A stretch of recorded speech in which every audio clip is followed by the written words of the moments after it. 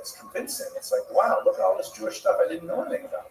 The legend that the Jews there adopt a lot of the Sephardic things. Like, I know the history of each region of Jews is usually better where they come from. I can easily just adopt like an influx of random like Jews coming from Spain. They can just take all their culture. So there's lots of reasons. We definitely unpack it, but I'll give you one simple one: is text, printed text. You know, if you've got a family minhag that people observe, but it's never been written down, never really been, codified, and you have someone pull out a sefer, which is only now being printed, right? Printing is invented in the 1450s, right? So the Jews were expelled in 1492. It's a brand new thing, and there it is, literally in black and white. It's pretty convincing. So I'm saying, oh my gosh, I have to use a revius? This is how much a revius is? You know, that it's a very different thing. When you have text, it kind of gives a new impetus. Mr. Gross. You mentioned the Jews that have fled from Spain into South Pacific. I mentioned that is artistic expression and creativity. Does some of that influence also have a risk? Yeah, definitely. You also have to yeah, no, the Jews don't generally live in completely impermeable bubbles. We do, right now we're speaking English, right? And I'm using an Apple computer, and I'm like, I might look weird on the street in New York, but I'm pretty conversant with New York culture. And there's no reason to think it's not like that for most of Jewish history. Okay. Well, late, but even late, but you're right. Okay, again, gentlemen, the takeaway, these 4 periods, right? To be intelligent for the rest of this course, recognize these 4 distinct eras. Tuesday, God willing, we'll go back and we'll really focus in on the ancient period. It is mind-blowing. Thanks for your attention. Have an amazing Shabbos.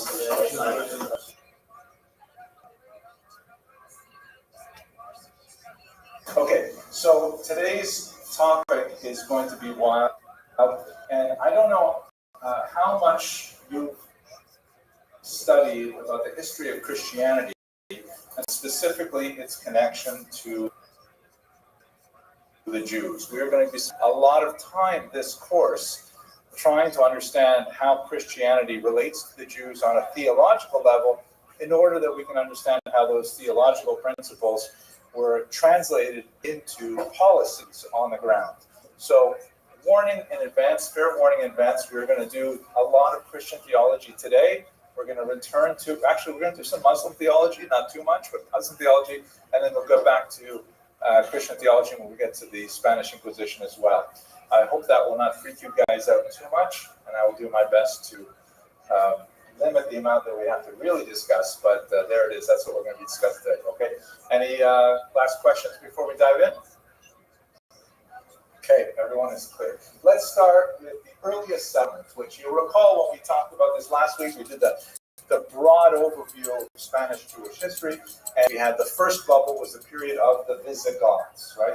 So that's what we're focusing on today and on Thursday. Visigoths means the Western Goths. Goths are the name for this, that moved somewhere out of Central Europe, perhaps out somewhere near Hungary, and made their way into the western part of Europe, and eventually ruled the Iberian Peninsula and a bit of France, what would be France later, for several hundred years.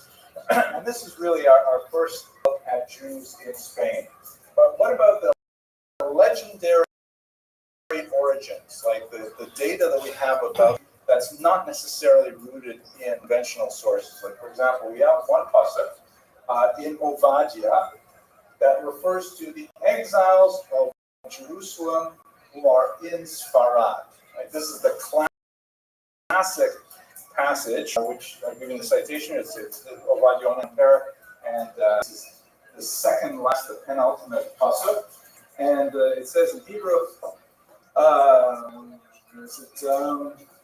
"V'galus achel hazeh b'nei Yisrael asher kna'anim ad sarfas, v'galus Yerushalayim asher b'sfarad." Right, so you have the Jews who were exiled from the lands of the Canaanim into the region of Sarfas, which the commentators generally equivocate with or make equivalent to modern-day France, right? Rashi says about that, Galus Asherhu Mibnei Yisrael Shigalu Me'aseres Hashvatim Le'eretz HaKnanim Ad Sarfat. So he doesn't actually say it here. Where does he say that? Yeah, he says in the next line, Sarfat Hu Amalkum Shakorin Sia. This is the kingdom that they call Francia.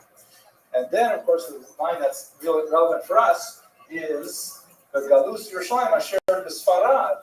And Rashi's and the Targum says here, Targum Yonasan ben Uziel, which is, of course, rooted in antiquity, probably sometime around the 1st century before the Common Era. We have the phrase Galus Yerushalayim did Aspamia. The word Sfarad is translated as Aspamia. Aspamia is the Latin name for. So that word that is in the Pasuk in Ovadia, which is written, of course, hundreds of years earlier, was translated in Spain by the Roman. Remind me, Mr. Ram. Right. You want to say? No, just Sepharad. Right. It means Spain in modern Hebrew for sure, and that's what we have here from the Targum. But is there any problems with this equivalency? Mr. Gross. Maybe we go. I'll just say maybe that word unsubscribing was outside of Spain. Yeah, like that word Safarad. Was there anyone else who called the Iberian Peninsula Sfarad at that time? I'm not sure. I remember it vaguely from our previous discussion. Yeah. The answer is no. Nobody knows what people called the Iberian Peninsula at the time Ovadia was written. So in other words, the layering of Targum Onkelos, it's not Onkelos, sorry, it's Targum Yonasan ben Uziel, was written hundreds of years after Ovadia, and he's asserting, and the medieval commentators, Rashi, the Radak, everybody follows Rashi and follows the Targum here, that this place is identical with the period of Hispania. Many other secular scholars identify it with Asia Minor, the region of Turkey, because we have some Babylonian inscriptions that refer to it as Saparad, which sounds a lot like Sfarad. And that seems, like, at least with geographic distances involved, more reasonable. Some also argue that it refers to Sardis, which sounds a little bit like Sfarad, and also is in the same region, but we simply don't know. So anyway, that's our first citation of Spain, Sfarad, and the idea of Jews being there from Yerushalayim. We have no other evidence besides the Pasuk, but we have a passage in the Gemara, in Yevamos, that refers to both the travel from Gallia to Aspamia. That's definitely a much more contemporary reference. The Gemara here in this context, I believe, is Rabbi Akiva speaking. That's also the Roman era. So there's definitely this idea of commerce with Aspamia because it was part of the Roman Empire. We've got Jews getting out there at least in the 1st century. If we go back a little further, we have this really interesting inscription that is unfortunately lost. The next two inscriptions are not. Inscriptions basically mean, by the way, like things written on stone. Most common version of things written on stone. Epitaphs, excellent, right? Stuff written on gravestones, matzevos, right?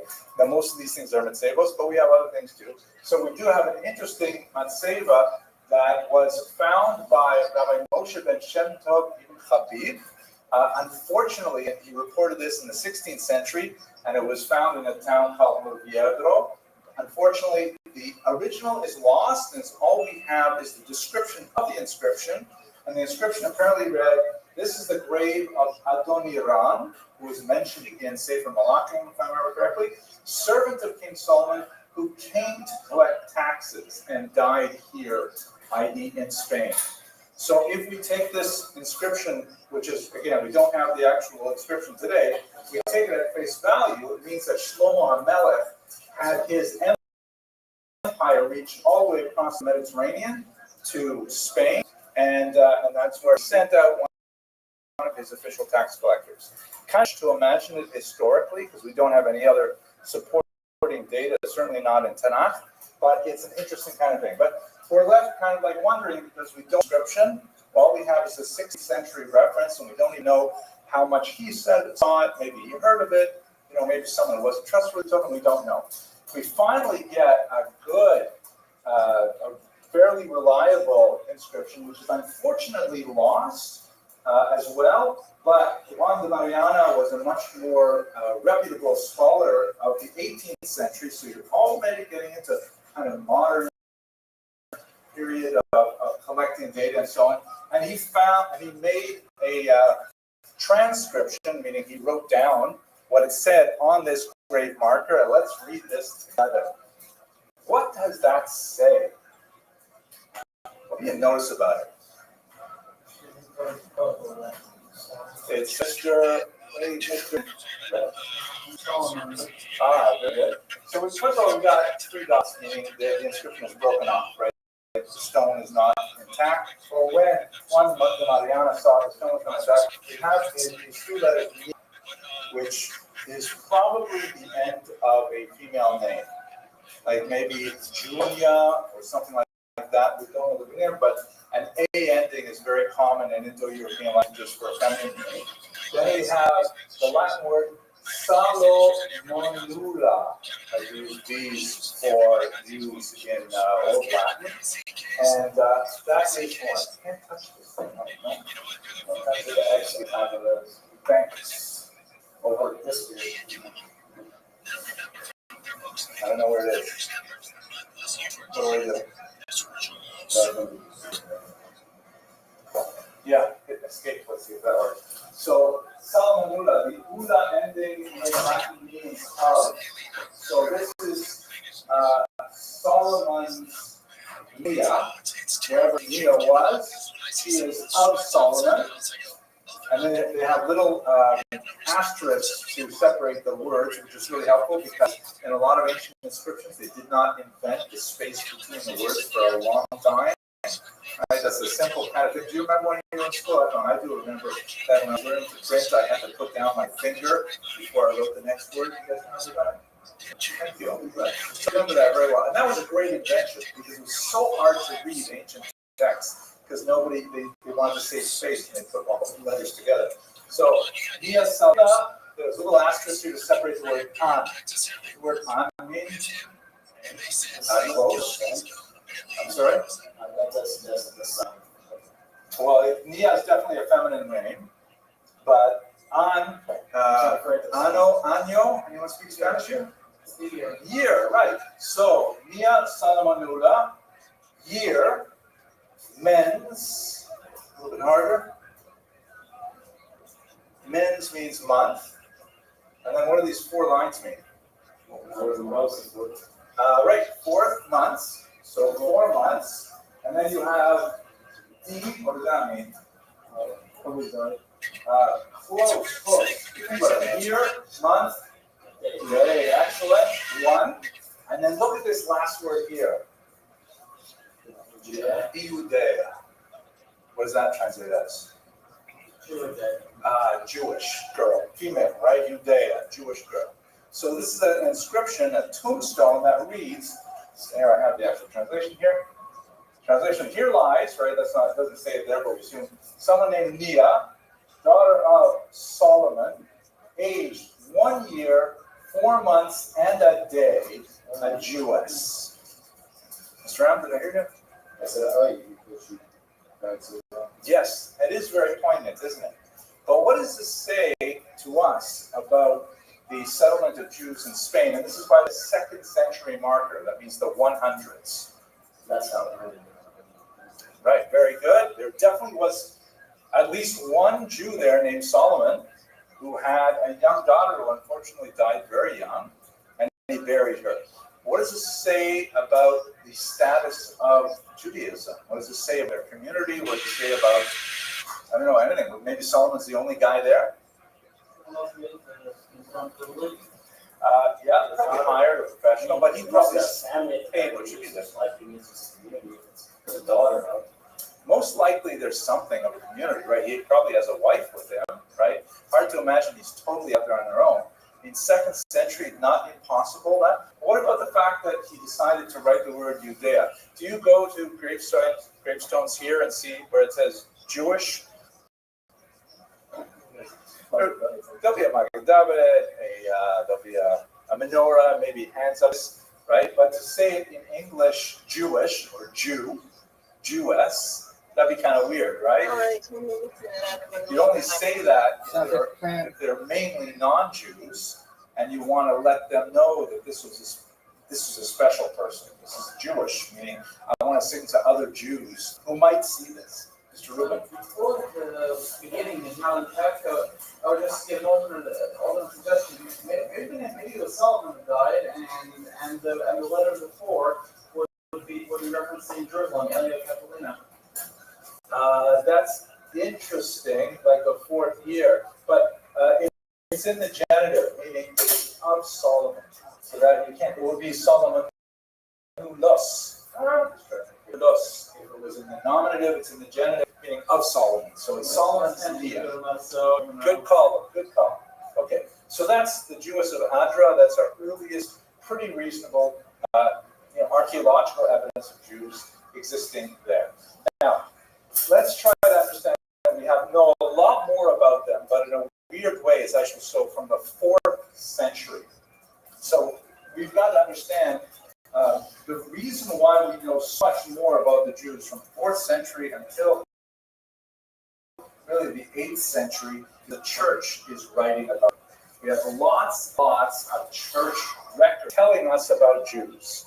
Unfortunately, as we shall see, we don't know what Jews wrote about themselves. There is no Shilas and Chuvas that come from Spain over these centuries. All we have to go on is what the church had to say about us. And to a certain degree later with the Visigoths, what the state had to say about us. We don't get a voice. We don't have any records about how we reacted to these policies and so on. So let us understand those policies. Let us understand that Christianity just takes off in the first 2-3 centuries after the founder of the religion died. And it's largely as a result of this man, Saul of Tarsus, who's also known as Saint Paul. Saint Paul is an interesting guy.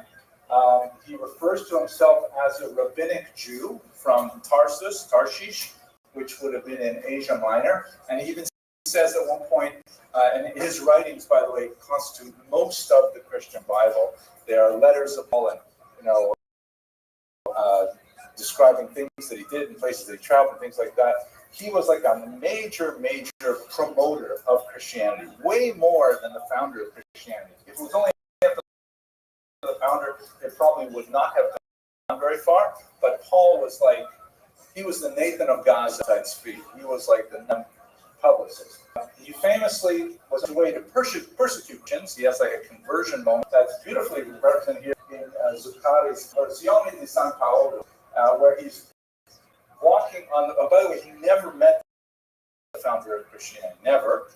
He had a vision of him on the road to Damascus, where he's going out there to persecute some Jews or something like that, and he's struck blind after he has vision. That's what's depicted here. I think this is supposed to be some divine figure, lots of little angels around, things like that. And here is Paul down at the bottom, struck blind. He's blind for a days. But my favorite part is the horse that's right in the center picture. And the whole frame is really all around the expression of this one particular horse who's upset when his rider has been knocked off. So Paul has this dramatic moment where he suddenly realizes he has to become a Christian. And although he's never met, except for this vision, he's never met the founder, he spends the rest of his life selling Christianity to the masses. In terms of Spain, he mentions in one of his letters that he's hoping that whenever he's on the way to Spain, he will one day be able to speak to you. And therefore, when I have performed this and have sealed it to them this fruit, I shall go my way of you to Spain. So we have his own testimony that at least he has intentions to go to Spain. We definitely know that he was all over the Eastern Mediterranean and well up into the Italian peninsula. You can see he's got 4 separate journeys that are recorded in the New Testament. And why do we care about this? Why is it important that we're looking at Paul's journey?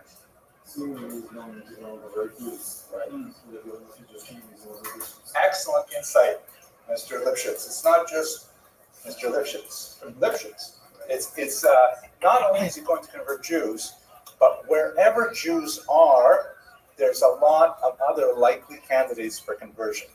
Jews themselves are sometimes hard to convert, but wherever Jews go in the Roman world, they have a lot of, well, they're not Christians at the time, they're pagans, right? But they're like, let's see, did I put in the screen here? Yes, there are like Gentiles who are like just regular pagans, and then they have God-fearers is how they're referred to. These are people who are like intrigued by Judaism. We would call them maybe Noahites today. They're like, really, Judaism, it's so cool. First of all, they have this great idea, life after death. Wow, like Roman life after death is like Hades, right? It's really dark and miserable and nasty. And they have this idea of like one invisible God that actually listens to you, that you can actually talk to, like the whole concept of prayer, as opposed to like offering sacrifices to kind of appease the gods. There's not a whole pantheon of multiple gods running around fighting each other. This idea of an all-knowing, omnipotent, ubiquitous God. It's like a whole different ideology than anything the Romans were selling.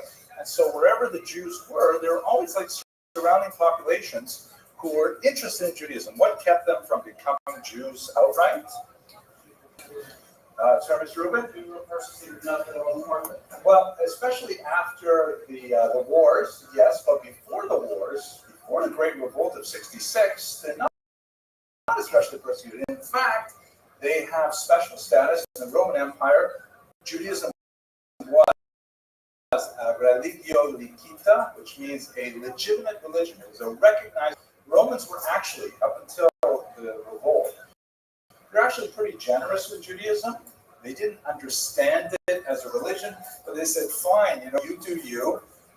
And they even gave Jews exemptions from all kinds of requirements. Like, it was considered perfectly normal for all Roman citizens and Roman subjects, including slaves, to like offer annual sacrifices to the emperor, to bow down before idols. It's a show of kind of like respect, because the emperor was sort of like a divine figure. It would be, imagine going to a ball game and not standing for the national anthem. Right? That would be offensive. Can you imagine? I ran for the national anthem. I mean, of course, didn't have that, right, with the football player. Yeah, right. So that was a lot of Americans were very upset about, right? As a chutzpah, we all have. I mean, I'm not making a value judgment. I'm saying he did it specifically because he wanted to send a message. But the idea is, because the Romans, you guys have this crazy shtick, we don't need a visible God, fine. You guys go ahead, you do you, we are going to exempt you from all these requirements, which was actually pretty lenient for them. So Judaism was not actually persecuted at the time. This was actually a pretty good period for Jews. So Paul is traveling all around the ancient world, trying to reach out, that's what I forgot to mention. Jews were actually actively proselytizing. We had a ban on proselytizing meaning actively trying to convert people to become Jewish. We just gave that up during the period of Yochanan Hyrcanus, which is about 150 years before the period we're talking about. We still had a really, massively effective Kiruv movement that was more like a, if you want to join us, fine, here you go. Barriers. That's why I got to this, Mr. Rubin. When I got it off on a tangent. I asked the question of what were the main barriers? Why did people just become Jewish? It's such a cool ideology. So why don't they become Jewish? Yeah, mitzvahs. Anything in particular difficult? Circumcision. Wow, that's a big, right? What else? Shabbos, right? Although Shabbos was like a mechaya. One of the problems that we'll see over and over again is that when Jews had slaves, of course, there's a period of slavery was common. Slaves had rest on Shabbos too.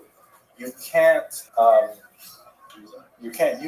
make them work on Shabbos, right? So if you're a slave and you get like maybe one day off a season, and you say, I don't want to be a slave to this Christian or this pagan guy. I want to be a slave to these Jews, because one day in 7, I can totally chill. And also the rabbinic rules about what slaves and so on. So the ownership of slaves is going to be a perennial irritant for the church.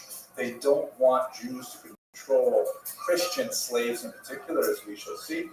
But it was a thing that a lot of slaves wanted, and they would be under Jewish studies. Yes, Mr. what mitzvahs were these Jews keeping at the time? Obviously, it's it was not whatever it's now. So like, they would do Shabbos. Like what else? Like, Well, Jewish history is always filled with a spectrum where you will have Jews who are, totally wearing black hats and gartels and shaitels, and that you'll always have that segment on one end of the spectrum, and you'll always have Jews on the other end who are like more lackadaisical about things. The basic set are the same set we have today. I wouldn't say there's anything intrinsically different. There might be a difference in how many Jews were less observant back then than there are today. I would argue that probably have a far greater proportion of Jews who are not observant. But basically the same set of mitzvahs. Okay, so here we go. So Paul is traveling all around there, and he's trying to sell to Jews with very, very little success, but he's especially selling to these God-fearers. And he goes to Jewish communities because the God-fearers are attracted to them, and they are sort of like primed for Christianity. Because when a guy like Paul comes and says, hey, we can all the upsides of Judaism. You like that personal deity idea? Excellent. We can do that for you. You like life after death? No problem. We have that down. And we have everything. You know what? If you join our faith, you don't have to worry about it. You can still eat your crops. Everything is pretty easy. All you have to do is accept, that this is your personal savior. And so it's actually a much lower threshold to entry. And so he ends up making a tremendous success in terms of selling this new faith. However, he has to explain the difference of Christianity and Judaism. And this is one of the things that really comes down to Paul and will be developed over the centuries. And I'm going to give you a couple of medieval examples of this, because if you were like a God-fearer and you're hanging out with Jews, maybe you're going to synagogue, as we should see that's happening a lot. There's all these pagans going to synagogues, staying for Kiddush, enjoying things, and saying, wow, I really like Judaism. I just wish they didn't have that circumcision bit. I just wish they didn't have the pork bit. And then along comes Paul and says, hey, you don't have to do it with them, you do it with us. And the first thing that they ask is, how the Judaism is an ancient religion. Antiquity was very much respected. Well, how old are you? What, 40 years? Seriously? It's like a cult, right? It's like the asteroids or something. He said, no, it's the real deal. What you have to understand, he would say, is that God used to love the Jews. They were the chosen people. And then he changed things. And now the Christians are chosen people. We have taken over the Jewish title in that regard. It's especially important because once down to codifying the Bible, they're going to use like 4/5 of it is maybe 5/6 of it is the Tanakh, and they're just going to add an appendix to it, which they call the New Testament. So it's all based on Judaism. So all this stuff where Tanakh says, that you guys are, Am Segula, all these psukim that they have to deal with. So this example that dates from the centuries, a classic Gothic style, and there are literally hundreds and hundreds of examples of it. It was a type of monumental architecture that was used to teach illiterate peasants about this basic relationship of Judaism and Christianity, because it would become a theological irritant that would last forever. Christianity would always have to deal with this question. And it portrayed typically two women. Always on the left-hand side, you have a woman representing ecclesia, or the church. And as you can see, she's got an upright staff, which indicates, temporal power. She's got a crown, that's her authority. Her bodice is done up properly. She's holding a chalice here, which has a theological implication. And she's sort of looking daggers over at this woman who represents the synagogue, or the Jews. And unlike the ecclesia, she has lost her crown. Her staff is broken, meaning she has no more authority, no more power. Here she's holding the Shnei Luchot HaBrit, right? And they're held in an inefficient way. They're slipping from her hands. Her bodice is not done up, and she is literally in a posture of decline. She's literally falling away from the rocks. This, by the way, is from Notre Dame, that burned down a while ago. but it was up for 800 years. It's a really big deal. And of course, she is blindfolded. Meaning of the blindfold, She can't see the truth. right? And what does that mean for Judaism? It's antiquated and doesn't, with the times. Right. It's just not, you can't see the truth of Christianity. And so this message is essentially what Paul developed and was selling to people, saying Judaism, that's old-fashioned, that's old technology. We have new technology. It's way better. The Jews, they have this problem. They just can't keep up with the times. They're obstinate. They're obdurate. We'll see these arguments developing over the next few centuries. I'll show you a couple more examples just to illustrate. We could spend the entire the entire course looking at varieties of ecclesia and synagogue. It is such a popular representation of this because the message had to be taught over and over again. Here is another one. I like this. I forgot where this is from offhand, but anyway, you see the usual things with ecclesia, the staff, the chalice, the crown. What I like about this version of synagogue, you can see the Ten Commandments here. You can see the broken staff. She's also like falling away from the rock. What about this thing around her eyes here, hiding her eyes? Similar to blindfold. Exactly. What's covered by? A snake, right? A serpent is covering her eyes, right? So in Christian mythology, Genesis, the snake is Satan, right? Satan. And so the reason why the Jews are not paying attention to Christianity is because Satan is fooling them, right? Satan is blinding their eyes. That's the idea. Mr. Lipschitz. This statue is based on verses. There's a reason why they chose to describe all of them with holding on to loopholes and looking down. This is just, once they did it one way, it was easy. They figured you might as well copy it. Right. It became a trope. Right. Exactly. And you'll see over and over again, they are definitely borrowing the concepts from messages in the New Testament. But sometimes those concepts, those mashalim that are there, are much more like kind of, they're less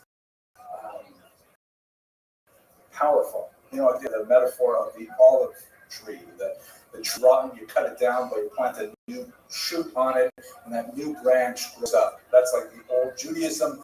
The tree is dead, but if you plant the Christians onto it, then it'll grow. But it's hard to like kind of portray that in art. But I'm going to show you one more that's really just to show you how it gets weirder and weirder. And when we study, if you guys are Ashkenaz with me next semester, we'll go into this a lot more because it's really big in Ashkenazi art. This is a church, stained glass window from Verben, Germany, 14th century.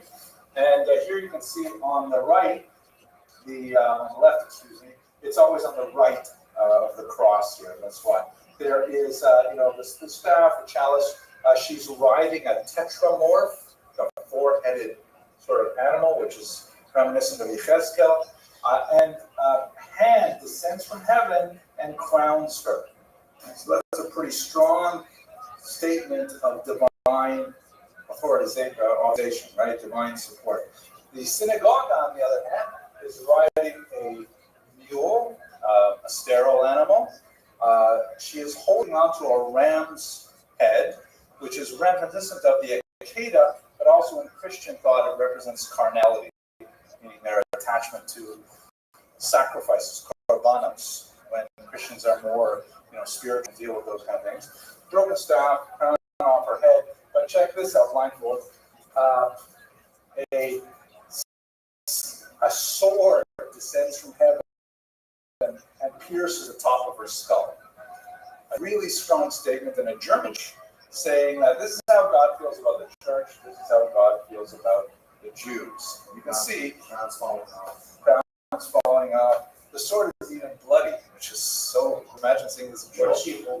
Ram's horn. No, I'm seeing like the white. I think. That's her staff. It's like here. You see, it's got a banner. It's a symbol of authority. It's the white. It's a symbol of authority. Maybe, I don't know. Not sure. These things are analyzed so much to say about them. Mr. Arush. Is there a reason why it's only that they depict on each side? It's like for a lot of Western art, it becomes a motif, right? So it's repeated over and over again. Women represent ideas, concepts, abstract, as opposed to men who are like individual actors. So they frequently represent, like the virtues as women, female characters, and so on. Also, the grammatical form of the words ecclesia and synagogue are feminine. Okay, so this is how the church is feeling about the Jews, right? This is what's going on at the time theologically. By the way, we do have a counteraction to this. You guys done this every day, right? The Birkat HaMinim, which is discussed in the Gemara, Brachos, where the Chachamim, following Shmuel HaKatan, said we need a bracha. It's really a klal.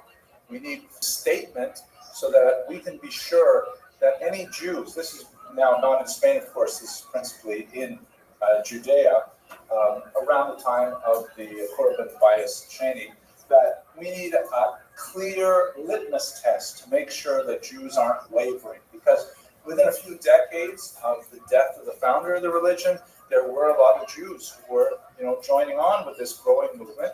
And so the Chachamim said, we're going to add this bracha, which is a pretty extreme measure. We're going to add this bracha to the Shemona Esrei. And when Jews are called to daven from the Amud, and they have to do Chazaras Hashatz, and they have to pronounce this out loud, then we will know if they are holding true to traditional Judaism or if they are with this new Christian movement. And so a person who refused to read this particular bracha would be evicted from the shul. It's believed that John, author of the Gospel of John, was possibly one of these Jews who was evicted because he refused to read this bracha. And there's a tremendous amount of nastiness in that gospel. Which one? Okay, that's just a side point. Any questions about what's going on here? Mr. Gross, you have a little trouble? I don't know. Okay, this is very troubling stuff. This one? Now, all of this is like sort of, theological discussions, but it becomes real in terms of policy because in the early 300s, the Roman Empire goes Christian. This religion that was originally not like Judaism or Kita, that was actually persecuted because it didn't fit the parameters of what were permitted faiths at the time. It grew and grew and grew. It got so many more adherents, including the mother of the emperor himself. And ultimately, the emperor, Constantine, says, okay, that's it. We're going to make Christianity the official religion of the Roman Empire. And that represents a big turning point for the Jewish population because now it's not, the Romans who were pagans were actually fairly tolerant of diversity of religious opinion because that's some nature of paganism. You have your God, I have my God, it doesn't bother me. Maybe when I come to your house, I'll worship your God for a while with you. It's like, because there's no exclusivity God and no other God. But Christianity becomes an exclusivist faith, and they have this ongoing nagging theological problem called how do we keep defining ourselves against the mother religion that we emerged from. We have to always prove that we are. Maybe we'll explore some of that. And so a lot of the religious antipathy is only translated into public policy that discriminates against us. This is a period of time when, we see the Jews in Judea in particular decided we had better do things like fix the calendar. So we have the establishment of the astronomical calendar, October 2nd, that we use today, because we can't rely on being able to sight the moon in precarious circumstances like under the New Christian Empire. The Talmud Yerushalmi is codified at this time because they're beginning to feel that the walls are closing in on Judaism, and we have to get this down and organized. All kinds of interesting things are developing as a result of Constantine's conversion of the state to Christianity. It's about 325.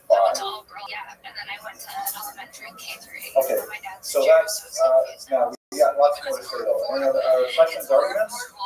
Yes, Mr. Rocha. For the Roman pagans that Christianity took over. what was their struggle? I don't know what they had to enforce the fact that they were the real. So think about it like this, and this is like a core theological problem for Christianity up until the present day. I mentioned something to you, nobody reacted, but when I said that God used to love the Jewish people, and then he changed his mind. Does that statement bother you, Mr. Lipschitz? Dance around. Yeah, exactly. I mean, how do you imagine? I mean, can you imagine a parent saying, "Oh, I love you so much. Oh no, I don't love you anymore." Right? That's huge for a human parent. That's jarring. Yeah, we used to hear that all the time. So if you're a Christian and you want to believe that you are God's chosen, but the Bible you're reading over and over again is the Jews are the chosen people, then you have to have this whole theology of like, well, yeah, that's true for back then, but now it's different. And then you have to say, to describe to God that God has always somehow made a mistake, choosing the Jewish people. It's very challenging. Yeah,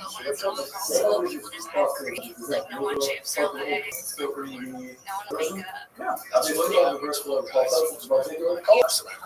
They have the same. Well, not really. They have the same magnitude we do. The only changes they would make, they invented the numbering system. Again, kind of a handy thing, sort of like putting your finger down. Right? They numbered the chapters and the verses, that was a cool thing. But no, they have our books. Yeah, but they're not reading it the same way. Like, they're all of it is kind of like suspended. Right? This is also part of Paul's teachings. Like, oh, don't worry about that keeping kosher stuff.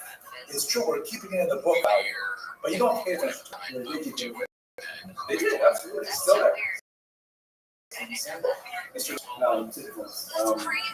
Number one, you need to add to the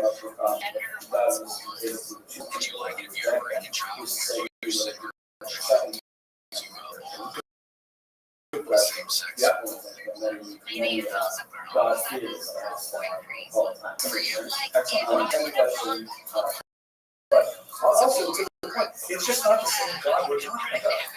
You know, if we're really talking about omniscient, ubiquitous, eternal God, the idea that he could transfer his allegiance like that just doesn't make sense. Well, another question is last week.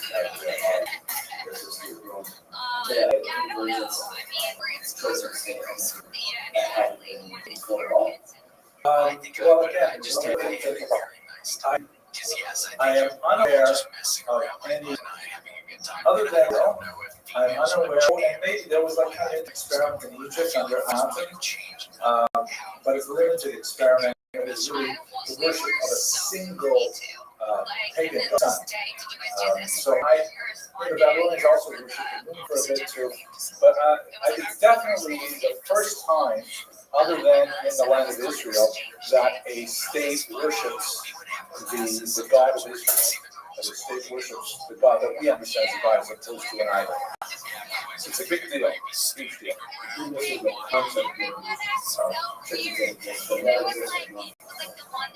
Correct. Again, when we say monotheism, we're understanding the Jewish conception of a single God, as opposed to the Egyptians who said the sun is the supreme power, and the others are not powers, and that was only for a brief period of time. So it's hard to call that monotheism. But yeah, so after almost tapping into that, the Christians first started putting that into law, discriminating against Jews in order to prove that they were dominant. yes, you're going to see that in the next 20 minutes and next Thursday as well. Let's look at some examples, okay? First, I'm going to just do a little bit more of the theory, and then we're going to look at the laws to see how the laws are an expression of this theological concept. Let me just give you one more metaphor, too, which might help you with the Puritan events for Christianity theologically. Let's say, for example, you have a family that has always made cholent the same way, right? They have a particular cholent recipe, and it's really good. It's delicious. It looks nice.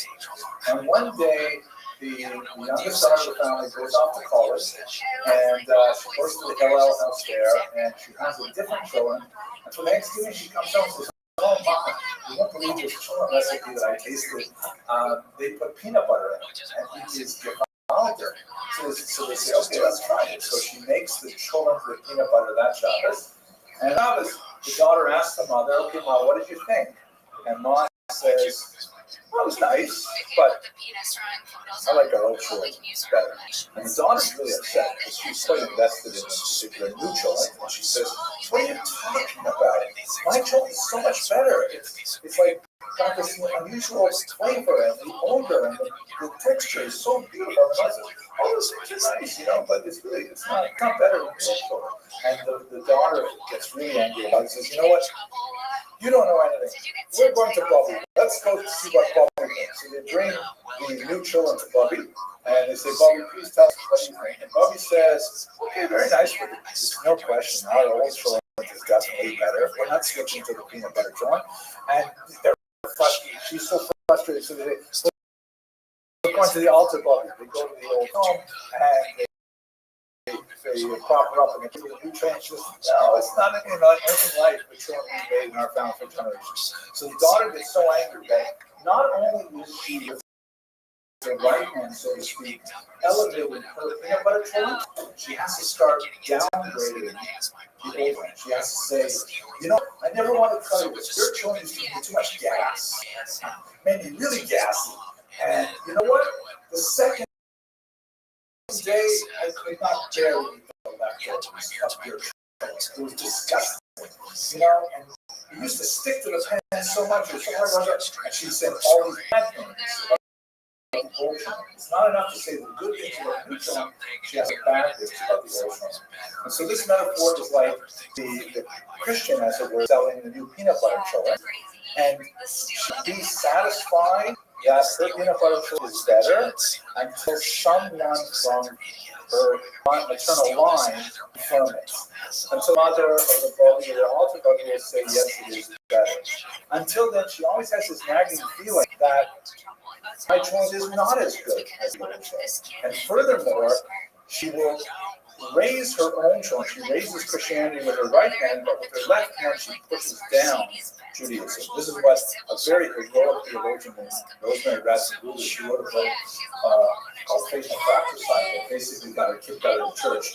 And then she said that that's basically what Christianity is doing. On the one hand, you're elevating Christianity, but at the same time, the left hand is pushing down Judaism. She wrote this in 1974. So that's the kind of situation we're in, where Christianity is always obsessed with what do the Jews think are the bearers of the true children's recipe. And as long as they don't agree with the recipe, people are always going to have the right recipe. Maybe it's not quite as good. Let's see how that plays out. First of all, the kind of arguments that are going on now, these are a period of what they call the church fathers. These are like the next 200 odd years. These are early church thinkers who develop church dogma that will have a huge impact on the Jews. One of them is this guy here, Justin, the philosopher, Justin Martyr, because he was killed by Romans. I like this book. So the title of it is "The True Portrait and the Lives of These Greek, Latin, and Pagan People." And I want to tell you this is the true portrait of Justin Martyr. Please. This is probably 1700 or something. No, 1584. So how do you know this? Okay, say that for someone who will develop like that. So Justin Martyr wrote a book called Dialogue with Trifo. For a long time, people thought maybe this Rabbi Telephone, but the years don't work out. It can't be a telephone. In which he basically lays out all these arguments about why my children is better than your children. He says your children are worse. Your Judaism is very carnal. Like you're always thinking about, this milk spoon is in the meat pot, and I'm going to go to hell for it. And like you're focusing on all these pequeño details that are basically nothing but ethereal. Values and spirituality. That's why you guys are so bad. Christians are the true Israel. Like, you guys lost it. This is the Pauline doctrine that we referred to earlier. And the reason you guys don't realize you can join us is because you are obdurate. You are stiff-necked. right? You are refusing to accept what's obvious, like a blindfold on the eyes of ecclesia, of synagogue, excuse me. Here's another one who's extremely influential, especially in the Eastern world. His name is Saint Jean Chrysostom, which means, ironically, golden mouth. If you heard him speak today, I should call him potty mouth, because he was like such a nasty orator, and he just lambasted the Jews whenever he had the opportunity. And he's very much of the period that we're talking about now in the early church fathers. And he coined a genre that would later become very, very dominant in the literature about Jews in church called Adversus Judaeos. Anyone want to try translating the Latin here? Adversus Judaeos. Against the Jews. Right? It's like a whole genre. It's like when you go to bookstore, you've got Torah, fiction, non-fiction, against the Jews. The whole stuff. And there's like lots and lots of these church fathers who are doing this. And it's really interesting to read the Chrysostom's sermons, because the thing that bothered him so much, by the way, he's active in the area of Antioch, which would be in Asia Minor today, in Turkey. He's really angry that Christians and pagans are going to synagogues. Saying, what are you doing?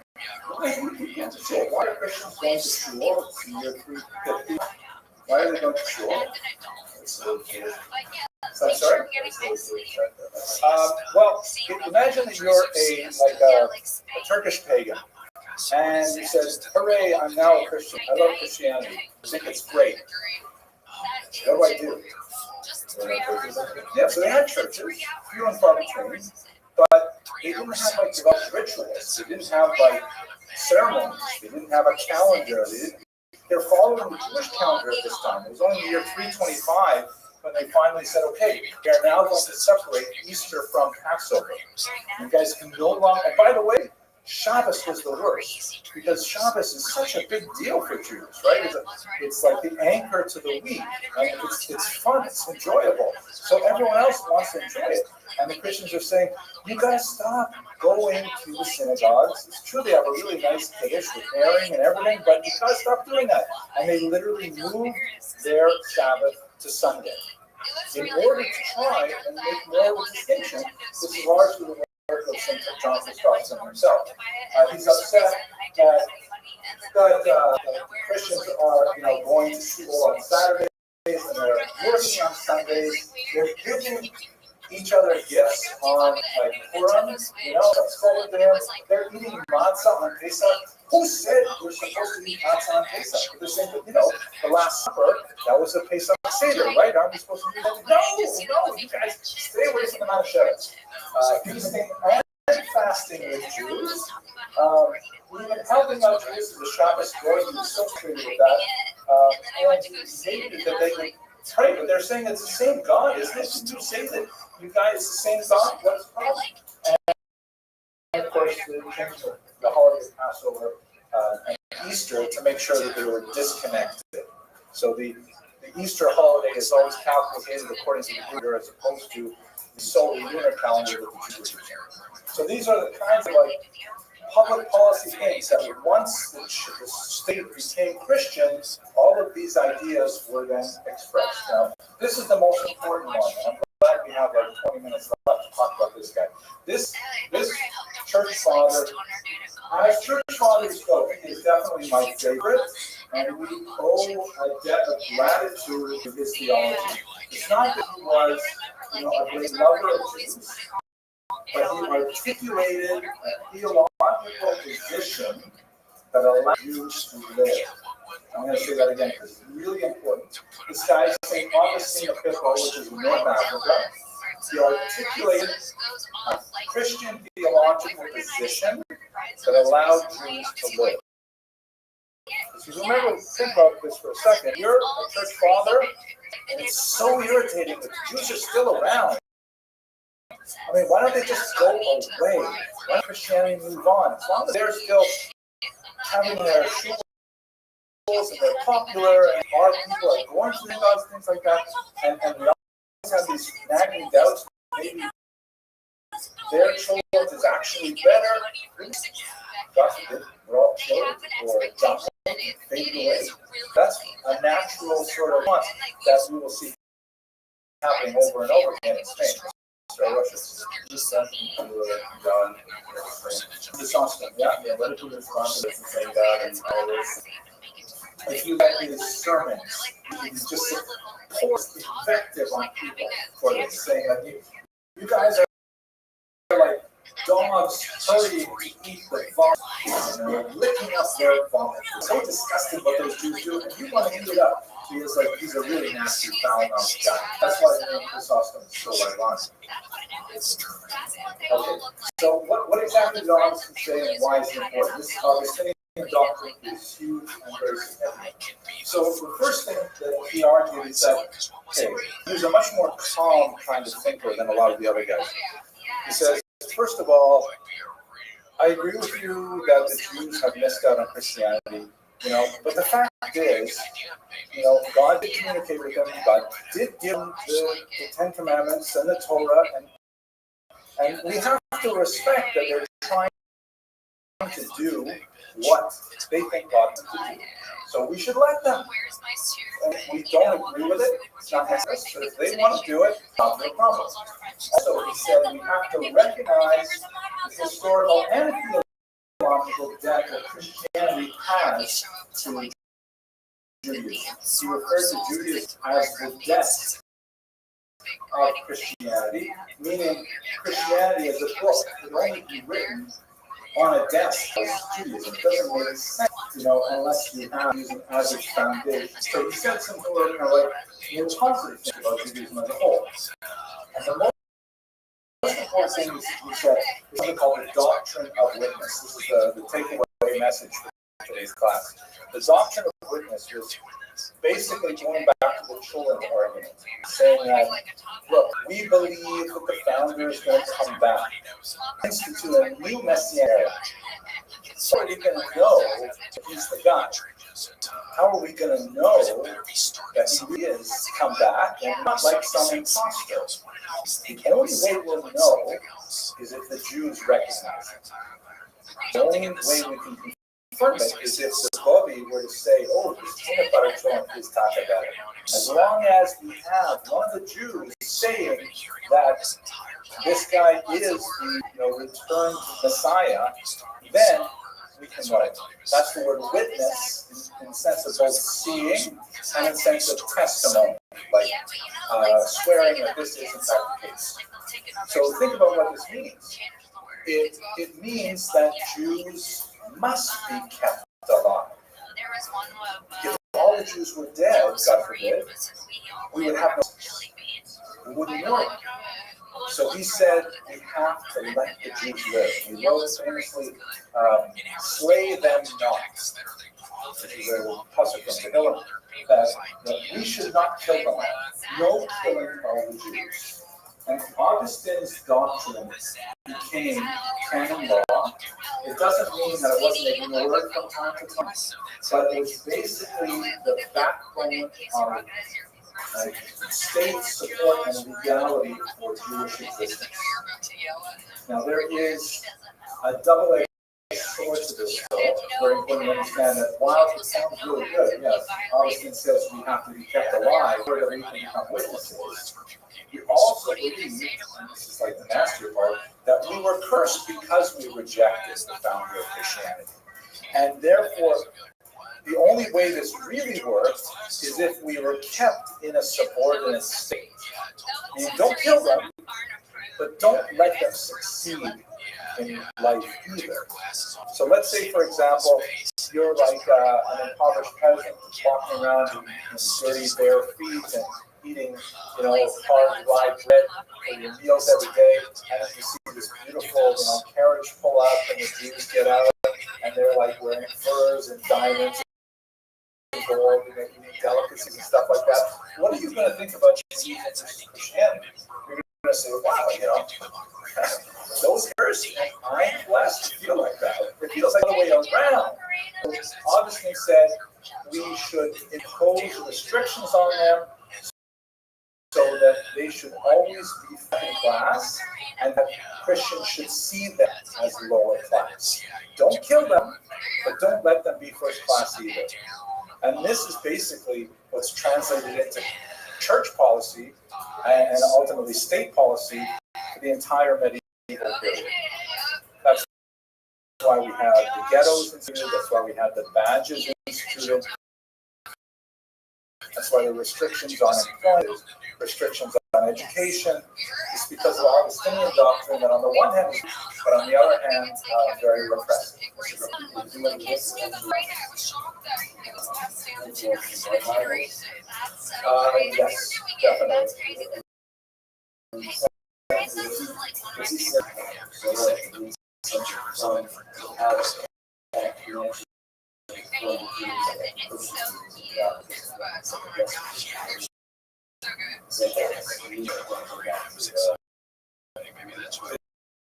It's the foundation of it. Everybody involved in the New Testament is pretty much Jewish, and they're speaking a Jewish language about Jewish things and so on. You can understand it without the Jewish context. No, they have this problem of New Testament comes from the Old Testament, which is certainly I'm sure whether they want to admit it or not, yes. They certainly were cognizant of the problem. Few of them had any comprehensive. Augustine actually laid out a doctrine that made sense, that they could live with, that the church would say, okay, we'll accept it. We'll not kill all these respectively, but they have to stay in their place. So it's really important. Meaning the death in the sense of the foundation. Christianity is like a book written on top of a death. You have to have the death. Try to write a book on a parchment, holding it in your hand. It's impossible. So let's say Augustine is motivation for making this. So why does he have to say a lot of that? Well, he cares because he's a believing Christian. He wants to believe that list. All this list does. When he came up with politically. No, I don't. I think he's stomach. He's genuine. He's a believing Christian. His autobiography, Confessions, is a masterwork of spirituality. He becomes Wahhabi of Al Shuba and describes his process. He's genuinely religious. I mean, what does religion mean? Different things for different people, especially with faith. But these actual people, I like Augustine. As Church Fathers go, he's my favorite. Yes, maybe the word Church Father, what do they do? They didn't have centralized authority. The term is used to describe about 20 odd thinkers whose ideas have survived antiquity. And they are frequently quoted as the early church. Let's say use the philosophers, not quite precise, but early church theologians were very influential. And it basically runs up from the 1st century to about the 4th century. That's the era that they call these people church fathers. The official position was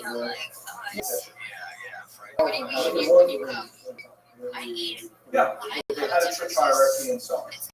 Definitely. But the level of authority was limited.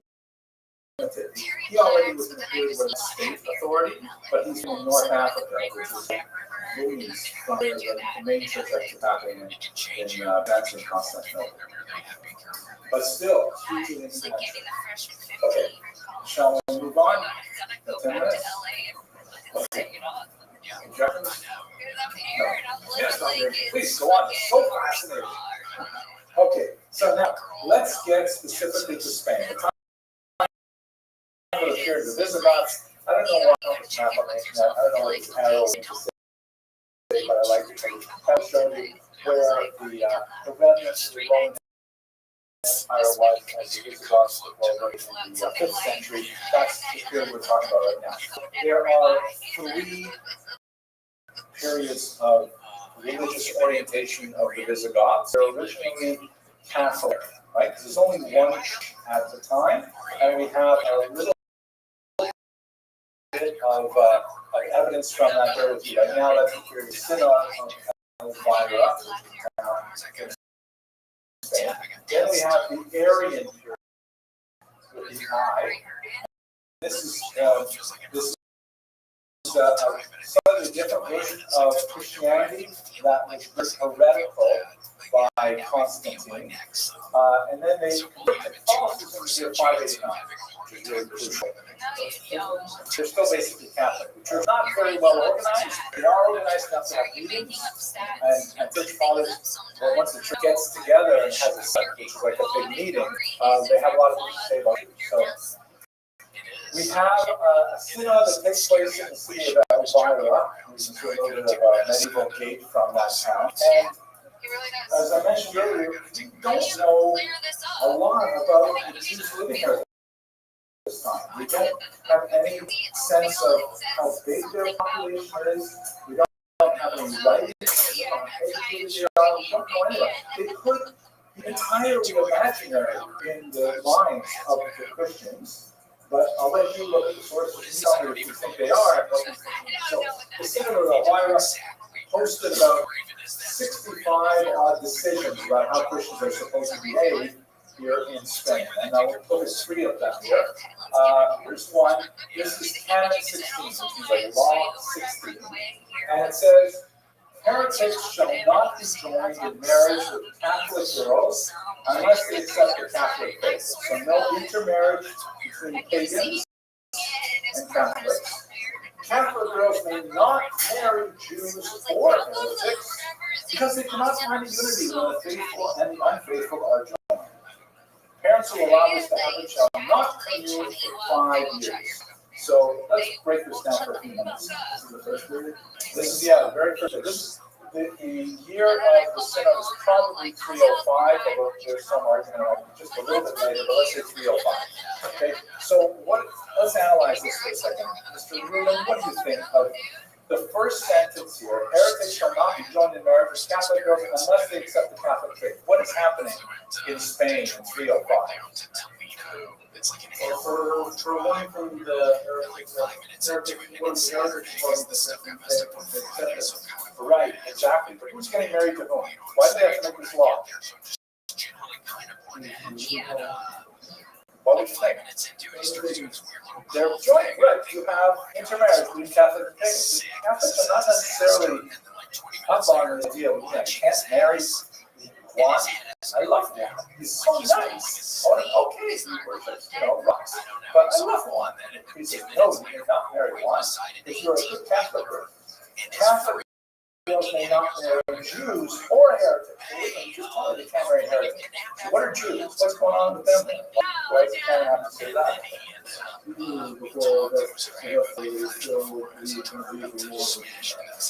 Exactly. Don't forget that it's not like the internet that puts out an email and everybody knows.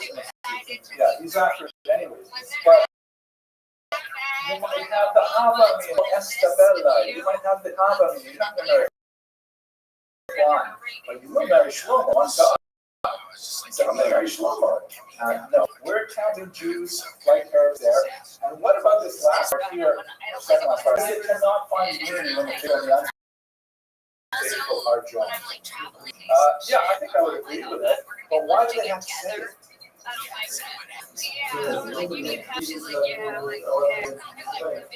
All right, because people want to say, well, why not? I love Shlomo. He's great. He worships the same God as you. Isn't that right, Padre? And they say, no, that's not the case. And so we have to say it. And the last part is technically, what does it mean? Parents who allow this to happen shall not commune for 5 years. What do you mean by commune?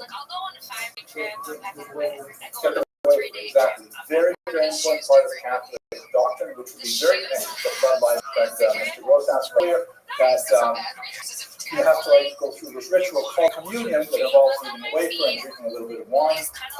And it's huge in Catholicism. And if you allow your child to do this, then you're out for 5 years penalty, no communion. It's very serious. Let's look at this next one here. If any cleric or lay person eats with Jews, he or she shall be kept in communion as a way of reckoning. What do you think about this? Why did I bring 3 bathing suits? Why do we pass laws? 3 bathing suits? Am I going to the fucking Sorry, Truman? Right. But why would Where am I going? The spring? Okay, you want to show what's important. Also, establish All those crazy people they're like doing aerobics in the water. Make a law. Exactly. You're setting up a situation where though someone is like the pure philosopher thinking in advance. I just want my society to be out creating laws. Sure, the American Constitution. I want the laws to follow this in the future. But most of the laws that we actually have in the books are reactive in nature. What does that mean? It does seem nice. Yeah, we have. Right, exactly. Like, for example, we're going to have a slew of laws about AI soon. We're going to have a slew of laws. It's already overdue for those scooters, those electric scooters, which are dangerous, right? But no one, the society has to create a reality that the legal system has to catch up to. If it's not illegal, it's ipso facto okay, until the state says, wait a second, we're having too many complaints about people riding these things irresponsibly, we're going to make rules, you have to wear a helmet, you have to drive in the street, whatever it is. So what does this mean about a cleric or a layperson eating a Jew? You know what I mean? It's not look like a dude. It means that everybody's eating a Jew. Meaning that not only lay people who are like not officially religious leaders, but even a cleric, even like priests, are eating with Jews, and we gotta put a stop to this. So to illustrate this, I'll show one last one here, and then we'll wrap it up. My favorite. Landlords are not allowed to allow Jews to bless the crops. You can't let those Jews. You can't invite, Yaakov to come over and put a bracha on your crops. That's not okay. Now, they're making that up. The feeling is it must have been happening. The church authorities so bad. You think the Jews are going to give you a bracha so your crops will grow? No, you can't allow Jews for these things. It undermines all our faith. And we got to do this. This and this. I look at this. It's so defensive. Such an action makes our blessing invalid and meaningless. You don't like our bracha? You have to go get the Jew to do it. And if you do this, you're going to be expelled completely from the church. A really shrill kind of punishment. You invite a Jew to give a process that you have. No more communion for ever. So what kind of sense do you get of the 8 Jews living in Busy Rock, Spain at this point? Yeah, and also they seem to be fairly well integrated with society, so much so that clerics are eating with them, so much so that peasants are asking them to bless their crops, that there's a certain amount of intermarriage happening, which you may not be happy about, but there it is. So now the problem is, and I'll include this because we're out of time, we don't hear from the Jews, right? We only hear from the church here. We don't have any perspective from what the Jews think about what's happening. It could be just a fever dream of the church that they're very worried about these things, paranoid. We simply don't know. But as historians, you guys look at these documents and think about it. Okay, let's wrap it up. Don't forget the AI assignment, and I'll see you guys on Thursday. Is that real? There's no way. Katy Perry is your Jonathan. She is our Jonathan A. So my skin of bond, did they look like this body? No. Well, look at that. We call the Synod of Elvira, which is quite fascinating because it illustrates in its church records a tremendous degree of antipathy to Jews living in Spain at the time, but by reading, as they say, against the grain.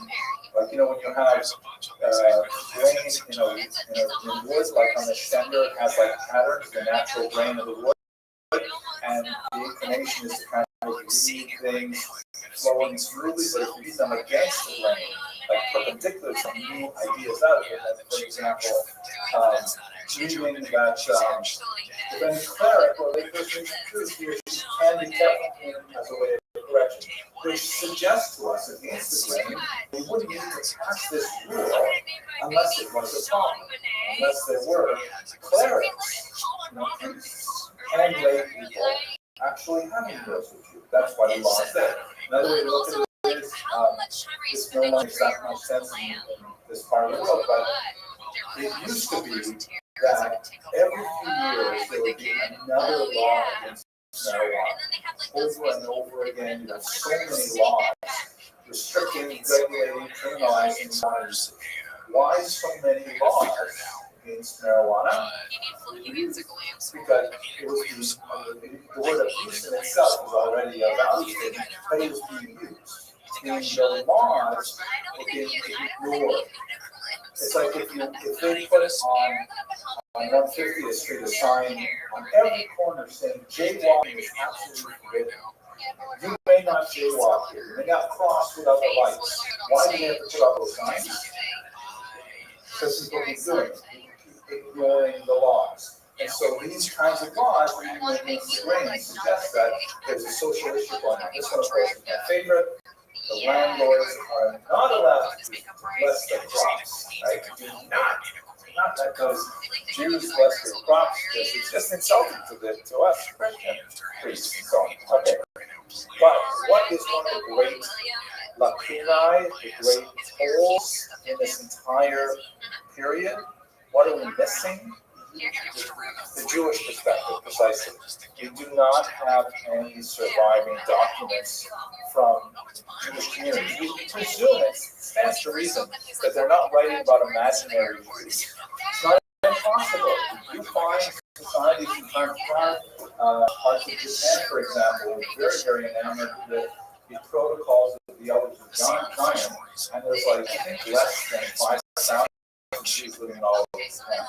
So you don't need to have Jews to have an obsession with Jews, but it's more likely that there are contributions in society in order to spur these results. Furthermore, we don't know if Jews will say, the church, it's so marginal, no one really paying attention, they can make their synagogues and things like that, but reads the rules, no one punishes us, we don't know what the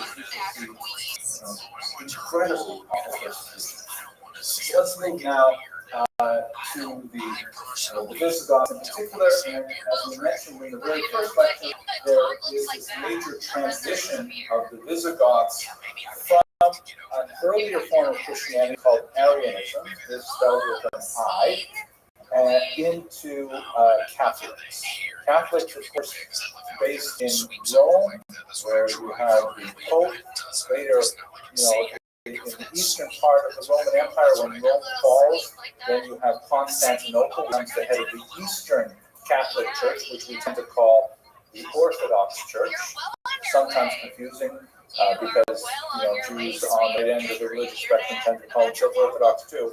But Orthodox in that context literally means one doctrine, one way, which is also not really a good way to describe Orthodox Jews, because we have Dalet Amos Halacha. A lot of people can stand inside Dalet Amos, but there is a kind of an agreement on certain levels of orthodoxy. So we're talking now about the Western Church.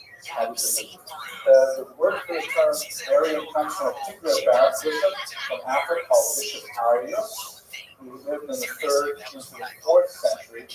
And we don't have to occupy ourselves too much with it, but the main issue of Arianism was taking down the divinity of the founder of Christianity significantly. And places him more like an elevated prophet, a holy man, teacher, but not so closely associated with this theologically problematic idea of God made flesh.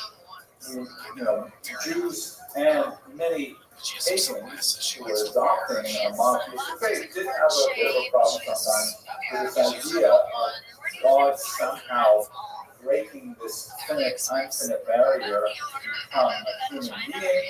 A lot of eternal Catholics dispute over the mother, Mary, like what exactly was she? How can you have someone literally as the mother of God? And they fought each other over it, they had wars over it, and it took a long time to really calm down. Sometimes they didn't calm down for now.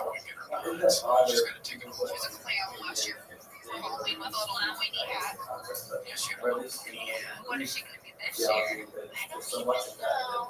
Campbell. So that kind of question you can only discover by reading the sermons of preachers or priests reading those against the grain. We don't have many statements from pagans about what they believe or what they're having trouble believing, but the fact that Christian priests, the church fathers, really have to emphasize how this is a possibility. You could have a God, but hey, a God who died, right? The pagans, when they're coming to say, we get this idea, we run around Jews, we get this idea of an infinite infinite, universal, eternal God who is invisible and so on. And now he's going to explain to me how he also became a human being, also very difficult. So Arianism kind of like was an easier step because if you portray the founder as some kind of quasi-human, but inspired and so on. And as far as we know, during the Arian period, the Visigoths were not especially anti-Jewish. We don't have any records of any special anti-Jewish legislation. So Roman legislation, much as we tend to think about, the cruelty involved with the 3 wars that we fought from 66 to 135, and there definitely was incredible cruelty, especially after Hadrianic revolt. But generally speaking, the Romans actually had a pretty good place for Jews for much of our history. We were allowed to become citizens, we were allowed to become senators even, freeholding, landholding, all kinds of things like that. So Romans, until the church really got involved, were actually monarchy. Now, what happens though is this date. This is really important. In 589, a Visigothic king here named Restream, and actually one of the things I like the best about the Visigothic kings is they have really cool names. Like Restream, Sisabat, Wamba, they're really cool names. You can see in the Gerber reading a whole list of them. Restream, as you can see here, he's got his remarkable design. He's got this, sort of ethereal look on his face up into the sky. This is his moment when he submits to the Catholic Church. You see he's got his hand on the Bible here, and he's saying, okay, that's it. No more Arianism. We are now going to be Catholics. Conversion to Catholicism. One of the reasons I assume that's his queen, and she's probably so proud of him to become a Catholic. And it's a big moment because one of the things that happens when the Visigoths become Catholics is they also decide to really double down on persecuting the Jews. And it becomes like a mania for them. They just, in many ways, the 120 odd years when the Visigoths were Catholic were among the worst in 1,500 years of experience from a perspective of legislation. Anti-Jewish legislation of the Visigoths in many ways set the tone for much of Spanish history, and even one might argue, including Nazi Germany. Part of the reason for this is this phenomenon of the zeal of the convert. For example, I'm sure you've heard the Gemara, I believe it's Amida, Gerim Sapata Israel, which translates as, where's it from? The Gemara, Gerim Sapata Israel, which means, translation, converts are they're like a skin disease to the Jewish people. Now, what does that actually mean? So you can translate it 2 ways. One way is it means that they are like, you don't want them nasty, they're awful. You don't want converts, right? It's area throughout kind of thing. It can also mean, as one of my caboose at one point, who was himself here, he says that converts are irritants to the Jews, like we're always scratching. Like, the convert says to you, did you bench? I didn't see you bench. How can you bench that fast? Excuse me, isn't what you're saying Lashon Hara? I mean, how can you say that? So the converts, because they have converted to Judaism, they've adopted as an adult, and they are enthusiastic about it, they can sometimes be more punctilious about the rules than born Jews who are used to it. It's okay, forget about it, that's all right. Whereas guarantee a sapaka, that's irritant to Israel. And this is the phenomenon for the Visigoths is the thing like, okay, how am I going to prove that I'm a really good Catholic now? I got an idea. I will persecute Jews. That will demonstrate my bona fides better than anything else. I will show that I'm so Catholic, I out-Catholic the Catholics when it comes to persecuting Jews. Montesquieu is a very famous French philosopher from Bordeaux. He wrote all the maxims, all the principles, and all the perspectives of the Inquisition. Meaning everything that we see almost 1,000 years later, in the Inquisition, really all embedded in the first experience of anti-Jewish persecution during the Visigoths. And I'm going to take you there, and I think you may agree with my experience with that. It's basically 122 years of concentrated legislative anti-Jewish activity that lasted from Reparation in 589 to the Muslim invasion in 711. Really intense period. So let's look at some of those things right now. One of the things that was especially prominent among the Visigoths was forced baptism. And you should understand this a little. The church has a series of what they call 7 sacraments, 7 specific acts, which are like especially holy. And one of those really important sacraments is called baptism.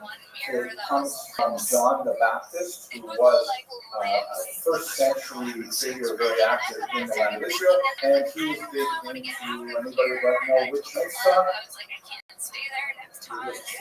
Tefillah. He loved tefillah. He loved reading Torah and the Jordan. He loved going to the mikvah. That was a big deal. And he felt that he's like a fusher. Everybody has to go to the mikvah. That's so important. And so that's why we call him John the Baptist. And he's a precursor to many of the apostles and so on. So when a person is baptized, and we're talking about Catholic theology, Protestant theology will develop in the 15th century, and we'll have a slightly different take on this. But for the ancient and the medieval period, it's all going to be Catholic. When a person is baptized, even against their will, they then become Christian. So the baptism basically involves a dunk in the water, in some cases just a sprinkling of water, pronouncing of a formula, and that person is in fact now Christian. There are horrific stories from the medieval period of like hooligans. It doesn't have to be a priest to do the process. Hooligans capturing Christian children and dumping them in a ditch and pronouncing their formula over them, and they emerge now Christian. Jewish children, yeah. No, I'm sorry, Jewish children. And that was there's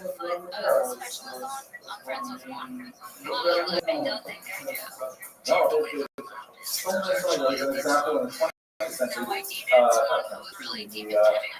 Mortara, the Garden of Mortara. One of the reasons why that's such a terrifying case is because it occurred in 1858. 19th century, right? Almost the modern era. And, well, I don't want to take us too far, but let me tell the story very quickly. It is something really worth studying, and in fact, Stephen Spielberg, if you like, got it one time. When he was a young kid, 3 years old, he was very, very ill, and his family, the Mortara family in Bologna, Italy, had a non-Jewish nursemaid. She felt terrible for young Edgardo, who was her in charge, and she was worried that he would die without the sacrament of baptism, which would, consign him to hell. So without telling her Jewish employers, she took the child and secretly had him baptized, just in case he would die, and he should not go to hell. Then Edgardo got better, and everyone was happy. But he turned out, when he was about 6 years old, this illiterate peasant, nanny happened to be talking at these groceries with other people, and one word got to another. Eventually got to the Vatican. The Vatican police have their own police force. Said, how is it possible you have a Christian child living with a Jewish family? And they went and they arrested this 6-year-old kid and took him away from his parents. And it was a massive hue and cry. It was an international protest. Moses Montefiore, they had protests here in New York City. This is 1858, right?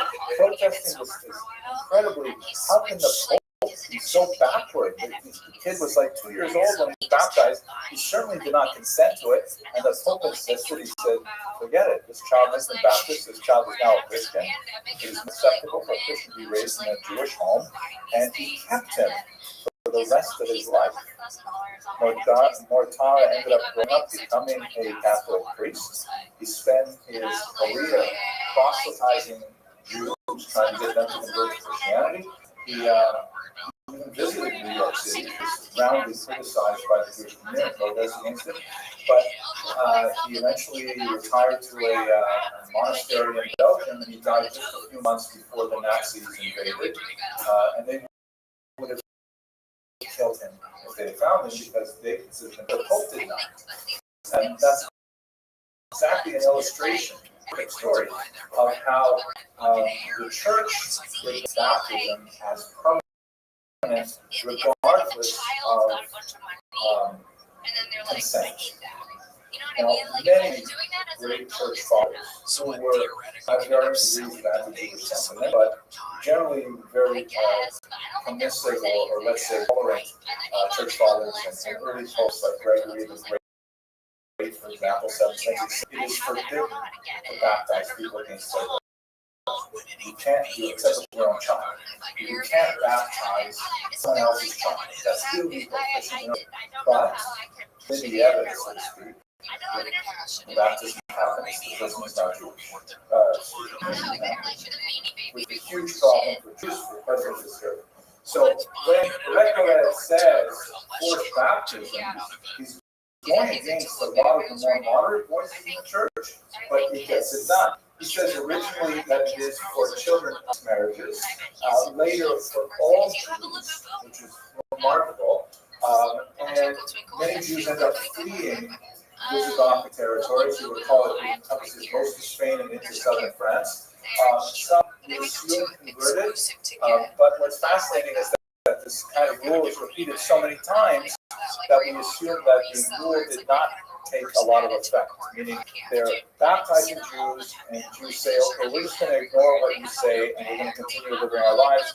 Then they get accused of being Judaizers, meaning being Christians who are imitating Jewish norms, and that invites more persecution, more forced conversions, and so on, and becomes a really nasty cycle. We also have a tremendous amount of legislation. We spent a phenomenal amount of time talking about this in their legal works, that even when the Jews are baptized, you can't trust them. Not surprisingly, because they may have been baptized against their will. But, for example, the institution of special oaths that Jews had to take, this is something that lasted right up until the 19th century, that if a Jew was called to court, he was not believed the same way a Christian was. They had to usually impose some kind of humiliating ritual, like standing on a pig skin with your shirt off and announcing what a long list of imprecations called the More Judaico, the oath of the Jew, that said, no, I really swear at the Holy Torah and Moses and so on. You go through this whole list and say, I will not hold to. And only after these kinds of humiliations would then you be required to testify in court. Leading things with consumption of pork, like, okay, if you eat this dish of pork, then we will believe you. So the incredible like ridiculous.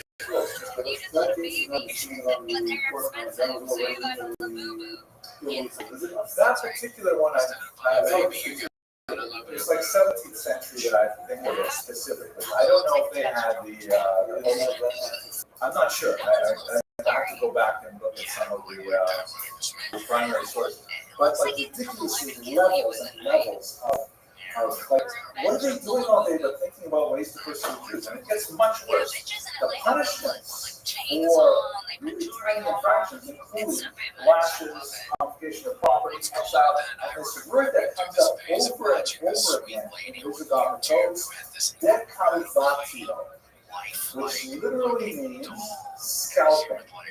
So there's a certain amount of debate over what this means. This is a picture, obviously not from Visigoth age. This is actually from the 19th century in one of the many American and First Nations wars. This is someone named Robert. After he had been scalped, you can see it's a pretty nasty thing to go through. Most people do not actually survive scalping. It's not, what's the process? They pull off the color of skin and the hair, and then you've got your skull, or sometimes even your brain exposed, with a sticky substance, with a knife.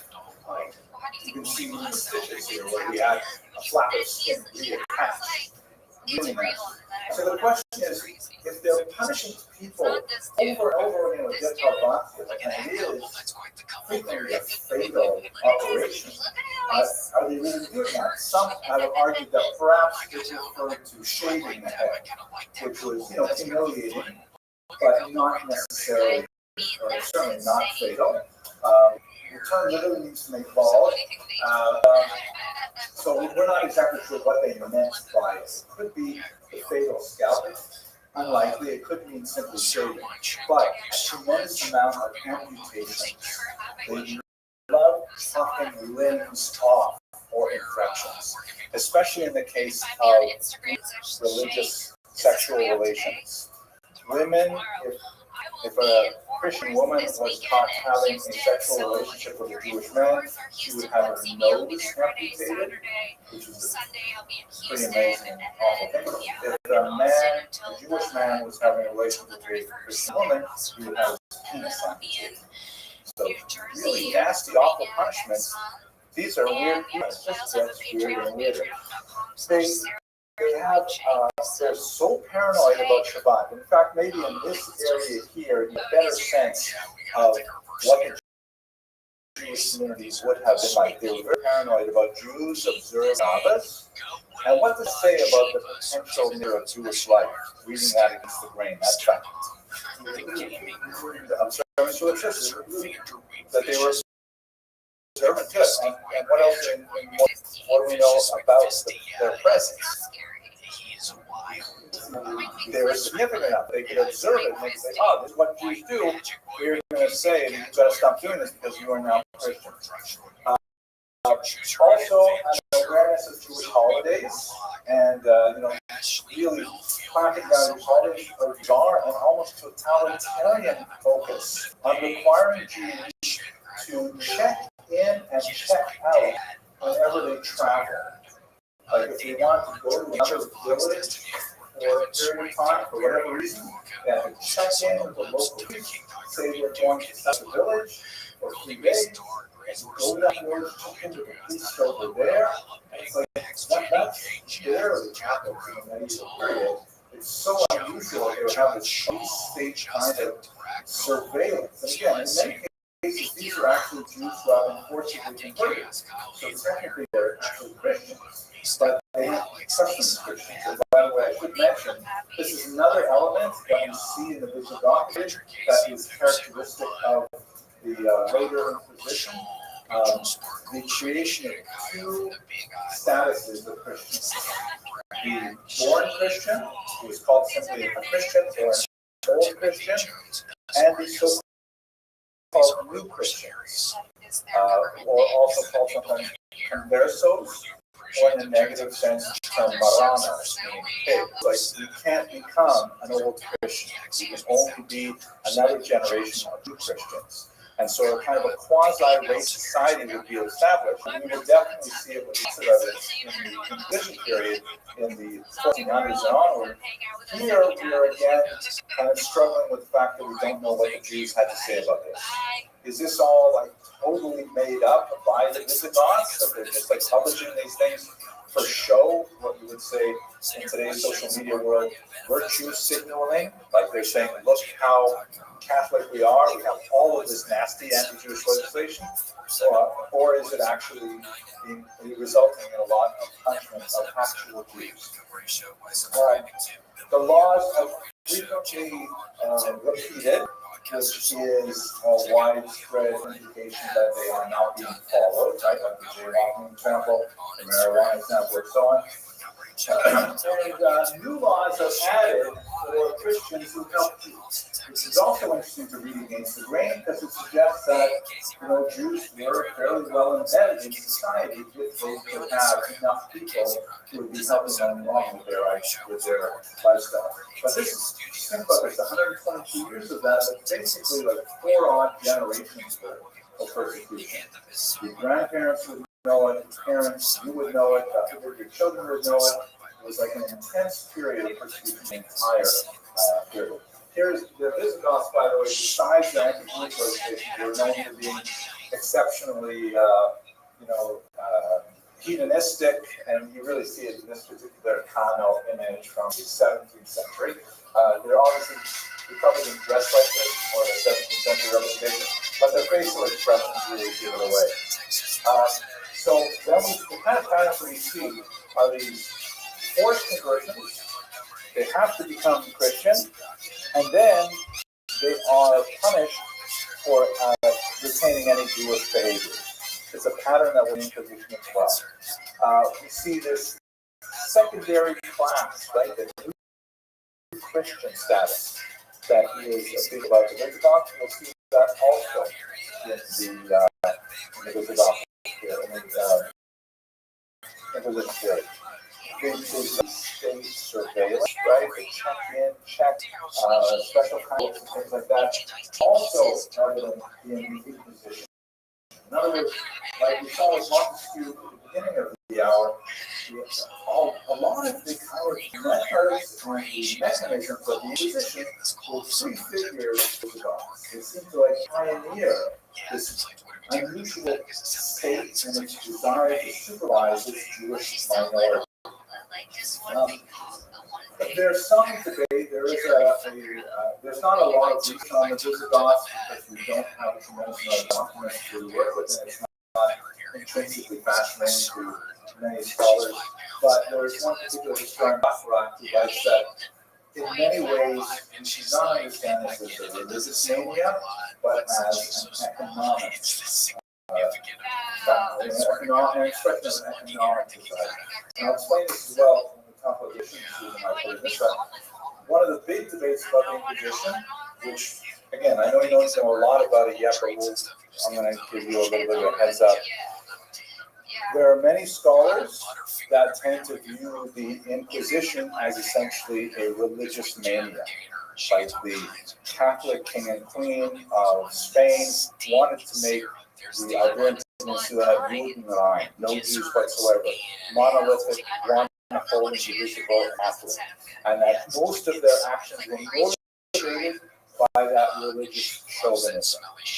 Other scholars, on the other hand, that is simply a veneer for an economic incentive. In reality, what they're more interested in is channeling the wealth accumulated by Jews into their own coffers, either through taxation and persecution or through expulsion and confiscation. But the religious thing is just a red herring, it's a distraction. It's really about the money. So some scholars, following Bacharach in particular, say that maybe this was all about the money. Maybe all of these religious rules were designed to keep the Jews in place, but to squeeze them for whatever value it's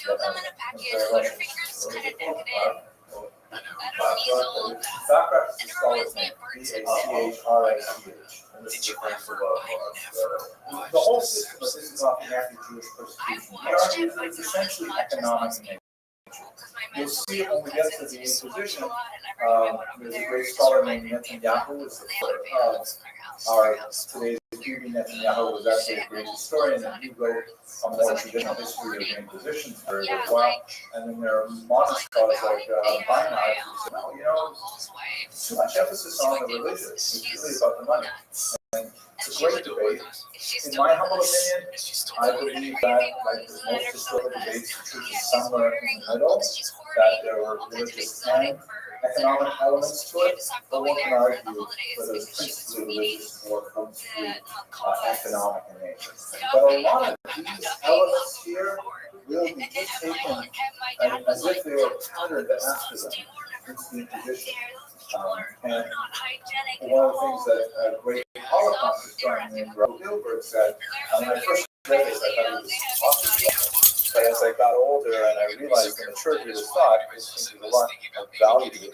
He believes the Nazi regime was really rooted in the systems developed in the Spanish Inquisition, and the Spanish Inquisition has a lot of its systems rooted in the Visigoth period. Whole paradigm, dual status, the persecution, the police state elements, and so on. But once again, we are handicapped by the fact that we don't have Jewish sources. All we are reading is about what the Visigoths had to say about the Jews, And it's awful and terrifying to imagine that what they're saying was actually put into practice, but we simply don't know how evident that is. We just don't know how true it is. It's ferocious. At that time, but not from that place. There are no Jewish authors whose works have survived. Perhaps we will discover one in the Geniza archives or something like that. But right now, we don't know what they say. So there's some in Oxford and St. Petersburg, and there's some right here in New York City. Jewish Theological Institute. Jewish Theological Seminary has a nice collection of Geniza documents. Even better, you can go online. Does anyone know what the Geniza is? It's a massive amount of Shemus that was collected over hundreds of years and discovered in a synagogue in Cairo. And it tells so much amazing stuff about Jewish history and actually about world history. There's hundreds of thousands of fragments, because this is all garbage. They threw them away, they rotted, they broke apart, parchment, vellum, papyrus, all kinds of documents. It's paper. And if you want, you can go, there's a great website, I think it's called the Scribes Project. Just Google around and find it, where they're crowdsourcing, deciphering these documents now for over, they've been working on it for over a century, where if you volunteer, they will show you a little scrap of paper that has been digitally scanned, and they'll ask you, do you recognize this language? And you say, yes, it's Hebrew. And when they say, is it right side up? And because they don't they just scanned it without knowing what it is. And you say, no, it's upside down. And they'll flip upside down for you. And it says, what does it say? You write, I don't know. Can't translate it. And so it's what we want. And it'll go to the next level researcher who can read Hebrew. I say, what do you think? Do you see what this is? And by crowdsourcing it, they're actually making huge progress deciphering the scraps of paper remains. We'll talk about it later, I think. But maybe we'll find out what Jews in the Visigoth period thought. We don't have any documents yet. Okay. Now, how does this period end? So we talked in the first class about the Muslim invasion, right? Islam starts in 622 in the Saudi Arabian Hijaz region by the Red Sea, and then it spreads ridiculously fast. Less than a century later, it's gone all the way across the coast of North Africa, and Muslims cross the Strait of Gibraltar and make their way into the Visigoth kingdom, and with ridiculously short order, they take over almost all of it. The Jewish response to the arrival of the Visigoths is the subject of heated historical debate, and we'll explore a lot more of that next time we meet. But the reality is, if you were a Jew living in Visigothic Spain, the chances are you would be so thrilled to have the Muslims come in, because the Visigoths were so awful. Amputations, the forced conversions, the confiscations, the exiles, just over and over and over again, these incredibly anti-Semitic laws. The Muslims come in and say, listen, we will give you protected status, demon status, and we're solid with that. We'll explore more about the conquest period next week. But I just want to look at one other thing here. Actually, I don't want to say too much about this, because this is actually taking us a little further away from where we are. Let's just go to King Wamba here, which is really the end of this period. Here's King Wamba. Once again, I really love the names of them. And he looks like a Wamba to me, too. I think that the costume is sort of Romanesque, but so what happens is the governor of Nice, which is out in the French part of the Visigoth, remember, rebels against King Wamba. He's one of the last of the Visigoth. And he says, Jews, we have a common enemy in the Visigoths. You come to our side. And again, reading from their documents, apparently the Jews did say, we're sick of the Visigoth. They're crazy. And we know also that 93, again, writing from the Visigoth perspective, we don't have a Jewish perspective on it, that Jews were like saying, please, Muslims, come into our country and get rid of these horrible Visigoths. This could be simply an ex post facto justification of persecution of Jews, saying they are intrinsically treasonous. So we don't know if any of this actually was true, but if it was true, it would not be surprising at all. And the Muslims to make their way in, a very, very small, extremely mobile army encounters a largely rejected population and conquers them quite quickly. Jews will play a significant role, not so much as far as in the actual military conflict, but certainly in the maintenance of the Muslim group, because they were a royal partner in Muslims. You think for yourself, here you are, you've got this tiny little Jewish community inside a Islamic city. The Muslims come in and say, we're getting rid of these ridiculously persecutory Visigoths, but there's only dimensional progress in the peninsula. We want you guys to be in charge of the city, you take care of the gates, you take care of the defense, and take the taxes, and we'll come and cut our share. And Jews would say, yes, great idea. So a fairly small minority of Jews apparently helped engineer the Islamic consolidation control, the conquest, the consolidation coming up to Jerusalem. I'm sure on the Jewish side, that You would think that, but what do we know? That's why Grant's girls are in girls. Next to that, we don't know. The Jewish voice and all this is, we don't really get good Jewish voices for another couple hundred years. And so we're just like reaching back in history and trying to reconstruct what it must have been like, since we don't know. So that would be, I think, a very legitimate concern. But the fact is, what do you have to lose? This is also like so awful. How bad can the There Muslims was be? this day, did you guys do this where one day a year where the oxygen, it was like our brother's school campus. Yeah, With us. Yeah, It was you called would think. Exchange I Day. would see that.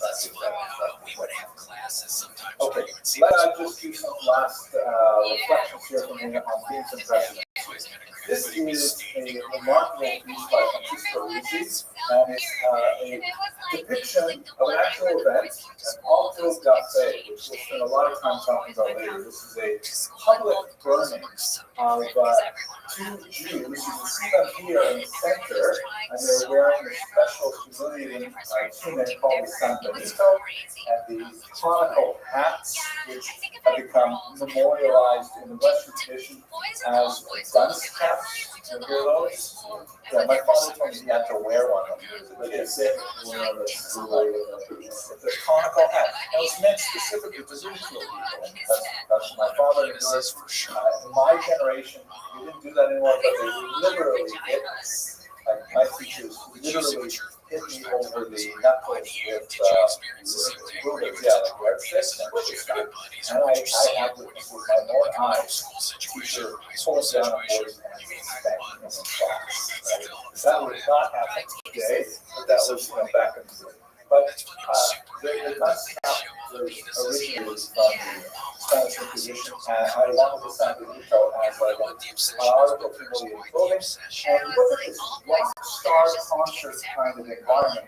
Here they have, this is where the burning takes place. And like there's all these dignitaries, the finest clothes, all come here to witness, the possible confession, which would, by the way, if you were at this stage in the process, confession would get you one thing. They would strangle you before you were burned at the stake. If you refused to confess, then you would still be burned at the stake, but without strangulation. So it makes sense. But you don't have to be like, what's it like this depiction? It's always coming for this huge party. The richest people get the best seats to watch this whole thing going on. And this kind of environment of all society just piling on with this hatred directed at two tiny little figures in the center here is emblematic of this kind of mass social mania that seemed to grip the Visigothic state, and it also is clearly evident in the Inquisition period, and this is, by the way, on the date of 1683. The Inquisition lasted for hundreds of years. It was in Madrid. Okay, we have examples of also in Peru, in the New World, it was like you have these kinds of things everywhere. It's huge. And I would like to also suggest for your consideration, gentlemen, and with this, I'm going to close my formal remarks. I think we're living in this time today. I think that if you look at the tremendous amount of energy and belief and sheer numbers of young people who participate in the anti-Israel protests, it just seems to me like, we're being assaulted from all sides by people who do not know anything about the state of Israel, about its realities, about the Jewish people as a whole, and it's just like another excuse for engaging in mass acts of hatred. And it's terrifying. This particular shot was about one individual named Cardoso. We'll have a conversation to talk about him later. But he was someone who was born as a Christian, meaning he was from a family that was baptized a couple hundred years later, right around this time of this particular author that day. And he was a very successful doctor and a writer. He was famous. He was known for being with the rich and famous everywhere in Spain. And then one day, while he was a professor, I believe at I'm not sure university he was called to participate in out of the faith. He had to go in his full academic regalia with all the others to watch this happening. And he looked around and said, "Oh gosh, what am I doing? Why am I sitting here in the stands watching two innocent people being burned?" Turns him around completely away and for him. He left Spain well, left Spain, went to the ghetto of Venice, and lived in a tiny little square that housed the Jewish population where he could at least identify himself as a Jew. And I think that's in many ways comparable, not only to the Spanish period of the Inquisition, but also the Visigothic period in our own day. Thank you for listening to me, Russia, gentlemen. Let's take questions and then we'll wrap it up. Yeah, it looks like it's sort of, but I'm not sure what that is. It might be like yeah, maybe it's the perspective is lying flat. Is that possible? Or maybe maybe it looks like a cross there. So maybe this is where they're going to tie them up. Yeah, this looks like a flat banner sometimes.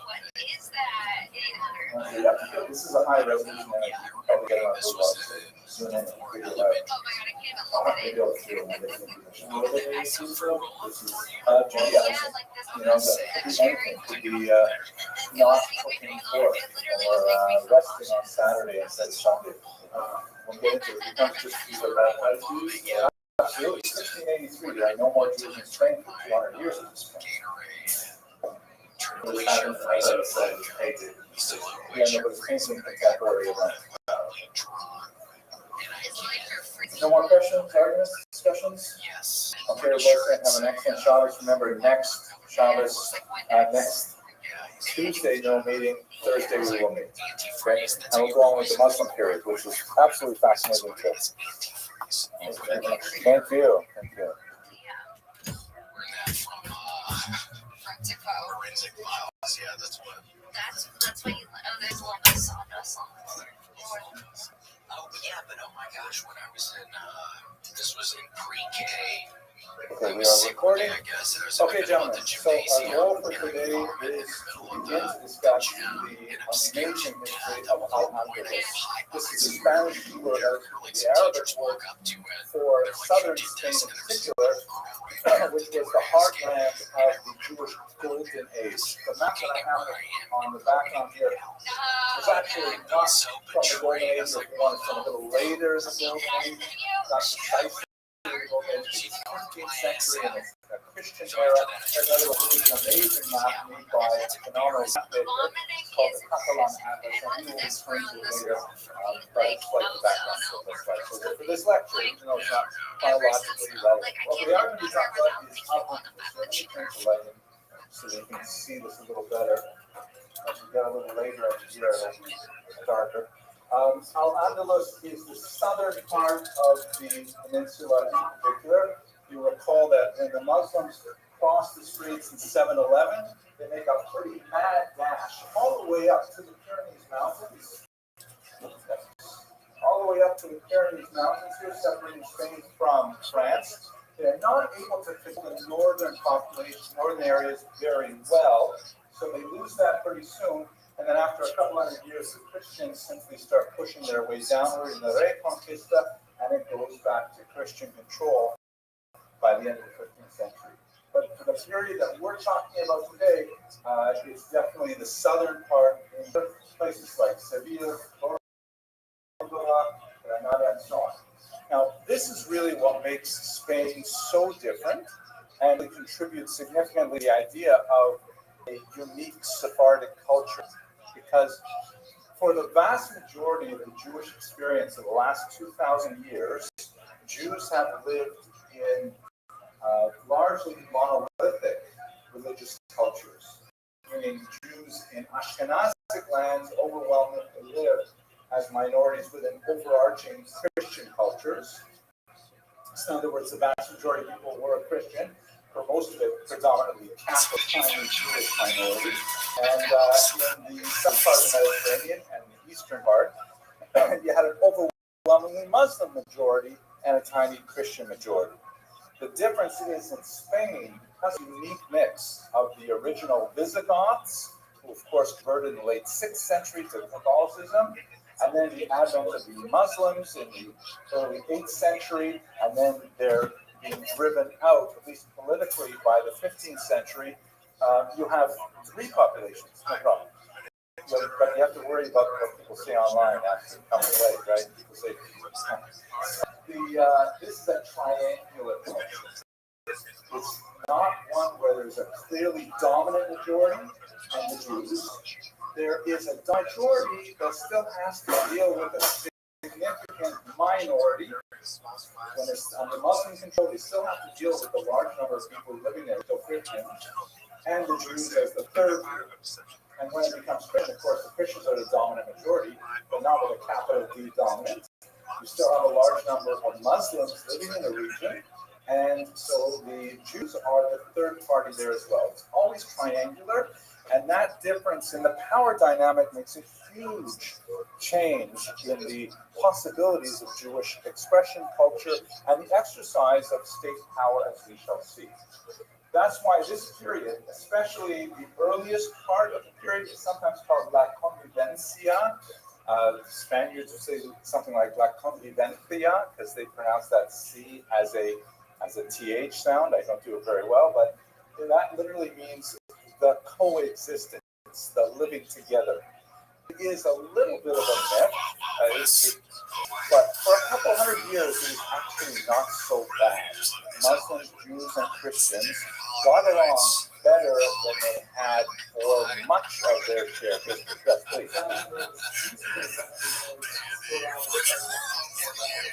Well, when you're thinking about from the perspective of Jews, violence basically means like pogroms or expulsions and things like that.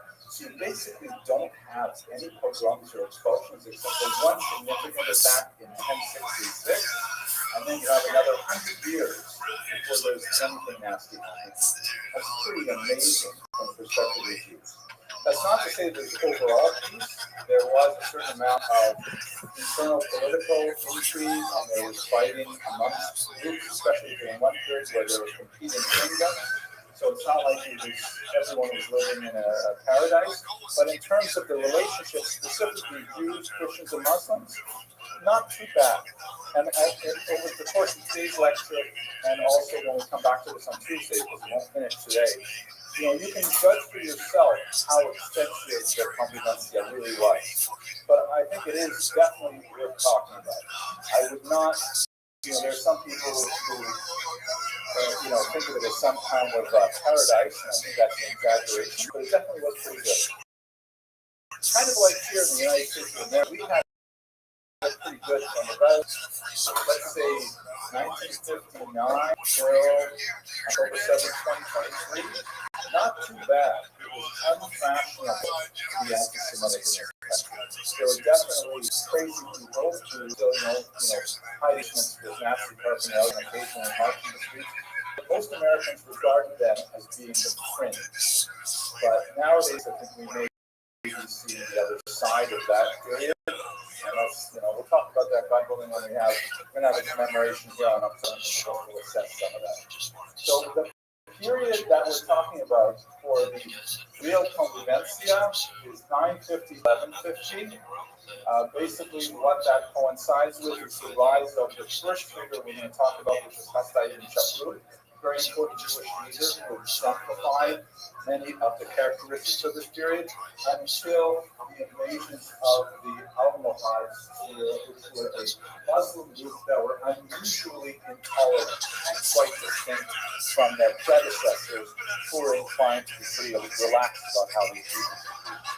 So that's the period, sometimes this is called the Golden Age of Spain, because it represents that kind of unique period where Jews had an unusual level of facility with secular culture.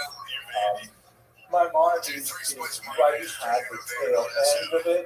He himself had to flee Spain as a teenager. So he experienced like a few years of the last bit of this period, and then of course the rest of his life was lived in exile from Spain. Okay, questions, arguments? Okay, let's do a little bit of Muslim theology. Actually, we spent a lot of time about Christian theology. Let's do a little bit of Muslim theology to understand why the Jews might have fared better in Spain. This map, by the way, shows you the end period. These are the invasion of Almohads in particular.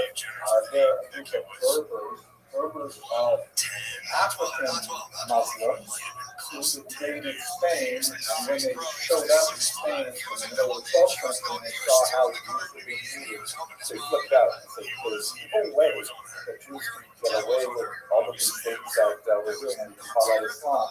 So that was basically shutting the door on the A lot of the reason why Jews were able to find a place in Muslim society was because of this thing called the Pact of Umar. It's a really important thing.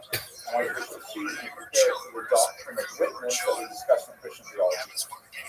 The Pact of Umar is a doctrine that purports to be an answer of a caliph, that's like the leader of the Muslim world at the time, to a series of questions posed by religious minorities as to what is their place in Islam. It was attributed to the second caliph, which is in the middle of the 7th century, that's really early, right? Muhammad died in 632, so this is just a couple of years later, or maybe 12 years later after Muhammad's death. But it's more likely it's a later Umar, that was in the 8th century. The document itself that we have is not cited until the 9th century, so it's hard to know how much of it is antedated to the early period. The question is kind of like a tshuva, in which the questioners say, oh, wait, Umar, thank you for spreading your Muslim rule over all of us. Please, define for us what are our rights and privileges and responsibilities in Muslim society. And then the path goes on to give an answer that applies to all people who are called the people of the book,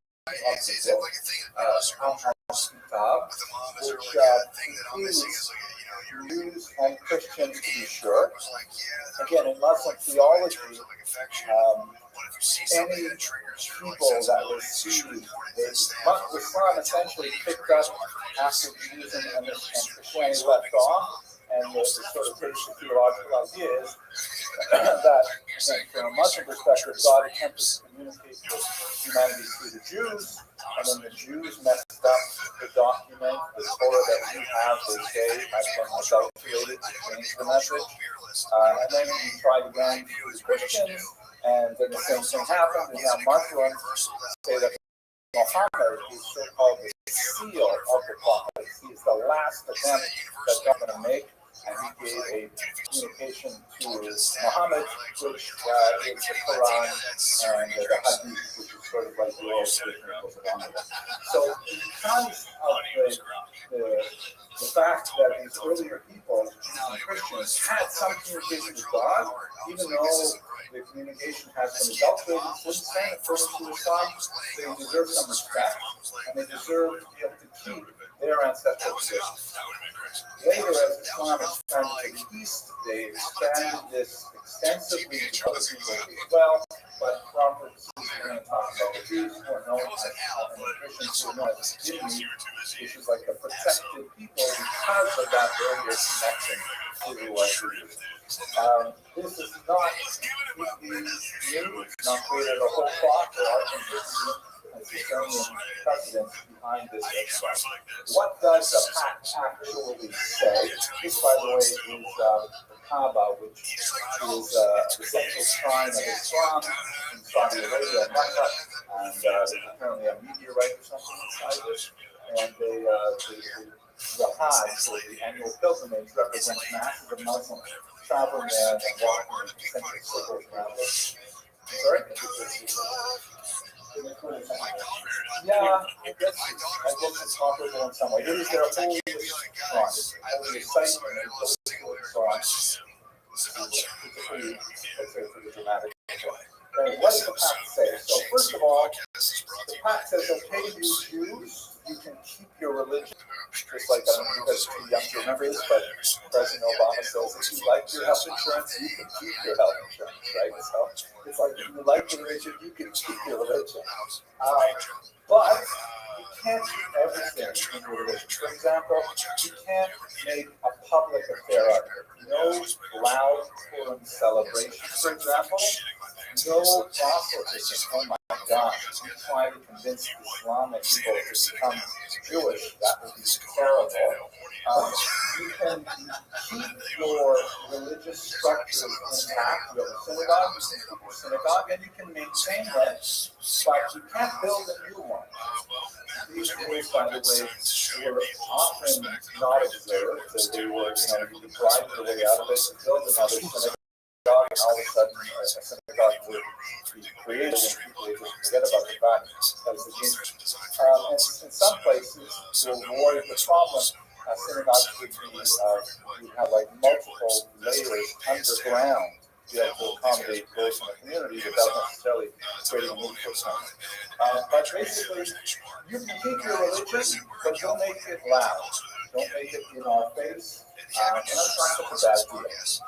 Second, there's a whole bunch of symbolic discriminations and distinctions in place, which include, for example, Jews are not allowed to bear arms.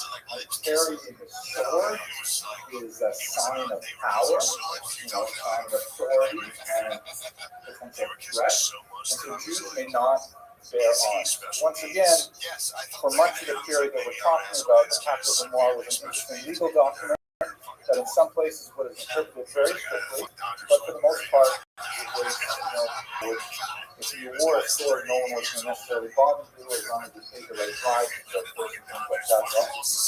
forth, distinctive dress, Jews were supposed to wear the color yellow. And again, ignored in lots of places, nevertheless, in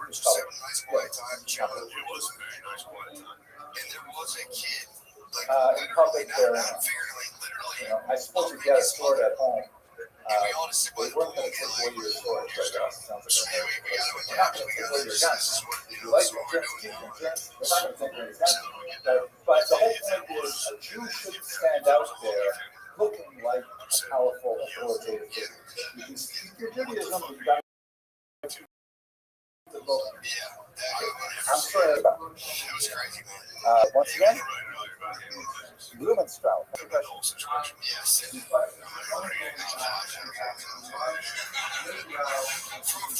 From a Freudian perspective, absolutely. It was so intense that well, it's attributed to the second color, but maybe dated 9th century. just once in a minute.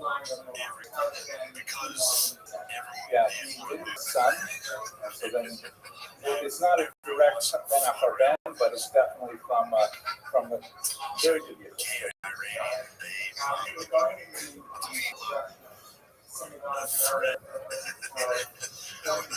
to paint the picture, to be totally fair, the kid's mom was hot as fuck. It was undeniable. The kid's mom was Exactly. Specifically, synagogues could not be larger than mosques. They couldn't have a higher elevation, and they couldn't be expanded. When you build a new one, you only get the other one you have to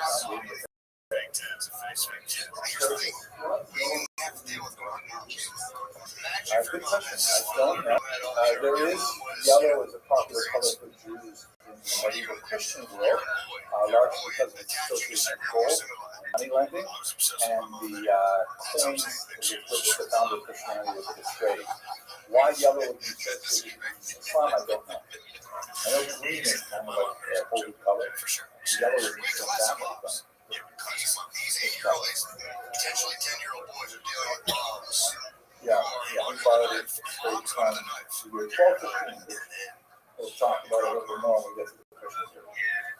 Okay, no riding with saddles, right? No, also, if I remember correctly, no riding horses, only riding donkeys. I'm not sure if I remember that correctly, but you get the idea, right? You get symbolic distinctions, which can sometimes be bribed your way out of, but nevertheless, it was meant to mark people as distinct. And there's a whole bunch of sort of preferential support for Muslims. Jews were required to support Muslim travelers if they went to particular areas. Jews could not cater to any illicit Muslim taste for alcohol. Alcohol is forbidden in Islam. It's not in Judaism. And so while Jews might be making wine for themselves, they're not supposed to sell it to Muslims. By the way, this is probably the most egregiously ignored rule of the Hakim in Spain. Muslims significantly were drinking with Jews, they're drinking Jewish wine. They're drinking Muslim wine. It's like they basically ignore it. Also in the Ottoman Empire, this is not a simple thing. Although even in Saudi Arabia today, you cannot bring alcohol into the entire country, which presented a challenge for U.S. forces when they have bases there, because I don't think they can actually bring alcohol into Saudi Arabia at all. No Budweiser. Jewish homes have to be smaller, that's all. So this is basically the kinds of rules that are in the Pact of Umar. If we assess it, it's kind of, maybe from our 21st century perspective, it seems wildly discriminatory, which it is, obviously, in the true sense of the word discriminate, to make distinctions.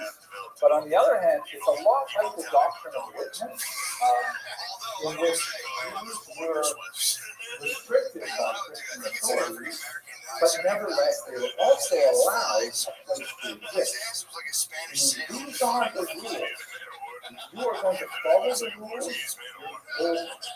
you can have your religion, you can worship in your synagogues quietly, you can have your families, everything's fine. Just don't ride a horse with a saddle, or a blade, and things like that. It allowed a space for Jews to legally exist.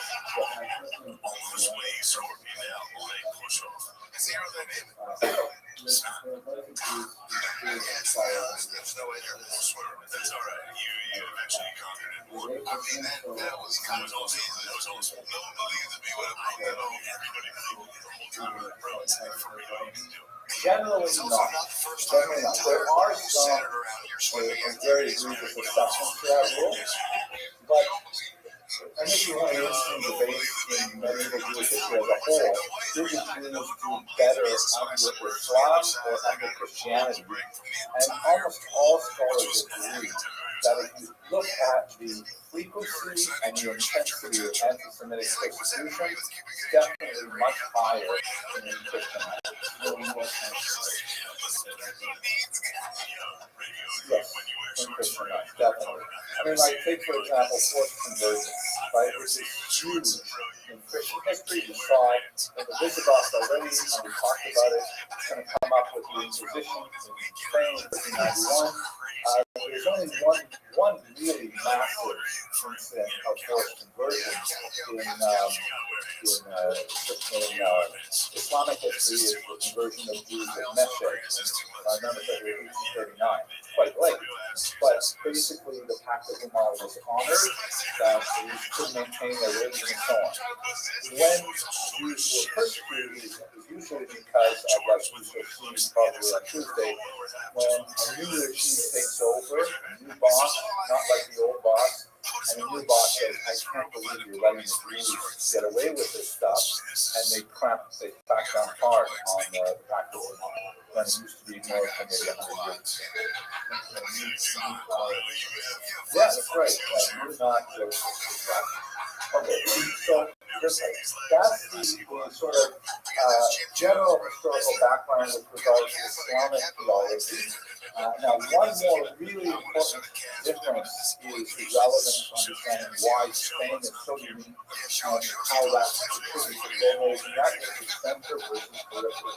And this is, by the way, why I said, wow, I just thought this image so much that put it in the back of this lecture. This is a larger picture of the Catalan asset. It's a massive piece of canvas of wood, painted, something like that. That was a gift to a French king made by a Catalan, made by a Mallorcan Jewish mapmaker. And you see here they have this little symbol, recognize this? This is the first piece in history, this kind of history. Yes, four columns, four columns. The first thing in history was used in North, and so that symbol is called by Jewish so here's center versus periphery. Here's Spain in the Catalan atlas, right? So it's here represented my finger. Where's the rest of the Jews? See religions? Way over here. It's not the entirely scale, but over here. This is where, well, actually, this is like where Massachusetts. And what about Islam? Where is the center of the Islamic world? Also, in Baghdad at this time, usually 8th century. No, Mecca is still in the Chinatown. The caliphate is actually in Baghdad out here at this time. Mecca is the holy place, but Baghdad is where all the scholars and the administration and government. So in other words, letters or other communications traveling Baghdad to Spain and back, I think as long as a year. Right? We're talking about very low communication, definitely not internet age. And so you have the center over here, and then you have the periphery way out here on the edge of the continent. Now, how do you think that would affect people's behavior way out here in Vegas, so to speak? What, Mr. Richards, you smiling? What happened? Yeah, exactly. You know, what happens in Vegas stays in Vegas, right? Like, it's so far away from where people normally live in New Jersey or something that's why it's notorious for antinomian behavior, where people, you know, like if they decide, if a Muslim says, you know, that, you know, I think that the Quran only tells me not to get, you know, completely hammered, but if I have a couple of glasses of wine, that's okay. And so he'll have a couple of glasses of wine, because by the time he has a chance to ask the Muslim authorities in Baghdad, is 2 glasses of wine forbidden, he's already drank 400 glasses of wine. It's so far away. So there's all kinds of things that can happen way out here, both for Jews and for Muslims, that happen primarily because they're basically on their own, and they can make stuff up as they go along. And that relative freedom from supervision, from close supervision, means that they're going to experiment with their cultures, and they're allowed for things for expediency, which actually work very well in Jewish faith. Okay. So that's it for the sort of introduction to the historical era and some of the conditions. I want to look at this period through the lens of several Jewish luminaries who are so amazing and so unusual that I think I'd like to take a particular approach. And from them and their life stories, you can get a better sense of how the whole thing was constructed. The first one is going to be Kapsai Shakti. He's a very famous politician and supporter of scholarship. More on a deed. Hope he gets to this day. A poet and a warrior. This Al-Fasi, of course, is a halakhist. You guys probably spend a lot of time with the lift all day long. Shlomo Zabiro, a philosopher and poet. With that conversation with Yehuda Halevi, a philosopher and a poet as well. And this kind of will round out perspective of these remarkable 200 years of Sephardic. Okay, any questions before we go past that? Clear as the sun. Okay, so here we are. This is the Caliphate of Cordoba. One of the interesting things that happened in terms of Islamic history is that the local Muslim rulers essentially said, why are we beholden to the Caliphate in Baghdad? We're going to set up our own caliphate here in Cordoba. In fact, one of the first fractures of the Islamic world by creating a distinct caliphate. But again, a bunch of political issues allow that to happen. Yes. As far as like the NBA's become one-on-one. Yes, the Shiite are largely relegated to the war. Okay, so here we go. We're going to look at how studies come with these years are roughly 910 to 970. He is sort of a paradigm of what the Muslims sometimes look to the Jews as the wise and loyal servant. In the sense that the Jews developed a reputation early on to have an unusual amount of intelligence, a reputation that was stuck with the Jewish people for millennia, but also being loyal. Jews were always going to be a minority, but they recognized that attaching themselves to the ruling power in an effective way is actually a good advantage to the ruling power, specifically in Spain, because they have to worry about and then just Christians. But meaning, if a Muslim ruler becomes Christian intelligent person, hey, you become my finance minister, my foreign minister, my royal position, whatever, that Christian has a lot of allies in the countryside who could conceivably be the source of a revolution. That's not the case with the Jews. To mount a revolution, they're more likely to be loyal to the authorities, and they're also intelligent. The law literacy and numerous that makes them especially small. The kinds of skills that Kastai and many of you figures look at today had were especially relevant for the Muslims and how they valued it. First is going to be literary. The Muslims love poetry. They're deeply engaged in poetry, terms of phrases. If you've ever read any of the Hakdamot to Sephardic books, especially from this period, they're very flowery, and rhymed and complicated allusions, and it's really hard to read those Hakdamot quite often because of how difficult they are. But Muslims ate that stuff up. They really were deeply in love with literature, and Jews are a literary people. They're also very linguistic, because Jews tended to be, and this is America is the exception, but historically Jews are multilingual, they're polyglot. If you go back and ask your grandparents, maybe even your parents, how many languages they're fluent in, chances are they won't have enough fingers on one hand to let you know how many languages they can communicate. That is the normal Jewish tradition. It is a strange history that American Jews tend to be lost in this language. But Jews in Spain, especially, were very well versed in, of course, Hebrew, Arabic, which was rapidly becoming the dominant language of the lower Mediterranean basin, Romance languages, local Spanish languages, and some of them even learned Latin as well. The proved to be very useful in international relations. And that, of course, leads to diplomatic skills, because they often were employed in communications with foreign powers, hostile powers like Christians. We'll see that as well. So, yeah, totally. He's from absolutely. Various different types of Spanish at this time, Brazilian and Romance and so on, and they would have been comfortable in the vernacular. Spanish as a language doesn't really form for a few hundred years yet, but the local dialects, Portuguese is quite different from Spanish today. They would have been comfortable with all of them. So these are just natural, these are kind of like skills cultivated in Jewish culture that made them very useful to them. So here's the thing, though, what's special about the golden era, that it's so bizarre, especially in the era, that one of the amazing things about the figures that we're going to look at, for the most part, they are incredibly distinguished, not only as Jews, writing like books of halakha, or writing Jewish poetry and things like that, but also really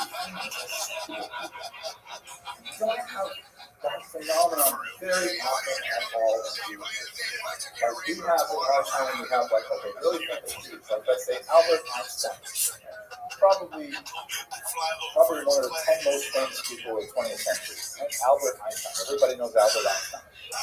And he's Jewish. Many people know him as a Jewish person.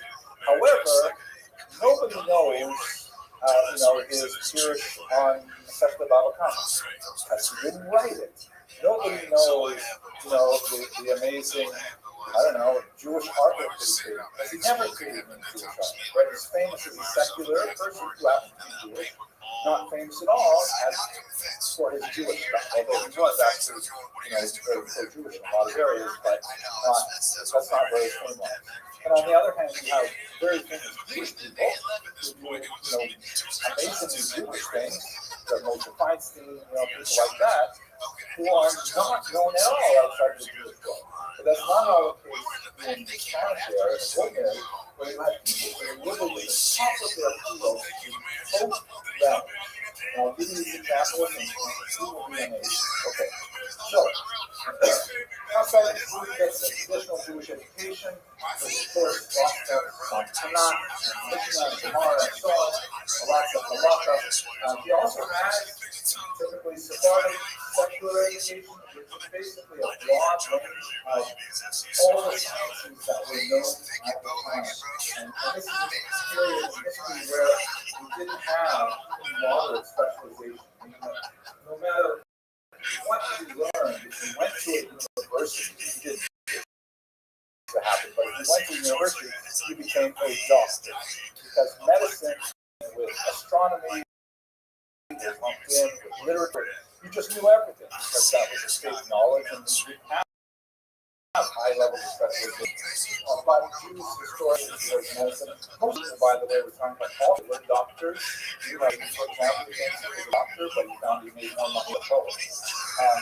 But just like, so it's just strange, right? It's something about. I see guys, but I really don't make more money at home. So, himself, however, medicine, in particular, was known for creating something called teriyaka, which is an ancient sort of panacea that cures all kinds of cells. Obviously, they have the same kind of response to these but we were very happy with the sort of answering that we found. I have some teriyaki, usually it's supposed to teriyaki. I have teriyaki salmon today. You guys have that for lunch? Really great. But teriyaki is just about it. Okay. But beyond these medical services, especially in Jewishness for supporting scholars, there's a great story about an Italian scholar who was shipwrecked. And he was sold into slavery, and he was redeemed by Hassai and Shapur. His name was Moshe Ben Hanoch, and he established an early yeshiva in Spain as a result of his being redeemed from captivity. The story of Moshe Ben Hanoch shipwreck pretty dramatic. It appears in Dowd's history a few hundred years later, but it certainly could have happened because these were frequently in shipwrecked, stolen slaves and redeemed by local police. This is an ongoing pattern for much of medieval history. Pigeon shooting has long been a very highly regarded mitzvah, and this is what Hasai used his wealth for. Also, he spent a lot of time investing in accurate tests. Remember, he's far away from the center where the libraries are, where the Sofrim are, and the Spaniards are working with very limited numbers of actual texts, actual verses of Torah. And there's lots of errors that creep in without Sofrim. And so they really want to get the text right because they are so far away. And if you see something and you think it's a Tau Sota, who are you going to ask? Write a letter to Baghdad and wait 2 years for a response? Well, they did, but it'd be much better if you invested more money in getting a copy of Shas out to Spain early. So that's the kind of thing that Hassan was involved. He also was deeply involved in shaping Hebrew poetry, and I don't want to talk about this too because I can get carried away with the arguments in a second, but there was a unique development in the area of Hassan over how to calculate meter in poems. I don't know if you guys studied meter, but basically it's the amount of time that each syllable takes pronounce a place. So in the Hebrew poetry that was written, which was especially important to Menachem Salut, you'll see him, by the way, in the Jewish Restream, they counted one beat for every syllable, no matter what. The way using vowels, if you are aware, you have Shva, which has two different vocalizations. You can have a Shva Nach or a Shva Na, which, you count the Shva Nach as full beat, and it doesn't take up any space phonetically. A long time, not even from Baghdad, he says, no problem. We'll just pretend it's like Arabic. We'll count the Shva Na and meter. And all of a sudden, Hebrew poetry busts open. Because with the adoption of Arabic meter, all of a sudden you compose very different songs and very different poetry that became like Elvis Presley, Rolling Stones, rock and roll. And the young people love do not something like that. Older generations of poetry, they literally, I'm not making this up, they literally had fist fights in the streets over whether to use the old style, Ibn Salut types of poems, or listen to the Nash Ibn Bakrat. And by the way, you know which way it's right? Who's running the end? Do not run, exactly. Kra is a great example, right? Who doesn't love the word Kra, right? I think Nefesh is also, it's not his composition, but it's his meter. We just said, let's use the Arabic meter, is actually pretty cool. And massive fights, after listening to both sides, Hasai and Shabbos was undoubtedly the leader politically in generation. He abandoned his old friend Menachem ben Salut and says he's going to go with Imam and Jewish poetry history is never the same. Now, what happened? How did he get so famous? He started out as becoming the royal physician, and you'll see that kind of role over and over again, a lot of these individuals. And then because of his literacy and demonstrating intelligence, we put him in charge of customs and imports, like a really important law. And because he's dealing with all of these foreign merchants all the time, they say, hey, why don't you manage some of our communications with those countries? So that leads him to become a diplomat. And in fact, he ends up leading and directing diplomatic missions to hostile efforts like the Byzantine Empire and the French. The Byzantine Empire, of course, has the Frankish community in France, and tons of the physician, the prefer, and the chief officer of the really rise to heights. And he was also the Gadol era. It's not necessarily issuing stock and things like that. He was a great lover of ship, and he was recognized as the leader of Iberian Jews in one of the most dramatic moments in his rise to power is when the Byzantine emperor, again, hostile, right? They're fighting each other, sends a gift to the king of Granada, and it's a gift of a very important Greek book called the Materia Medica, the material of medicine, things that are medical, which is essentially a singular volume of medicinal plants. And these are plants, and these are what they're good for curing. The problem is, everyone knows how to read it, everyone knows how to translate it properly, but Hasai B'Shabur, working with a team, was able to identify all the plants there, give the appropriate Arabic names for them, and was able to break open the world of medical research by providing this brand new massive encyclopedia of medical resources. And as well, and he was sought out by none less than the Queen of Navarre, the southern France, Queen Toga was her name, that's kind of ironic, who said, my grandson may have been his nephew, Sancho, is just way too overweight. You have a doctor there that can help him, sure enough. Can you put it later? The Sancho lose a ton of weight, very successful, and that just puts him on the top of the Amazon chart, and everybody loves him because he's a diet doctor too. So incredible skills as a medical doctor, but it gets even more bizarre with the Khazarian correspondence. Oh my gosh, gentlemen, I really hope that this is going to I want to finish this one, so I'm going to go fast through this, but this is also like mind-blowing stuff. I can't believe this stuff. I really want to study history all day long. The cause is such a bizarre story. We know this. We know that something happened involving the conversion to Judaism in roughly the year 740. We have multiple accounts from non-Khazarian sources, unfortunately no Khazarian sources, but apparently the king and conceivably the retinue, and according to some accounts of the entire country, converted to Judaism. Why? Well, there's different theories. The story, which I'm sure you're familiar with, this is where Khazari is, by the way, it's the northern part of the Caspian it's really large.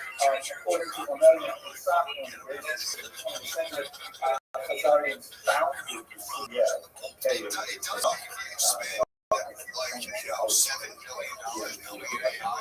had a really important civilization until about 10th century, and apparently it was Jewish. There's a lot of problems with the Khazarian story. You are probably familiar with this book from Khazari, which we'll talk about on Tuesday, God willing, that it's not a history book. It's an actual account. It is a fictional device that Rabbi Yehuda Halevi uses to advance his philosophical. The basic tenor of which is there is a king who's big on looking at these various monarchies, and he says, well, my pagan religion is definitely so fashion, I gotta switch to something, but should I become Muslim or Christian or Egyptian, by the way, from two flavors, it's in the Orthodox point. We like to have this debate, and he asks this debate, representatives from the faiths present their opinion, and in the end, he says, you know what, I think I'm going to go with Judaism, and according to the story, he becomes Jewish. Now, why Rabbi Yehuda Halevi used this story 500 years after its recorded occurrence is because he wanted to provide a platform for showcasing the different theologies of Judaism and Christianity on this slide. And so he borrowed the story and made up the dialogue in order to affect this philosophical agenda. It's not a historical one. But nevertheless, that's basically the story of the Chazal. You don't know how much of it is true. When you go to the aspect, for example, in this archaeological evidence of the Star of David and some of their archaeological finds, but the problem is the Star of David has been found in all kinds of cultures. It's a basic geometric symbol, a six-pointed star, two equilateral triangles overlapping. So it's hard to say it's specifically Jewish. It's only really associated with Jews, from about the 16th century on. It's not when you look at the collection of bricks from Sarkel, which is an important Haggadah site, maybe that one looks a little bit like the menorah, and nothing else. You don't really see anything specifically here. However, we do definitely have evidence that there were some Khazari Jews. For example, this is one of the most amazing documents by Khazaria. It was found in the Cairo of Giza. We'll talk a bit more about that later. It is a content for a yeshiva, meaning this is a document that was written for a person like Tzedakah in Cairo. He went to Cairo with this document, found David, and the document says he's a good guy, he liked him, he fell on hard times, to help him out. And it is signed by the various authorities in Cairo, meaning these Khazarian authorities, including this eunuch. This person says, you have led killers, which means that whoever this leader is, he obviously doesn't sign his name in Hebrew. How often do you get a contact saying you give reference to this guy and it's signed, Bob? Right? That would be a kind of a red flag. But nevertheless, it is one of the strongest evidence from the 10th century that indicates there was some kind of Khazarian Jewish community. Anyway, how do you say the Haftarah? Well, in 947, one of the Haftarah's employees has gone out to Byzantium, I think way out Istanbul today, tells Haftarah, I heard about this Jewish community.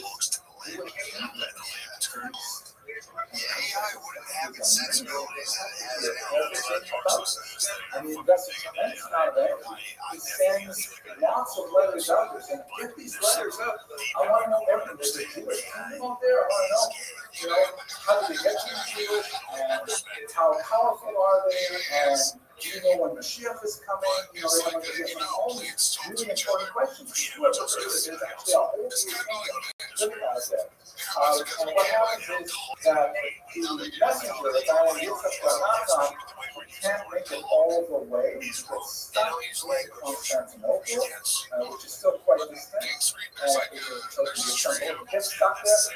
He has to come back and say, listen, I was not able to get all the way to Gaia, but I did meet the people there and we told them stuff, and they brought me letters. And he gives those letters to Chayut. And this this amazing correspondence. The problem is, most scholars think the letters were probably forgeries. The question, the reliability of the messenger or not, but we also question how does he know he's right on this King Joseph, who was there would be 20 years after the all. And maybe someone made that stuff up and played and to give it to take it back to the public. But nevertheless, it was one of the mind-blowing period.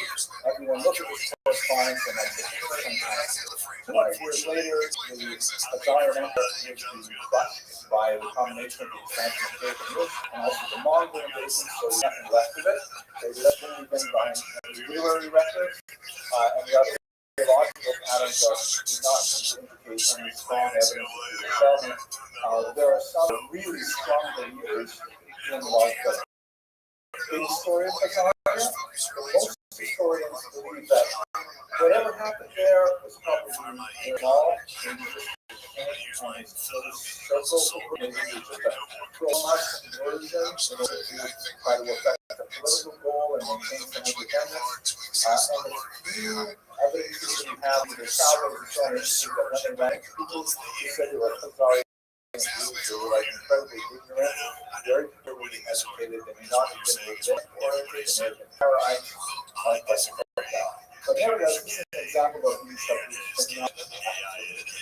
Okay, later, when I asked you what idea, this is really what I want to go through guys. Any questions, Mr. George? You have a question? We're teaching you how to apply information and talk back to us. What about the will to live? It doesn't have the will to live. It does have a will to live. It's a reflection of human experience. Remember, a couple months ago came out and was like, hey, it actually kind of wants to live. It was 2 years ago now.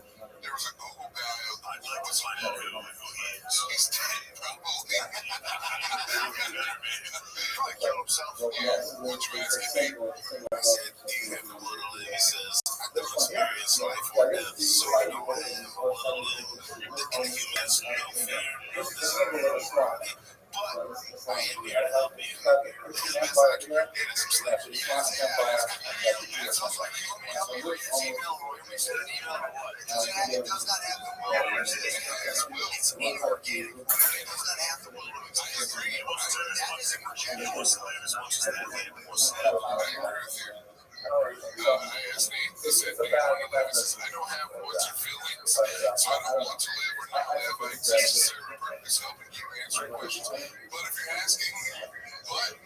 asking because you're feeling something or wrestling with a question for yourself, I'm here, we can talk. So it's like strictly to be that in the sci-fi that you're like, seems true. There's a lot of people like lose themselves to like looking AI for spiritual answers. That's like, it's just a funniest couple out there. You're getting like tricked by Google. The same way all your parents get tricked by fucking Nigerian princes or Craigslist. It's the same thing. Most of these people have Arabic names as well as Hebrew names.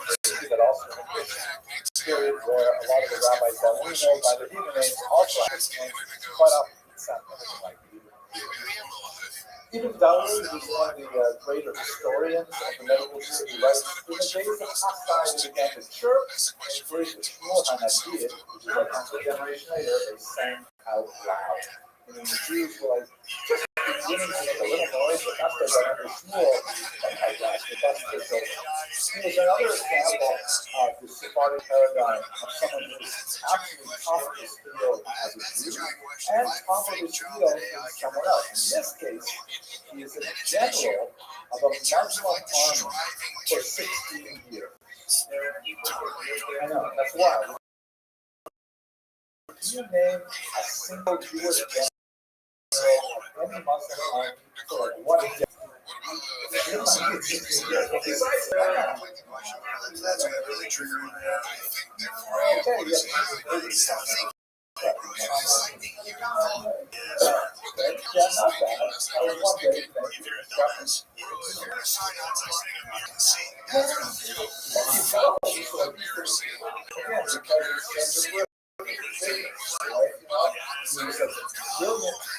Military strategist, ferocious warrior, and they said, 16 years he died as a general. He didn't get deposed, died old age, and he ran the army. He fought war. And there's one of us that's quick.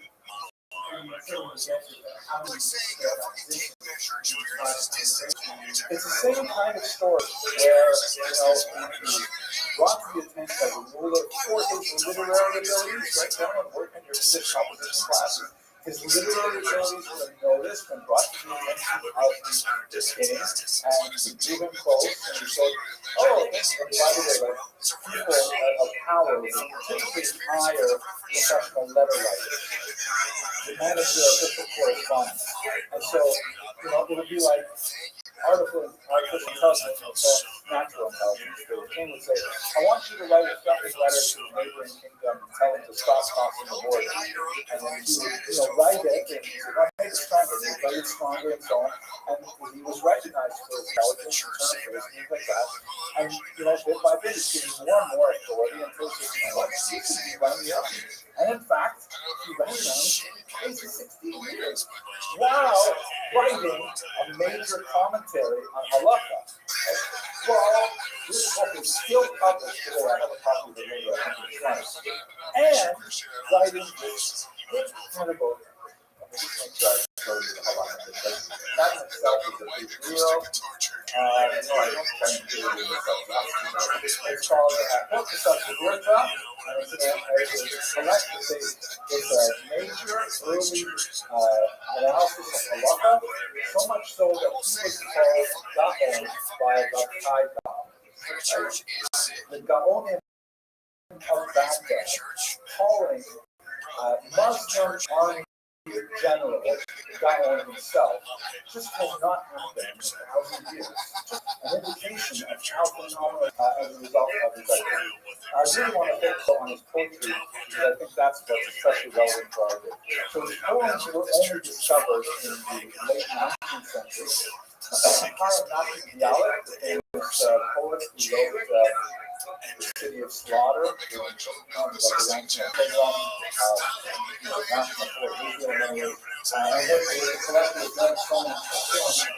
published the Diwan, which means the collection of it's called the Diwan is essentially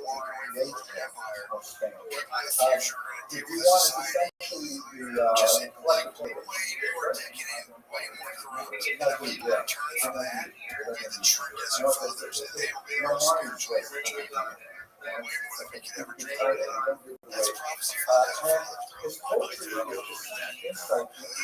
Now, points the way he defines it, he would write his poems on the battlefield, and he would send them to his son Yehoshua by carrier pigeons.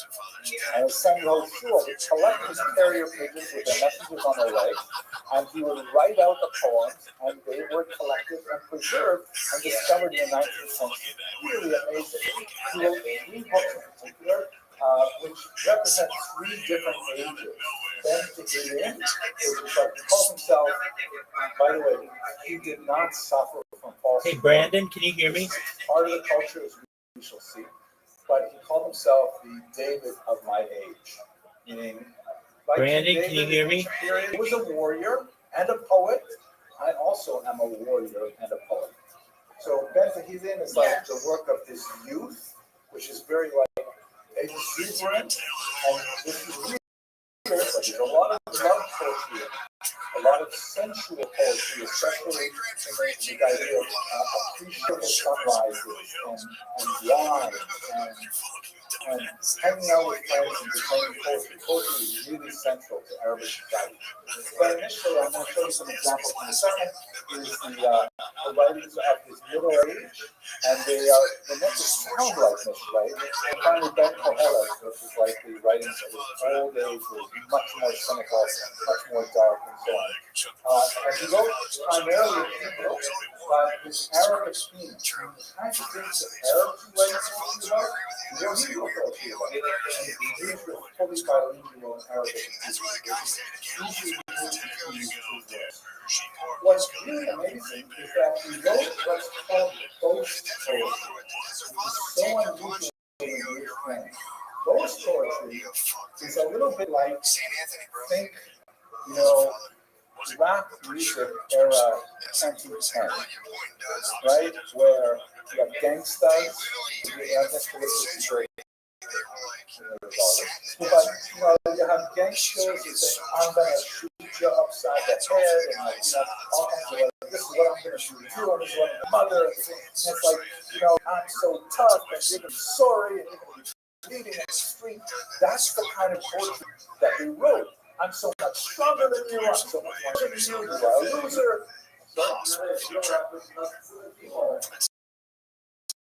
Yeah, I guess it's something like that. He was also drilled up. But This is what they're doing. And Shmuel Hanakid is weird, but I mean, it's so discordant to our sensibilities. But Shmuel Hanakid is writing these kinds of poems. He writes love and war poetry. He writes poems about the thrill of battle. Going in to fight and kill. Really unusual. Like, you don't see these things. If you read Film, and you read it carefully, there is war poetry there as well. There's, the film where the authors of the film, whether David or others, represent, the desire for reaching vengeance on enemies, and it's not like so foreign to the ancient world, but you basically see it in David and Melech, more like a really see the 21st century. No, he wrote this great Halacha Sefer. He was a phenomenal leader. They call him an MVP. That means they're the person in charge. Not controversial, controversial in our time, not in his time. Let's look at a few examples. And you'll forgive me if I try to say this in a Sephardic system, or maybe you can say this better than I can. You get a sense of who he is in 70s. אשר ידע בנו ספרים, listen to the rhythm, right? Because you're not sure what the last few years. אשר ידע בנו ספרים, a person who works and acquires books, and books are very expensive things, right? High status, high expense. But his heart in there is empty, completely empty. Right? He buys all these books, but he doesn't read them. When those sound, right? Those sound. It has that kind of clicking sound. It's like a lame person who draws upon the wall by a hundred legs. But when he's trying to get up, can't get up. Look at the books I got. I am so smart. Right? You don't use the books. You're not going anywhere. You're like a lame person drawing lots of legs. Not going to help you. You're a little bit of a cynicism there, but the beauty of the poetry, it's absolutely tight. You don't like that.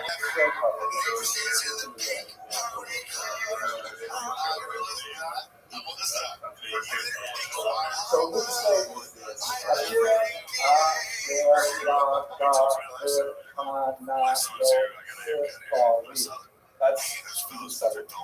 not saying I'm not looking sorry. The Shaz in particular. Like you say, sorry.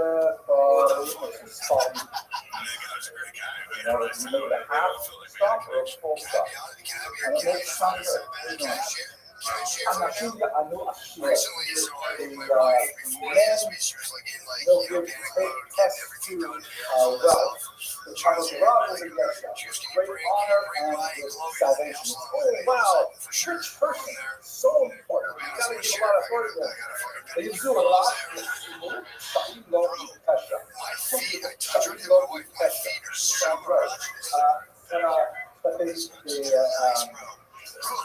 But they are derogatory towards the poor, and they place upon him sin when he did not sin. You're poor, you must be done in these crimes. Some more, this is our nation with the poor.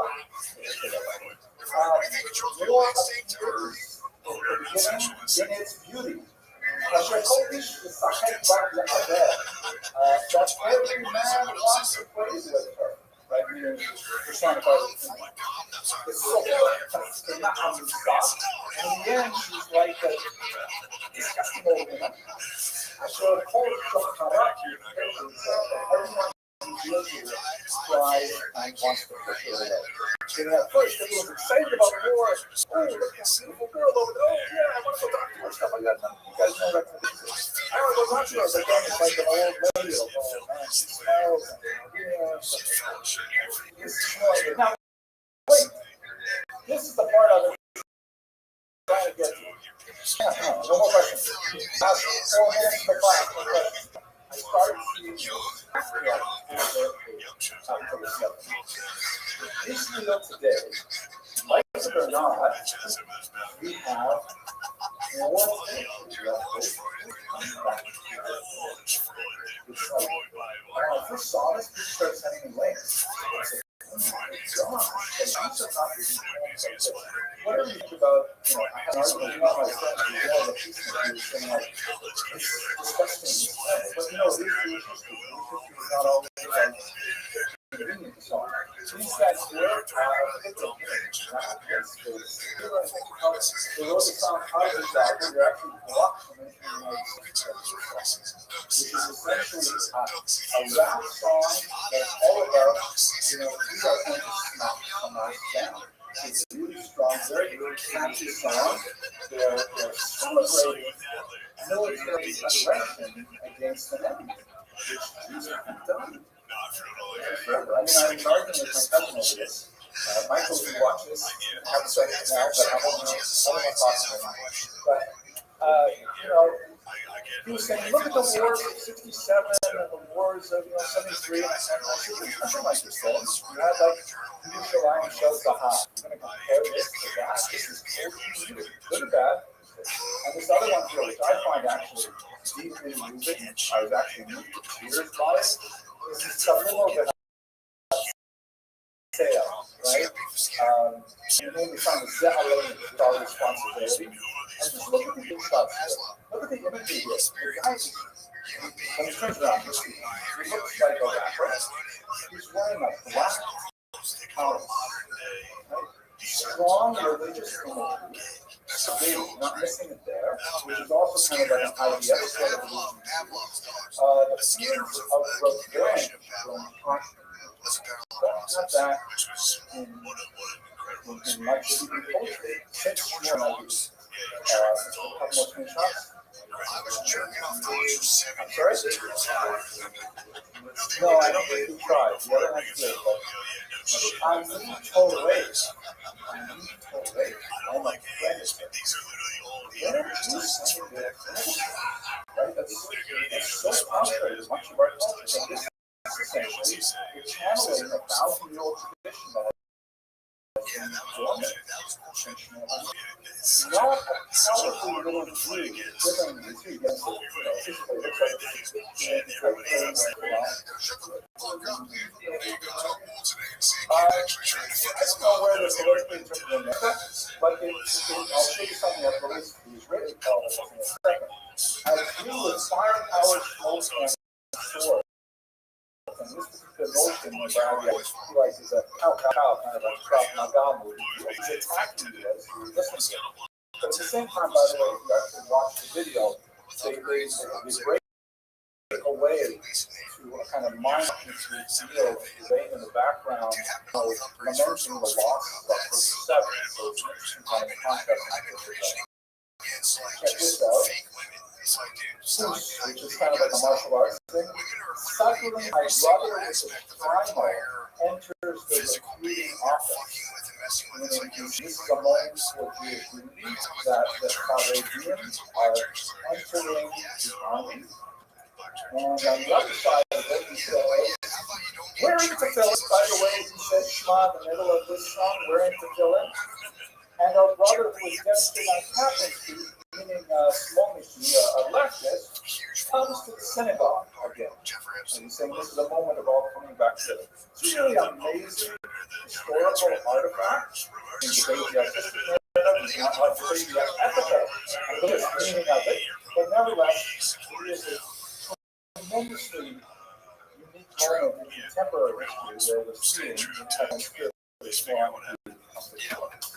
Okay, gentlemen, I'm glad we made it this hour. Have an excellent. Next week, we're going to pick it up. We're going to look at the amazing, boxing, the incredible whip, and many other amazing tricks.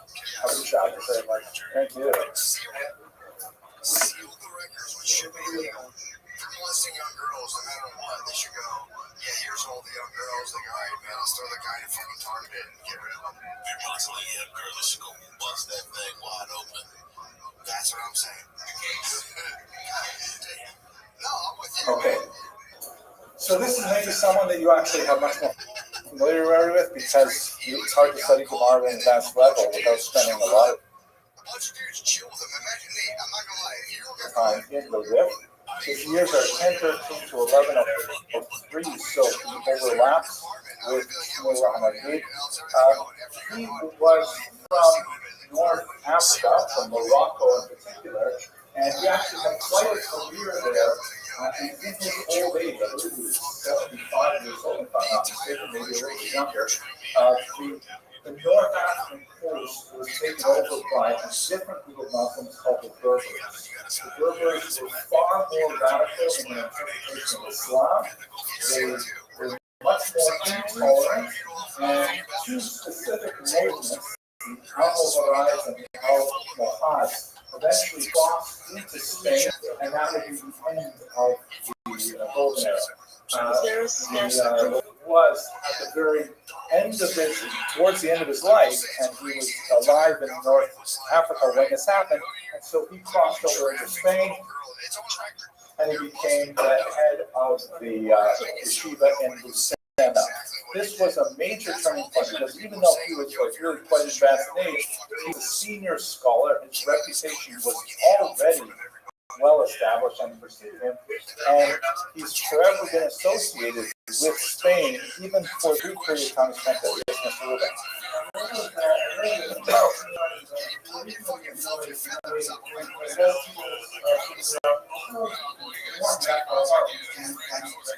Well, this is very different in the 12th century. I mean, even making that difference from, especially from Morocco up to France.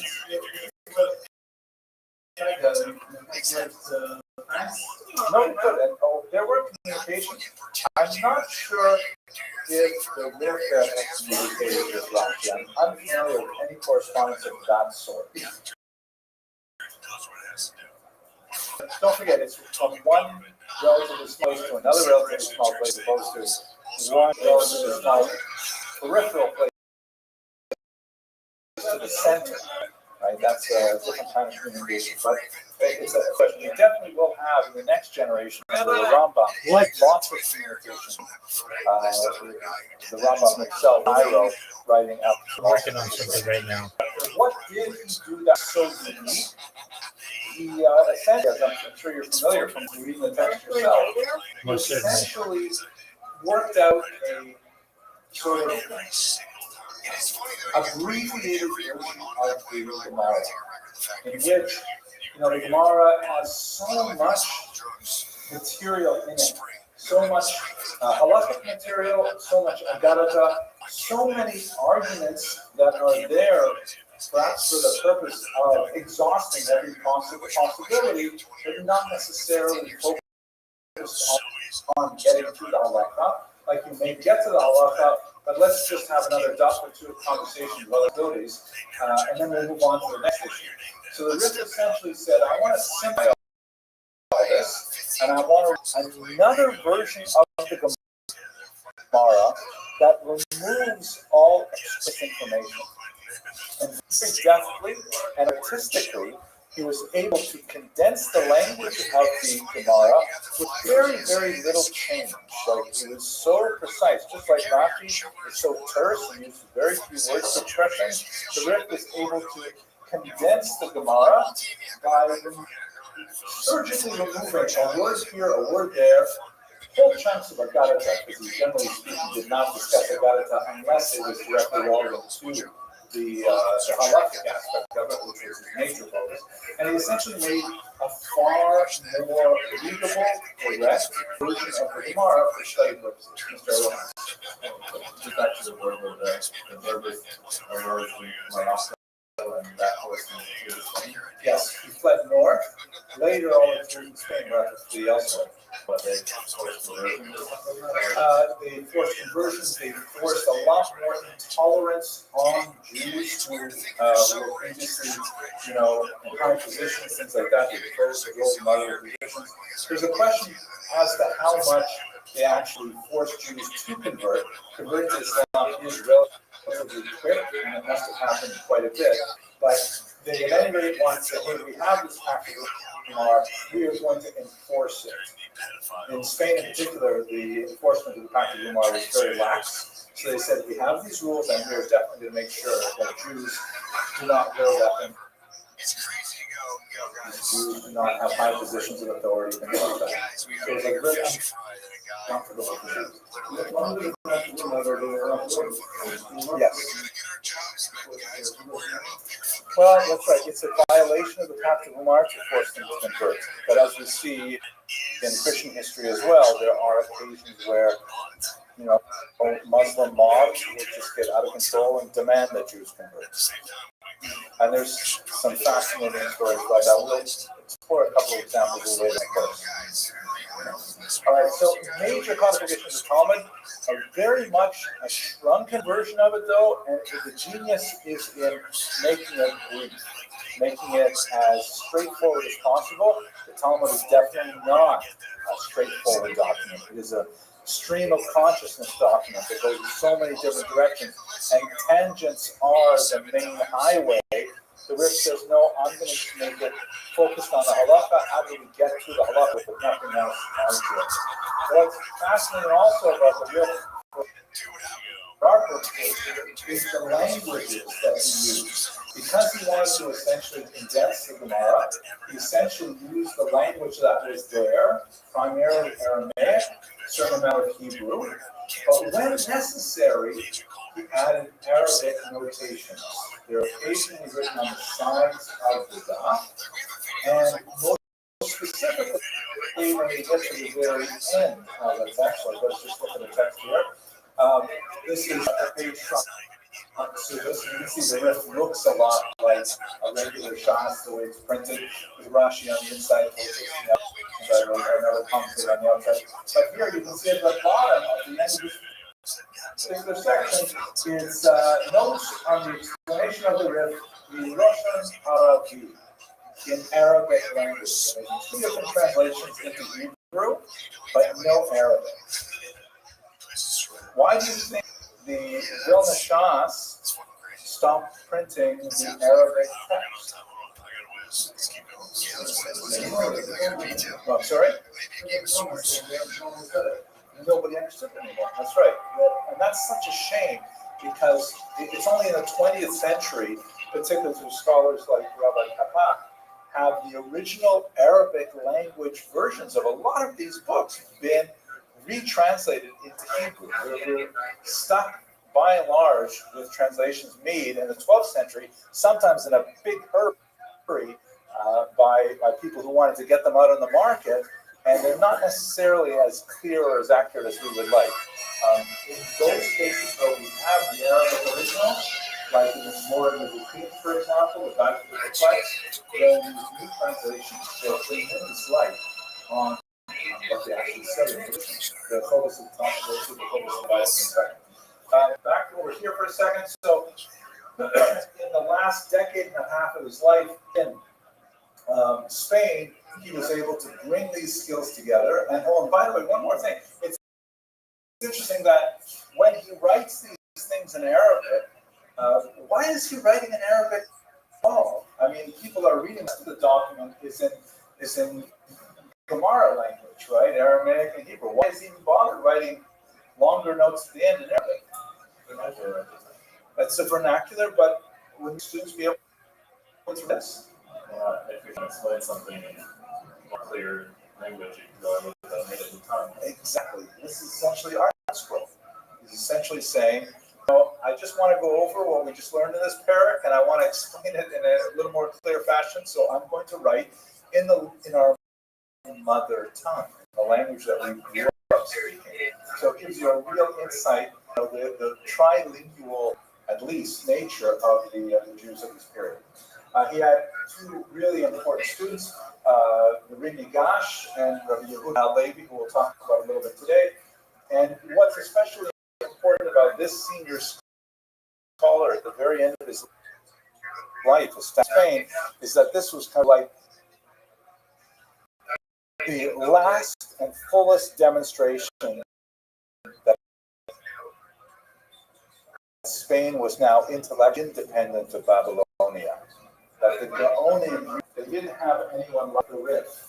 And so when he was able to make this monumental, adaptation of the Gemara, it represented such a huge scholarly advance. It was tremendous. If you're trying to learn the Halacha and you're working in the original Gemara, sometimes it can be incredibly confusing. If you have the Rif who walks you through, says, okay, don't pay attention to other stuff. I'm going to take you through the phrases that really matter, and then you get to the Halacha. That's so much easier.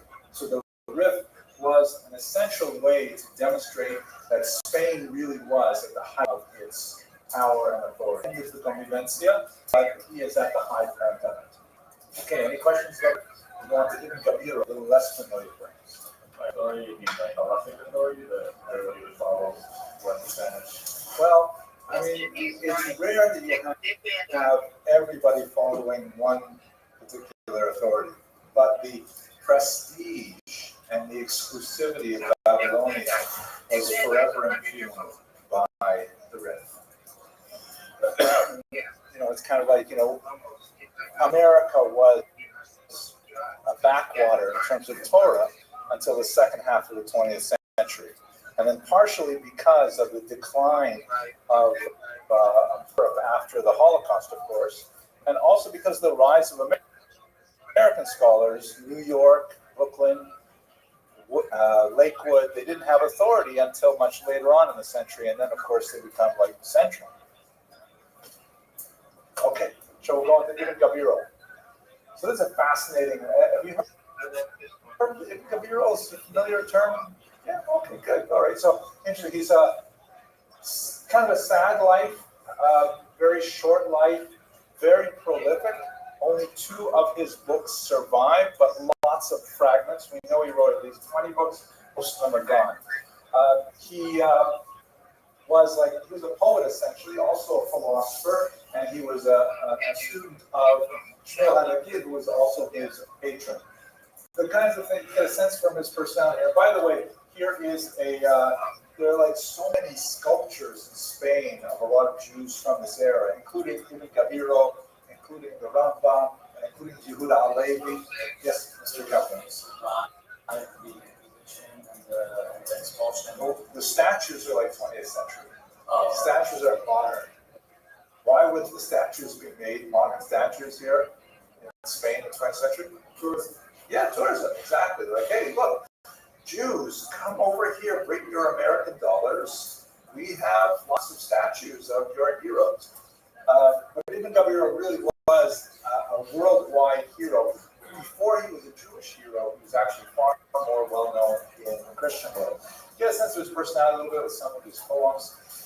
And this is also, you can hear the influence of Shmuel HaNagid. When my anger is roused, he writes, the heavens rumble with my thunder. I'm not like the man who speaks mellow words and bows and scrapes humility. Not your typical kind of Lakewood rabbi. He's speaking like, with a certain Shmuel HaNagid kind of person. Here's another one.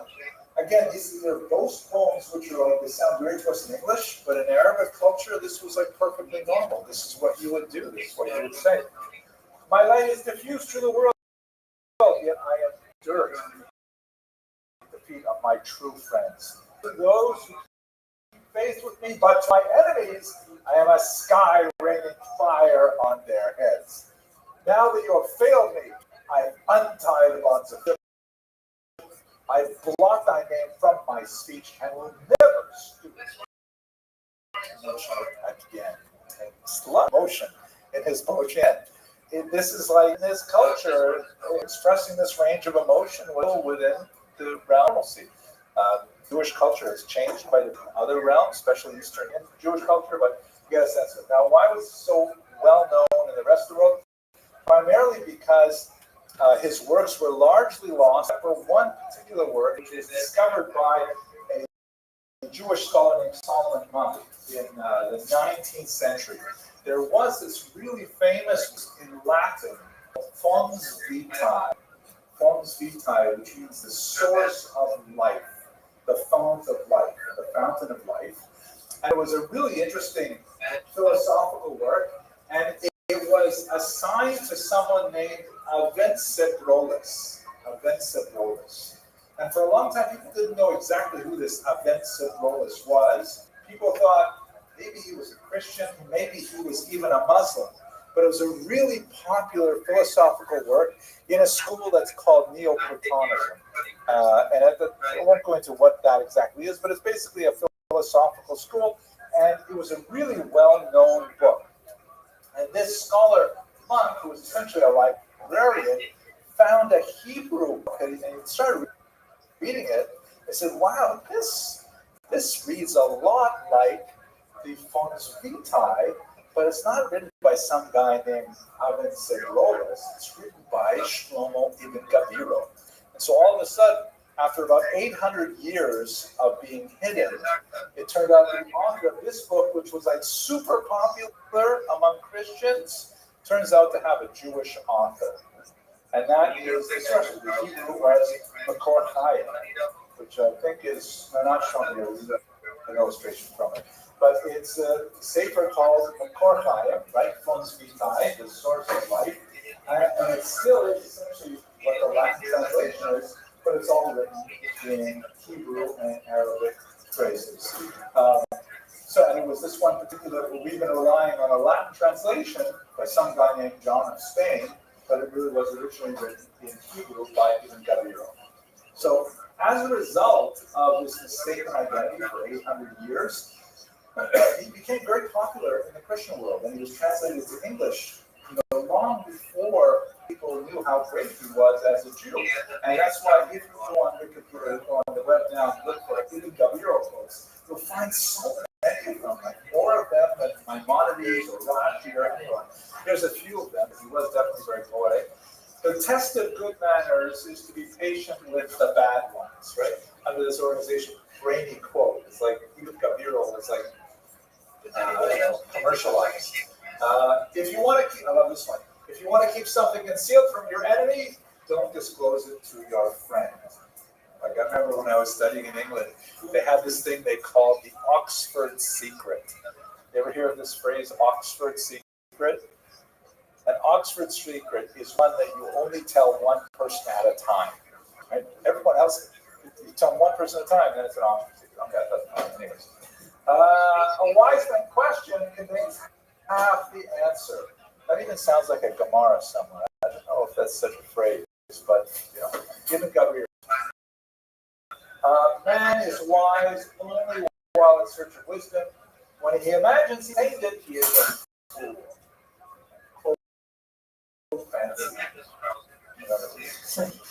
So it's awesome that there's this,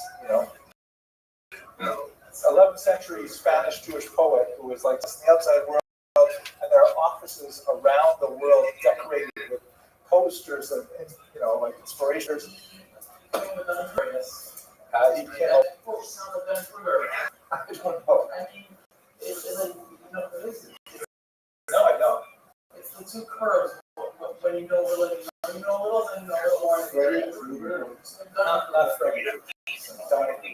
Freddie Krueger would definitely be. What are you talking about? Like Socrates, actually. I am the most good because I know that. Okay, so he was also especially known for his poetry, which I did. What are you talking about? Here's one more. Yes, Mr. Kaplan. I don't know. I don't know. I understand. You know that Brandon Alexander's just listening to a recording of mine that's not live? That Brandon Alexander's listening to with me from this morning that's not live? Check it out online. Ask AI. Who wrote it? I don't understand. You hear my voice in the background? That's our guy. He wrote it down the line. My gosh. Wow. You will in a second. Okay. No, I don't. We have an art show. We know he has it. Yeah. Well, I don't know if I would always rely on that. Like where I logic, just but said, it's pretty good. Tell me a joke Okay, in Norwegian. Bachya ibn Akuda. Here's one. So Rabbeinu Bachya. That's a There are recording several of mine. Rabbeinu Bachyas. Mr. Lipschitz? Okay, I'm just making sure you know that. That's a recording. Okay, so we have three, but it's machlokas, the three-way machlokas. Okay. Okay, Rabbeinu Bachya. There are several individuals who go by the name Rabbeinu Bachya. Yo, We're that's gonna look okay. at one That's okay. I'm just gonna mute him. Rabbeinu Bachya ibn Akuda, who is specifically known for this work, the Chobos Levavos, which is a yeshiva classic. And unfortunately, this title page represents pretty much what we know about him. Like we don't have any good data about the rest of his life. Exactly where he lived may have been in Zaragoza. So let's have a look at what tell about him. So what is this book? First name, it was not written in Hebrew, it was written in Arabic. Specifically Judeo-Arabic, which is essentially Arabic written with Hebrew letters. A lot of the authors of this era, including Saadia Gaon over in the East, they're writing in Arabic with Hebrew letters. And that reflects the general literacy of the population, that people may not have been able to make their way through with Arabic letters, but they can certainly sound them out and then understand them with Hebrew letters. We also have this French as well, and in English too, actually. In medieval England and medieval France, Jews would communicate with each other in the native languages, the vernaculars, but they would use Hebrew letters to communicate. So the book is Chobos Levavos, the duties of the heart, and what is especially fascinating is that this is really the first book in the Musar tradition, which is quite late when you think about it. We're looking at, I think, 12th century is what we're guessing. We believe he lived, my dates. Yeah, 1025 to 1075, question marks on both of those dates. We believe he lived in the 7th century at some point. This is Musar literature. About self-improvement, we weren't interested in self-improvement until the 12th century. What kind? Okay. Anyone else? Mr. Lipschitz, you want to have a more structured philosophy of that. very good. But again, we did do that before the 12th century. I don't know necessarily it's such a more formed matter, curriculum designed to go in a specific study, designed to go and work on professionalism. Definitely, that does have no environment, not necessarily collected, organized. What about Percados? Yeah, it was also relatively established. Yeah, okay, very good. I would agree with that assessment 100%. We definitely spent a lot of time thinking about ethics, thinking about self-improvement, thinking about character development, things like that. But, when you're engaged in text in it, we did not, as a people, develop any book that was directly and solely dedicated to that task. Like, what is it? The title is great. What are the duties of the heart? What is the heart supposed to do? What are you supposed to feel? How are you supposed to train your heart? There's lots of this scattered throughout Shas, some very, very powerful material, but no one until Rabbeinu Bachya actually said, you know what, I'm going to do this systematically. I'm going to put it all in one place. It's going to be organized. You see the Rambam coming in later is also very organized. Even the Rif, he wrote his book based on the same sequence of the Gemara. He didn't alter the text. He tried to stay with the same order, the scope and sequence. The Chobos Levavos says, I'm going to start from the beginning. I'm going to set this up in a series of gates. You have to master this first, then you go on to master that thing, and so on. And this was really the beginning of a massive body of literature that has lots of different expressions of it. The Yisharim, Tomer Dvora, we can go on and on with the examples of it from the medieval period to the present. This is the beginning of it, though, in Jewish tradition. Notice it says Hebrew Belashon Aravit by Harav Haggadah Chassid, written by Rabbeinu Bachya, Ben Yosef Ibn Pekuda. I hate that it does that. No, that's not what I wanted. Okay, I can't touch this thing. I want to make it go away. No. It does all that, but Just do copy image and then it'll just go away. if I do copy image, Yeah. I didn't even know I could do this thing here. Like, where's my? There we go. Thank you. Now it's copy, but like it's Someplace. It's like somewhere in, All right. Rabbeinu Bechaye. We're not exactly sure if that's the way you should even cut his name. Some people say Bachya, but anyways, he has a father, Yosef Ibn Pekuda. We don't know who that is, but however, he was a Dayan Sephardi. And all we know, this information was basically collected by his translator. His translator, Rabbi Yehuda ibn Tibbon. There's a whole series of Arabic-speaking translators who made their way from Spain to Provence, which is the southern part of France, on the Mediterranean coast, where the Rhone River empties into the Mediterranean. Places like Marseille, Perpignan, Narbonne, these are all towns. Like you heard of the Lunel, for example, from Provence, that region, also the Riva. And in that particular spot, which is to Spain, but also to northern France, where lots of the Toscos are very active, it's like a hotbed of activity as you have these Spanish language, or sorry, Arabic language Spanish translators saying, "Oh, I love what you guys are doing here in Provence, and that stuff you brought me from those Toscos guys, that's really fascinating. You would love Chovos and Lavalos." And they started translating these for him and went wild for them. People said, "This is amazing.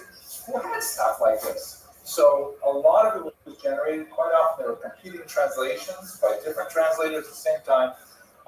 We relied very heavily on the Ibn Tibbon family, who made a dynasty out of translating from Arabic. They translated the Rambam and many others. But because this was translated in the 12th century, the Hebrew itself is sometimes quite stilted and complex, especially because in Arabic they're using a lot of contemporary philosophical terms that were not well understood. Even if you could translate them, they didn't know what the words meant because they hadn't dealt with those philosophical ideas. So that's why you have more translations by, like, for example, this particular edition has Pinchas Yehuda Lieberman, was a translation in the 20th century.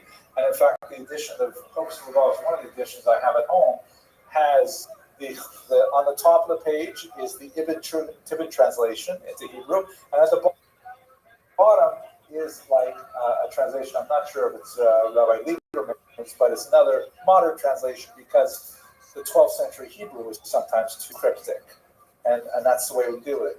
It's only with, as I mentioned earlier, a scholar named Rabbi Kafak in Israel, a Yemenite scholar who was absolutely fluent in Hebrew, in Arabic, was able to say, wait a minute, let's just put this into modern Hebrew, and his translations are definitely the most superior ones that we have today. There are printed versions of them available. I think we have Chovos and Lavalos in this library in facing pages, Judeo-Arabic on one side and Hebrew on the other side. But this was, yes. This is all it's a classic work because it was first of its kind, and it was deeply influential, and another example of the Spanish Jewish genius of the time. Okay, Zaragoza. We don't know a lot about it. We're guessing the book was written sometime around 1070, perhaps. Right. Now we got to get to our last figure, Yehuda Halevi. Yehuda Halevi really represents the end of the period of La Congregancia. Just as the Rambam was forced to flee, Yehuda Halevi, who was slightly older than Rambam, he chose to make Aliyah. Towards the end of his life, usually I'm sure you've heard the famous line, Ani b'mizrach v'libi b'ma'arav. I am in the east. No. Ani b'ma'arav v'libi b'mizrach. Right? I am in the west, I'm Spain, but my heart is in Israel. And ultimately, at the end of his life, he decided, I'm going to give up all the fame and developed here in Spain, and I'm going to make my way all the way to Israel. That's where he lived briefly before he died. This is the end of La Congregancia. This is kind of an interesting artifact. Is that Christian King Ferdinand III in the 13th century, a little after your lady, in which he had inscribed on his both, panegyrics in Arabic and in Hebrew, as well. I believe that this was really a triangular culture that involved all three of them. So here's our 1079 to 1141. He's a brilliant poet. He ended up becoming a doctor because it was hard to make a living as a poet, but he really did enjoy poetry more than else. And we know that much of his poetry was written for hire. And what the society must have been like, that people would have a wedding and they would say, oh, let's invite a poet and let's have him compose a poem on the spot. And the crowd would be delighted if the poet could make specific references to the bride and to the groom in the context of the poetry, and people would be amazed with it. Kind of like spontaneous declamations that made sense and were clever to everyone. Also at funerals, to deliver some kind of ode to the deceased was considered a great art, and people valued it. It was an art form that people took very seriously. We should bring that back. Yeah, you think so? It's very nice. Yeah, it does sound kind of nice. I agree. I mean, you hear it sometimes with Brahmin. It's a little bit like it. It's Brahmin. Yeah, but you're not hiring a guy who does that. There's no one in business. Like it's one of your boys. Yeah, it's a different kind of feel.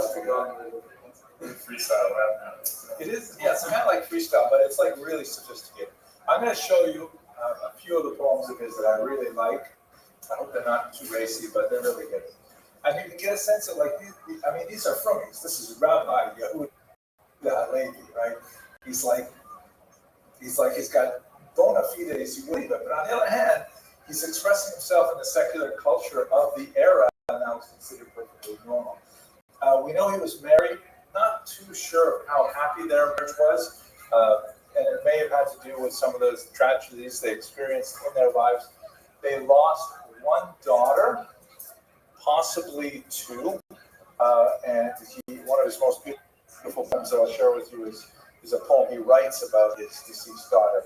But let's have a look at this short poem here called Ofra, not Oprah, but Ofra. Do you want me to try Sephardic, or is that just too embarrassing?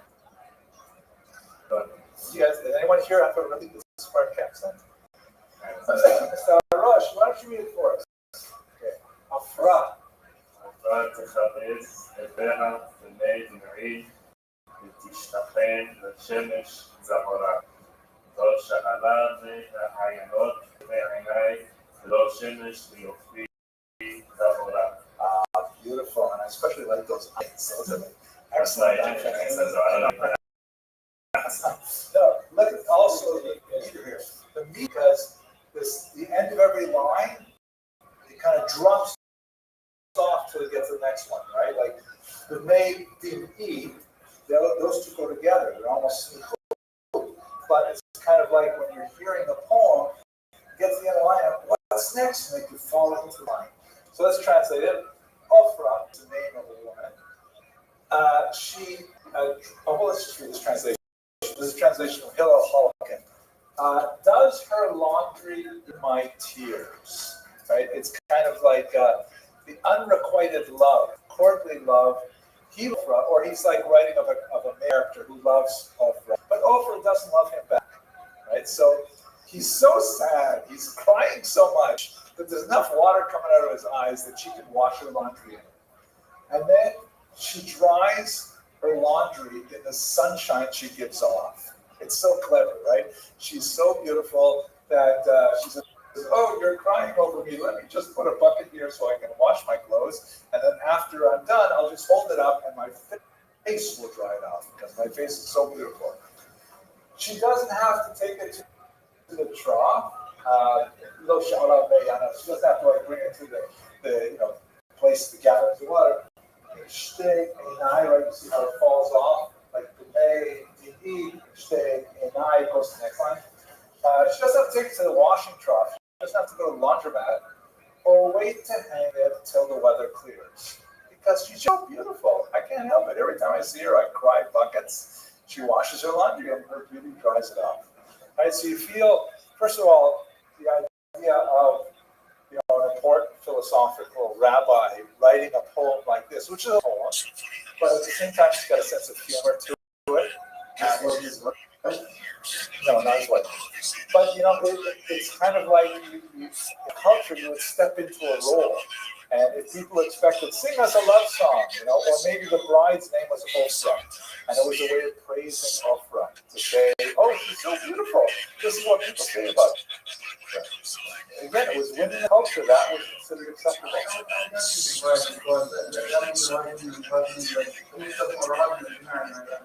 No, Oprah has no concern for Rabbi Yehuda Halevi, the author of the poem. No, what I'm saying is, if you're ready for a couple, then you pray over them. I think it still would be a place for husbands. Just like the couple sitting there, like you're dancing before the bride, right? And they're sitting there, and he is brought in to say, "Hey, sing a poem of praise to the bride." And they say, "Oh, the bride, she is so beautiful. She is like this." And the husband, who's just marrying her, would feel proud because he's married a beautiful woman. It's like, it's within the cultural norms of the time to be doing these things, and he would be praised for his clever wordsmithing. Here's another one. This is a sad one. Oh my gosh. And this is only the first stanza. It goes on and on for about 10 stanzas, where Yo, how are you? this may be on the death of his own daughter. We're not sure where it actually originated, but essentially he writes the poem first in his own voice. Yes. Okay, excellent. The reason why I did, can you just mute yourself when you're not talking? Yeah. Excellent. I will unserver mute you right now. We were trying to have a conversation and it was confusing people because they were hearing me in the background, and there you go. You're good to go. I appreciate that. Let me Thanks. Excellent. Thank you, Big Dog. I'm sorry. No worries. No worries at all.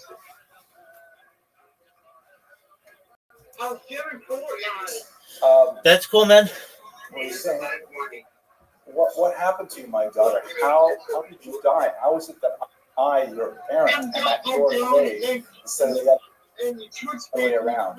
And then he switches to the voice of the groom that she would have married, and then he switches to her own voice. And the last stanzas are written in the voice of the deceased girl, how she feels being put into the cold ground. It's like so chilly, but I've only included the first one because I find the rest of it is way too depressing. Mr. Roches, please do this here and note these exclamatory phrases like ha, right, which is not a word. Ha is like an expression of woe. Oh, my daughter. ביתי השכח ישתנך ולשאול עור נשאי ארונך ואין חלקי ממך רק זיכרונך ואחונן את עפרות ציונך עת אסור לשאול שלומך עינך כי המוות יפריד ביני וממך. Beautiful, well said. This is the stanza that repeats over and over again. Ki hamavet beni ubenech. It is death that separates between me and you. Notice how naturally he ends all of the phrases with nech, ishkanech, haronech, zichronech, tzionech, and everything, the meter is perfect, it flows beautifully. Ve'en chalki minech, rak zichronech. I have a portion of you left, except your memory. You can't even say it in English, it's so pale and pallid. In the Hebrew, is so much more powerful. And even the first question, my daughter, what am I doing here? Did you lose your way home? That you found yourself in a coffin on the way to the graveyard? What happened? Wow. The Kuzari is a book that you may be much more familiar with than Yehuda Levi's poetry. Briefly, when we're talking about David Chaprut, this was an active and almost inconceivable book to write. Almost immediately after composing it, he left Spain because this is like a dangerous bombshell of a book. Recall what the topic is, right? The story of the conversion of the Khazars, which we don't know exactly what to make of it. The real evidence that we have for it is that somewhat suspicious body of correspondence that Chastai ibn Shafrut had with a messenger who never actually made it to see any actual Khazarians. The substance of it was Chastai ibn Shafrut says, "How did you guys get to be Jewish?" And the interlocutor Joseph says, "Oh, my ancestor King Bulan, he was thinking about how to relate to the rest of the universe, and there were Muslims to the south and there's Christians to the west, so he decided to have a debate. And he invited Christian representatives, Jewish representatives, and Muslim representatives to consider which was the best religion. And then he talked to all of them, and then he decided he wanted to become Jewish. It's very, very short in the correspondence. We don't have any of the real give and take. By the way, the story was later copied by the Russians. In their primary document called the Povestvaranya Kiev, they have almost exactly the same story, in which they have a prince named Volodymyr, the one that Volodymyr Zelensky is named after, incidentally. And Volodymyr was considering, like all these religions are happening, what should I do? This was about 200 years after the story of the Kuzari, but in the time of Yehuda Levi. And he interviewed Christians and Jews and the Muslims. He very, very nearly became Jewish. He says, "You guys, you seem to have the right answers and everything. Tell me where is it?" And the Jews said to him, "Well, the truth is we are exiled from our homeland now for 1,000 years, and we haven't been able to go back because of our sins."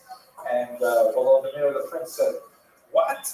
If I become Jewish, that means we're going to be exiled?" So he said, "No way." So that's why we lost. We nearly, could you imagine, Russia was actually Jewish, really close. Then he asked the Muslims about things, and then you could tell that it was a Christian cop who's writing down the story. He found out that in Islam, alcohol is forbidden. And he said, "What?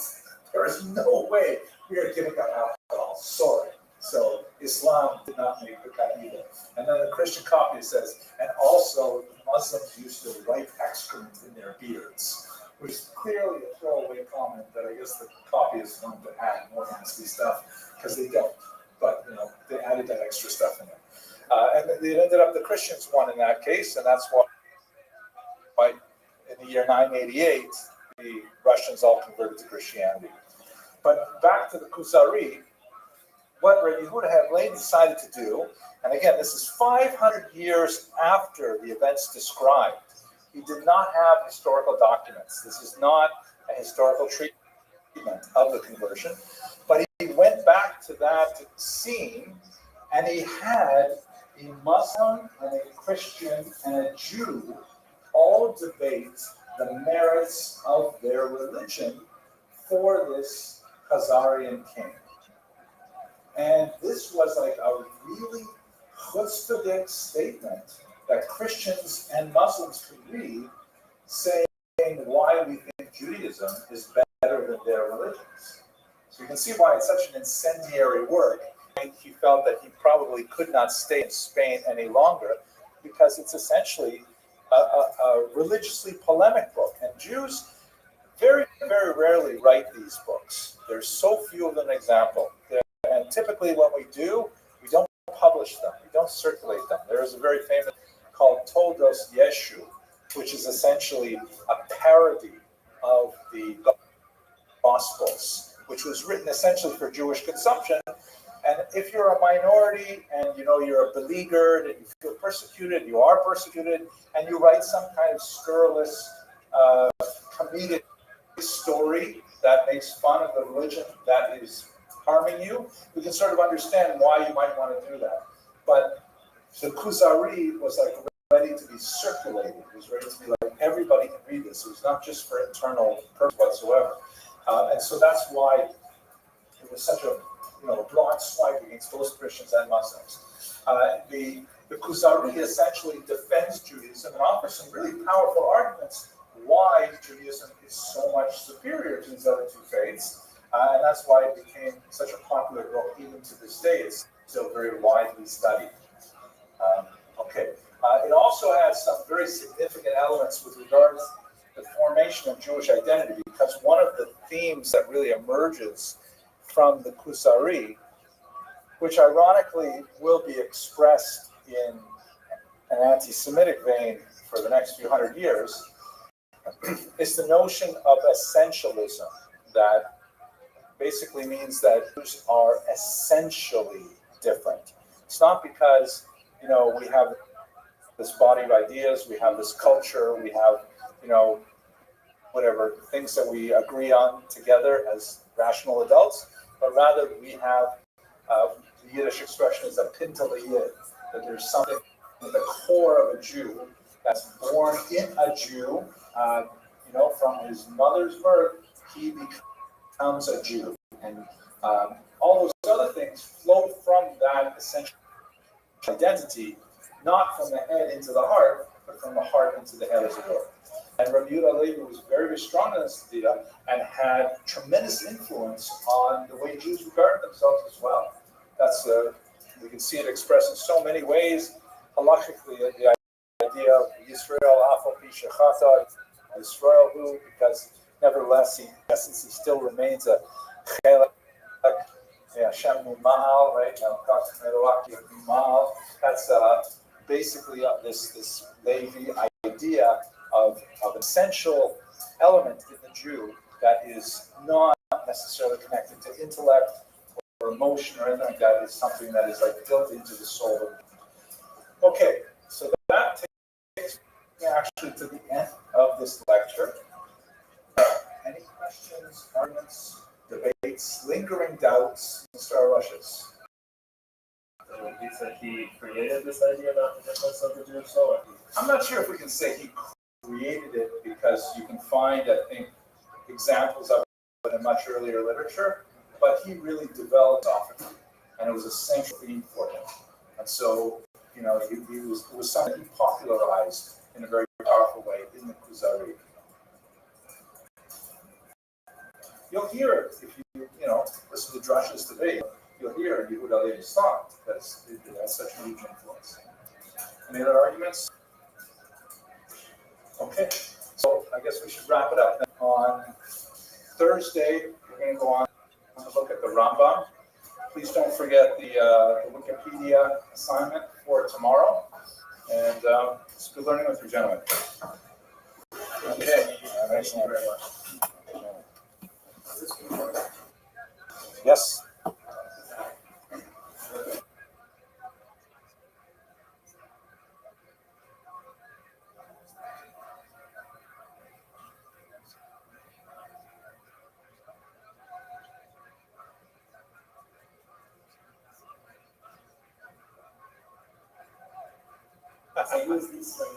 That's right. Good question. Okay, let's talk about the Rambam. Of course, you're familiar with the acronym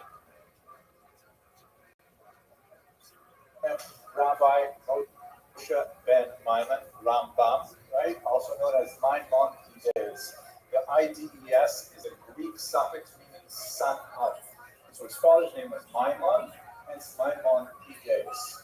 It's something you see, especially in Arabic culture, where a person is named after his son, usually his oldest son. So for my oldest son, for example, is Alexander. So I'm like Abu Alexander, right? The father of Alexander, which I think is really cool, right? Like Abu had the Shmuel, right? We have an Amora who is called the father of Shmuel. That he's such a great guy, but his greatness is because his son was Shmuel. So Maimonides is like son of Maimon, not like the Abu Yisrael or things like that. His years, there's some dispute about his birthday. I think 1138 is probably a little better than 1135, but we'll see both. It's not that crucial. 1204 is the other end of his life, of course. So he basically is especially active in the second half of the 12th century. Let's see if it's working. I got it. Yes, good.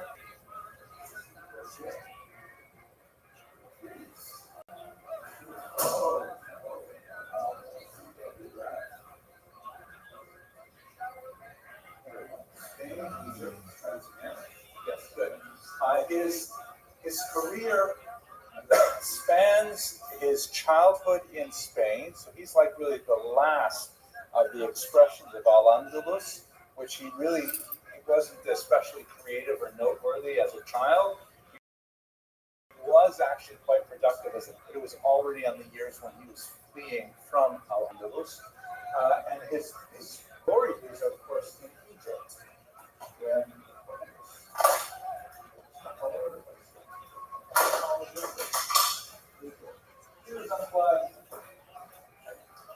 his glory days are, of course, in Egypt, and specifically a little town called Fustat, which is just outside of Cairo. Some historians, notably Salo Whitmire-Barron, likes to call him the sage of Fustat, which is just another kind of interesting way of saying Maimonides. He is paradigmatic for the Sephardic world, and in many ways for the modern world. Let me ask you why that might be. Why are there, for example, so many hospitals named Rambam? The Rambam Hospital, like in Haifa, they have the Rambam Hospital that has recently, they had 50 births underground in their emergency parking lot converted to a hospital as a result of the Lebanon hostilities. 50 births already. Why did we name so many hospitals after Rambam? He was a doctor, very good. He was a medical expert. But we've got so many doctors, you know. Find me a Jewish boy, you'll find me probably a doctor. Why Rambam?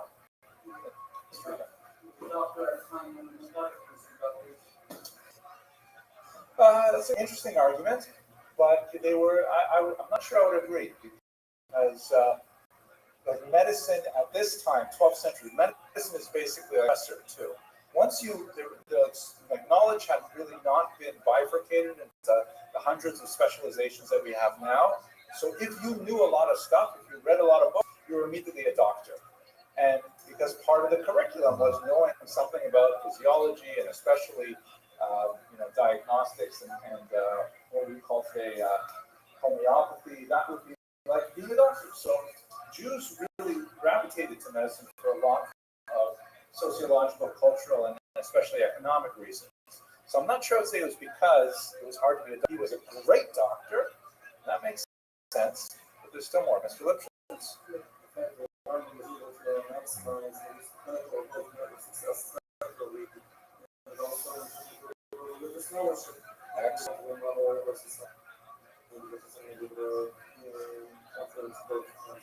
I think that is quite profound, and I would definitely argue that. I think I about it in the first class because that's really what I bring across. The Rambam is like this paradigmatic success story of a Jew who is at his field, Jewish studies, in Shir, he's A+ all the way. And he's also the top of his field in his college classes. That's a Rambam kind of person. He was this incredibly brilliant, creative, industrious Jewish thinker with these books that have changed history. And at the same time, he was also, the physician of the royal harem. He was like the general practitioner, the OBGYN, the whole thing for the royal household. It was like really crucial. How is it possible a guy is so amazing in both those areas? Same kind of thing as, shouldn't even say the word guy like that. Oh my gosh, let's say that. Let's just rewind that. Okay, we'll erase it. He's like Shmuel HaNagid, being at the top of his field in the literary world and also as a poet. Yehuda Levi, another great doctor, poet type. Shmuel Chasdei ibn Shaprut, being fantastic in diplomacy and medicine, and at least a huge supporter of scholarship, but not necessarily a huge supporter of scholars. The Rambam has that kind of special rule. And the case point is there are lots of schools named after Rambam as well. The Boston Rambam School, many other schools. There's the Five Towns, there's a Rambam, right? Because Rambam is what mothers-in-law really want their sons to be. Sons-in-law, they want their sons-in-law to be like earners, making lots of money, loving Torah, running a Daf Yomi shir, whatever it is. That's what they want on both those areas at the same time. The Rambam is that area, that symbol of excellence. It's especially valuable if you look at the 19th century, and especially in Germany, where Jews were trying so hard to demonstrate to the non-Jewish world that, hey, if you just give us emancipation, if you just give us legal equality, we will do phenomenal things for your society. Look at Maimonides. Look how fantastic he is. And that's why so many of those late 19th century movements tended to look at the Judaism as it was expressed in Al-Andalus as kind of like the ideal Judaism. For example, encouraging the pronunciation of Hebrew. Why did Israel choose the Spartan pronunciation? It's not necessarily closer to the biblical pronunciation. Maybe in some ways, yes, in other ways, definitely not. But it was because the Sephardim were like Jews before the ghettos. They were majestic, and they had pride, and they could express themselves in poetry, even in boast poetry, and they had like a sense of like self that the Ashkenazi Jew huddling in his dark clothes in a little ghetto and worried about pogroms all the time. That was like not what the 19th century emancipationist Jews wanted to emphasize. They wanted to emphasize guys, people like the Rambam, who were like massive success stories.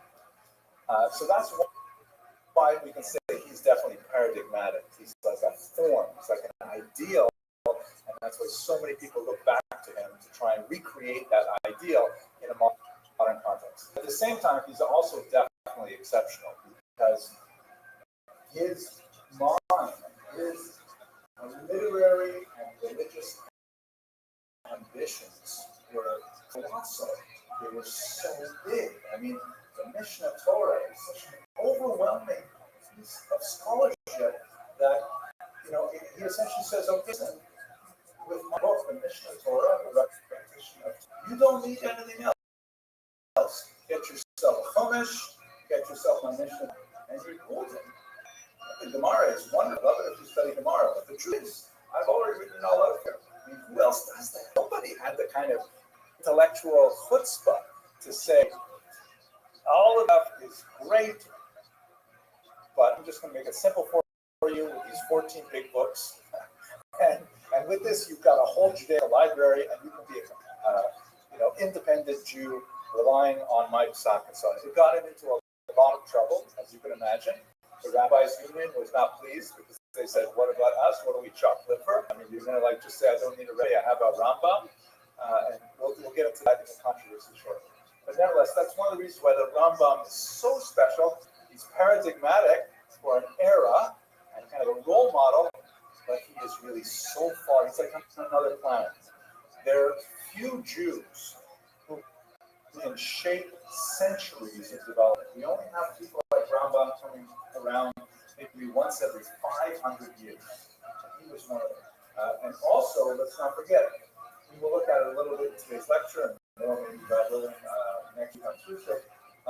He impacted non-Jewish culture. His philosophy was led avidly by the Christian scholastics, like Thomas Aquinas and others, very influenced by the Rambam. He was considered, someone who had a very unique and powerful and convincing view of Aristotelianism within the medieval world.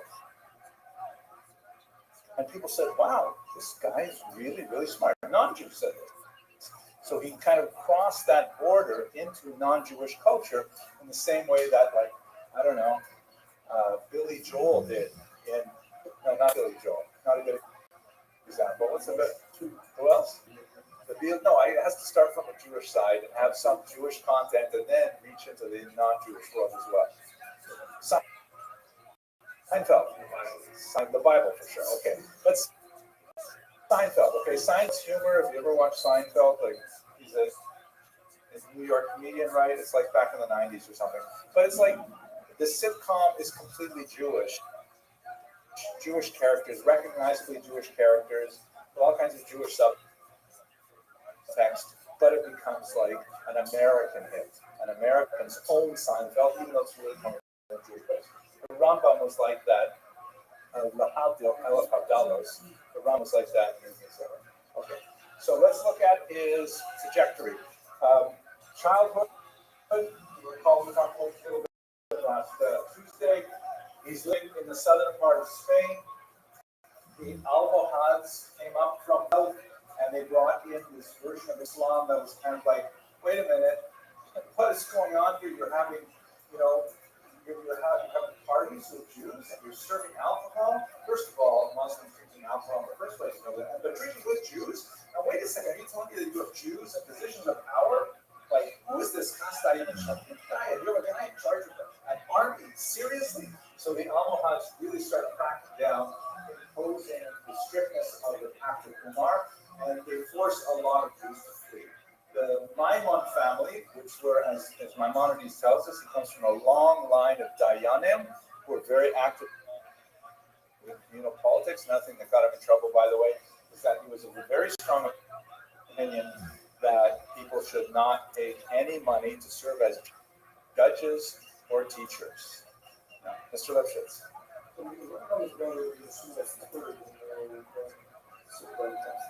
Yes. Was it that his brother was choosing voluntarily to get fines, let's say, of all or the government had its own money was investing in. My understanding, and I could be wrong, this place to look at is the biography by Albert Tal, it's quite extensive, is that the Rambam, his genius as a scholar was recognized fairly early on. He did not go into practicing medicine until after his brother died in a shipwreck. And it was like a useful relationship, where his brother said, hey, his older brother, if I'm not correct, older? I'm not sure, but his brother said, I'll take care of the business and our mother and our sister, you just keep learning. And then because, we're getting ahead of the story, but let's jump to what happens. So what happens is the Maimon family, like many Jews, flee the very uncomfortable environment in southern Spain at the time. They make their way across the coast of North Africa. They stop for a while in Tunisia, where there's a very important medical school, and it's believed that it is here. Maimonides, at this point, by the way, is a teenager. He's like 15 years old, and he's definitely a very learned guy. He has, at this time, early in his life, he's an adolescent, that he writes his commentary on the Mishnah. There's some dispute about when exactly he finished it. Not impossible to finish it before he was 18 years old. And not only was it a brilliant commentary, it was pretty much, if I'm not mistaken, the first comprehensive commentary on the entire Mishnah. And that's like an amazing thought. An 18-year-old can say, hey, how come nobody ever wrote a commentary on the Mishnah since the Gemara? And in order to do that, first you have to have this audacious idea that I could do this. Then you have to learn the entire Gemara to be able to compose a commentary on the Mishnah. But what a phenomenal achievement. The vast majority of it was written while he was a refugee making his way to Tunisia and also beginning his studies in medical school. So he probably picked up most of his medical knowledge in Tunisia. And then the family moves on.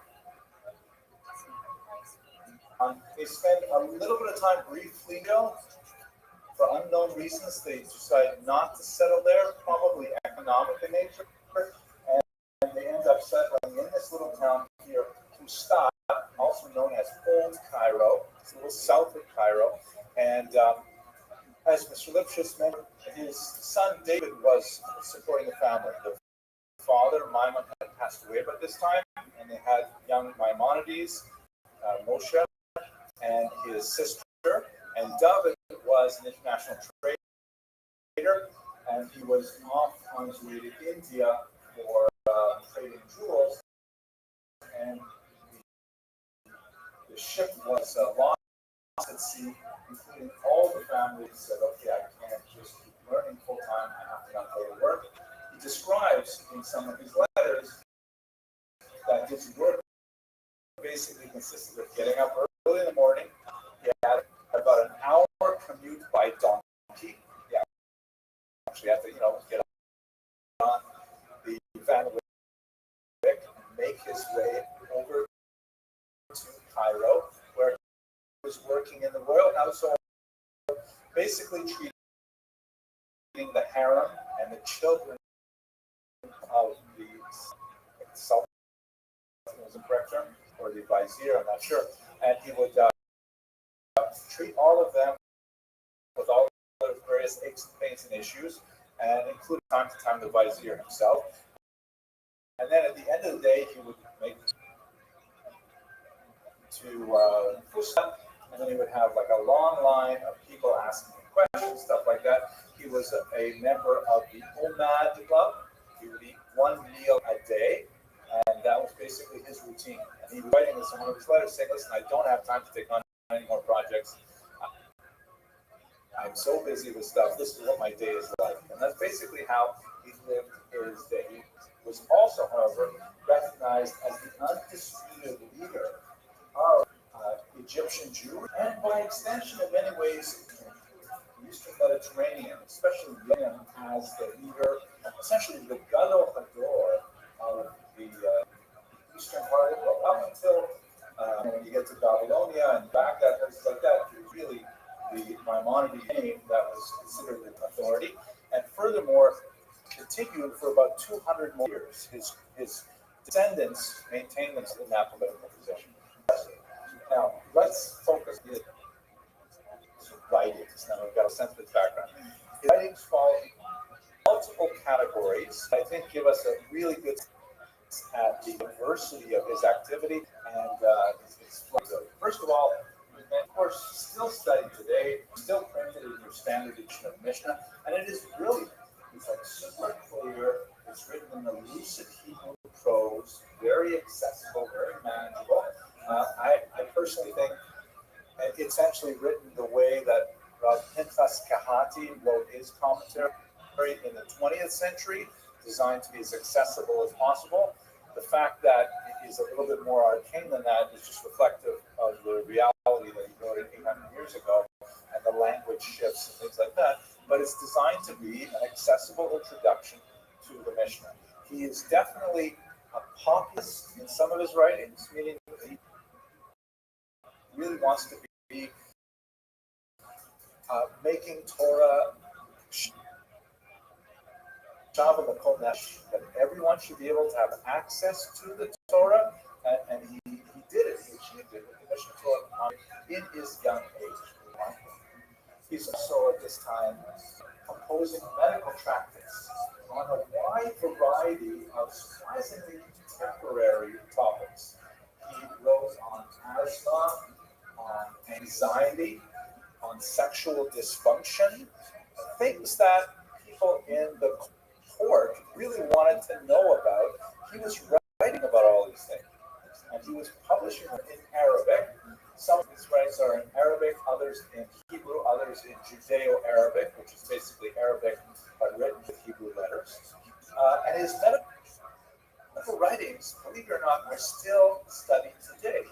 You can look at them in English translation because they're really valuable documents about 12th century medicine, the state of medicine at that time, and lots of pharmacology and really fascinating things. You also see, of course, its influence is many other writings because as a doctor, he's very interested in issues of prophylactic health and toughness day. So long discussion about how to sequence your eating, right? Like what you should eat first and eat second, and hot foods, cold foods, time of day, all kinds of really useful medical advice. Yes, all that. Yeah.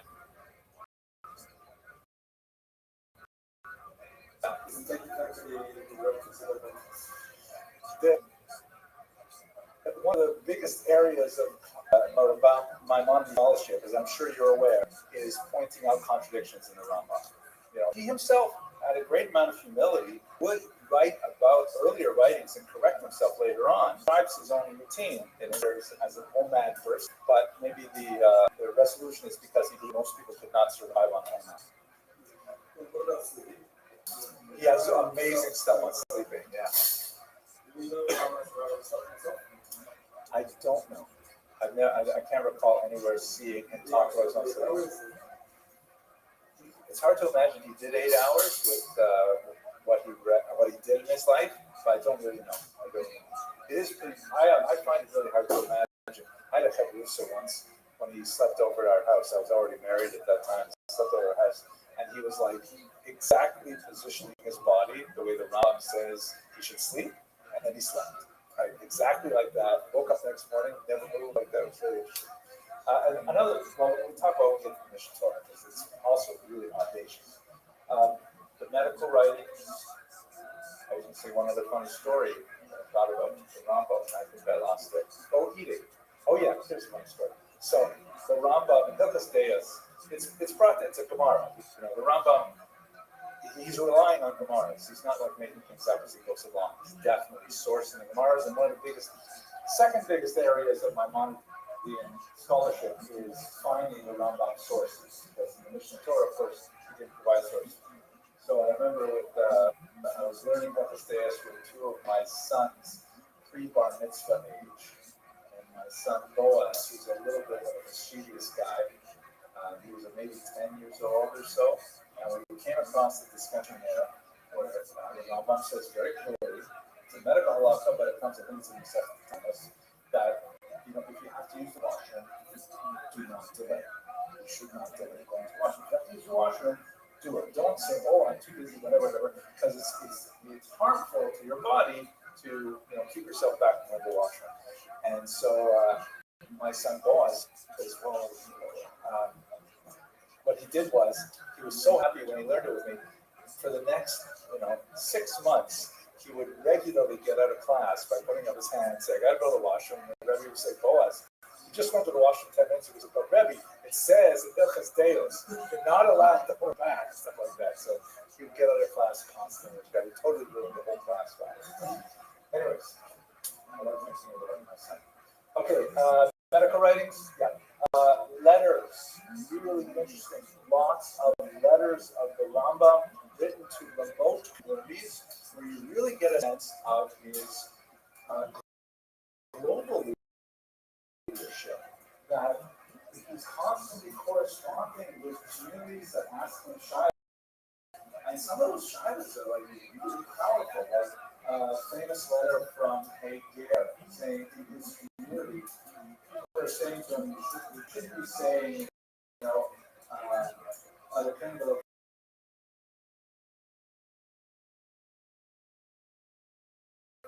my God and God my Father. Your fathers worship trees and stuff. So you shouldn't say that because you're a very And he goes around and saying, I feel so terrible. I mean, It's true. My parents were of the Avodah Zarah. My fathers did not worship Hashem. And the Rambam says, first of all, anyone who says that to you, a jerk. I'm translating very literally. Anyone who says that to you is a jerk. Torah, it says very clearly 6 times in the Torah, you're not allowed to offend a ger. Especially ger, not to say things that are a ger. He gives lots of sense. And he says, secondly, because you have entered under Kante Shechina, so the wings of the Shechina, you are included within body politic, and you can also say Hashem. We know that's not the biological truth, nevertheless, it's the spiritual truth that we know. These kinds of letters are like foundational to not only pockets of people, letter to the Jews of Yemen is especially important. Mr. Lipschitz wrote about it in his Wikipedia fact check that they had a problem with false there. They have a lot of it. It comes up actually probably about 3-4 times a decade, 3-4 times a century. You have a false messiah of one level of poverty or another. The Rambam comes down very hard on it, saying that don't follow the guy. He is also a Jew, right? And don't listen. It's not true and so on. And people really appreciate it. Numerous and bold and clear letters are a great image on what he had to say about the Jewish world as a whole. Also, extremely important, the Mora Nebuchim, the guide for the perplexed, which is, in terms of the non-Jewish world, his magnum opus, his greatest work. This is, unlike most of the other things he's written, the Mora Nebuchim was written and directed to a specific reader who was a young man who was very troubled by the challenges that Islamic philosophy, especially the Islamic version of Greek and Roman philosophies under Aristotle and others, the challenges that it posed to Judaism. And the Mora Nebuchim is a book-long defense of Judaism from prevailing philosophical teachings of the day.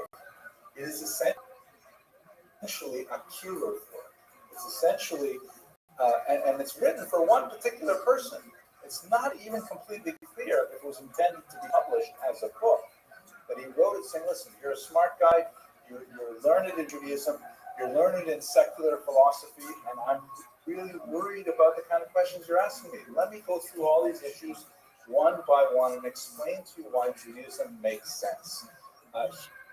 Hugely influential. It is this book that was so inspirational, not only to Jews, but also Christians as well, when they got it in a Latin translation. This went through, as we discussed last week, went through the region of Provence, where they had Ibn Tibbon family acting as translators, and they rendered it into Hebrew, and then from Hebrew, it didn't take long before it went into Latin, and then the church read it, and they said, wow, this is amazing stuff as well. So the Guide for the Perplexed also got him in a massive amount of trouble, as we shall see, but it is one of his, probably the greatest work, at least for the non-Jewish world. Mr. Kaplan.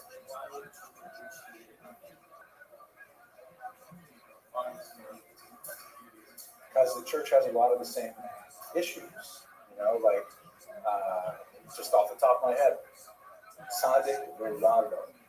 Why do the righteous suffer? That's a really hard question to answer.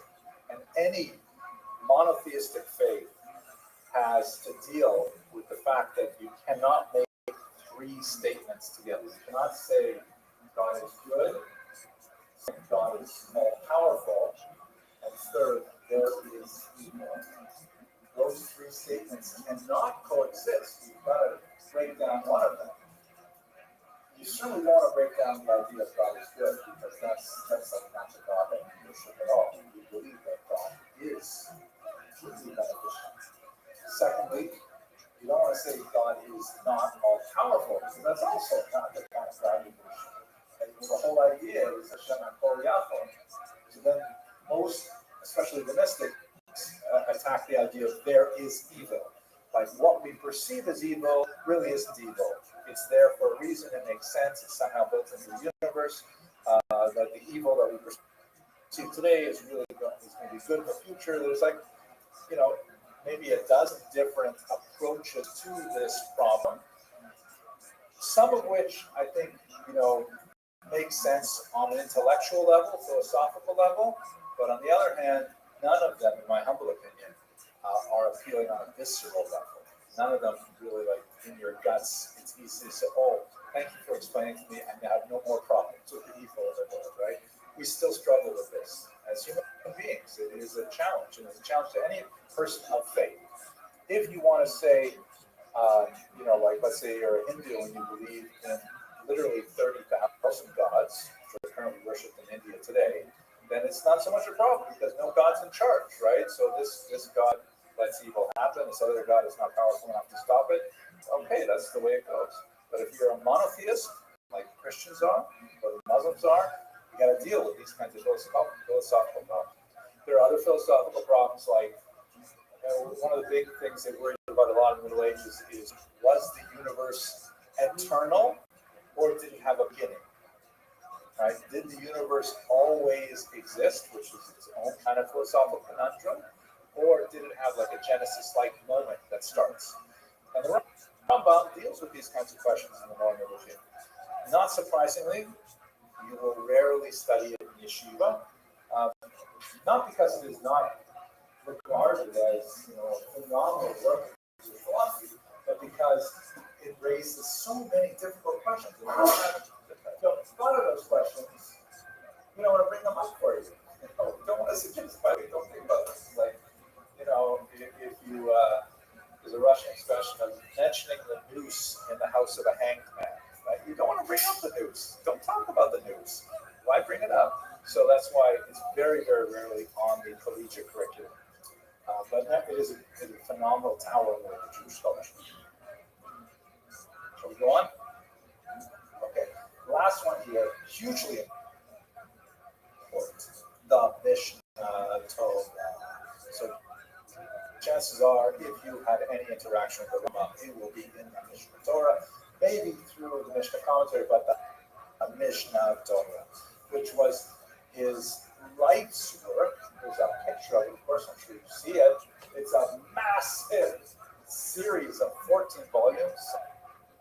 It's called sometimes the Yad Chazakah, that strong hand, Dalet 14, that literally covers everything in Judaism.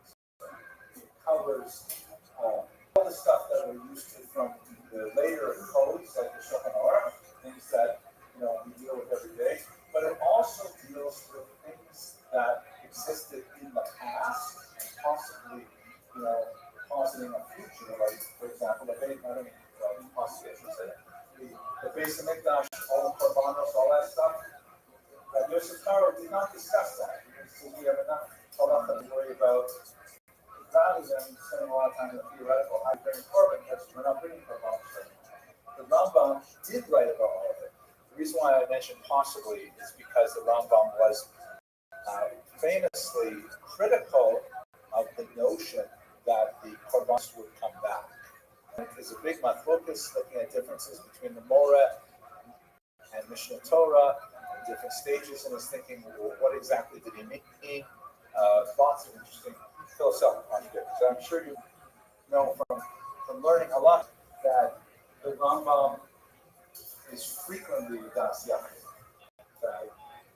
You study the halacha of the Rambam, but we don't hold that right? Because he's quite frequently on the outside and other posting ones that we follow. But nevertheless, in the Mishnah Torah, he covered everything. He covered the distant past.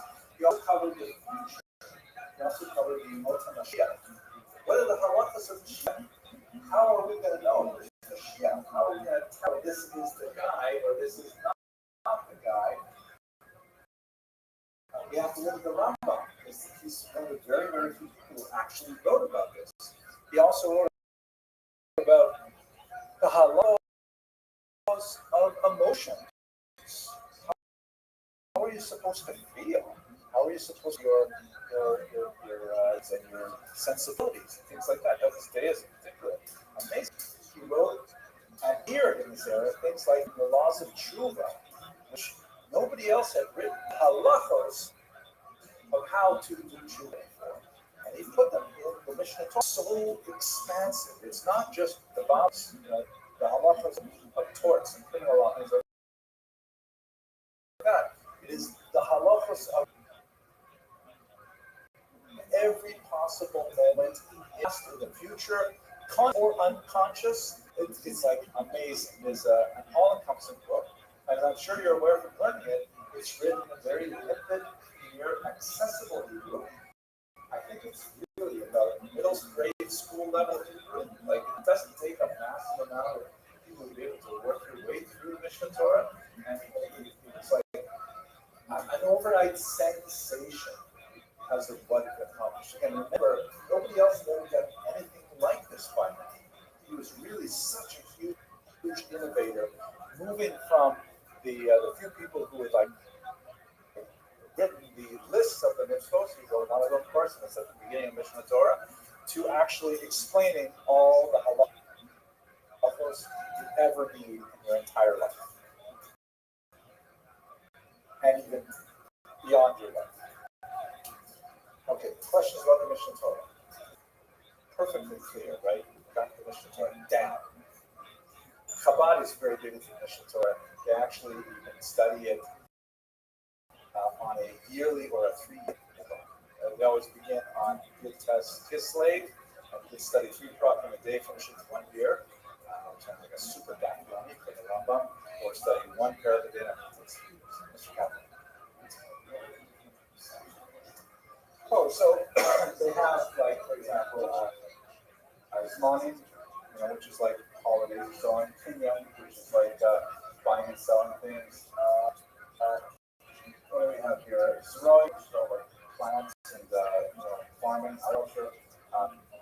Ahava and Mada, there's 2 sections. Mada is a really fascinating that deals with those kind of like an easy access version of the Mora's conclusion in terms of knowledge. What are the foundations of Torah? What and includes the word Zara can do too.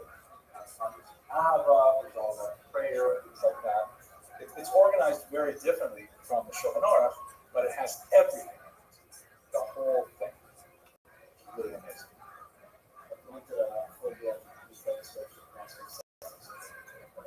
Actually, I think you would quote it from the beginning. How long do you have? Here's the Mishnah Torah is brilliant, and even though it's written in a really simple Hebrew, it is written with such phenomenal precision. So much time is invested. For example, if he quotes the Gemara and he changes the order of the quotes, or if he removes one word, it's like whole volumes of scholarship here. I remember when I was in yeshiva, I was in the shir of Mendel Wimbach, that's all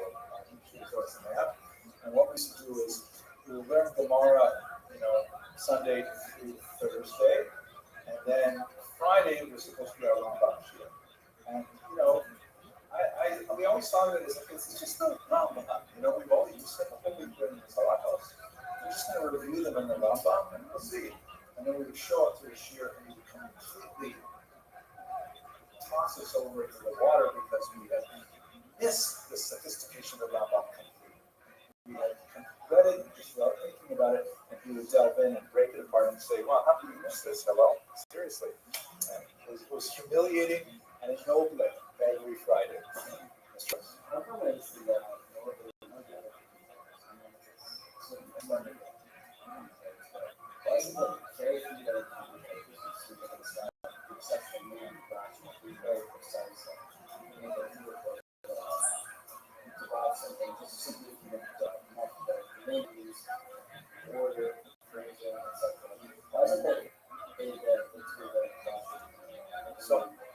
I think I would say they're I think they're great examples of it, but it's very characteristic of the Rishonim. The Rishonim tends to be very careful. This is really Dafka and Rashi also is Dafka, because that was more accessible at the time to most readers. But I think that the style of the very, very careful position and the pithy language, like really compressed but perfect language, that's something you see, especially with the Rambam and Rashi, but it is characteristic of the Rishonim in general. The Achronim are much, I think it has to do probably with the price of paper. I mean, actually, this was written before paper was, paper was around then. sorry? And possibly accessibility. And we think that's better than more people understand it. That's a very more essay.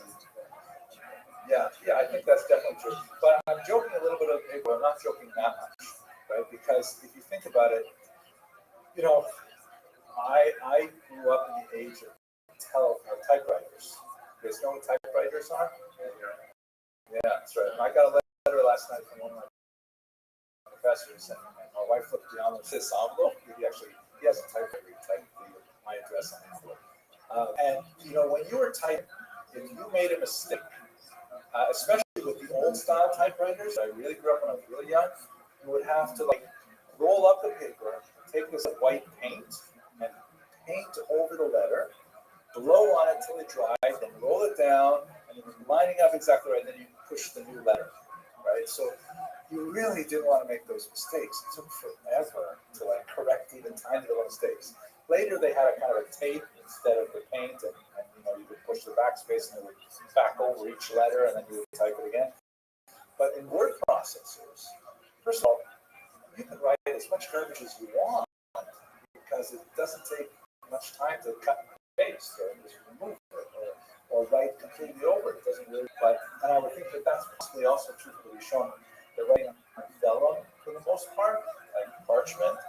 Paper was developed and it began to circulate in the 9th century in Baghdad, and that was a big change. But you know, it's still quite expensive to produce and if you want to be really concise with language. I'm just thinking about it.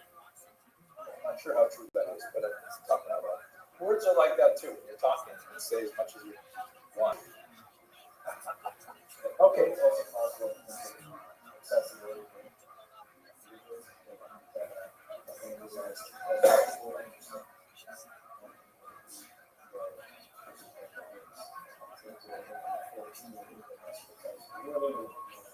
It certainly could be greater vocabulary. I think good arguments made for that. Let's now. I want to basically for the rest of this lecture. What I want to do is I want to take a little bit of a detour to talk about the Geniza. We could have talked about it a lot earlier, but it makes more sense talking about Rama because we will be relying on it for later centuries as well. And then we're going to go into when Maimonides hit the French coastline in Provence. That's the beginning of the great controversy around Rama, which began in his lifetime, but it reached its nadir in 1232 when Jewish communities denounced the Rambam's writing and publicly burned in Paris. Just amazing to think that people were burning of the holy Rambam. But that's like a low point of the Maimonidean controversy.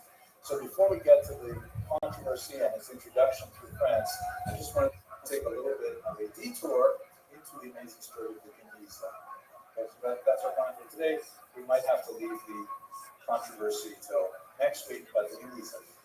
Show of hands. Anybody know what the Geniza is? Not a Geniza, but the Geniza. Oh, good.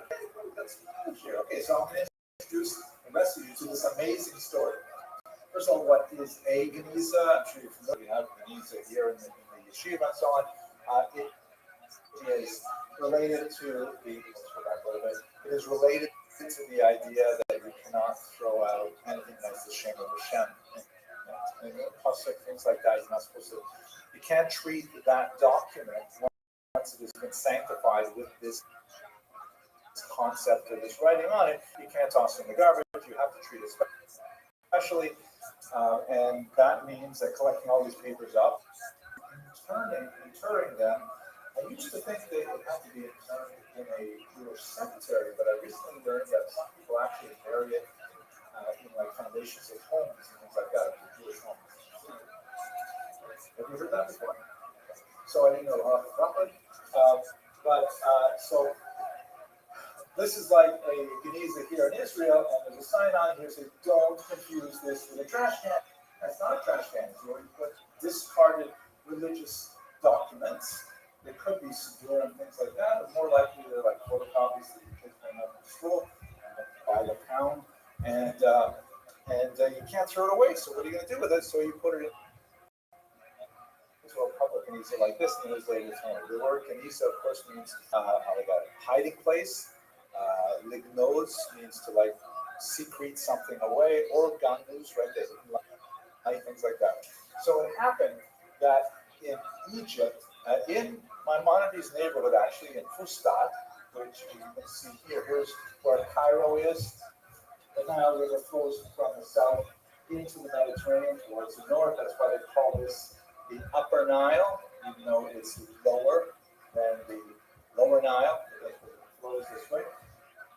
And there's this big delta here of marshy land. Goshen is believed to be around this part of the eastern section of the delta into the Mediterranean. And Fustat is just south of Cairo itself, so it's also called Old Fustat, Old Cairo, excuse me. So it happened that there was this one shul that dates back to the Rambam's era, a few centuries before, the Ben Ezra synagogue. And apparently, in this community in Fustat, they had a very machmir position when it came to Geniza materials. Basically, they said that anything that has any Hebrew letters on it is cut out, is shemos, and you can't throw it away. And so they threw everything into an attic in the synagogue. You can see the restoration of the synagogue still exists.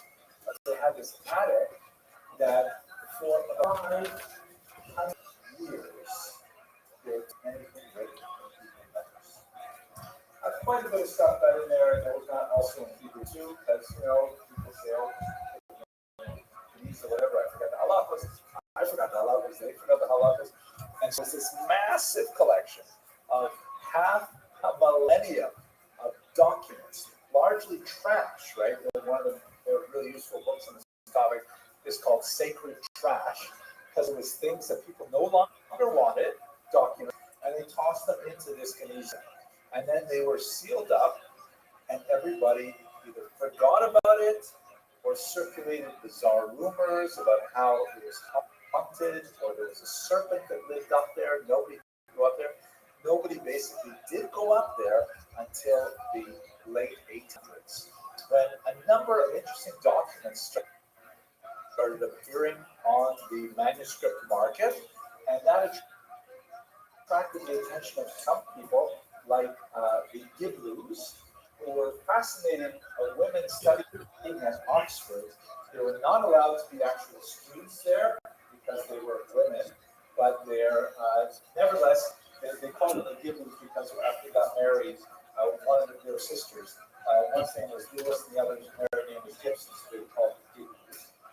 But they were like amazing scholars who wrote like a translation of the language of Syriac, explained the whole language of Syriac, which is kind of an Aramaic language.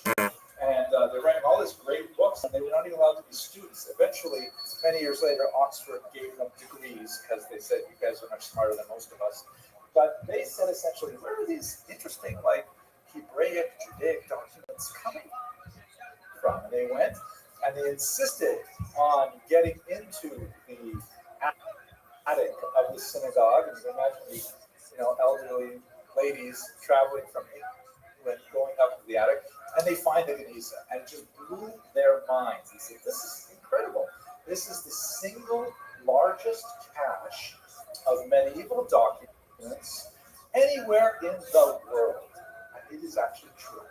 If you want to study anything about North Africa, the Eastern Mediterranean, for a good 500 years of history, you must be familiar with what the Geniza has to say about it.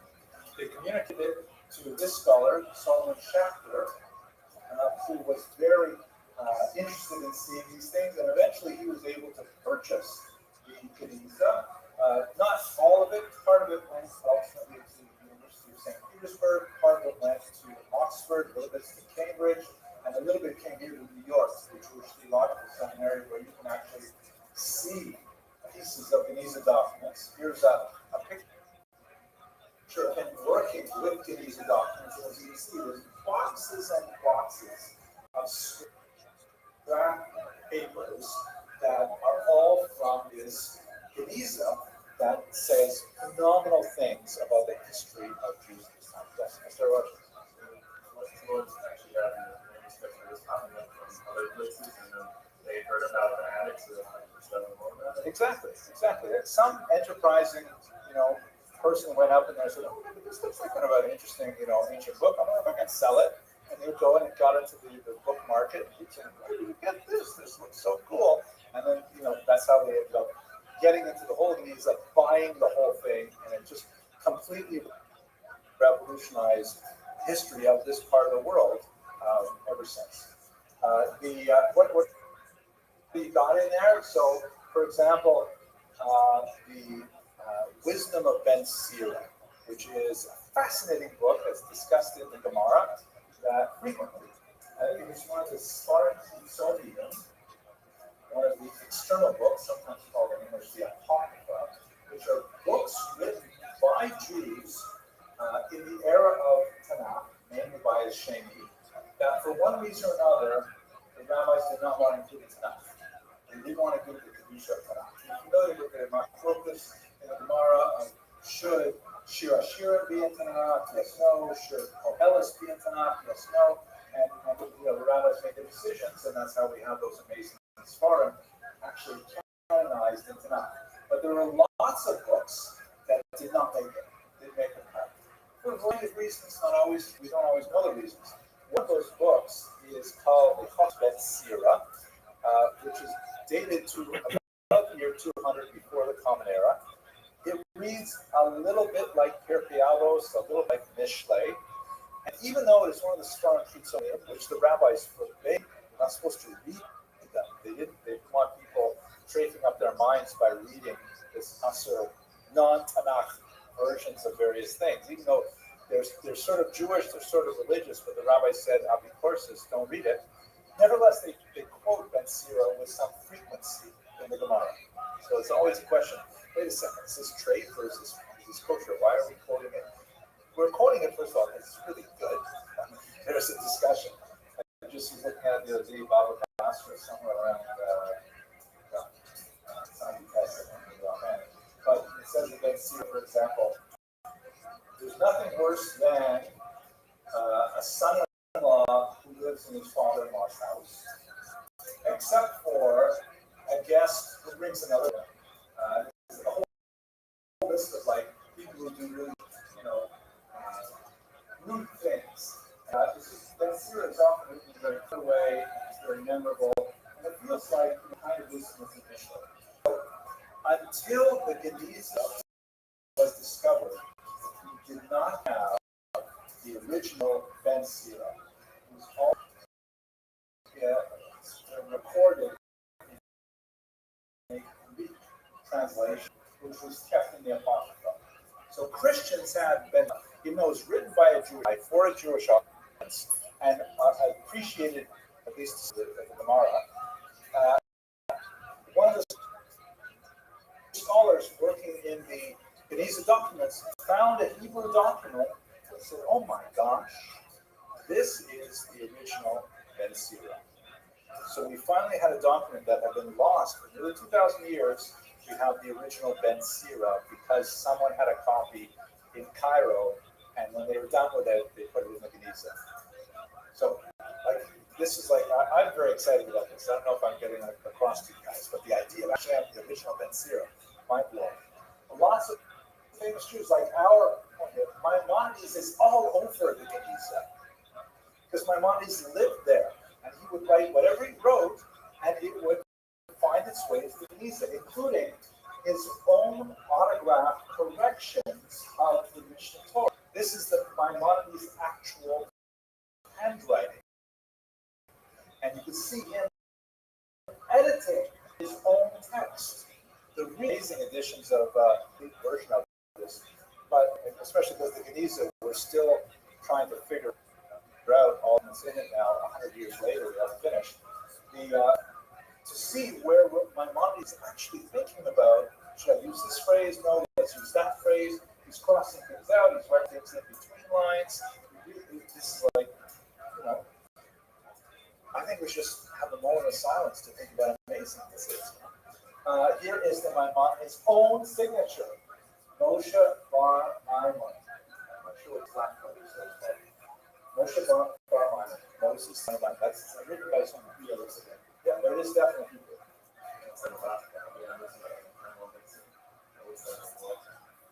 This is a wall here. Yeah, I mean, it looks like a wall, but it's also really shit.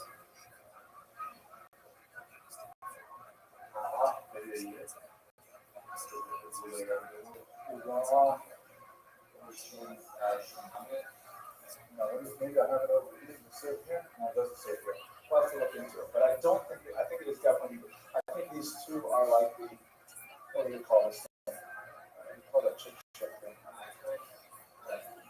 The little, when you make that aviation, there's a word for it, something correct. So you can see how it, because of it. So I'm not sure. You have to get into paleography to understand how to do this writing. But nevertheless, it's amazing to think that we have actual things penned by the Rambam's own hand in the Knesset.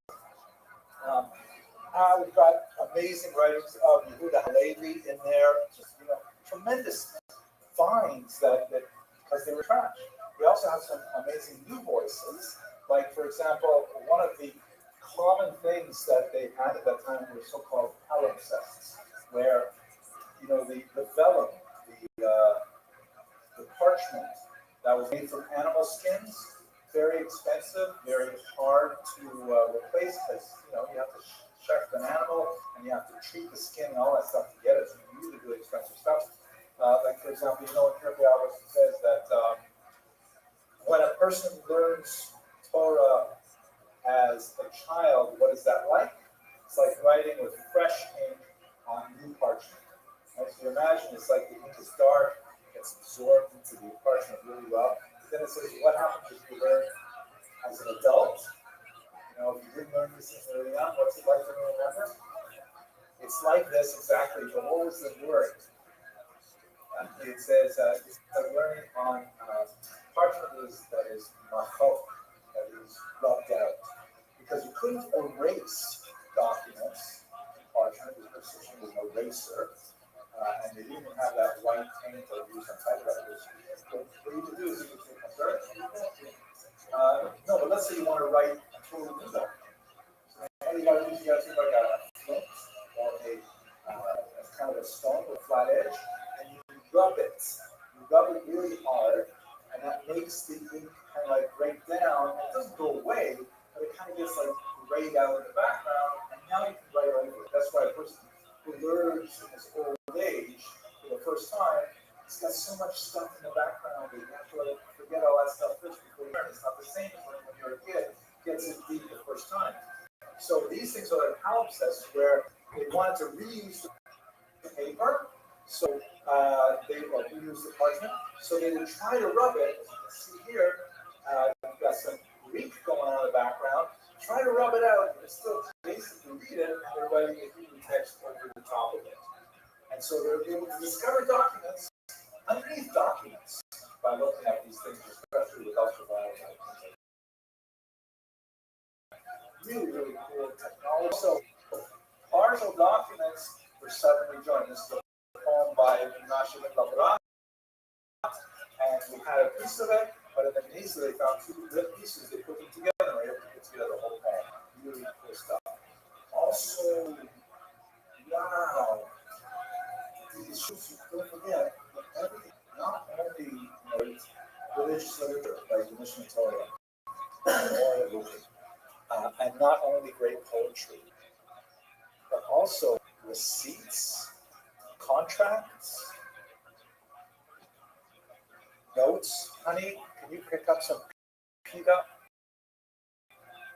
on the way from the shuk? Anything that written in Hebrew was thrown in the Genisa. Amazing thing. There's one of the great scholars over here, S.T. Deutheim, he was the great Genisa scholar who wrote 5 massive volumes called the Mediterranean Society, based on all the little scraps in the Genisa. Also, lots of stuff on women. And what is this document in the Genisa?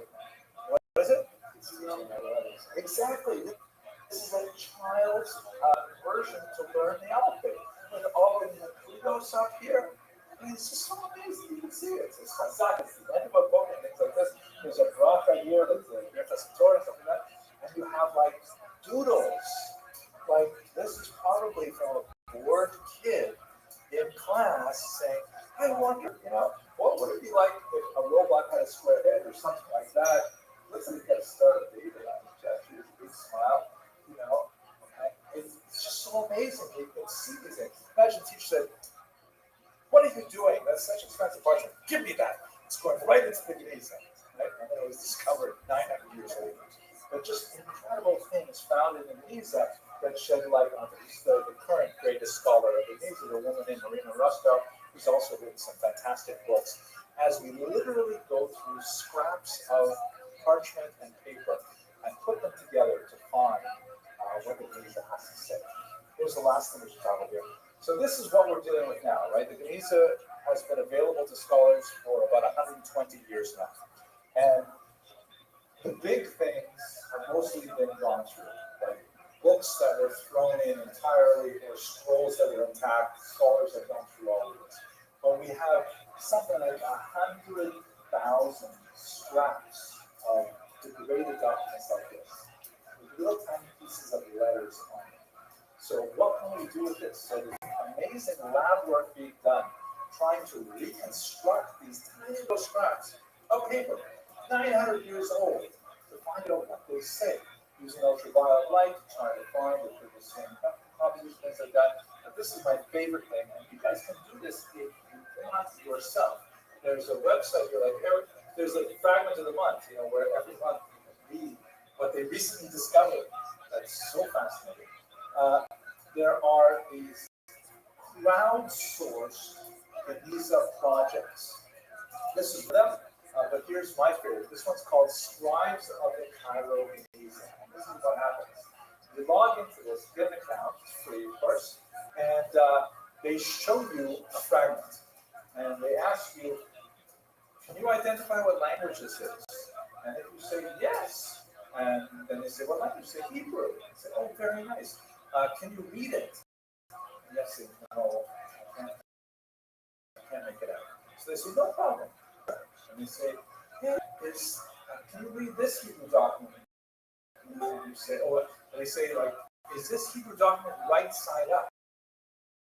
It's all, just processed by machine stuff. And you see, oh, rotate it 180 degrees. Can you read it now? And you say, oh, no.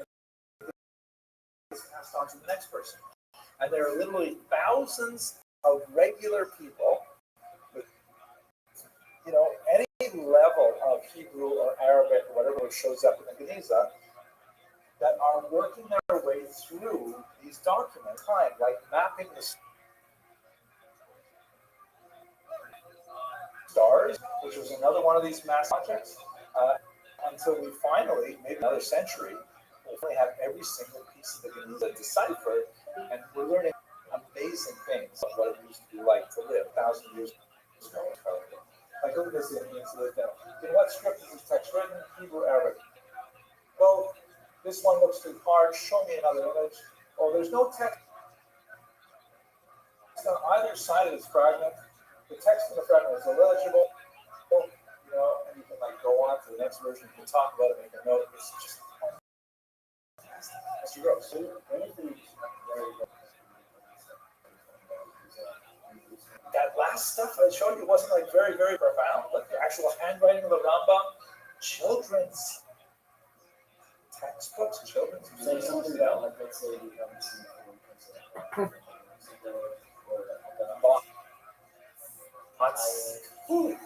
oh my gosh, there's so much stuff there that's mind-blowing. Like, for example, we're not going to talk about them too much in this class because it doesn't, maybe we will a little bit later on in the semester, but Karaites, right? Karaites is a 9th century movement, largely emanating out of Baghdad, where Jews said they don't hold with the oral Torah, they only hold with the written Torah.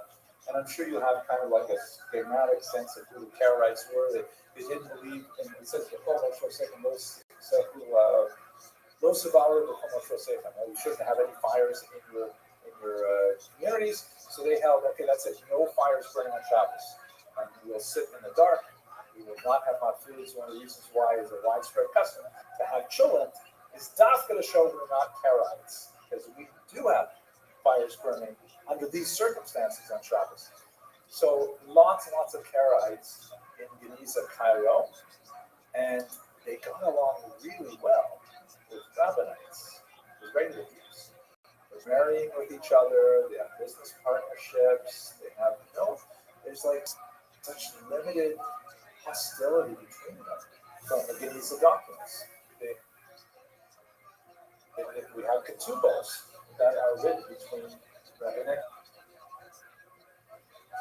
and Karaite families, and it does not seem to be the big deal that we think it would be based on reading other historical accounts. So it's kind of like quite often the Geniza says, well, you expect it to be this way, but in reality, this is the way people live.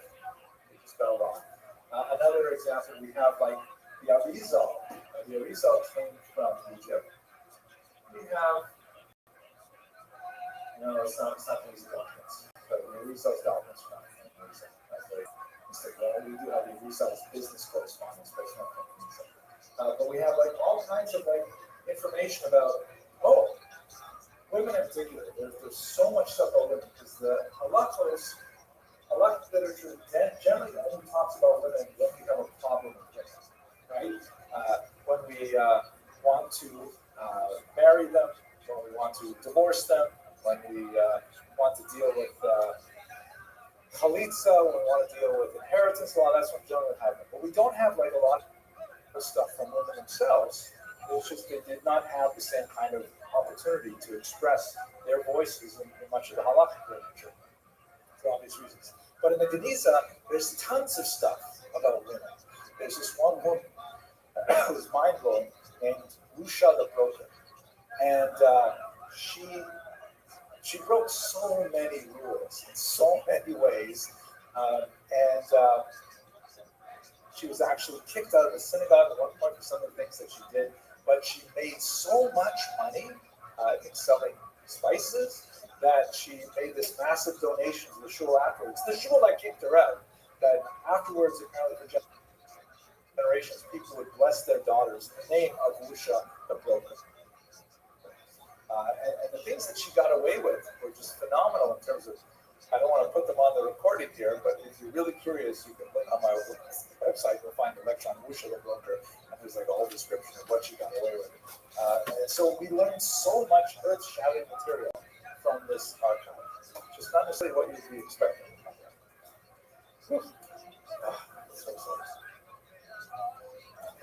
Okay, so that's, the Geniza does shed lots of light on the Rambam. It sheds tremendous light as well on all of society, and it will exist for a while after the Rambam as well, so we'll see him who's coming up later. Okay, one last thing about Provence, and then we'll wrap it up, okay? So here is Provence. It's in the south of Spain, south of France, excuse me, where the Rhone River comes down from Lyon into the Mediterranean at Marseille. It is a really unusual part of the world Jewishly because it has influence from Spain, right? It's the land connection to Spain, which has the Al-Andalus culture that we've been talking about. It also is geographically connected to northern France, which is where we have the amazing school of Tosfos developing. And that's a totally different way of looking at the world Jewishly. The Al-Andalus, we talked about reputation, and it is into this world that Maimonides comes from Egypt. And when his books were started being translated into Hebrew, there was an explosion and an explosion. Mishnah Torah is heavily criticized for its methodology. The more Nebuchadnezzar for its engagement with secular philosophy, and the Rambam is thoroughly reviled. Even though he is adored as a massive leader in the Eastern Mediterranean and North Africa, in Europe, there is a massive controversy brewing that will ultimately result in the burning of our public experience.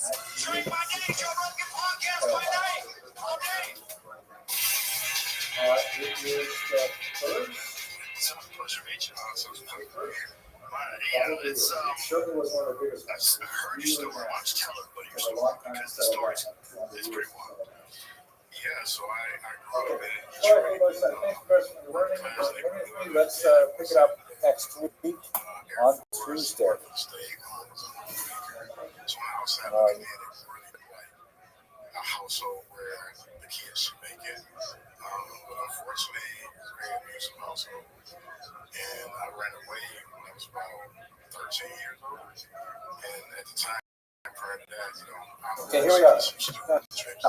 The Provence is going to be a really important part for the Maimonidean controversies. We're going to focus on it today, and then we'll wrap up at the end of the early. Then it's a good part to stop it.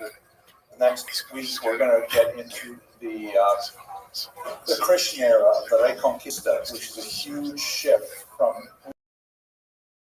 we've been spending time first in the Sikh era, then we went to the Muslim era, and then the Christian era, and it changes dramatically.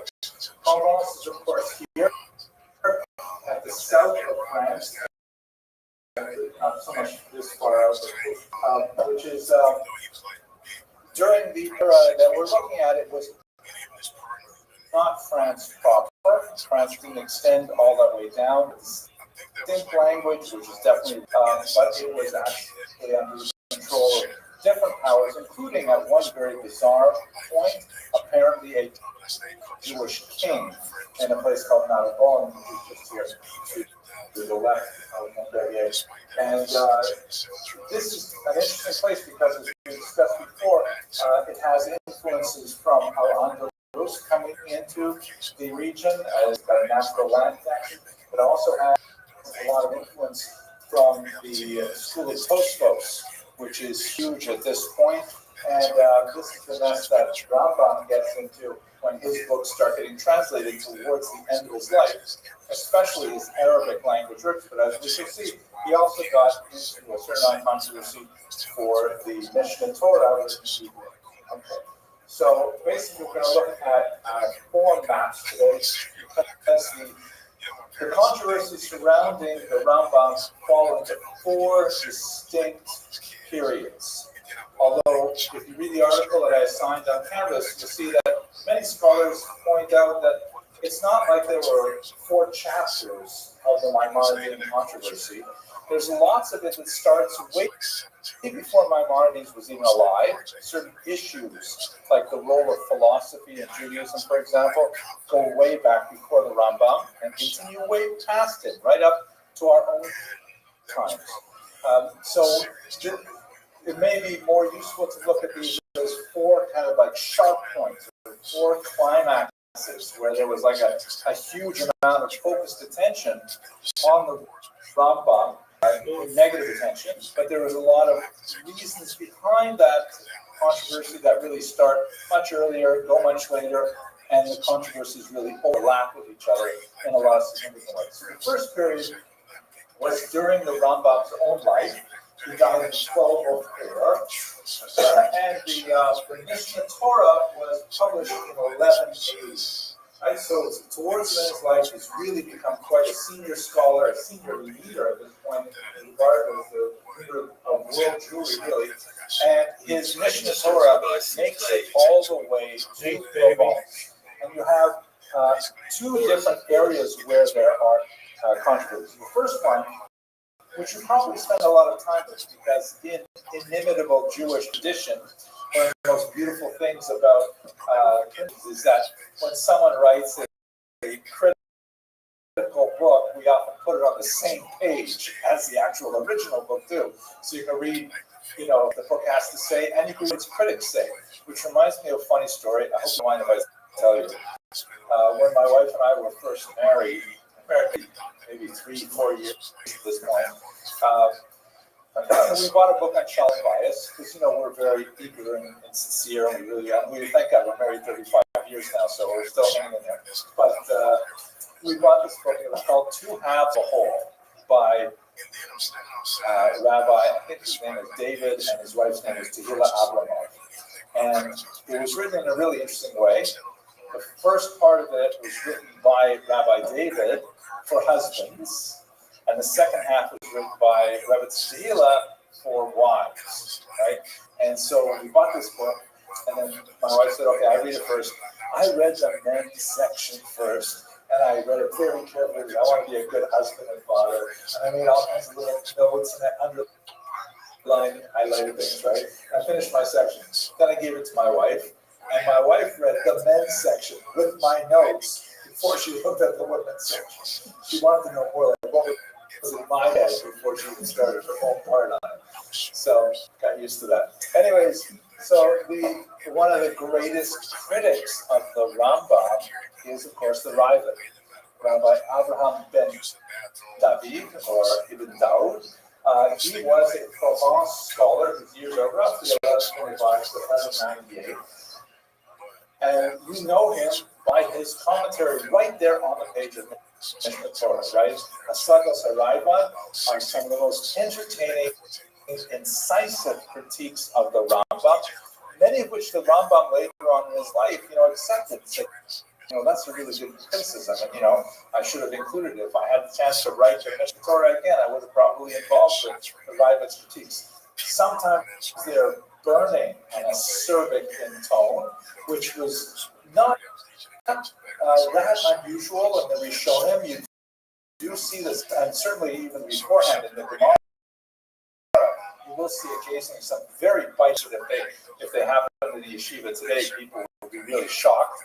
But nevertheless, the Raavad really drills down and attacks the Rambam with, the intention of reaching the emes. This is not an attack at all. This is really a disagreement over how to work with halacha.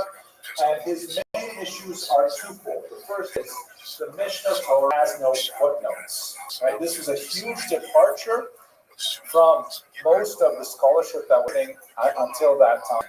That when you wrote a tshuva, when you wrote a machberet, or you wrote some kind of a treatise, you always cited your sources. You always said, I'm basing this on what Rava said on Daf Dalet, or Bavna, whatever it is. You always cite your sources. The Rambam, however, famously did not cite sources in the Mishnah Torah, or hardly ever cited sources in the Mishnah Torah. In his defense, he later wrote that basically that was not the point of his book. He wanted to write a simple book. It is massive already. He wanted to make it accessible. He did not want to weigh it down with so many footnotes and side arguments and stuff like that. He just figured out the halacha as best he could, and he wrote it down in a clear, limpid Hebrew, so that everybody with a basic level of reading knowledge could be able to access this book. And footnotes just would have gummed up the whole system, would have made it so much more difficult, and so many people would argue about it. But of course, as you can imagine, when scholars read that book, and they say, and they're familiar with some of the sources, and they say, well, how did you get to that decision, Mr. Rambam? We know there are multiple opinions. Who says that this opinion is the right one? Where's your deductive?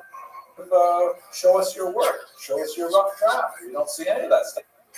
And so the Raavad really criticized him for that stylistic approach, which, of course, the Rambam exposed himself to it by writing in that way, by not, burning it with footnotes. There are also some philosophical issues. One of the challenges that really comes out of the Rambam's works is especially when you look at passages that seem to imply different things in different books. Now, the Rambam clearly wrote for different audiences. As we discussed last week, the Mishnah Torah was written for a popular audience. Written in Hebrew, which was much more accessible, especially to people who were not fluent in Arabic. So in other words, it really was designed for the ages because it went beyond Arabic, which was the lingua franca for most of Jewry of the southern part of the Mediterranean, but not at all the northern part of the Mediterranean, not at all Italy, not at all large populations in Asia Minor and in Babylonia,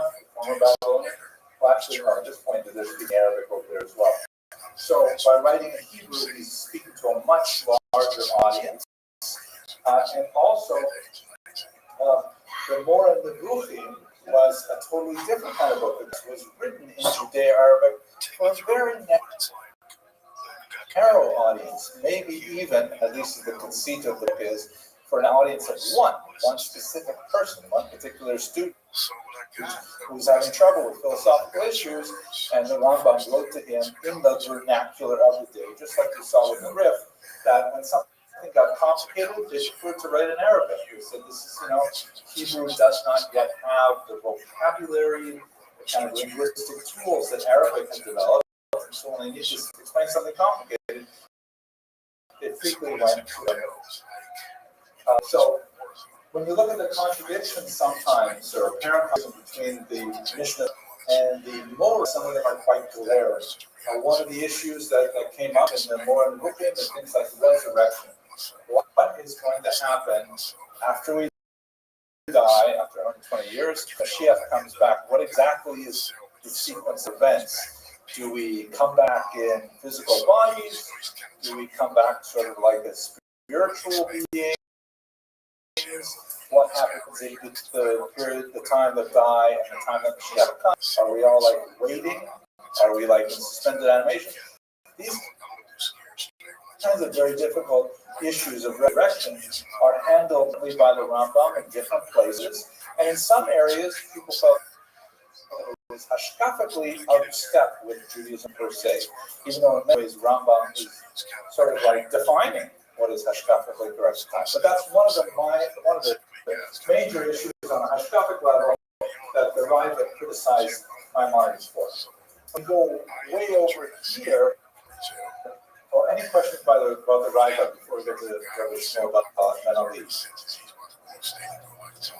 Okay, so that's the kind of critique that the Rambam has, fairly mild in many ways, because you could put them on the same page on the printer. But over here in Baghdad, we have a totally different critique. The Gaon, right? Because we have in Baghdad now the great yeshivas Surah and Kompedita, which are of course prominent in the Gemara. They have moved north to the city of Baghdad, and it's a very different kind of environment. These are like big institutions that exist in a large Jewish population, and they have a way of doing things that they've been doing for hundreds of years. Now they're slowly into decline because Spain in particular has grown in Jewish population, and so it begins to actually eclipse Baghdad. But when the Gaon, meaning one of the great leaders of the academies of the time, Rabbi Shmuel ben Ali, who died in 1194, when he read the Mishnah Torah, his objection was not so much about the lack of footnotes, not so much about the distinctions that occasionally come up between the Mishnah Torah and the Rambam's other writings. He was really upset with the economics of Maimonides. Because Maimonides had a pretty radical approach to Dayanim and to people in Chinuch that they should not get paid, which people in Chinuch have difficulty getting paid today, even with the farming system. But he felt that just like Hashem gave us the Torah, gave Moshe the Torah for free, Moshe doesn't have a right to make money off of what Hashem gave him for free. He has to pass it on for free, and so too all Dayanim, all judges are required to judge without any financial interest in their service, and also teachers should be teaching Torah for free. Now, if you're familiar with the Gemara that discusses this at length, there are exceptions for sure. Like, for example, we're only talking about teaching Torah, teaching a craft, teaching a skill, teaching, English as a second language. Of course you can charge for that. That's not Torah, and you're part of the service. And there's also a huge carve-out for what about if you weren't teaching, you would be making a living doing something else, like nuclear physics or brain surgery or something. So, how can you give up that salary? So there's the possibility that you can pay Shkar Batala, which is kind of like the payment that you would take for not being engaged in some other productive work, and so that's not really payment for teaching Torah, which should be free, for being available. It's a compensation, right? But it's not a compensation for Torah, because according to the Rambam, and he's very, very strict about this and very, very blunt. Teachers should not get paid for teaching Torah.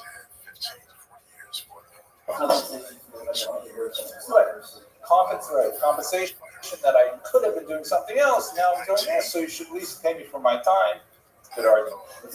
Mr. Garcia, another question. Yeah, I mean, I just thought I have another question. Is this maybe the government records that can be but we see the Gemara that someone pays damages, someone pays money, or whatever someone can do based on damages having occurred, say, causing them to not be able to work. Lost wages. Right, exactly. It is essentially the same kind of justification for giving payment to a teacher. Essentially the same kind of justification. But it's not because of an injury, obviously. So in general, those questions, I'm encouraging you that anybody who's teaching Torah should always have sort of job. I mean, you realize that wasn't considered socialist country, right? You have to find something that's exactly. You go into business, you become like you have wood choppers, you have shoemakers, you have all kinds of crafts that Rob's in. Now this is a locus that's gone on. That's his critique. Because don't forget, he's writing from the establishment. He's saying, excuse me, how do you think we keep this yeshiva open? We just and they're always asking for donations from the entire Mediterranean basin. And they're saying to the rest of the world, hey, this is the leadership of the Torah world, and we provide direction in Torah, and you should support us. Here's a Jewish calendar, send us a check in the mail, that kind of thing. And the Rambam was saying this is not the way it should be done at all. Torah should be totally for free, tzedakah for sure, but it should not be a quid pro quo. And that's why he was sharply opposed by Shmuel ben Ali. But again, both of these things are they're not really nasty. They get much nastier in a minute. Any questions about the argument here? Yes,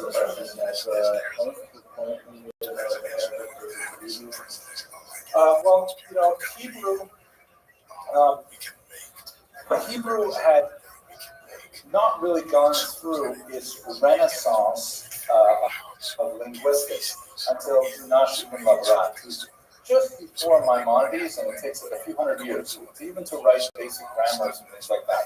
So Jews were still trying to figure out how to write things more or less with what they knew of biblical Hebrew. And by the way, Nash ibn Labrat, who was the first to sort out, he didn't maybe realize himself that all Hebrew words are based on 3-letter roots, right?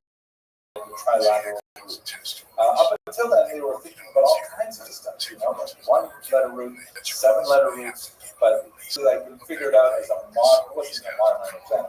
And then after biblical Hebrew, then you have this pastiche of Mishnaic Hebrew, Gemara Hebrew, which involves lots of Aramaic. Jews are just basically kind of tripping along, trying to express themselves. And when you try to express huge, difficult philosophical concepts, they did not have the linguistic tools to be able to do it. It's kind of like, I don't know if you gentlemen learn any other language, Hebrew and English, but if you just learned a little bit of the language and you try to express difficult thoughts in it, it's so hard. It becomes so repetitive, it's almost impossible to learn it. I remember when I was, another memory, such an embarrassment. When I tell you the story, so when I was not quite finished my PhD, got a big public address the President Zalman Shazar Historical Society. This is the Israel Historical Society. So a really big deal. In Jerusalem, I was 26 years old or something, and I was so proud because I was writing my dissertation. It was interesting to them. They wanted to hear me talk about my dissertation. So that day, as it happened, my 3-year-old daughter, Rafaela, was jumping up and down the sofa. She fell off. She cut her lip open, and we had to rush around different places to get her lips sewed up. It looks fine. She's beautiful, no scar, a tiny, tiny little scar, just makes her more beautiful.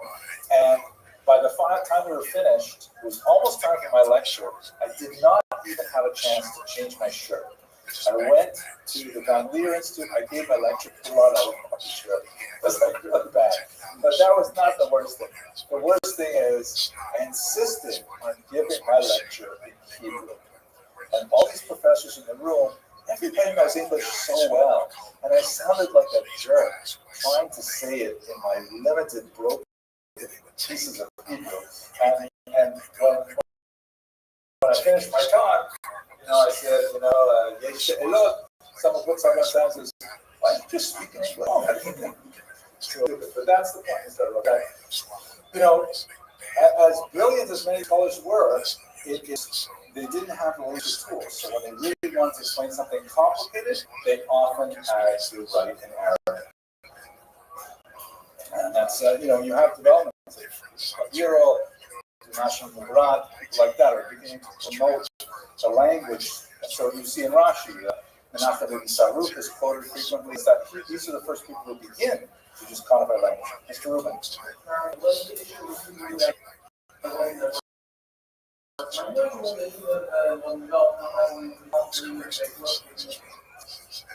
Both. Very few people are speaking Hebrew as their first language. Right? Yeah. And secondly, a lot of the, especially Greek concepts, Aristotelian concepts, things like that, which were very much in the vogue, you could say them in biblical Hebrew. Like you see it in modern Hebrew all the time, right? Like what is the word for rear axle in modern Hebrew? Like in a car, rear axle. What is it? It's a rear axle. And what's the word for front axle? A rear axle hakadmoni, right? Rear axle, which is in the front. So they just don't, the language didn't have the word. So natural languages grow and develop and things up. So I'm not sure how we got into all of this. Was because Mr. Roche has asked a question. Oh, Mr. Roche. Was the alternative of Rhythm and use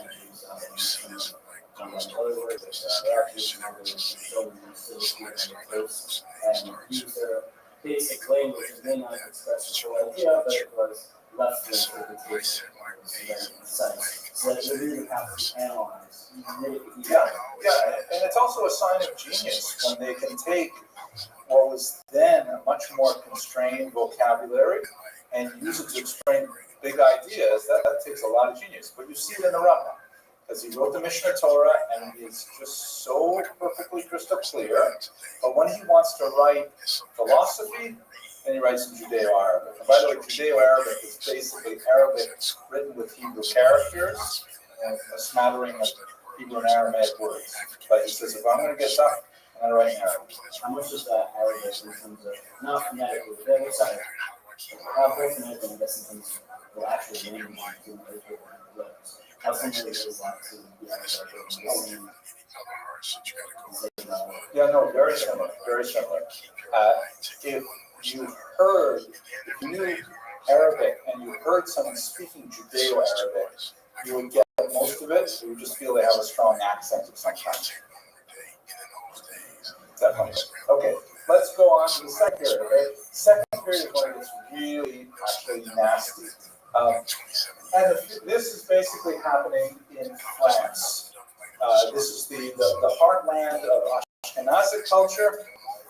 You have, just a little bit further north, you have the great Ashkenazic heartland. Just a little further in the south here, you have a place like Troyes and Mainz, where Gershom Ben Yehuda, the mayor Hagola is living, and later his student Rashi is living. So these are happening here in central towards northern France.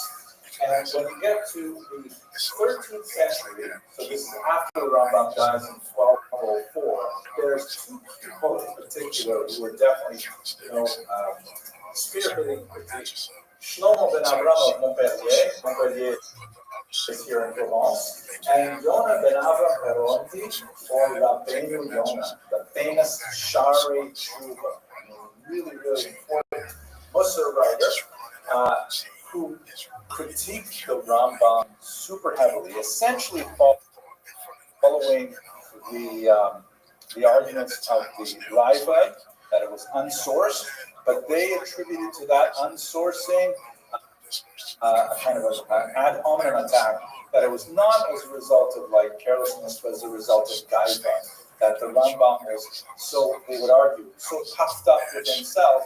He says, I don't care about what you think you need sources. I'm just going to tell you what I think.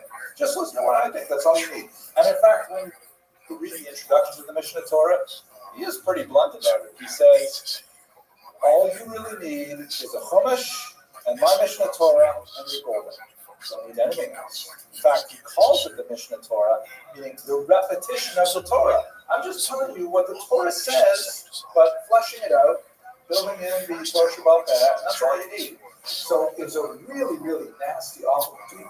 They're also especially angry because the Rambam, they say, was overly influenced by Greek philosophy, especially Aristotle. Now we should back up for a minute and talk about who Aristotle was and why the Rambam loved him so much, and how much he loved him as Aristotle lived in the 4th century before the Common Era. It's called the Periclean Age, where the Greeks had an unusual renaissance of thought. Which moves over here is the Peloponnesus sticking into the middle of the Mediterranean. Italy is kind of hit by my sign, but it's just to the east of Italy. So at this time, there was a triad of 3 really influential philosophers, one teaching the other, and significantly differing from them. Socrates is the father of modern philosophy. He was a woodcutter who famously went around telling the youth that he knew nothing, and that made him the wisest person in the world. He got into a lot of trouble with the Athenian because he was calling young people to question the nature of their society. Because that's what he did all the time. He heard the Socratic method, which basically means ask lots of questions. Whatever, and question it again. And he really began to tear away the fabric of Greek society by saying, hey, why do we have this kind of government? Why do we have this kind of morals and so on? The leaders were so afraid of him at some point that they arrested him. And by the way, he got into trouble with his wife a lot too. His wife once famously dumped a chamber pot on his head as he was spending all his time hanging around with young people not coming home often enough. Chamber pots are not nice pots. And anyways, they arrested him and they said, you have to stop this. You have to recant, give up all of your ideas, stop bothering young people, or drink this poison called hemlock. So Socrates famously says, I'm not going to betray my understanding of the truth. I'm going to drink the hemlock.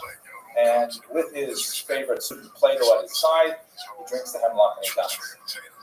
Plato, of course, is pouring up over all this. He goes on and he writes from memory all of those conversations that Socrates had long after he died. So sometimes it's hard to tell what did Socrates say and what did Plato say. But anyway, he developed an entire philosophical system that built on Socrates' questioning, and we'll see perhaps Neoplatism a little later on.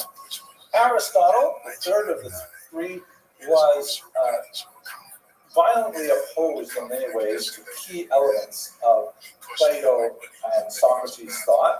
But the most valuable instance for us is that Aristotle essentially said, we have to rely on an empirical world. We have to rely on what we can actually measure. And he constructed a massive philosophical system that attempted to explain not only politics, but also ethics and aesthetics, meaning what makes something beautiful, rhetoric, how to speak properly, a massive number of writings, hugely influential.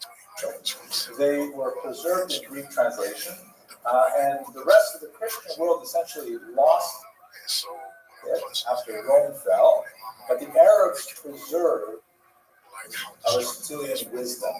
And Maimonides picked it up essentially through that Arabic root. And you can see the influence in a lot of places. I'll give you one clear example. According to Aristotle, every virtue, every characteristic is best represented as a balance between an excess and a deficiency. Example, courage. So you can have too little courage, which would be called cowardice, where you're afraid to cross the street, you're afraid to, I don't know, go to Manhattan on a subway or whatever it is, you're too timid and afraid to do that. That's obviously not enough. You can also have too much courage, which is called recklessness. Like not only do you go to Manhattan on the subway, you actually ride the top of the subway, right? Which is just like pointless, excessive courage, testosterone poisoning.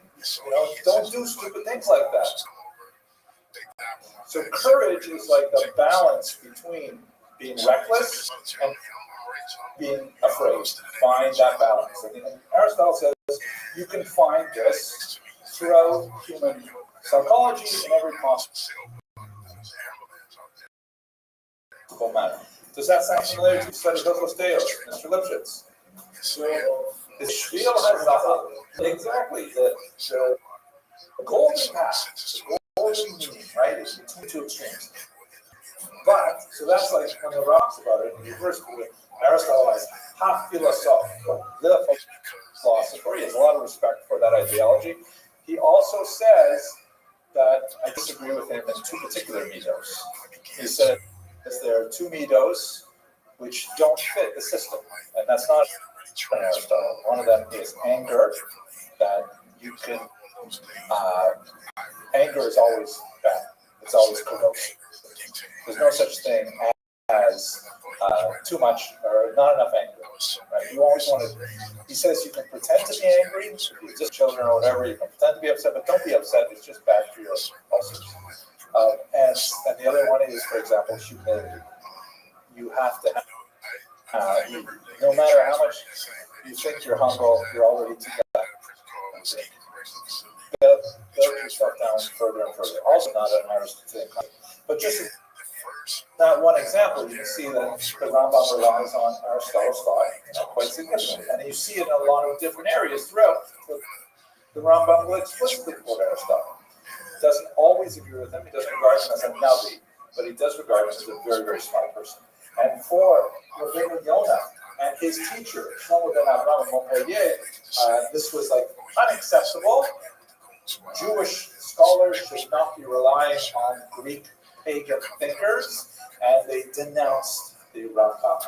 Yes, Mr. Rose. What this is a specific question on when we're thinking of philosophies and praising Aristotle's philosophy. When it comes to his, there shouldn't be a spectrum of anger, there should something that's objective and bad. That is true even in a time of war, let's say fighting a mob.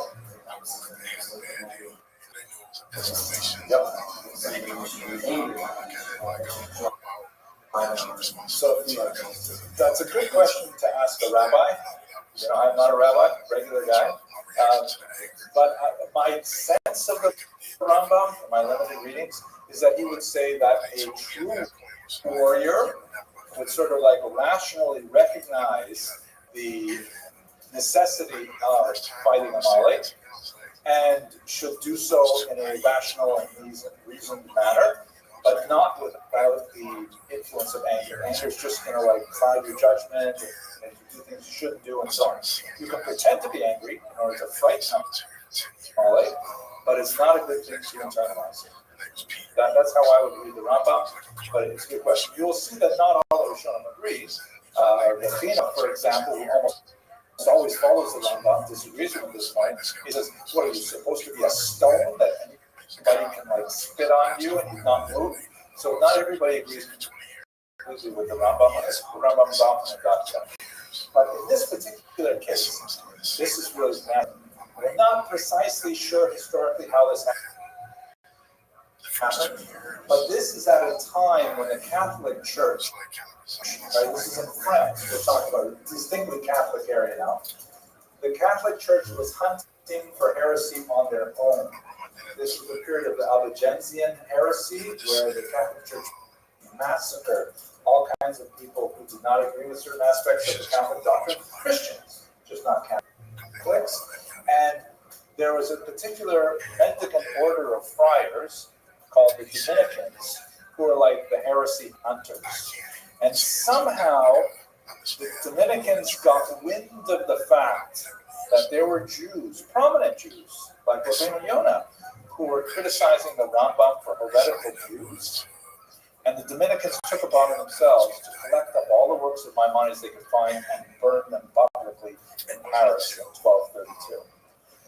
Some historians would argue that Jews actually denounced the Rambam, the Pem Aleph, explicitly to the Dominicans. Others say no, it was probably like just like the Dominicans heard about it, they took the initiative. But at any rate, as a result of this particular critique, the Rambam was actually burned. It was a terrible, horrible event. Rabbeinu Yonah famously changed his mind. He recanted. He said, this is the author of the Shari Tshuva. He said, how is this possible that I am involved in burning the great books of Maimonides? I did that, but I do not think these books should be burned. Again, when I say he's involved, we don't know the extent to which the Dominicans, we don't know how the Dominicans got word of this, but Rabbeinu Yonah felt awful. He took a vow that he would go everywhere they originally spoken against the Rambam and try to undo the Rambam, the damage he had done to the Rambam's reputation. At this time also, by the way, the kever of the Rambam was actually desecrated by people who, it's terrible, you have this guy buried here, and look what he's being criticized and so on. So this is probably a massively low point in the whole Maimonidean controversy. Mr. Roop, there's your hand. No, Mr. Roach. So I thought you said that first life the one It's a good point. The church is not uniform. These are the Dominicans, the heresy hunters. The scholastics, like a very important guy named Thomas Aquinas, they do like them, but the church is not uniform.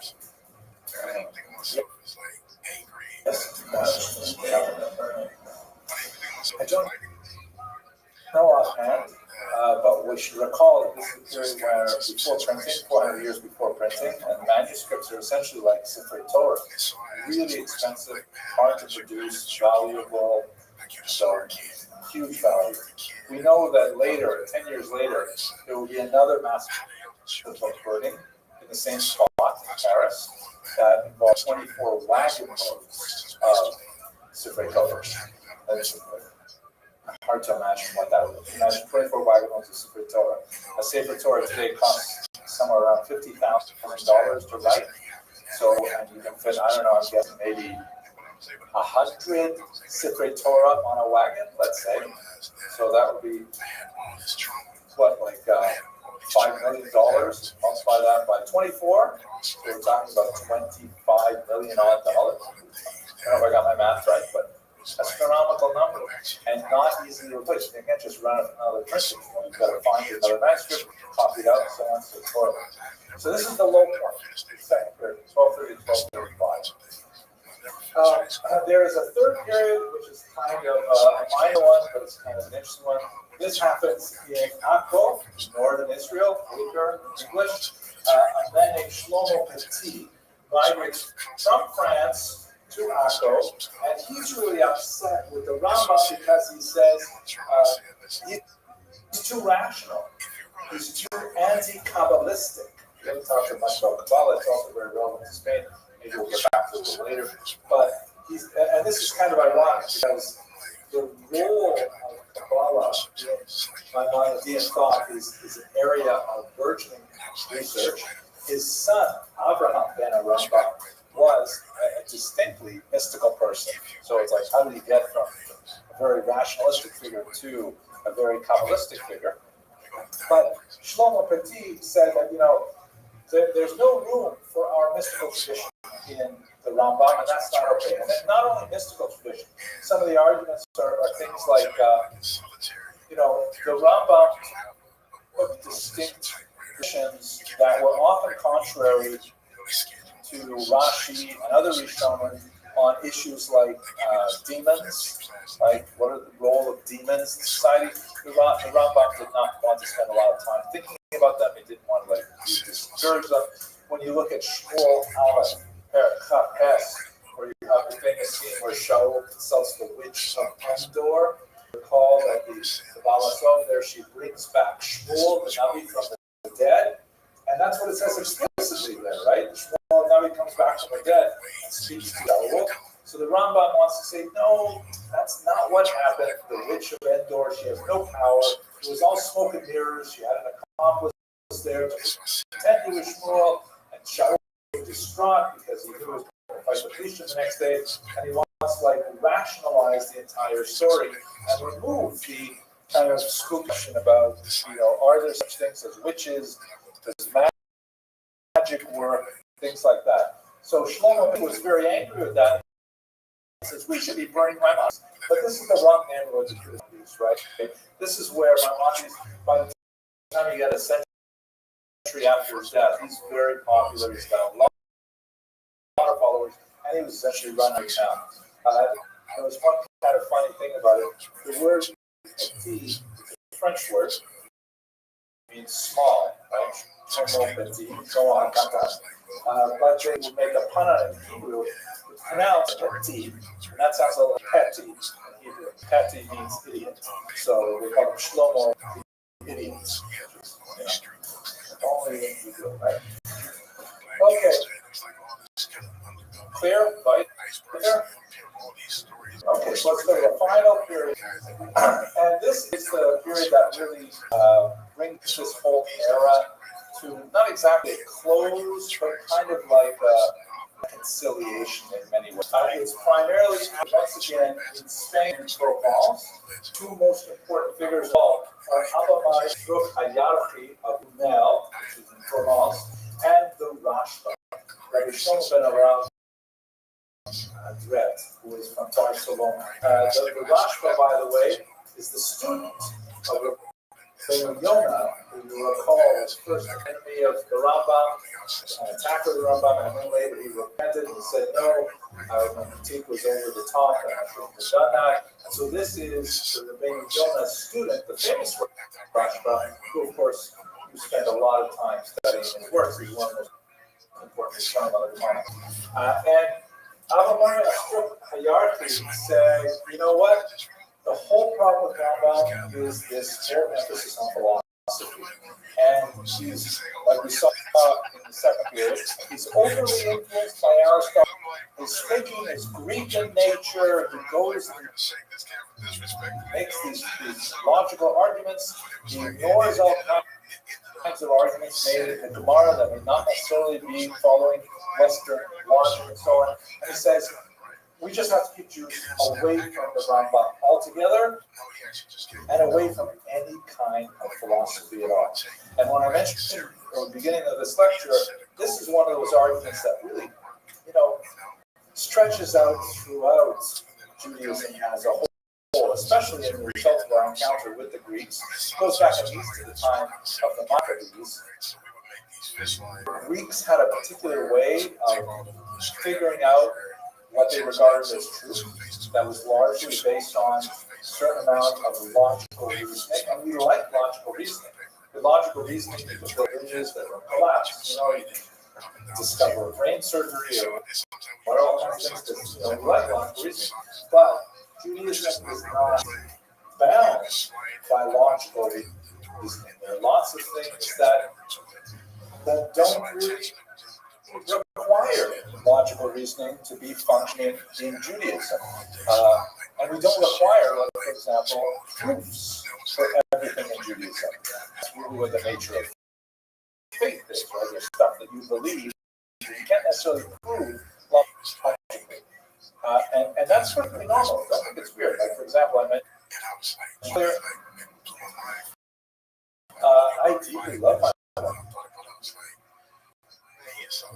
My wife is at the center of my life, the mother of my children. But prove to you that I love her. How am I going to do that? What are you going to do? Put a blood pressure cuff on my arm. I see my wife, my blood pressure rises. Measure, sweat sensors. There's no way to prove it, right? It is something I know quite intimately. It's part of my game. But there's no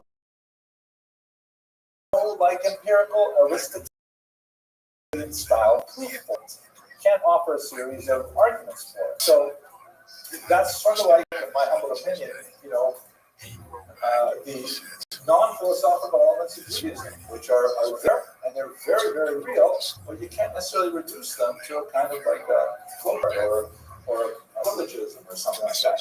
So by emphasizing logic and philosophy, people like Abamari Stroop were saying that Rambam is going to like erode Jewish emunah, like make people think philosophically, and they'll think, well, how do I know this happened? And how do I know this is true? And where's the emunah? And where's those kinds of things? So he said we got to stop this philosophy study. The Rashba, on the other hand, was hesitant to critique the Rambam. He saw what happened in his teacher's own generation, saw how far, and furthermore, he recognized that, philosophy has a lot of useful applications. We, for example, mathematics. We like the kind of organized thinking that philosophy represents. The Rambam, thank you, is like saying, so there's correct. That's right. So we like all those kind of things. We definitely want yes, it still works good. So we definitely like all those things. So the Rashba affected a very famous compromise in 1305 that is basically sort of like the status quo for the last 700 years.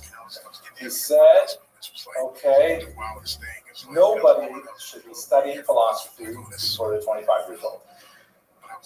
So that means that certain sections even of the Chovas Levavos, the first two chapters of Chovas Levavos, which are very philosophical, certain sections of the Rambam, Sefer Amada, don't go there. Certain areas, he says, are just too corrosive for young, sensitive, tender minds. Like, how many of you guys are under 25? Oh, look at that. Every one of you is under 25. You guys know Aristotle for you. Let me know when it's your birthday, and then we can start studying on it. But he said, and he also said, and there's an exception for medical studies. Like if you want to become a doctor, okay, you can read those things. But don't forget, we're in the early 14th century, right, where the sciences and humanities, you're not really that separated.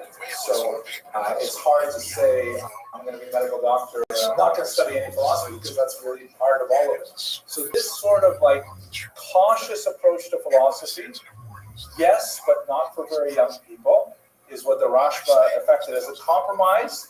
It rescued the Rambam from further criticism, or at least devastating criticism, because all the stuff that Rambam wrote was okay for older students, people that already filled their belly with meat and wine, right?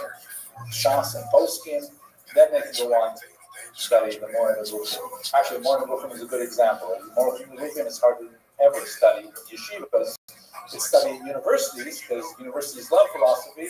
Yeshivas tend to stay away from philosophy, so it's hardly ever studied, even though it is a great classic. And that's basically the fourth and final period. And again, as I mentioned earlier, it's not like these were like sealed off and never discussed again. We continue to discuss these issues over the Rambam. They are internal issues in many ways, but this gives you a sense of how difficult it was for the Rambam to achieve universal appeal, and yet the sheer genius of his works made it like a steamroller. Everyone involved actually came to respect the Rambam. Okay, arguments, questions? Okay, let's wrap up with a little legacy discussion here. This is an interesting thing. This is a medallion of Maimonides that hangs at the Capitol. Right? They have in the Capitol building, there's a whole series of like people at the architect of the capital of like really brilliant thinkers, and you can see the Rambam. We have no idea what he looks like, but it must be something like this, right? And he's viewed as one of these greatest figures of world thought.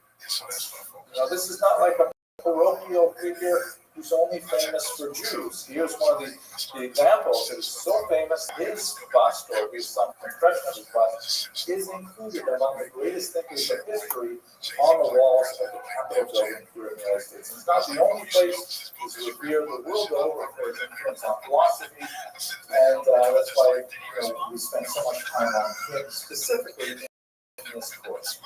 But that basically brings me to the end of my comments on the Rambam and start off Not really. Nobody knows. It probably dates to about the 19th century. We don't have examples of it before 1840. So, again, don't forget there's also, especially in Arabic society, there's an allergy to visual representation of people. And the only exception is certain parts of Iran where really up until the modern era, more than anywhere else, Arabs did not like pictures of people. So it's very hard to imagine any kind of accurate picture of the Rambam. The Jews also went along with that too, but Jews also hesitant about physical portrayals of people, animals, things like that. It's possible that we can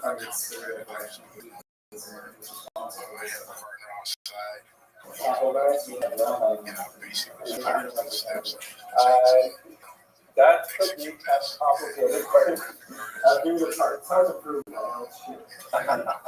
Maybe you rely on non-philosophical approaches.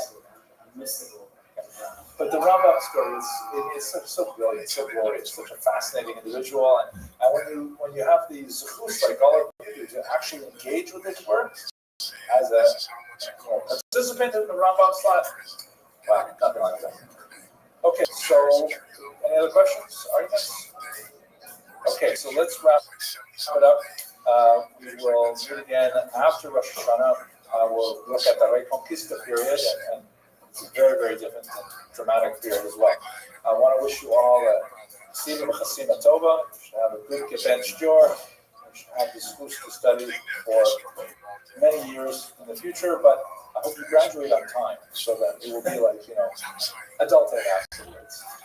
So, shall be well. Have a good year. It's not something.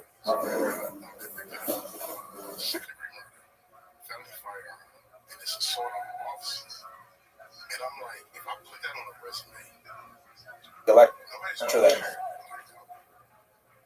First of all, I have to give a shout out to Mr. Ari Mandel, who was really kind and said, you need to have better audio in your videos, and he wasn't just criticizing. Most people were just criticizing, but he backed up his comments with a nice gift, this beautiful little, lavalier style microphone thing, which is really cool. I got it right here on my neck, and I hope that it produces much better audio for everyone out there on the internet. Thank you very much, Mr. Mandel. See, that's how I speak to the broader world, even though there's only a small group of us here in the room. Okay, today's lecture is pretty depressing, and I especially regret it because I've been teaching a version of this lecture for, I don't know, maybe almost 30 years. I've been studying anti-Semitism, and in the last year, I have really updated it significantly for the first time. Obviously, I change the lecture every year with a little more information, but today we're going to actually embark on a new theoretical moment, which is difficult, but I think will be useful for us. And it is going to be especially important because it is against the backdrop of anti-Semitism that we're going to have to understand a lot of the Reconquista period. Anti-Semitism is a complex and difficult phenomenon. And I think one of the most profound things I read about anti-Semitism is in a book called Réflexions sur la question juive by Jean-Paul Sartre, very famous 20th century French philosopher. And he wrote in this post-war book from 1946, he wrote, if the Jew did not exist, the anti-Semite would invent him. Si le Juif n'existait pas, l'antisémite inventerait. So what does that mean? Kind of weird statement. What does it mean? Leftists, you have an idea?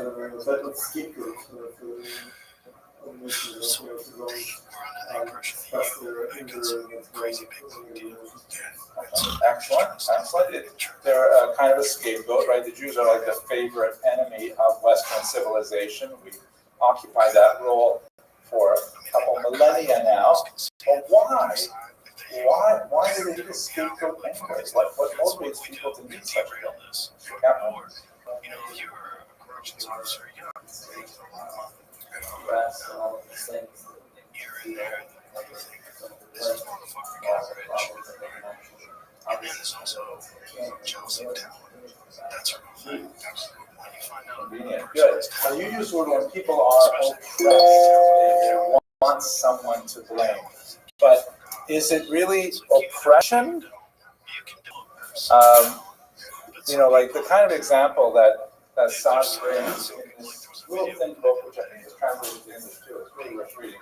He says, you know, like look at Adolf Hitler, who the roots of his first great expression of anti-Semitism, which he records in that almost unreadable book, Mein Kampf, is about how he wanted to get into the Vienna School of Art. And he was rejected multiple times, and he blamed it on a Jew taking his place. Must be that I was pushed out of getting into the Vienna School of Art because there's so many Jews who did get in. My place was taken by a Jew. So why of all things would it be something like that? It's not about, you know, later we come to the Bible and Canadian civilizations and things like that. But it starts with like someone took my place in art school. Someone took my crayons, and I don't know who. Right? What is that all about?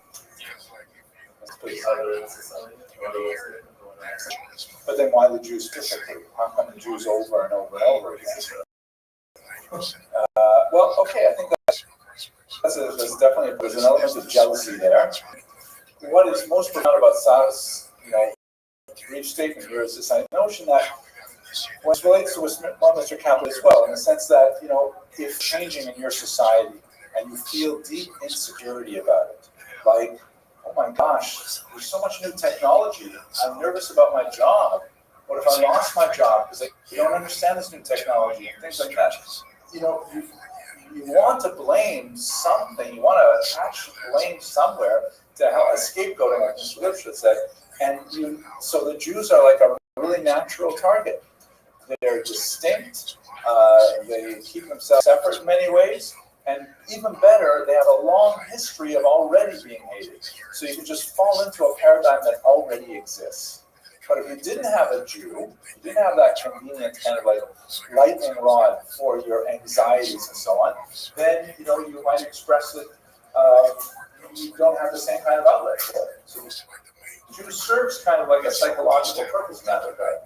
But let's go deeper into what exactly is it. Because, you know, you see, for example, here, even in Japan, this is an edition of the translation of the Protocols of the Learned Elders of Zion. One of the most nasty anti-Semitic works. It's an 1895 forgery written by a Russian monk that purports to be the secret plans of the Jews to dominate the world, with all kinds of really arcane and bizarre ideas, like they're going to build subway systems all over the world that link the world's capitals, so you can travel secretly from Paris to London and nobody will know. Crazy things like that. But it became, you know, an incredibly popular bestseller. Went through tens and tens of editions, many translations, including English translations published right here in the United States of America. Because people felt like, oh my gosh, so that's why my life is so bad. It's because of the Jews. That explains why I can't get a date. That explains why I don't get paid enough. It's because Jews are taking these things away from me. But let's break it down a little bit. First of all, I want to talk about the term anti-Semitism, which I believe we should stop using. I think it has outworn its utility. I prefer the term Jew hatred right now, which is just a much clearer term. So how do we get the term anti-Semitism? This man here, Wilhelm Marr, who was a Jew hater himself, in 1879, he wrote this book here, Der Weg zum Siege der Landungs- und das Judentum. The way that the Germanists will finally have victory over the Jewishness. And in this book, he wanted to replace the very vulgar term Judenhass, which means Jew hatred, or Judenfeinde, another synonym for it, with a more polite sounding term, euphemism.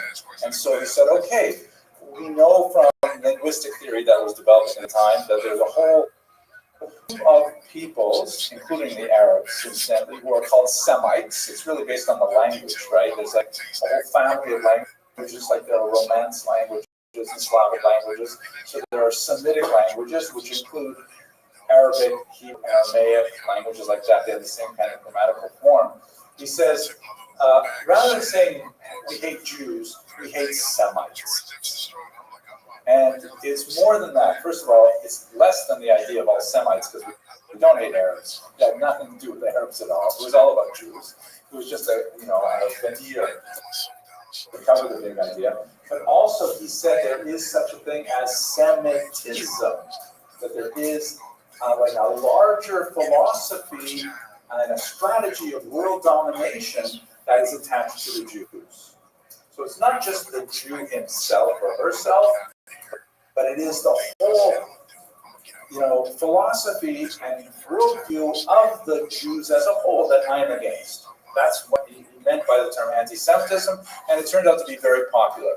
It's kind of like, nobody says, I'm trying to think of examples. We have so many examples.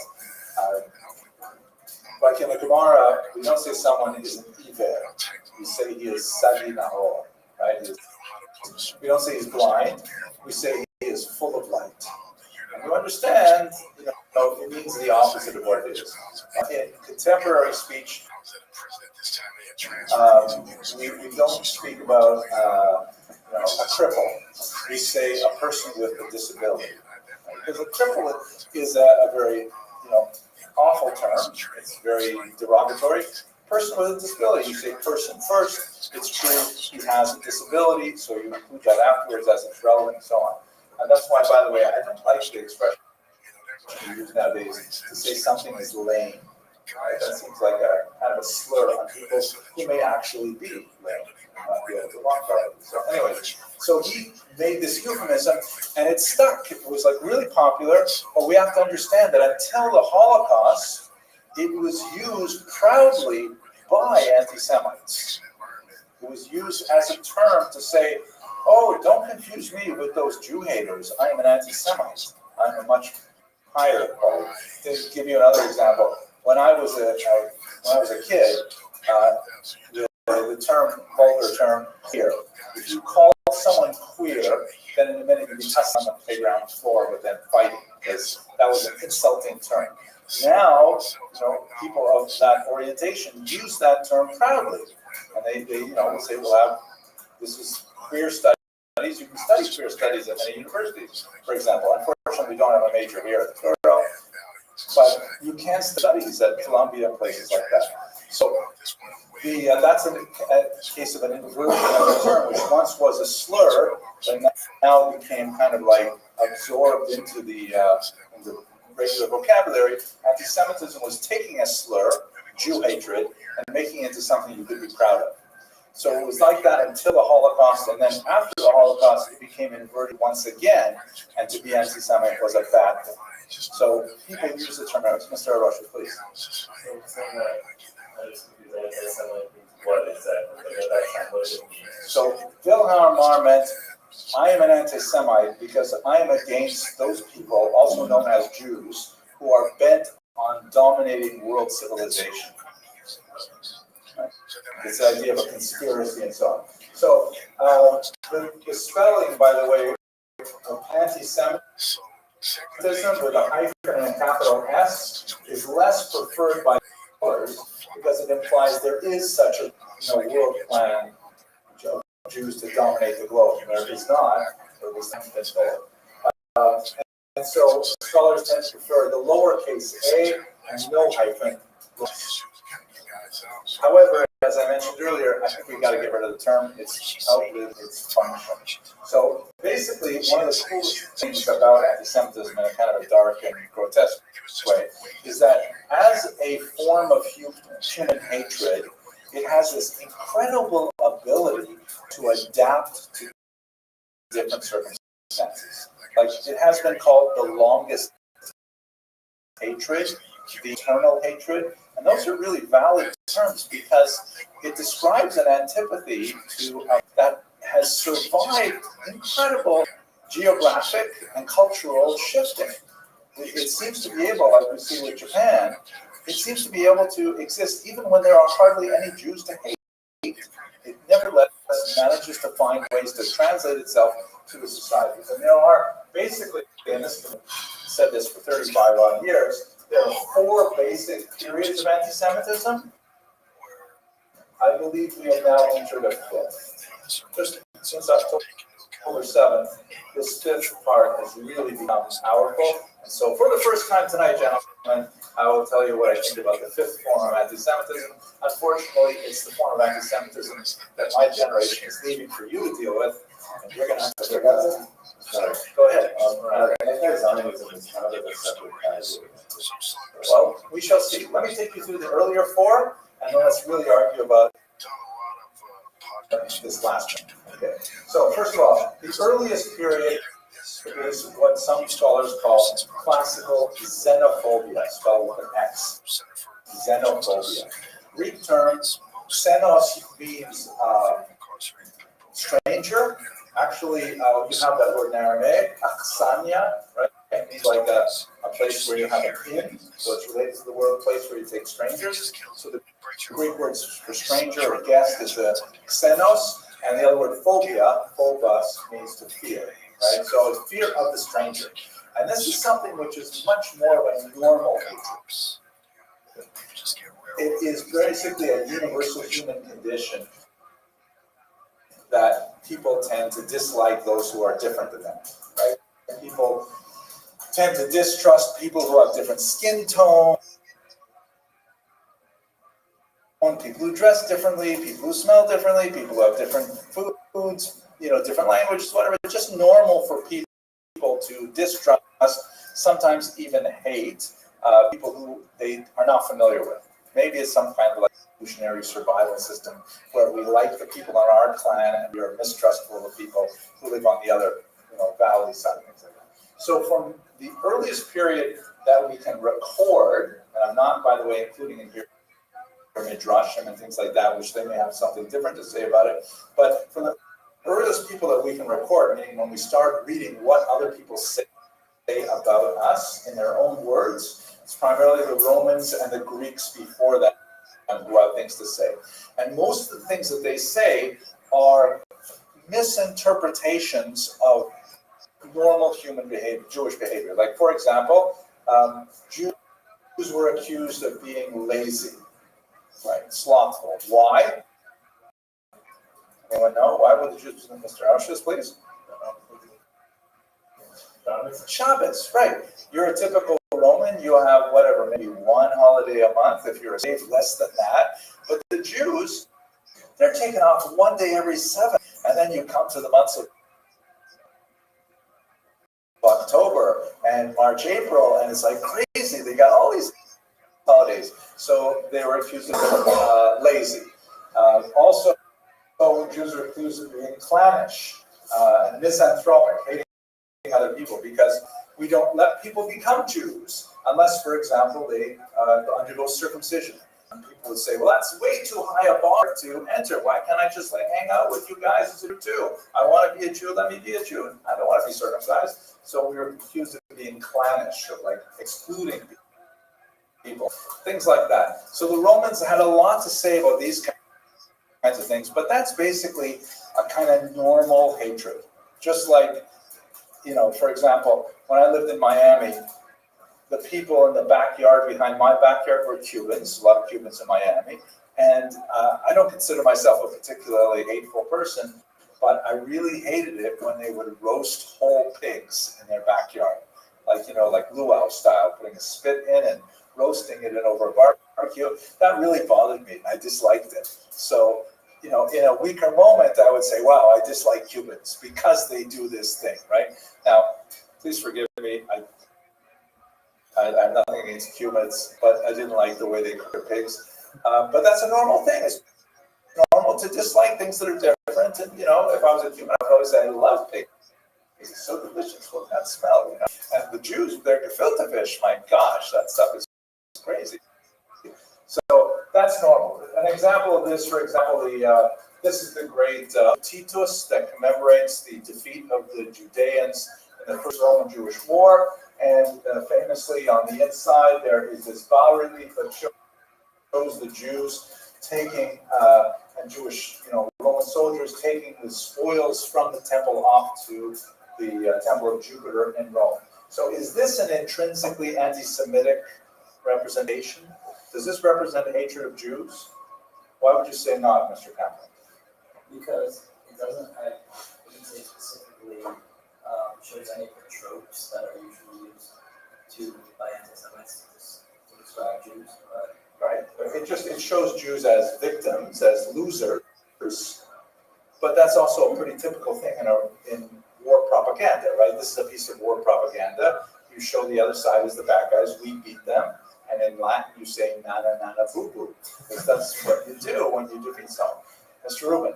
It's the attitude of when we want to control the world, okay? So it's not like you. It's not like we don't care what you do. Just something annoying all the time. And being like treated in a way, it's not okay, but it's not the same. There was nothing like special or pathological about the Roman dislike of Jews. If the Jews were Koreans, they would dislike the Koreans too, for whatever reasons they saw in the Koreans. And that's basically normal. And so the xenophobia is the earliest recorded examples of anti-Semitism that we have from extra Jewish sources, meaning outside of Jewish sources. Now, it becomes quite a bit more focused when you get to the period of Christian anti-Judaism. And this is, did we speak about this? I know I showed you this image before, right? This is the Strasbourg sisters. They visit at synagogue, and we see this also in the church in Germany and Berlin. So, did we speak about this idea of why the Christians had a special antipathy toward it? We did. We gave your talk.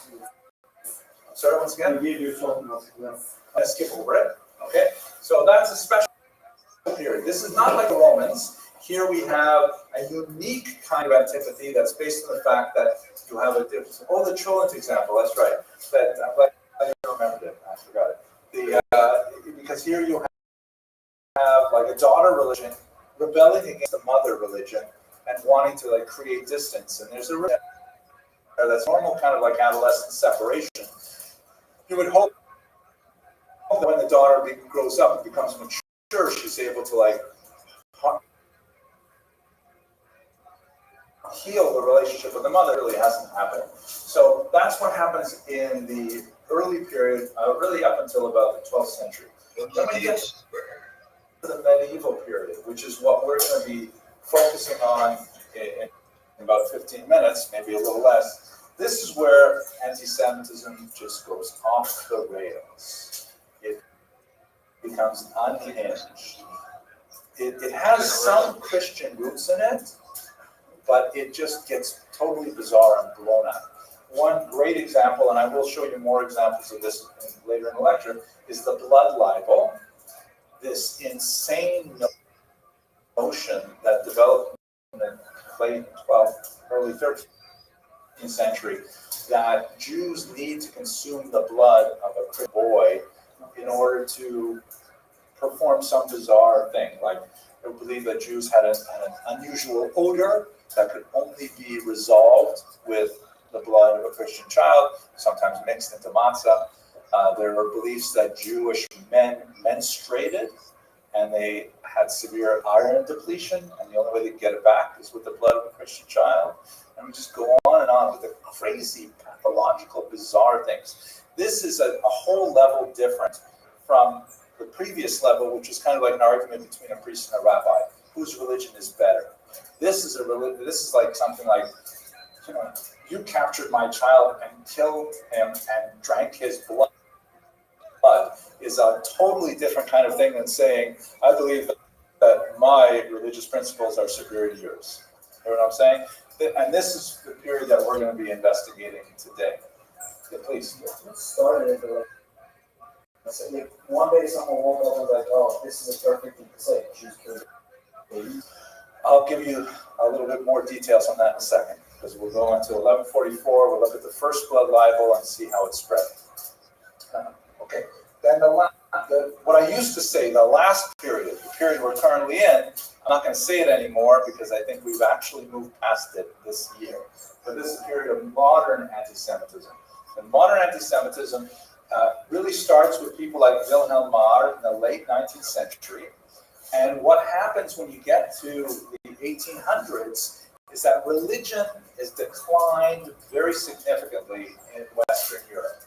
Like, people just aren't motivated by the earlier anti-Semitism of, you know, the early Christian anti-Semitism, that you know, God loves the Christian people more than the Jewish people. It's just not doing it for anti-Semites. And they're also not really believing in the bizarre things that Jews need to drink Christian blood. It just doesn't move them the way it did in the Middle Ages.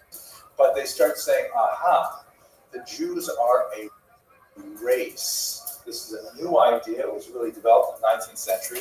The Jews constitute a distinct race, which is not a well-defined term, but they are a race who are especially known as a parasite race, meaning you have healthy societies, and what happens is, like, every society is good at one thing or another, and the Jews are good at getting into healthy societies like bacillus or like cancer and eating them out from the inside like a parasite devours its host. And then once that host society is fully depleted, then the Jews move on and to another host society. This is something that's really new in the modern era, borrows from quasi-scientific ideas and perverts them in this nature. The other element, besides the racist idea of it, is that the Jews are locked in a conspiracy. There are elements of this which are older, as we shall see, but the idea that there's a racist conspiracy mandated by Jews to control the world. This is, for example, like a Nazi propaganda that shows like this typical caricature of a Jew, and all these arrows pointing every direction to show you that Churchill and Roosevelt and Stalin are actually connected to Jews, and it's all part of a big nefarious conspiracy. As mentioned before about religious principles declining over time, over the course of several centuries. Yeah. From the pro-life so that, is that also what you're saying is like a shift from what looks, it sounds almost like a spiritual anti-Semitism, this idea of drinking the blood of a Christian child? Obviously science is very different back then, but it's not, it doesn't seem very scientific, it seems very spiritual. Yeah. And now we see that doesn't satisfy people. I would use the word magical rather than spiritual. Magical. Like magical things. Right. Yeah. You know what they're saying? It was a physical thing. If they needed that No, but what I mean is that it became more about the, there was a racial, but also economic and political anti-Semitism as well. More focused on the idea of how they impact the economy, Right. how they are Control political, world governments, control the monetary. and also the evolution. That was obviously it sounds more. Oh, we can sort of put this under the evolutionary ideas, like Charles Darwin and whatnot, which was less spiritual, more based on Less magical. scientific, not really scientific. But, Less magical. Spiritual is like a good thing. Magical is kind of like fictional, right? It's just like they run the day and Perhaps they run the day. Yeah. In the years of all the world There's like actual, at least basic as opposed to. Well, the two things. First of all, the idea of running the banks and running the governments and things like that. Antisemitism, you wouldn't see a lot of that in the medieval period. You would see the idea that the Jews hate humanity. The Jews want to do everything bad to humanity, but not that they have, the connections to all the kings and the bishops and stuff like that. That would be the conspiracy element. But as we shall see, I'll show you one example where this was conspiracy. But I think if you were to look at it a different way, what would convince a person to hate Jews? What arguments would work?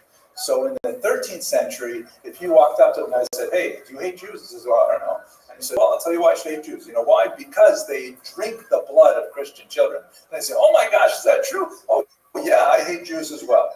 If you were to walk up to somebody in 1990 or 2010 and say, "You know why I should hate Jews? Because they drink the blood of Christian children," you would say, "You're a crazy person. I don't believe that at all." And only really crazy people would believe it. But if you said, "Oh, it's the Jews. Look, there's a Jewish, vice president. There's a Jewish, heads of all these banks and these newspapers and stuff like that." Then people would say, "Oh, that makes sense." It's anti-Semitism is able to adapt itself to the belief structures of a given age and of a given culture with remarkable strength and ability.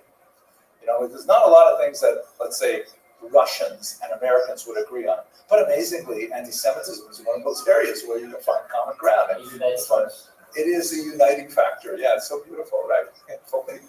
All right, so here's another example. This is a COVID example, right? This is one was just coming out. It's not Chinese, right? That was the point. There was people saying it's the Chinese flu, the Wuhan flu. It's the Jew flu. Right. Was this supposed to be satire, or because this day and age of COVID, I think it was so we should people get rid of this public. This is the real deal. I mean, anti-Semites look at this and they nod their head. Yeah. No. Was this originally posted from that source, or was it originally intended as some kind of satire? No. This is published by anti-Semites. The link is Judaism. Yeah, but news.html. If you look it up, To the church, if you move back to I don't know the church. We look into it as a Zoom call, trying to convince people why they should be Jews. Yeah. And there's a bunch of college students that are Jewish that just signed up as a joke of everything. And they recorded the whole thing. Oh my gosh. Nasty. But this is the real deal. This is published by anti-Semites to propagandize. This guy here was keep up, line up. Mashiach now. This is actually a well-known trope in anti-Semitic iconography of the grasping, greedy Jew. He's like he's thinking, plotting his plans, things like that. So this is like a modern sort of expression of it. Now, let's talk about the one that's new, the postmodern anti-Zionism. Now, Mr. Ram, what did you want to say about anti-Zionism being a different category? I mean, I'm sure there's a large group of people that don't hate Jews, but they just hate Israel. Right. There is a difference. Right? You're right. There certainly is a difference, but the practical meaning of that difference is vanishingly small. Like I saw a headline, and I think it was a National Review the other day that says, "Anti-Zionism is just another excuse to hate Jews." And I think for most people, they're not maintaining that fine distinction. I'll give you some working principles. Please examine these with me because it's new for me as well.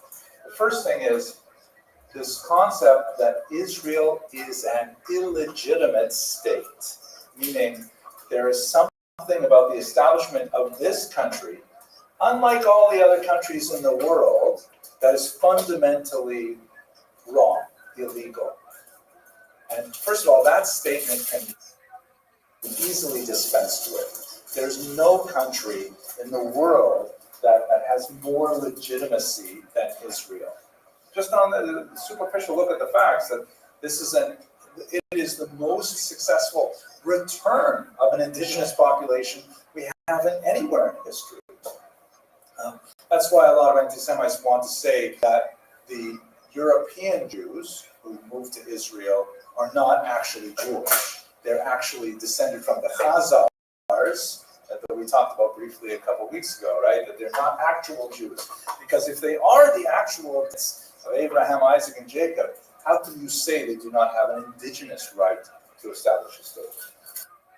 We won't go on in great details about it, but another example would be the United Nations voted to make it a country.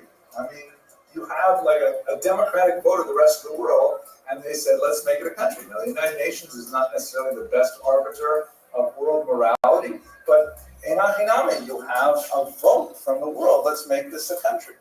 And third, and this is probably the most obvious, Israel wins its territory by right of conquest, right? Every country in the world basically exists because there are people who are stronger than their neighbors who said, this is going to be our country. And they took it. And nobody is like complaining to, I don't know, Switzerland or France or Namibia, hey, you guys fought a war against neighbors and won. That's not right. You're supposed to give up, right? It's not like some kind of international Yovel where someone blows a shofar and everyone has to go back to their houses. And Israel won its right to be a state in so many different ways. However, this idea of anti-Zionism says it is an illegitimate state. We're not going to look at any other country and apply the same standards to any other country, including this great country too. And that's why they frequently, in the anti-Zionist literature, they won't even use the word Israel. Even the word is illegitimate. They'll call it the Zionist entity. Palestine. Yeah. Well, Palestine is an interesting question because The British called it the land Palestine. yeah, it's a geographic marker, right? It was originally coined by the Emperor Hadrian in an attempt to wipe out the name Judea after the Bar Kokhba revolt. He wanted to remove all references to Jews. He renamed Jerusalem Haile Capitolina after himself, incidentally, and he renamed the whole territory Palestina. There are some references to the people living in this land called Palestinians, but it's probably more like Phoenicians. But be that as a name, right? Like, how long has this neighborhood been called Queens? Maybe 200 years. And before that, this name had probably some Native American name. But it's still the same place. It's still Queens. It's not an illegitimate. If we were to use the Native American name, that would actually, name it earlier. Before the Native Americans, I don't know if there was an earlier name, but they're just like placeholders. But to say that Israel doesn't even have a right to its own name is just another step. And they call it a illegitimate primarily because it's secular colonialist, which once again totally ignores the idea that Jews have been maintaining a constant presence in Israel since the beginning. And also, it's the same people who are coming back. And also, by the way, more than half of the people living in Israel are not even Europeans. They're Jews who come from largely Muslim lands that were expelled after 1948. So they have all these bizarre thinking to say that Israel itself, unlike any other country in the world, is fundamentally illegitimate. So that's like the illogical part of being anti-Zionist. You can, I think, legitimately say, I don't believe in Zionism as an appropriate, political plan. I don't believe that Zionism should be the goal of Jewish people around the world. You can say all kinds of things like that, and many Jews did, and there's some minority of Jews, very hard to still do. But to say that the state is illegitimate is fundamentally contradicting any view you might have over any legitimate state. I mean, otherwise you have to say that no state is legitimate. Yeah, you follow me, Mr. Ram? Okay, now look at the second point. Since Israel is an illegitimate state, then erasing this historical anomaly is justified by any means. One of the slogans is resistance by any means. And that means including terrorism and even sexual violence. That people would say, yes, because Israel is illegitimate, then anything we do to wipe out Israel is also okay. And again, you can't apply that standard to any country in the world. Supporters of the state, which means Jews, are legitimate targets. Like, it's okay to protest at synagogues in America if you dislike Israel, because the Jews are an extension of Israel. Right? That's the logic of it. It sounds a lot more like simple anti-Semitism, right? I hate Jews, and this is a new way for me to express it. Oh, and by the way, I'm totally excluding people who dislike a particular government in Israel or a government policy in Israel. Basically, half of Israelis don't like the current government, and that's pretty much true for every day of Israel's existence since 1948. That Israel is a democracy. It is a vigorous democracy with very, very, very opinionated people all across the spectrum. But that's not the same as being anti-Zionist. Like, for example, right now, Democrats are in power, and you can be incredibly mad about that if you're a Republican. You can be incredibly anti-Democrat, anti-government, but it does not mean that you're anti-American. You still believe in the overall endeavor, you just disagree with this particular political moment. That's not illegitimate at all. That's just normal democracy. Still with me? Okay. I want to hear objections. Test my argument. I don't know. The only scope I know of it is just like Twitter and like online media, whatever. But I feel like at the moment it's not as hand in hand as what you're projecting it to be. I feel like there's like people hate Zionists, but there's still drawing that line. Yeah, I think like there are a lot of people, especially people that are not so. I'm sorry. Yeah, they don't really think about what these things mean. They'll say, "I don't like what Israel is doing in Lebanon and Gaza, things like that," and that's a political opinion. Everybody's entitled to have that. But to go from there and say, I therefore believe that Israel does not have a right to exist from the river to sea, right? That's not an acceptable thought that people should apply to any country. Like, here we are in America, it's overwhelmingly, explicitly a settler colonialist country, but I don't see people paying reparations even to African American slaves we brought here. Forget about reparations to Native Americans. It's just there's an inconsistency there, and the inconsistency is where it becomes Jew hatred. I think a lot of people don't realize they're being inconsistent about this, and that makes them susceptible to a level of Jew hatred. Please, remind me your last name again. Hoshaya. Mr. Hoshaya. There are some reparations that have been given back to both the Native Americans and the African American communities. Tokens, so how many amounts? Canada goes really far with that. I gave a lecture in British Columbia a while ago, and before every lecture, they get up and they make us, every person, like the person introduced me and all kinds of people say, we are going to acknowledge that this university is built on the lands of, and they rattle off a whole number of what they call First Nations people. So it's impressive, but it's just a token. They're just saying words. Nobody's like giving them tons of money. Mr. Gross. Several things. I want to echo Mr. Shell's point.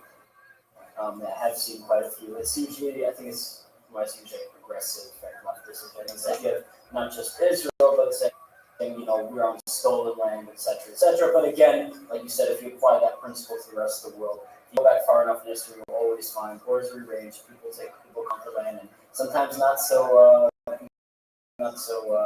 More often than not, committing war crimes along the way, but the winner writes history, right? So see what happens.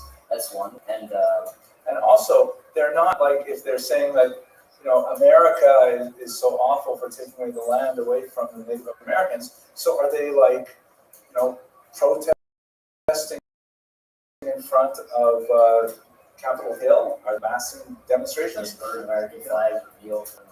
But they're doing it in the context of anti-Israel rallies. But it's not. The rest of the world, by the way, even the Arab world, even places like Iran, they look at this and they cannot figure this out. They say like, what is wrong with you people? We all want to live in America. We want to live in a democratic society. We're having such a difficult time here. Like we've seen these great videos where one of the things the Iranians do, it's so crude. They will paint a big Israeli flag on the street and they want people to walk on it. You know, it's a sign of disrespect. And they take like drone footage and the Iranians will like walk around it. They don't want to walk on the Israeli flag. It's so bizarre. Okay, that's your second. And other things I would say is, on that first point, the fact that Israel is a legitimate state, I think an important extension of this, which is where it becomes anti-Zionism. Again, you said somebody can hold a political belief, even the political belief that Israel is a legitimate state is wrong. However, where it becomes anti-Zionism is when you say Jews are not granted the right to have their own homeland. Yeah. I think that's a very important extension. No, I think that's a very good way to say it, right? Like, why should Jews, Palestinians can have the right to self-determination? Why can't Jews have the right to self-determination, right? Why are Jews somehow excluded from this really basic idea? That's also when you get to the point where you're saying, yeah, I can see that your thinking is not clear on this, and it shades over into another excuse to hate Jews. And furthermore, one last point is I think it was mentioned earlier, is when the political actions of what you might call Israeli secular government Jews are being held accountable for also. Yes. That's where you're crossing crossing another line of not just anti-Zionism but anti-Semitism is when any time a Jew is held responsible for anything the Israeli government does. And this is even understandable to an extent of why, let's say, to regard to a very extreme example, but why certain people, certain Guardian groups didn't support the state of Israel for the longest time, was they were able to make the distinction and understood this is our holy land. We even live on it and be grateful to those who fight on behalf of us, but we don't necessarily support the Israeli secular government. Yeah. But other people in America and around the world, they're not making that. It's too complex. And they don't necessarily think critically, they know history, and as a result, whether it's subtle or whether it's obvious, they subsequently blame Jews and hold them accountable for any actions of the Israeli government. You're absolutely right. You're going to segue my third point. I have to take Mr. Rubin. But it reminds me of a joke that, how does a joke, like what you're saying about how somehow all Jews in diaspora are immediately implicated in the decisions of the Israeli government. Whether you're pro-Netanyahu or anti-Netanyahu, it doesn't matter. If you're Jewish, you're lumped in there, and that's like definitely an anti-Semitic kind of attitude. How does the joke goes? The joke goes, two guys meet in the street, and one guy says to the other, "What's your name?" And he says, "My name is Kim," and he slaps him across the face, and he says, "That's for Pearl Harbor." And Kim says, "What are you talking about? I'm Korean, not Japanese." And then the Korean guy says to the Jewish guy, "What's your name?" He says, "Steinberg." And so Kim slaps Steinberg over the face and he says, "That's for the Titanic." And he says, "What are you talking about? The Titanic had an iceberg." He said, "Iceberg, Steinberg, what's the difference?" It's kind of a stupid dad joke. But, okay, Mr. Rubin, then I want to go to the third point, and we got to get to the medieval period. Right, at this point out about the situation where people couldn't conflate two, which is that when QP has their rallies, like you got to meet other brothers. When Jews make their rallies, you got to meet them. And also, apparently nobody cared about this land until the Jews were taken. Great Arab Revolt in 1936 was right before the state was established.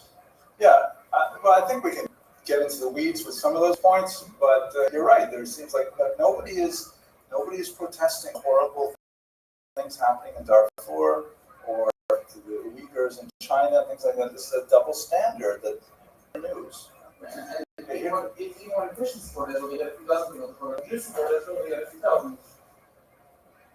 Yeah, right. Let's do the third point here, and this is an interesting one that's difficult. That's very different from the other periods as well. The participation of Jews in anti-Zionism, I should have added the word, is regarded as proof of its validity. And over and over again, that there's somehow Jews are put at the front of these rallies, Jewish Voice for Peace and Not in My Name and all kinds of like organizations. And like, I really wonder how large the phenomenon, but it's very, very pronounced. I do not believe there are many Jews who are willing to go this far, but those Jews who are immediately like pushed to the front of the line, as if to say, we're not anti-Semites. Look, here's our good Jews. Your own kind admits to the wrongdoing of their So check this out here. This is something that happened May, which I just thought was so bizarre, but it sort of pictured the whole thing. This is a press conference at the Capitol, and you can see there's quite a few Democratic politicians. Tlaib, who is a Palestinian member of Congress, and they're running Fias and so on. And then there's this Jewish sophomore from George Washington University. Her name is Miriam, and you can actually look this up and you listen to her speak, and you see the smiles on the faces. Everyone's so happy they're applauding her and so on. She says that she was so grateful to be part of the encampment at the George Washington Quad, which they renamed Shahada Square. And the reason why she's been so happy there is because, get this, when she was growing up, she never had access to an anti-Zionist synagogue. And, obviously she did live in Williamsburg, but otherwise, there's no such thing as an anti-Zionist synagogue. There are synagogues which are maybe cooler to Zionism, maybe more already cooler to it, but you only find like really extreme people who are anti-Zionist, right? So, as if that exists. And then she said while she was there, a Jewish rabbi came with a Torah scroll on Shabbos and heard that she had never had her bat mitzvah, so she gave her a bat mitzvah right there in Shahada Square. I mean, there's so many things wrong with this story. I don't know where to start, but it definitely involves a deep, deep level of Jewish ignorance. And that's what we got to work on, I think. Here is a picture from Shahada Square. They go to Martyr Square because the word Shahada means, we would say, suicide bombing. Right? The Shahada is one of the great statements which one says if one converts to Islam, but it's also, like a rallying cry of people who blow themselves up and others. It happens to be this phrase here is the Shahada in Arabic, and it is the emblem on the Hamas logo. It is all about Shahada. You can see here flags. That's what we're talking about here. So this is like a weird thing, an element of this market. So that's why I'd like to suggest that we're in a new period of the evolution of anti-Semitic hatred. We're in a new period of the evolution of this kind of hatred. It has a lot of features which are different from what we've seen before, and we're just at the beginning of it. But it is this inconsistency, this idea that Israel has to live up to a different nation in the world, and Jews are implicated in Israel, whether they live there, whether they're citizens or not. It's essentially at the roots of this new kind of anti-Semitism. It sort of hides behind the term anti-Zionism, which again, there is like a vanished small possibility for a person to be an anti-Zionist without hating Jews, but it's remarkably thin. And let's say that.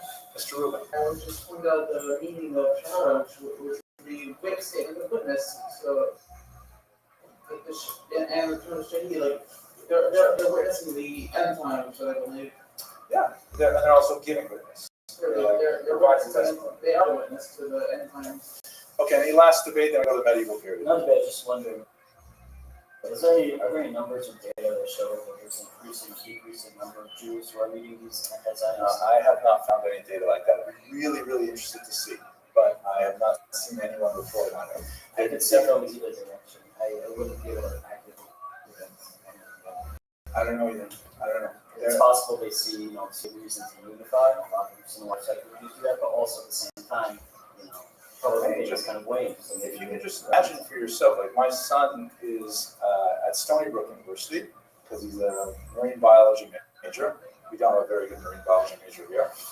And he's like, they're all alone, and like the atmosphere there is so overwhelmingly anti-Israel.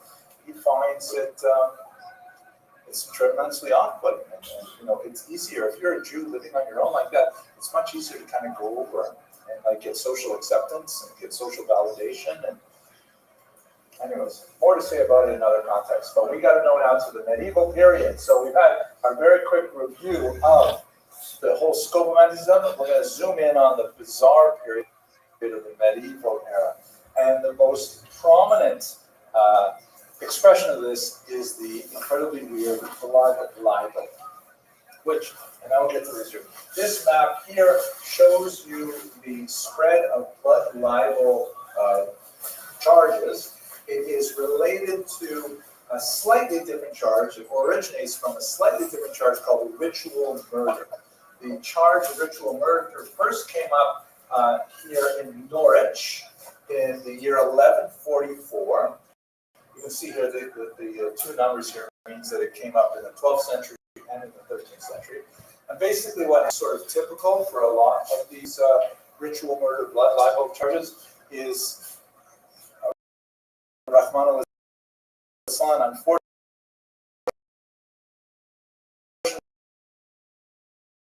a young child is brutally murdered.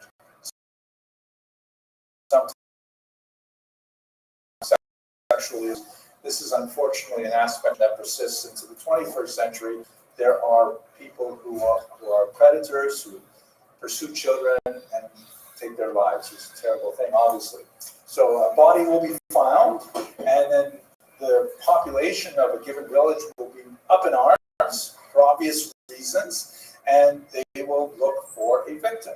In the case of young William of Norwich in 1144, first incidence of this, historians more or less settled the strong possibility that he was actually murdered by a lower church figure. Jack the Ripper is also in this kind of 12th century. There was a lower level deep who was likely the one who but not even implicated.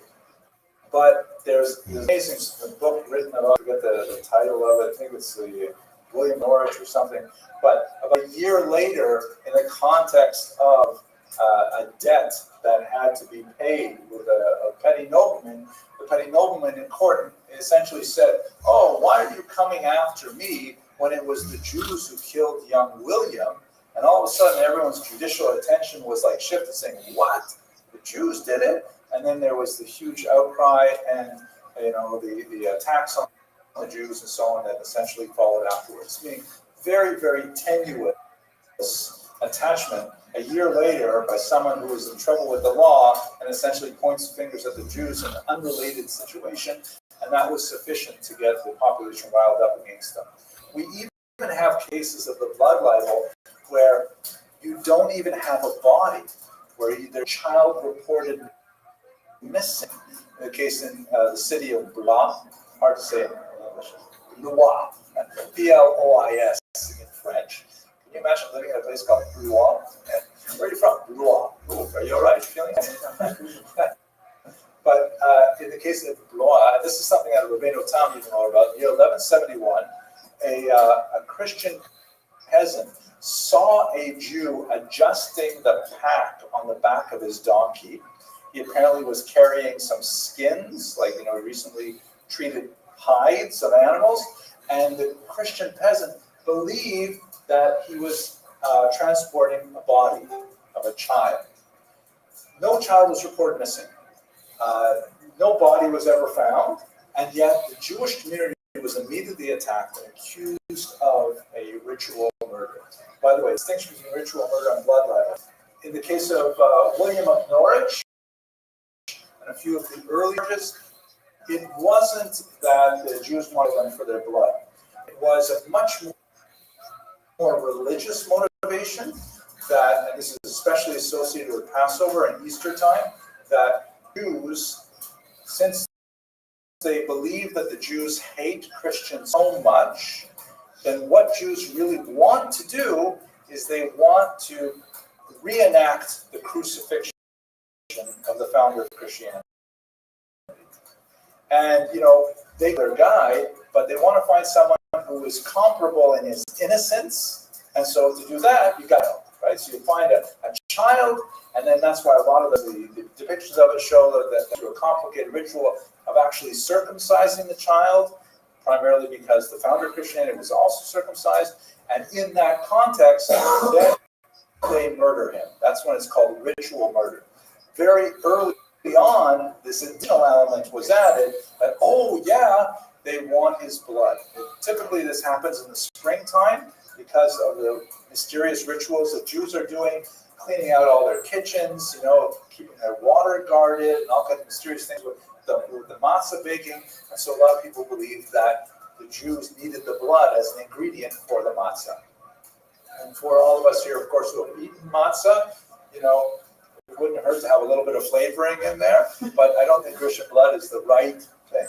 So anyways, this new idea, right? You never had this blood libel before 1144. It suddenly becomes an obsession, a mania. And you look at all of Europe, it just spreads through everywhere, including many, many examples of it in the 1800s. The Nazis make a big party out of it as well and constantly talk about it, but it just becomes this obsession with most of Europe, this idea that, Jews do this. And in all cases, there's never any evidence that any of it ever happened. But there is sufficient evidence to get people riled up and attack the Jews, and a pogrom typically follows after that. Okay, hang on, okay. Here is a case of a very, very influential blood libel associated with a child named Simon of Trent. It's in the northern Italian peninsula.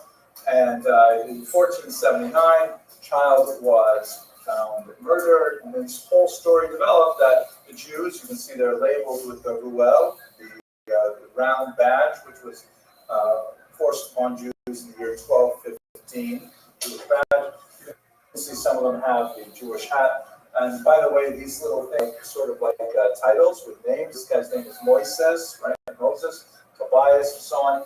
And then underneath, which I haven't included here, there's a whole text, so a description of what's going on here. And they're all performing, they have a cruciform posture to mimic the crucifixion. They're performing the wounds that are specifically described in the New Testament, the circumcision I mentioned, collecting the blood in the pan. Here is the woman with the string. She looks like a Havdalah candle and some instruments of torture, pins, things. She's helping the guys out like that. And these kinds of depictions were all over Europe. People were obsessed with them. There's so many examples. Simon of Trent was incidentally beatified as a saint, as a martyr saint, even though it's important to note that the church, the upper church, including the popes, were constantly telling the population, it's not true. Don't believe it. It's a crazy idea. Jews would go to the popes and say, can you please help us out here? Because they're attacking us for these crazy ideas. But the lower clergy, who were typically illiterate and often could not even make out the title of what the popes were writing to them, would be fomenting these ideas and spreading them throughout Europe. This is a picture that shows Beatus Simon Martyr, Saint Simon the Martyr. Shows them all decked out. He's strangled. There's typically a Christian accomplice involved who does that part. Body parts of children. It's got a tenuous little connection to religion, but it's obviously much more kind of violent, pornographic in nature. That's where the kind of part of the brain that is turned on by this is very different from the religious arguments that we saw earlier. Mr. Rose. You could also see the absurd idea of these blood libels around having that was the fact they didn't just convict the single person that they found. Oh, you think you're guilty? No, the whole community. No, the whole community. Yeah. So. And again, no body, sometimes no child missing. You're absolutely right. Now, there is a related charge that was especially important in Spain, the host desecration. This is a fascinating kind of connection to it. In Catholic ritual, around this time, they developed a new ideology something called the doctrine of transubstantiation, which basically argues that the body of the Savior is transformed into a wafer or a small cube of bread is in the Eastern Church. And that what good Catholics are supposed to do is they're supposed to confess their sins, receive absolution, and then literally consume the body of the Savior as a religious act. When you think about it, it sounds pretty strange. I never really understood why people would want to do exactly that, but it is a very holy thing. It's one of the sacraments. They call it communion. So here's the thing. If the notion of the blood libel that the Jews hate Christians and hate Christianity and want to reenact the crucifixion, then, and if you say that the wafer is literally the body of the Savior, meaning it's not like a symbol, it's the act doctrine of transubstantiation, then doesn't it make sense that Jews would also want to do the same thing to the wafers? And that's this charge. The wafers, by the way, are called the host, maybe because it hosts the, something like that. So here's an example from, I forgot the name of the place. I was there. It's not too far from Munich. I'll have to think about it later. Anyways, here we go. It's like kind of a useful stream version, so we can see it all playing out. Here is a typical host desecration story. You have a Christian accomplice here. He goes into the church and he steals the wafers. You see the round host here. He's kind of looking over his shoulder to say, aha, nobody's watching, and he steals them. He brings them then to the Jews. You can see they're Jews because they have the ruel here. And he offers them, and the Jews take a money bag and they pay for the host. They then take the host back to the synagogue, and here you can see the artist is obviously unfamiliar with Hebrew lettering, so he puts like what he thinks sort of looks like Hebrew up here on the windows, and the Jews torture the host, and it miraculously bleeds. So this is something the church actually liked it because it reinforced the whole idea of transubstantiation. It proved it. If the Jews wanted to persecute them, and it really was true. Then there's a policeman comes through and says, hey, what is going on in here? And this Jew says, quick, hide the evidence. They take the wafers to an oven. They throw the wafers into the oven to destroy the evidence. And inside, the form of a beatific child appears. And doves fly out, and they're caught by waiting angels. Way more miracles associated with this particular thing. But then all of this stuff is kind of imaginary. The following parts, unfortunately, are not. The police break in and they arrest the Jews. They behead some of them. You can see that there. They torture others. They set them on fire. The Christian accomplice is taken away for further punishment. And then the synagogue is rededicated as a church. And that's a typical host desecration story. And that is almost even more popular than the blood libel version. And when you look at this map that shows you the spread of host desecration, it's especially known in Catholic countries for reasons that I'm not really sure of, probably because it expelled its Jews in 1182 and then again in 1306 and 1394. France seemed to be fairly clear of them, largely because they kicked all their Jews out. But Spain had a good number of them, and they were really quite significant. And they were right on the verge of the expulsion in the 15th century. So the host desecration much more significant, especially for Spain. So to conclude, I just want to bring us up. We did speak about contemporary Jew hatred quite a bit when we looked at anti-Zionism and tried to figure out what that is. Is that a new form of anti-Semitism? But we should remember that even though the general trends of Jew hatred change over time. There are earlier elements which are regularly reawakened. And I saw this image. This is from March 26, 2020.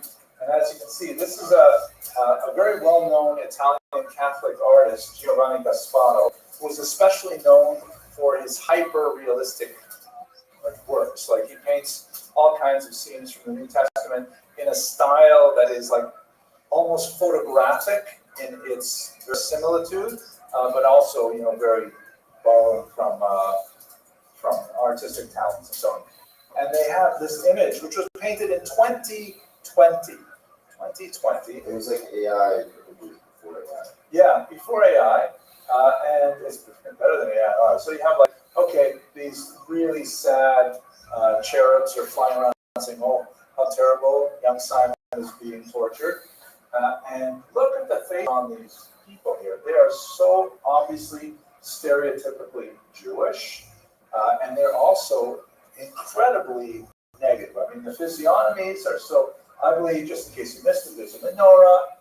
There's the figure in the left corner, on the shadows. This guy here. No, I'm not sure who it is. Some, sort of. I don't know if that's supposed to. I don't know how to read this image that deeply. You see the payas, which would be highly unlikely at this time. This is, by the way, the same child, Simon of Trent, that was depicted earlier. It's the same story that he's telling, and horrific gashes to the body and things like that, and collecting the blood. Right, 2020, collecting the blood, the same deal. It's a totally modern version of it, and unfortunately, as my father used to like to say, plus ça change, plus c'est la même chose. We're more changes, the more it stays the same. We're still dealing with these awful things. Okay, we will have to pick up when I return to look at the period of the expulsions. I'm not looking at the Spanish expulsion, because that we'll spend a lot more time on. Any last arguments, objections, questions, debates? Yes, Rashad. Roches. Yeah, so we see that also nowadays with the movie The Passion of the Christ, things like that. Is that also examples of the same thing, or is that? It definitely is. That particular film borrows from the sort of fever dream of a particular medieval nun who used to have these visions of the Last Passion, and it was reenacted. It was very popular in a literary form for much of the Middle Ages, and it was brought to life just like Gasparo's art was. Es ist gut zu sein hier. We still have, but this is the nature of our condition. Okay, Rabbi Soy, thank you very much for learning with me. Thank you once again, Mr. Mandel, for this microphone. I hope this turns out well, and look forward to learning with you upon my return.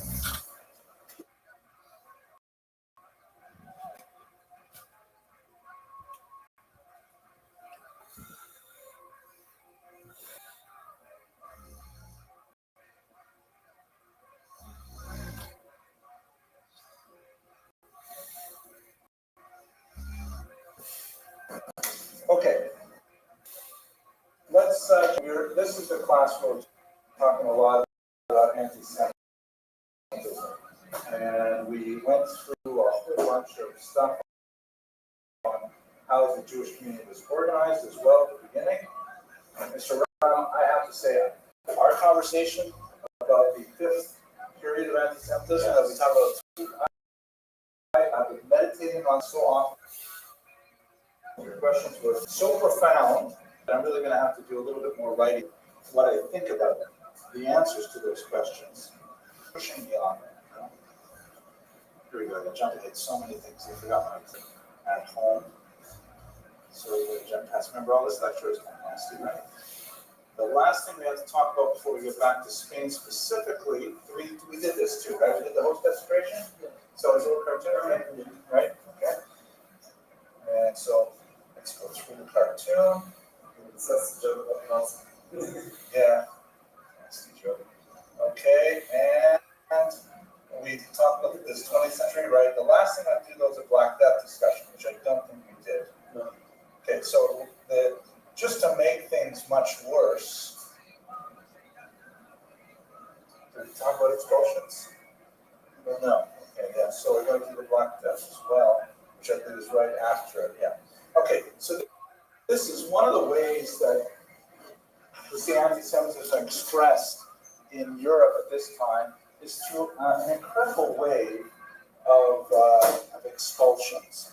There is like this fascination with trying to make territories Judenrein, not only for sort of religious, ideological reasons, the idea of making a purity of the state with everyone there and all in the same Catholic faith, but also for economic reasons. Because as we discussed previously, Jews are involved in a lot of financial activities, especially something called usury, which is a sort of nasty word for money lending. Usury is an essential aspect of any modern economy, especially for this period we're looking at 12th, 13th century, where you just can't buy anything if you're limited to the kind of contours of a agricultural economy, right? You buy all your seed, that's a big investment, you put it in the ground, and then you gotta wait. You wait till the harvest comes, then you sell the harvest, all kinds of money, that's fantastic. What happens, however, if you have unseen expenses like a wedding or something, what happens if there's a bad year in the crops, the economy is just not going to develop very fast unless there's access to credit to help people pass that kind of dip in resources or to be able to invest in any kind of growing business. So that's why credit is so huge. And Jews were, for reason of church law, the only people who were legally allowed to lend money on credit. Did you speak about that at all? Yeah, okay. So there's so many more complications here involved, but what always happens is that the Jews would rack up a significant amount of debt. And don't forget, by the way, at this point, Jews are really the only people who are dealing with cash money in these economies. Everyone else is like saying, I will trade you 2 bushels of wheat for that rabbit you just caught, and things like that. It's a barter economy, very, very primitive, but Jews with actual currency and precious metals and things like that. So if you are a powerful figure, a king, and like that, you want the Jews to be in your community. You can tax them directly. However, if you borrow from the Jews yourself, which may happen, then the nobility would say, hey, I think it's just easier, more expedient to simply expel these people my own money, and therefore my debt is clear. That is a fast, easy way to clear your debt. But then what happens 10 years later? You cleared your debt because you got rid of the Jews to whom you owe money, and then what happens 10 years later? You can't borrow any more money, right? It's like saying, I cut up my credit cards, I got rid of them, and now I want to go to Tahiti. How am I going to do it? I don't have anyone to borrow credit to buy my ticket to Tahiti. So the Jews would be invited back, and as you can see in France, for example, they're expelled 5 times in the space of just over 100 years. It's just crazy, a little more than 100 years, because they're kicked out because either the nobility has invested too much in them and has too much of a debt load, or there's enough popular resentment at small-time money lending, and the nobleman says, well, if I don't expel the Jews, I'm going to have a revolution on my hands, so kick out the Jews makes everybody happy for a very brief period of time. In some cases, the kingdom discovers that expelling Jews with the advance intention to re-invite them and charge them immigration fees proves to be a great moneymaker. They say, okay, we're going to expel you from France, which they did in the 14th century, but if you want to come back, you have to pay 20,000 AQ when you return and 7,000 every year that you're here. And it's real fundraising. So when they get expelled, are they allowed to copy them? Sometimes, sometimes not. How is the this a future loans with them? Yeah, it's based on future loans. That's right, because they're the only source of credit, only legal source of credit. Christians are also lending money to each other illegally. And this doesn't change until the 15th century when the Italians basically say this is ridiculous. and they set up a legal form of low interest rate mortgages. But until the 15th century, you can either go to the Christian loan shark, so you can go to the Jews. And what is also ironic that when the Italians eventually set up these banks called the Monte di Pieta, the mountains of piety they were called, which were like 6% interest rate on average, most wealthier Italians preferred to still borrow money from Jews. And part of the reason historians think this is so is because when you dealt with the Jews, you didn't have to because the Monte di Pieta were a church-based institution, you didn't have to give financial history and why you're borrowing the money and things like that. If you had debts because you were engaged in something that the church didn't approve of, the Jews didn't care, but the church would, and you would have to disclose it. So it's still a very, very financially rewarding thing to do to expel the Jews, at least temporarily. Yes, Mr. Rogers. So where did the Jews get to go on their own? They were able to find out this movie, or the church gave them this movie? Not independently wealthy on their own. In fact, most Jews were still, really just barely above peasants, but they're dealing with cash currency. It's like they're the only people who know how to work with crypto, right? And they're the ones who are, nobody else has it. And also, they're the only ones who are allowed to lend money and charge interest. Nobody else is allowed to do so until the 15th century.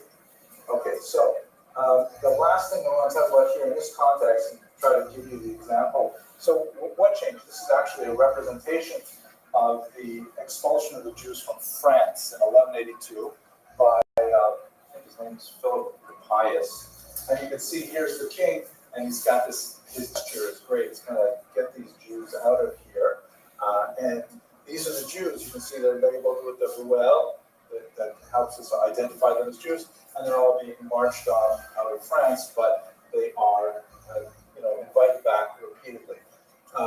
The church is definitely, in favor of this. There is ideas in the church saying, yes, this is a great thing. We're going to make our societies much more ideologically pure, and we'll be rid of the irritating reminder constantly that there are other faiths that disagree with us, and especially older faiths. Judaism is the important one here.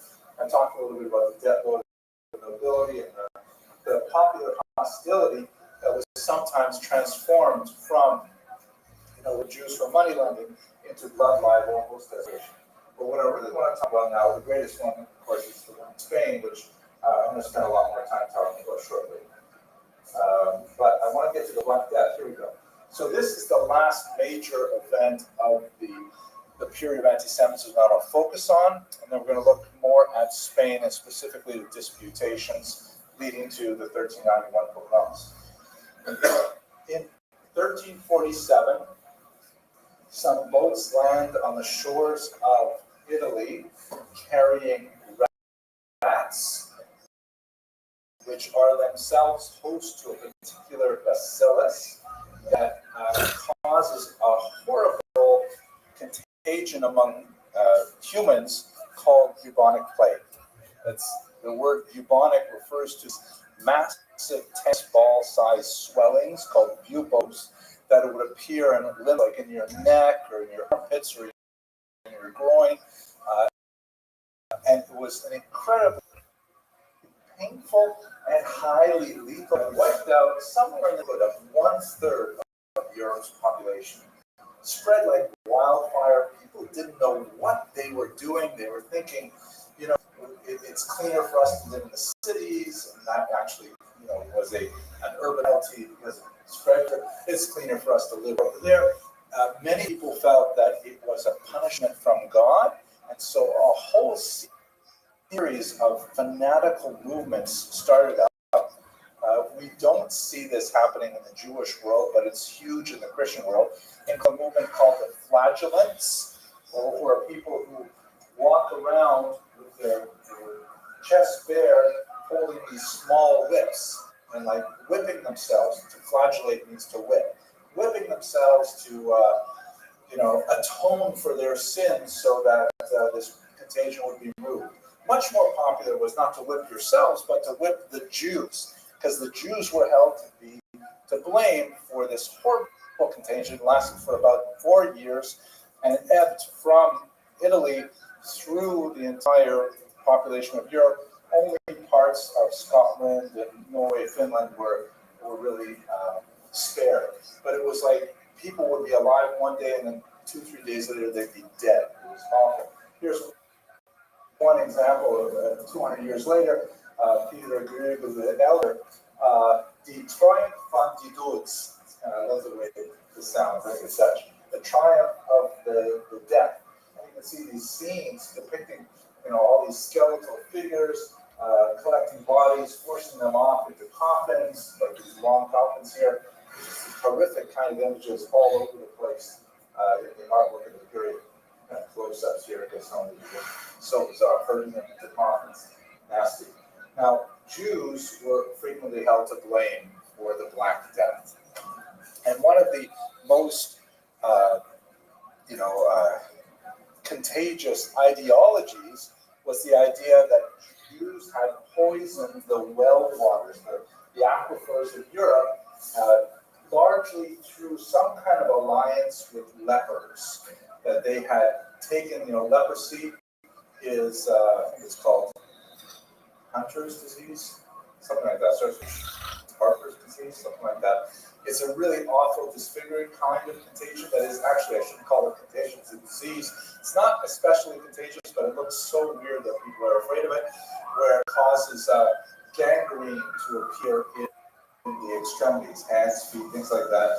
And then, people lose their ability to control their fingers and things, and eventually their fingers fall off, or just really nasty kind of stuff. All extremities, nose, ears, stuff like that. So the idea was that Jews, Hansen's disease, thank you. The idea was that Jews somehow made a pact with the lepers, collected up their nasty body parts, and then would dump them in the aquifers of Europe. So you can see one representation. This is in English from, I think, 1569. Yes, 1569 in English. Here's a representation of a Jew. The representation is kind of weird because by this period, Jews had been kicked out of England since 1290, so almost 300 years, no Jews setting foot there legally. There were some Sephardic Jews there living as Portuguese, however. And here he is, and he is got like this turban there. There's the victim of a blood libel thrown in here, and he's got this satchel or sachet, some kind of like pocket of poison that he's putting into the well. And while this is happening, a demon spins up out of the water. You can see the kind of spinny motif here, and urinates back into it. Horrible poison that then, spreads to all over Europe. Here is a close-up of the next page of this text, which I kind of like the way it reads. So, right, you can see here, a great infection throughout all Europe. By reason the water in the wells was poisoned. Right? They allied themselves in concert with various lepers by all the succores and means. They made an ointment with a confederation of the blood of man's brine, composed with certain heinous herbs, things like that. It's really venomous, maybe venomous. Oh, very good, thank you. Good Middle English. Okay. So this is the way it ends up for Jews, of course, is through public burnings.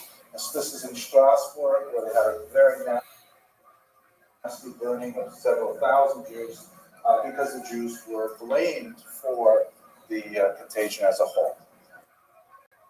All this is happening in the 14th century. Now you got to think a little bit about the dates. 1349 is the burning of the Jews in Strasbourg. The Black Death eventually sort of peters out by 1352, but there's this tremendous labor shortage. They've lost so much of the population. A tremendous kind of like agony of what did God want from us? What did God give this to us? And the Jews are the convenient scapegoat. That takes us up to 1391, which is a turning point in Spanish Jewish history in particular. But let us just do one last detail here, looking at the disputations, because it's impossible for us to understand the eventual expulsion. The disputations were something that originated in the early 13th century by one particular Jew named Nicholas Donin, who was, and you see this habitat, this phenomenon over and over again. You have renegade Jews who convert to Christianity, and it's not enough that they have abandoned their ancestral faith, they also feel a specific desire to spend the rest of their lives attacking Judaism. They make it their career. They are advantaged in this because they have at least minimal Hebrew, they have some familiarity with Jewish texts, and that's something that most Christians, even Christian priests, do not have. And so these guys present themselves as Jewish experts, and they make a living out of it. They get huge perks from the church, living expenses and prestige and so on. And these kinds of individuals have actually plagued Jewish history for centuries. We have them up to our own day as well, in obviously a much more secular vein, but it is a very old trope in Jewish history that there are Jews who leave Judaism and then spend the rest of their life turned around hating on Judaism. Sometimes I like to call them, I jumped over the convent wall, except they jumped into the convent as opposed to out of the convent. So this guy, Nicholas Donin, says to Pope Innocent III, so ironically named, that, hey, you know why you're having so much difficulty converting the Jews to Christianity? It's because, you didn't realize this, I realized, Mr. Pope, but the Jews have this whole other book that you know nothing about. It's called the Gemara, or the Talmud, and it has so much information about it, including blasphemies against the founder of Christianity. It has all kinds of, alternate teachings that you don't read in the Bible and stuff like that. And I'm telling you, all you got to do is you have to attack the Talmud and get that away from the Jews, and then the Jews will eventually convert. And Nicholas I, Innocent III says, great idea. What ends up happening is they gather up the Talmud. There's a disputation in the middle there. He, by the way, is a failed yeshiva student. He left the yeshiva of Paris, and he challenged his old rebbeim to a public debate sponsored by the church. These debates are called disputations, and they were like forced affairs where Jews would have to defend themselves in front of an overwhelmingly Christian audience with very limited, ability to speak their mind and to cite their text appropriately. They weren't allowed to attack Christianity in the debate. They had to just defend against the things which were usually put forth by this renegade to Christianity from Judaism. At the end of this debate, the church says, absolutely horrific. I can't believe the Talmud has these awful things in it. And what ends up happening is 24 wagon loads are gathered up, hugely precious manuscripts, and burned publicly. Nasty, awful thing. Here you can see a medieval representation of the debate. The Jews here are shown with the horned hats, and you can see they've got these concerned looks on their faces as they're trying to see what's the correct answer to these questions. Christianity here shown as some Dominican friars, and they've got their book is open, right? Everybody can see what's written there, and they've got these gestures, which are kind of like aggressive pointing gestures, saying, hey, you don't get it, you don't understand it. And one of the really, there's a lot to say about the disputations, are fascinating, but the arguments that was so important to the Christians is the idea that the truth of Christianity is proved in Jewish, meaning if you read the Hebrew scriptures, Tanakh, you will absolutely have to become a Christian. And they'll find all these specific quotations. Look at this, read this, it doesn't seem so clear. And the Jews will come back and say, what are you talking about? What are you different? And what Donin added to this was he said, not only in Tanakh, but also in the Talmud, which of course was codified hundreds of years after the foundation of Christianity. He wanted to argue that the Talmud actually proved Christianity, which is a pretty crazy kind of thing to say, but at any rate, you can't win these debates. The Jews always lose. The most important of the debates, without a doubt, is the one that was conducted in 1263 in Barcelona by the Rambam. Yes, please. Why would they burn the Talmud if they agree that it's actually something sensation?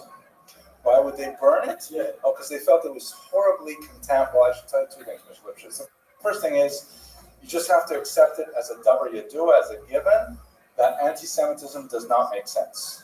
It doesn't. Like, you can only make it rational to a certain point, and then it breaks down. But you don't. Anti-Semites don't need it to be rational. They just need enough that they can hang on to. So that's the first rule, we see that as a cloud throughout anti-Semitism. But secondly, they believed that it was horribly contaminated, and they had to get rid of it completely so that Jews wouldn't be infected by it. Later on, they would say, okay, the Talmud is acceptable because maybe it does prove the truth of Christianity, but we've got to get rid of these specific parts. So the church got very interested in training priests to read Aramaic, go through the Talmud, and excavate huge chunks of the Talmud, which is why we need, like Yemenite manuscripts that were not interfered with by the church, and other older manuscripts to try and figure out what's missing and what was changed. Mr. Gross. Is it possible this people asking that they were saying we don't agree with the Talmud, we don't condone to whatever it's written here, we think it's ridiculous, but even your own people say that Christianity should be Exactly. their logic. That's a It's not going to burn it because but they just want it was just proof that it was for them it was a support for them. Yeah, exactly. They want this. That is the strongest proof. You can say, hey, from your own texts, you can see that we are right. So that's part of the circular logic. The disputation in 1263 was an outlier in some ways because in this particular debate, the king, John of Aragon, at this particular time, he actually had a relationship with the Ramban. He knew him. The Ramban was already in his 60s. He was a senior leader. He was, the great lion of Spain. He was not a schlepper by any ways. He was someone who really knew the sources very well. And when he was challenged by Pablo de Cristiani, another convert from Judaism to Christianity, could you imagine, like, let's say a guy in 11th grade at an Orthodox day school decides to challenge, like, the Rosh Yeshiva to a debate, right? It was like, how is it possible that you even think that you would have the command of the sources? But that's the way most of these debates went, because most of these guys who jumped over and became Christians really did so at a young age with a very limited understanding of Judaism and so on. And that's exactly what happened in Barcelona. Here you can see, by the way, is a comic book version, a graphic novel version of it that was printed a few years ago. It's actually pretty good. It's scholarly wise, it's great. The pictures are really cool, things like that. And Ramban, he agreed to the debate, but only on the condition that he could speak freely. Here's a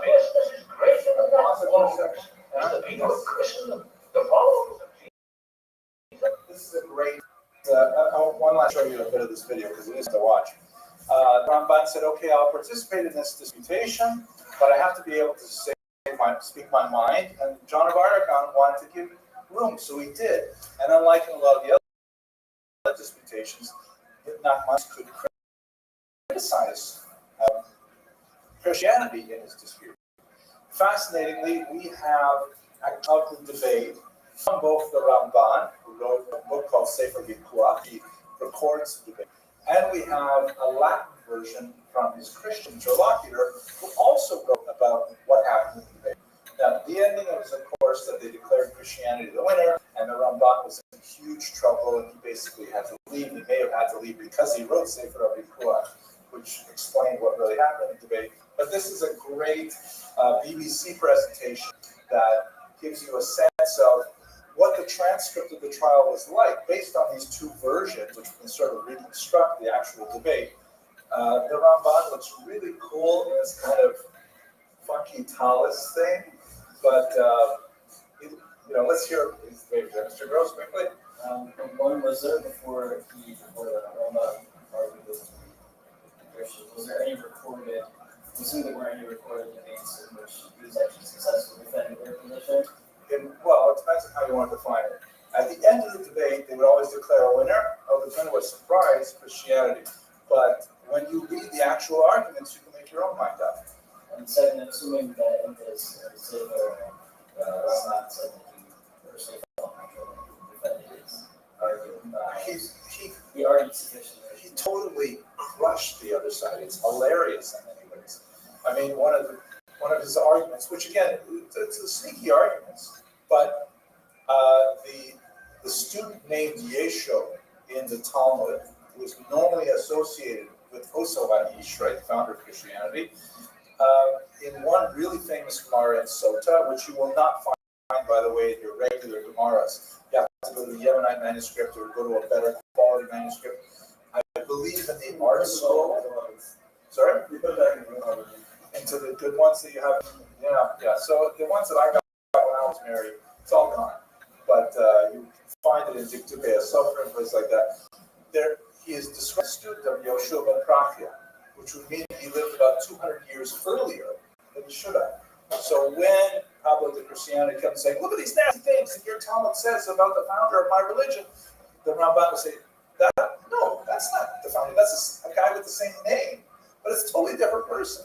You know, and that's kind of a complicated argument because then you have to figure out which ones are correct and how do you date it with Yoshua ben Prakhia. Let's just get a feel for it. I'll play a couple minutes of this because it's fun to watch. Here he is. He's going to give an argument back. One of these rare passages where he's allowed to fight back.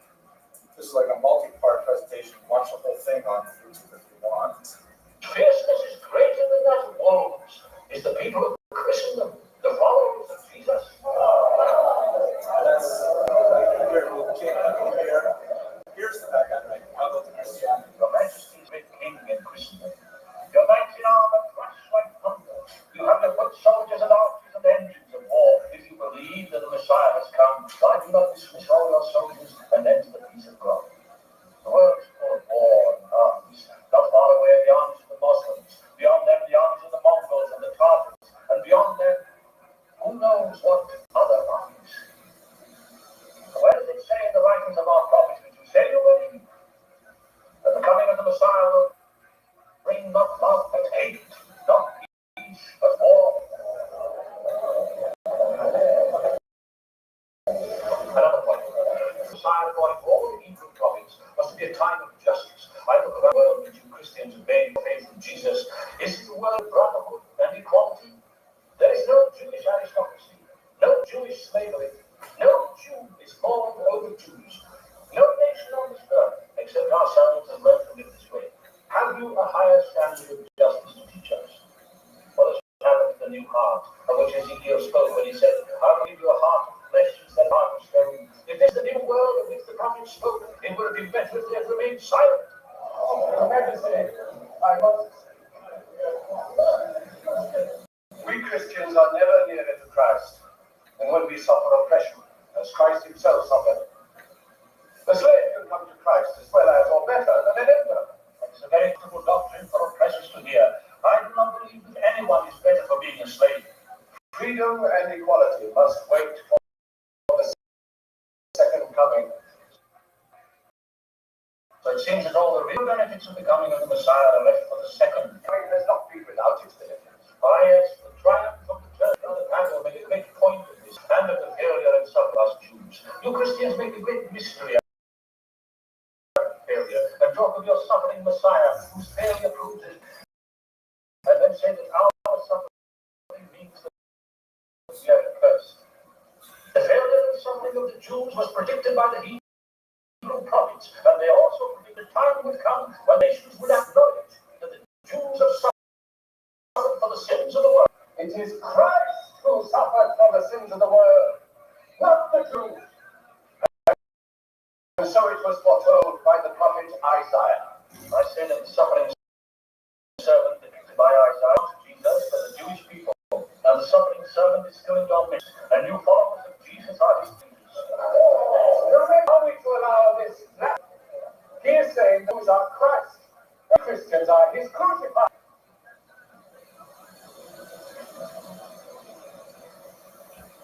I promised him free speech. So watching is an entirety. That's only one clip of it. I'll give you the whole thing though. The last of the disputations is hugely important. This disputation at Tortosa, which happened in 1413, 1414. And it was like a massive pageant. You're just from the years that it took, months and months of disputation, not just 2-3 days, but it was like stretched out, like, like a campaign season. And at the end of it, Jews were so demoralized by the ongoing onslaught of the church, they didn't have a Ramban to protect them. He, of course, had to flee Spain. He made his way to Eretz Israel, and even in his old age, in his 70s, was like single-handedly responsible for the rebirth of the community in Jerusalem. It's really an amazing thing that at the end of his life he could do something amazing. But before the Tortosa disputation, which ended in possibly as many as 3,000 Jews voluntarily becoming Christians, because they were so broken by this ongoing difficulty. You have to look at the pogroms of 1390. These were occasioned north and west of Spain. This is one depiction of the pogroms of that period. And they were largely fomented by an especially nasty Dominican preacher named Saint Vincent Ferrer. Ferrer was, you can see he has the saint in front of his name. He was beatified by the church. He was made a saint totally by the church. But from Jewish perspective, he was an ugly demagogue who, roiled the masses up to attack the Jews. And in certain parts of Spain, there were these pogroms with attacks and massacres, but they were only stopped by Jews willingly converting to Christianity. And the argument at that point was, hey, they may have been coerced, but once they were baptized, they were definitely considered Christians, and what's done is done. The higher church would try to restrain Ferrer to no avail. The pogroms proceeded apace. So you add to that's in 1391. 20 years later, the Tortosa disputation, and it was too much for the Jews of Spain.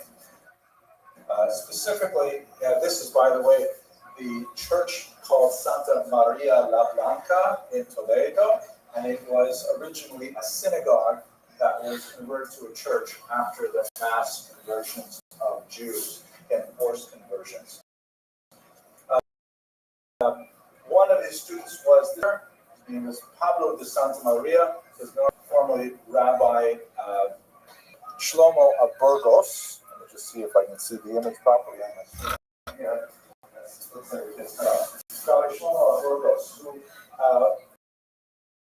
was one of these people who was a believer. Let's not mistake this, that why would a Jew convert to Christianity in, let's say, the year 1400? Just think about it for a second. And let me hear your thoughts on it. Why would a Jew convert to Christianity in the year 1400? What do you think, Mr. Ram? Fear of the church. Okay, and tell me about that fear. What are they actually afraid of? This is a good one, right? Yeah, 1391, you have massive pogroms, convert or die. Yes, social pressures. Can you imagine, how long can you put up with this? The dominant society is so against you. They have these, huge disputations, which you could attend. They would have, they were like rock concerts, some of them. Tortosa was like that.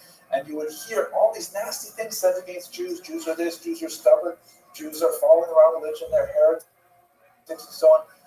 How much of it can you take? What else, Mr. Gross? Well, so even if they weren't intercessors, somebody could have been uncertain about their faith if they were young, Yeah. And they seem to don't have the capacity to understand that they're being on unfair grounds, and therefore might be led to believe Christianity. Maybe those guys are right. Maybe they're right. Which reminds me of a joke, which I am not going to tell while I'm on recording. Let me just see if I can pause. No, pause. I'll tell the joke afterwards. But you're worried. Maybe the outside society is right. Maybe they're right. Maybe I'm wrong. Don't forget, this is before the state existed. You guys grew up in a world where there was a Jewish state. That meant something, right? So, oh my gosh, we're a country like everyone else. But this is 1,500 years into a long, long gullus. And you're thinking, maybe who says we were right? Scary. Any other reasons why you want to convert? You're missing one important one. Yeah, maybe you're a true believer, like Pablo de Santa Maria, who said, you know what, I was wrong. I listened to the Christian side of these debates, and you know what, I believe them. And we do have such people. The scary thing is that we have so many of them who then invested their lives trying to convert other Jews to Christianity. It's not like, let's say, you know, I used to drink Coke and then I tasted Pepsi and I said, oh, I love Pepsi, and you spend the rest of your life drinking Pepsi. So I spend the rest of my life telling people who drink Coke that they're wrong. Like, just leave them alone. Enjoy your Pepsi. What's the big deal? But this is a big deal for a lot of these people who feel a need to justify their faith. Pablo de Santa Maria, student of Vincent Ferrer, and here was Shlomo Halevi, right? And now here, his student is Geronimo de Santa Fe, who is also a convert from Judaism. Let's see if I can see his name here. Kind of funny. His name, yes, no, I didn't get it in there. His name is Yehoshua. His name in Latin is, or maybe it's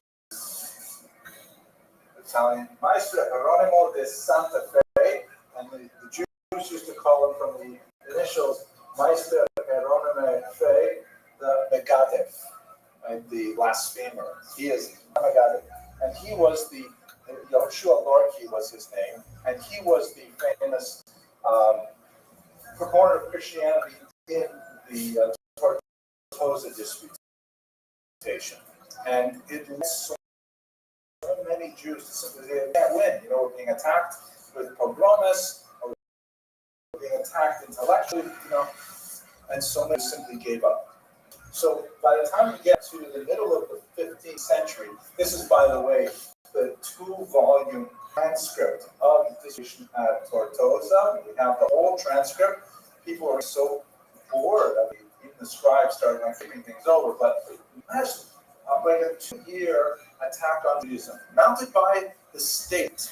Can you imagine if the United States of America were to have like a 2-year campaign here in New York City? You could go to Madison Square Gardens and hear arguments against Judaism. Imagine what kind of thing that would do to your self-image. It's horrible. But that's where the Jews are at the beginning of the 15th century, and that takes us into the period of the Inquisition. Okay. Arguments, discussions, questions, disagreements, observations. Yes, Ruben. Some people who didn't watch the debate, the Jewish people who watched the debate, but these people who were intellectuals and other rabbis, or were they just random people who came for secular sports? Random. First of all, most of the audience was Christian. But Jews were frequently forced to attend. This is something the church would employ for about another 400 years, actually. Forced sermons, where sometimes Jews would be required to show up in a church and listen to a sermon, frequently delivered by a Jewish convert to Christianity. Sometimes Jews were forced to synagogue longer on Shabbos to hear a Christian drasha. Can you imagine that happening? You're sitting in shul, you're waiting for Kiddush, you have to hear another 20, 30-minute diatribe by someone who left your community to join Christianity. Incredible. Onslaught of this over and over again. At a certain point, you can imagine young Jews saying, enough already. Why don't I just convert? Why don't I just avoid all this by jumping ship? Unfortunately, as we shall see, it was the solution. Okay, so we're going to go, this is the wrong, we're going to do a slightly different version of this lecture. Here. Lots of this.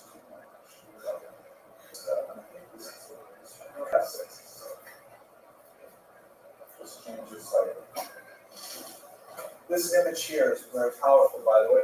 This is the Goya's Esquina de Inquisición, the scene from the Inquisition, and it shows a Jew here wearing a San Benito. Right? This is like the infamous sort of tunic that Jews were required to wear when they were attacked by the Inquisition. There's a few more of them waiting here to be tried, and here they're having all kinds of questions directed at them. You can see the kind of dejected looks on their faces and so on, because they're going to be punished with one thing or another. We shall see what it is. Now, there we go. Now, we talked about what's happening in Spain here, right? With the disputation, the slowly increasing tendency towards monolithic Christianity there. We talked a little bit about disputations. I thought I had edited this part out because I included it into the last one. Talked about the riots of 1391. Here we go, going to the Inquisition. So what was the Inquisition? Jump ahead about 60 years from the Tortosa disputation to 1478. At that point, what do you have going on in Spain?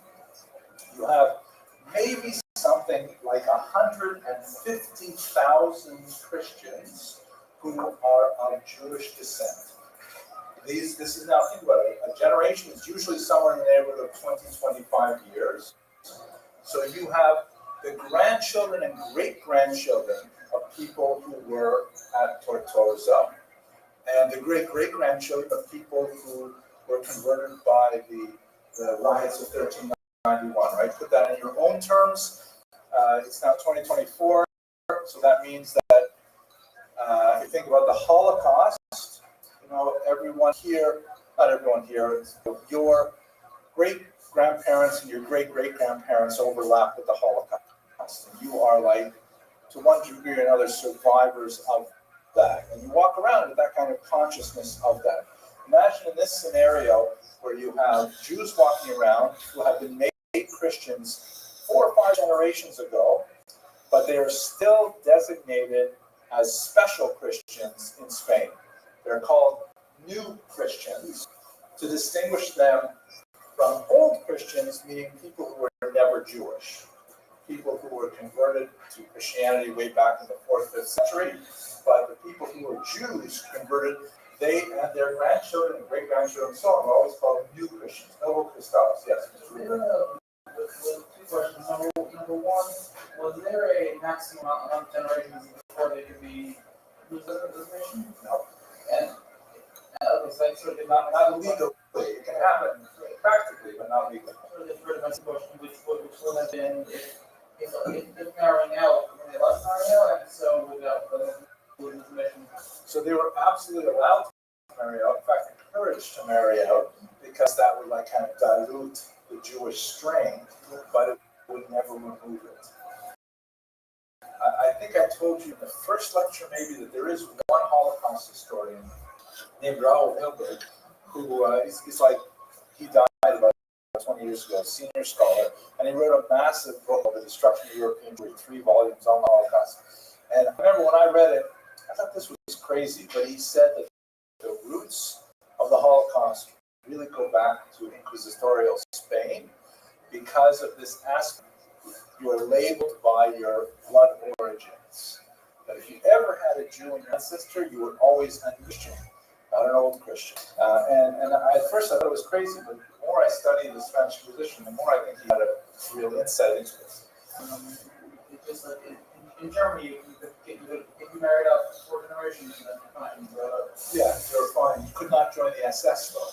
You know, you had to go all the way back to 1750 to prove you had no Jews in there. And also in Germany, to a certain extent in Spain, the onus was on you to prove you had no Jewish blood. It wasn't that the assumption was you had no Jewish blood, but if someone discovered it. If you wanted to apply for a job, you had to print your first to show no Judaism involved. So what happens is, here we are, you have to 1478, and you've got maybe 150,000 people who are walking around, who everybody knows that they have Jewish origins, but they've got full access to society. They, for generations now, have had the right to go to university, the right to live anywhere they wanted, which was quite rare for Jews. They had the right to pursue any kind of business they wanted, and they became very, very successful. And there's this, frustration in Spanish society.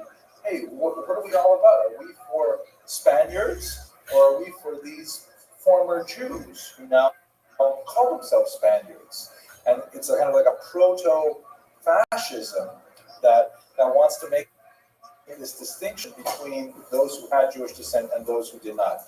And as I mentioned to you in the previous class, and I will refer to you again if many of you are doing projects in this period, there's a big debate among historians. Was the Inquisition primarily religious in orientation, but they wanted to get rid of Judaism, or was it economic in orientation? They wanted to get rid of all these people who were taking away jobs and economic positions that non-Jewish Spaniards felt that they deserved. And remember that in that spectrum of new Christians, you had true believing new Christians who really were, full-on believers, and then you had resistors who were secretly practicing Judaism at home, and then everything in between, various degrees of accommodation. So along comes Tomás de Torquemada, who is the leader of this Inquisition that is brought in by the church. The Inquisition actually predated Spain by a few hundred years, and it was originally directed at heretics within Christianity. And there were several movements that were horribly persecuted by the church, especially in France. And the Inquisition, like the name implies, inquire, was kind of like an investigative body, the FBI of the church, to make sure that nobody was secretly practicing heretical views or non-Catholic views. In this case, Torquemada, who actually had some Jewish background himself, was brought in to say, hey, if any of these new Christians are actually secretly practicing Judaism, and if they are, we're going to extirpate that problem. And he goes at it with a vengeance. Really, really. As I believe I mentioned to you, did we look at this? Did you see this image before? I can't remember if I talked about this with you before. So, reminding you that in Catholicism, one of the weirdest things is that if a person against their will, it counts. Right? Lechatchila, as the church says, you can't forcibly baptize, but b'diavad is a Christian. The most notorious example of this, but we have literally 10,000s of examples. Mortara affair of 18s. We did talk about this. The picture. Well, the picture. This is by Jewish artist Morris Daniel Oppenheim, depicting a moment when the Vatican police show up to arrest young Edgar de Mortara, who was secretly baptized when he was an infant by his non-Jewish nursemaid, and then when she happened to blab about it in a grocery store, the Vatican police heard about it and they came to arrest the 6-year-old boy, and he was never released from the side of the Pope. Here is a picture of him grown up as an adult. He was trained as a Catholic priest. He served as a monk. He was later, in his adulthood, reunited with his parents. They were allowed to visit him very infrequently while he was kept prisoner in the House of the Catacombs, which were special houses that were built just to protect Jewish converts to Christianity, protect them from Jews who were upset at them, but also to imprison children like Mortara. Here he is, and you can see his mother, so pleased to see him. His brother's kind of looking daggers at him. He spent the rest of his career proselytizing Jews, like so many of these guys we see. He even, this is modern times, right? He went to New York. He died in 1940 in Belgium, just weeks before the Nazis invaded. And if they had gotten there, they would have killed him anyways, because he was definitely Jewish, regardless of what the church had to say. So the Inquisition's goal was figure out who is secretly practicing Judaism. And the method was so cruel and gross, but incredibly ineffective. What you basically do is you arrest someone you suspect of practicing Jewish rites. You ask him questions. Are you secretly practicing Judaism? They say no. It's okay, just to make sure, we're going to torture you. We're going to put you on all kinds of interesting devices that are designed to stretch your bones, dislocate your joints. There's a whole bunch of other tortures which were applied, some which may not actually be true, but I'll show you some of them that are at least, it became kind of like a fetish for people to imagine these tortures. So historians are divided. This particular image happens to be historically much more accurate than various kind of stretching devices and things like that. And under torture, people would say, yes, it's true, I lit Shabbos candles, whether or not they did. People would say this, obviously, under torture. You can't rely on what a person says, but they would confess because they want to get the torture done with. They say, oh, thank you for confessing. Now, please tell us the name of 10 other Judaizers who practice with you. And they would go and they would arrest those people too, and torture those people who would give up names, even if they were not true at all, and eventually envelop the entirety of society. People were confessing left and right, and you could never be sure who was going to be arrested next. This kind of thing happened in the Soviet Union in the 1930s as well, for similar reasons. Here's some rather nasty pictures. This is another awful device that had this crucifix here up front, so that when your hands were trapped inside it, you would have to stare at this and hope for redemption, and they would turn these wheels to crush the bones in your hand. Nasty. This is one that's especially awful. This is called the Pope's Pear, and this would be inserted in an orifice of the human body, and then this ring here would be turned until it expanded like this and ruptured membranes. Actually horrific. You can imagine these kind of burgers. Again, scholars have disputed whether these were actually used by the Inquisition, but it's kind of an awful thing, so I showed it to you anyways. And what would happen at the end of it is several possibilities. Let's say this is, by the way, a 17th century representation. 17th century, right? We're talking about 200 years later. It's still going on. 200 years. Well, thank you. I mean, 25 years, that's like 8 generations. Can you imagine like this slow burning Holocaust for 8 generations? Just try to put it in your mind. Your parents, your grandparents, your great-grandparents. I mean, it's crazy. Can you imagine just going on and on and on like this forever? It's amazing that anyone survived it. So at the end, if you totally confessed, you told them everything you wanted and stuff like that, then they would, like in this case, this woman here, they would say, okay, fine, we are releasing you. Be forced to wear the San Benito as a sign of humiliation and so on. But look at her smiley face, because thank God she has, by the way, it's also words, affirming that you're going to be a good Christian from now on. Right? That's her over here.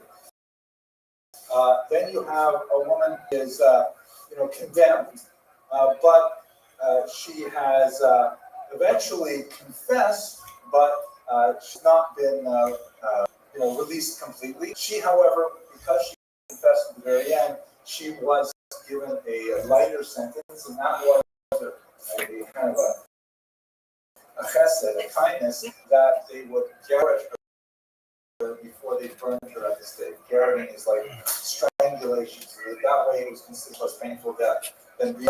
And this woman is in big trouble. She did not. She had stayed a Jew, and she burned at the stake. The various types of designs on the tunics, the San Benitos, would illustrate this. And you can imagine, like, just try to in your head. This actually happened to people for years. It's really beyond belief. Arguments, questions, debates. So this is going on for like 25 years, right? Where we simply cannot come to terms with this. Oh, I forgot to mention. This is the actual public burning, and this is one example from 1683. And look at this scenario here. They've got 2 Jews on the stand here for Judaizing. Good one. And by the way, it would not always involve live human beings. Sometimes they would do this also to people after death. Sometimes they would actually exhume their body and then burn it afterwards. Mr. Ram, this is yes. This is a public trial here. These are the 2 of them. You see they're wearing the corn hats there, and they're going to be burned over here. And look at all these people who show up. I was actually at this place. It's the Plaza in Madrid, and it was a big square. It is about the size of the football field outside. Yeah, about the size of that. Buildings all around, just like in this picture. With balconies, and seats, and they can watch. Listen to the debate. All people go wearing the different uniforms and stuff. This kind of looks kind of like a, where's Waldo kind of picture. But you had all these dignitaries and so on, and it was like a rock concert. It was like Taylor Swift. It was incredible. Just a rushes. So, Nice try. 500 years or 25 years? Oh, so the public burnings, all that stuff went on for centuries. I think the last one was in 1699, if I'm not mistaken, in Peru. I mean, it was across the sea, it was also in South America. But I wanted to take you to the expulsion, which was in 1490s. Like, why did the expulsion happen? Catch that up. I forgot to show you this picture though. And again, hundreds of years later, hundreds of years afterwards, if you were a Jew, Nice fair. now a Christian, even if you were perfectly adhering, you were not changing everything, you were wearing a crucifix, going to church, eating mayonnaise, whatever it takes to be Christian. Some people, I don't know what the mayonnaise, but whatever, you're totally Christian every way. You could never be safe from the Inquisition. It was always possible that someone would denounce you. You would be drawn in. You would have to, be tortured. It was horrific, living with this cloud over your head all the time. Also, I was about to mention that it quite often happened that you would be tried even after death, and that people would be tried in absentia or in effigy. And the main reason for that is because there's an economic motive here as well. Anyone who betrayed you, if your possessions were confiscated as part of the punishment, the betrayer would get a percentage of your possessions. So if let's say Juan didn't like his neighbor Ruvain, he could denounce Ruvain, saying, hey, he's actually practicing Jewish rituals. They don't eat any pork. There we go. Which come and say, hey, why don't you eat pork? Oh, we love pork. We eat pork all the time. Oh, yeah, that's not what Juan says. And then they would be tortured. Okay, we don't like pork. We don't like the way it smells, whatever it is. Then they would be punished. They would lose their possessions. And Juan would get, 10, 20% of Ruvain's possessions. So there was like an incentive to actually rat out your neighbors, even if you made it up, which is crazy. Why didn't the Jews do that as Christians?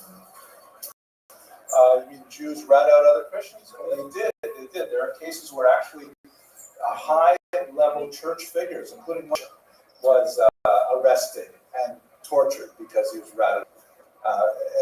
That's the point where eventually the church began to say, wait a minute, maybe this is going too far. There are also cases where Jews attempted to fight back, especially with assassinations. Not very successful. Unfortunately, they could not. The problem was it spread so fast and was so worked within society. And by the way, I can talk about this for days and days. It's awful. I thought about it too much. It's not an unknown phenomenon in our own time. To give you an example, you guys, you're too young. Most of you were born around 1998, 2000, 2001, something like that. 03, yeah. You guys don't even remember. There used to be this thing called communism. It existed when I was your age. And communism also had this incredible paranoia and incentivized people to rat out on their neighbors to say this person is not a good socialist or communist. Here's an example. In East Germany, Germany used to be divided. There was an eastern side that was communist, a western side that was, democratic. They had a wall in Berlin. You remember maybe the Berlin Wall was knocked down in 1990, I think, 91. Piece of it in the museum and all of this in the museum. Oh, okay, very good. Piece of the Berlin Wall, because it symbolized the collapse of all communism. Nice fair. So in East Berlin, among the things they found there was they had a secret called the Stasi. The Stasi maintained a massive smell archive. A massive smell archive. It was a huge warehouse filled with little mason bottles with people's socks and underwear, undershirts, stuff like that. That was given to the Stasi by people's spouses, brothers, sisters, children, just in case that any of their relatives fled and tried to cross into Western Germany. And so that meant that there were brothers who were betraying brothers and children betraying their mothers and stealing their dirty laundry and giving it to the Stasi so the Stasi would have it in their smell archive. Here we Can you go. just imagine what that was You and I like? were Mr. That Furrier. was communism. It was insane. Good job. No, they would use dogs. Dogs to chase them. And then they would get involved. Yeah, they had this terrible problem because lots of people in My the hours community wanted to flee to That's the a great west. question. My hours are always reversed, so And thought someone was trying to affect that was the way they used to go to the west. They would say, okay, they're crossing the wall over here. They get the German Shepherd, pull out their. Good thing they had someone rat on this person who would have their underwear. Used underwear, and they would open up the jar and let the dog smell it, and let the dog try and find the person crossing the wall. yeah. It's crazy. We'll link up. Don't you worry, Mr. Furrier.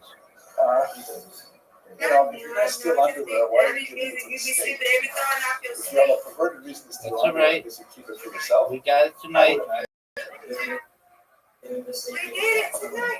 No, the state kept it. The state kept it because it was just think how the part of the people All right, working Mr. there. Furrier. What do you smell like that, right? I love you That too. just You shows take you care. that Sweet dreams. It's a bizarre way of thinking. Thank you, man. It shows you that even in the 20th century, this is the 1990s, gentlemen, you had people and societies that were so bent on ratting each other out. It was no trust in society whatsoever. And that's the kind of environment you had in Spain at this time, because anyone was susceptible to the Inquisition. I'm sure you've seen the Monty Python sketch, Nobody Expects the Spanish Inquisition. Yes, yeah, it's a joke, right? They made the Spanish Inquisition look like they're hilarious, like they show up at unexpected times, but they really did. They're like the Gestapo. There were so many aspects of this. It was terrifying for Jews at the time, and non-Jews as well. So what this culminates in is the expulsion. Let's see, I'll zoom in a little bit. This is a video of Sala Francis, an amazing representation of the expulsion. It's not succeeding. Right? The whole point of the Inquisition was to try to control Judaism in the state. And it had metastasized like a social cancer, where everybody is telling Jews, Christians, and it is just going way out of control, and they can't slow it down. So finally, Torquemada, you'll call he's the Grand Inquisitor, he says to Fernando and Isabella, Queen of Spain, I know why it's not working. I saw the problem. It's not the Inquisition. It is the Jews. And recall, you have two classes of Jews now. Get the dates right here because it's significant. 1492, it is 100 years since the 1391 wave of conversion. It is, 90-odd years since the Tortosa disputations, lots of voluntary conversions of Jews. And you've got all of these people who are walking around technically as Christians, but actually as one other Jews. And another population, about the same, maybe 150,000 regular Jews who were never baptized, who are practicing as Jews and are legally allowed to do so. And Torquemada says the reason that we can't control the Judaizing that is rampant in our society is because these false Christians are still going back to Jewish communities. They're still able to get kosher food if they want it. They're still able to meet a rabbi. They're still able to get Jewish books, all kinds of things. So he says the only way to solve the problem is to expel the non-baptized Jews, the regular Jewish community that up until now has been exempt from the punishments of the Inquisition. And that's what the bottom line was. That's why the expulsion happened, is because Ferdinand and Isabella thought, yes, we can finally put an end to this chaos. They were wrong, it kept on going, but we'll put an end to this chaos if we get rid of the regular Jews. There's a lot of debates as to their motivation. Isabella, who's fanatic, may have been motivated by her desire to make Spain totally Judenreich, like she also didn't like Muslims either. She wanted to be totally Catholic.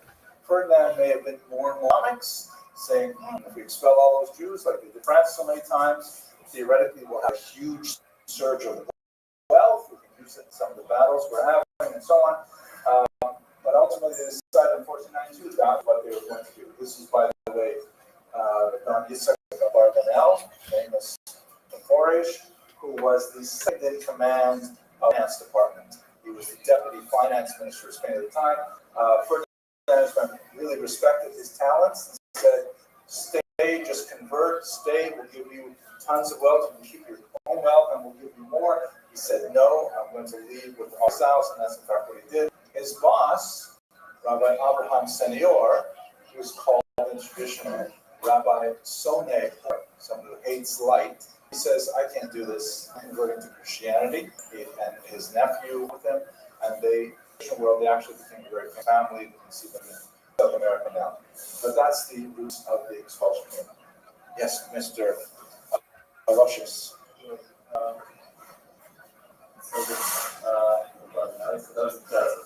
Isabella, she actually had her own power when she wanted said that there was a difference between economic and religious, but it doesn't matter what her motivation is, and then you actually change actually happened. She actually had her own power. Well, they ultimately two of them decided together. And the question is, whose argument was primary? Theoretically, I think make decisions together, that's usually the way it works. Kind of like the joke that I remember when we lived in Miami, we had to decide get shutters to protect your window, the hurricanes, or you could get new hurricane glass, which is a stuff like that. And my wife and I had a disagreement. I wanted to get the shutters, which is much cheaper. My wife wanted to get the hurricane glass. So we compromised. And we got hurricane glass. That's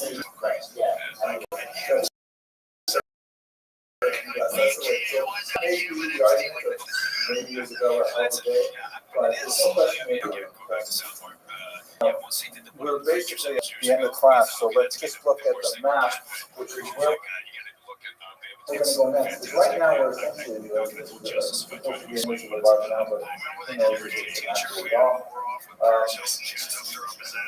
We are basically at the midpoint of this class, because up until now we studied Sephardic Jews in Spain. And now the rest of this class is going to be about Sephardic Jews after expulsion, either those who are in internal exile in Spain and then later in Portugal, or those who are in physical exile from the other countries, living all throughout the Mediterranean basin to Europe, Portugal, which is up here, this is where I was last week, and much of the video to see examples of what's part of this community right there, or in the New World. So we're at this point of class, which of course, let's wrap it here, gentlemen. Thank you very much for your attention and your endurance. Okay. Oh, yeah, wait, let me turn off the recording first.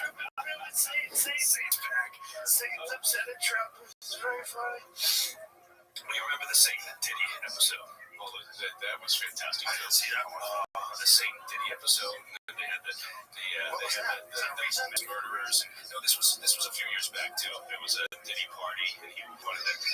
It's a long story. He wanted a Lamborghini cake, but it was like the devil wanted it, and they said no, Diddy did it already, and it's fantastic. Remember when they had the movie with Saddam Hussein? Yeah, Saddam Hussein was in a gay relationship. This crypto-Jewish phenomenon, I think, is so fascinating. What is this all about? It's trying to understand what did those Jews do when they were forced to submerge their Jewish identity as a result of overwhelming political and economic pressure. They feigned some kind of outward Christian identity. And what did they do with the Judaism? How did they keep it alive? And it is so amazing, unusual story, which is mind-boggling, the incredible resilience of the Jewish people keeping a culture alive for 20 generations. Let me jump ahead just for a moment to talk about the discovery of Jews development by this guy, Samuel Schwartz. I'm going to read to you a little bit of this book later. Samuel Schwartz is he's an engineer working in Portugal, and he's working on some mines, you know, working tin, metallurgy, and things like that. And as he's working there, people say to him, "Oh, you know, don't go buy your groceries in Belmonte because the people there are actually Jews." Schwartz is fascinated. He says, "Oh my gosh, the Jews here in Portugal, Jews were officially completely removed from Portugal, either physically or through conversion in 1497. How can there be Jews here in 1917? So he goes to Belmonte and he starts asking around and he starts saying that he's Jewish too, from Poland. And they start saying to him, "No, that's not possible. There are no Jews anywhere in the world except here in Belmonte. We are the last Jews alive." And he says, "No, I'm really Jewish." So they say, okay, they bring him to the village elder, and she gives him a farher. She gives him an exam to see, okay, prove you're Jewish, right? What do you think are egg rolls? No, didn't ask that. But she says to him, you know, study some Jewish things. And so he covers his eyes, and he says the first passage of Shema. And he pulls his hand off his eyes, and she's like, oh, amazed, and she says, "He knows the name of God." He's Jewish. And had a big celebration, and he discovered this population that had been hidden for 500 years.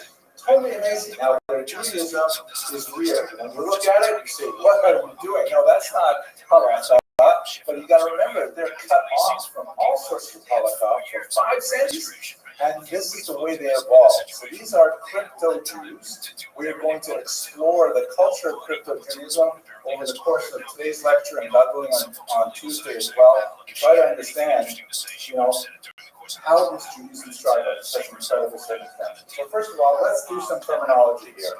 Here's a picture from the last days of a Jew Indian position. He's wearing the precursor to the San Benito. Actually, I think it's a woman, and she's got that hat on her head. It would become the dunce cap. Have you heard of the dunce cap? Right? My father told me he used to have to wear a dunce cap with some regularity when he was in school. They were in the corner for the dunce cap on. But we're going to use the term crypto-Jews. There are other terms in use. Crypto-Jews, I like this term because crypto implies like hidden in a crypt, in a cave, not exposed to the outside world, that kind of thing. But it's not entirely accurate because it still says the word Jews.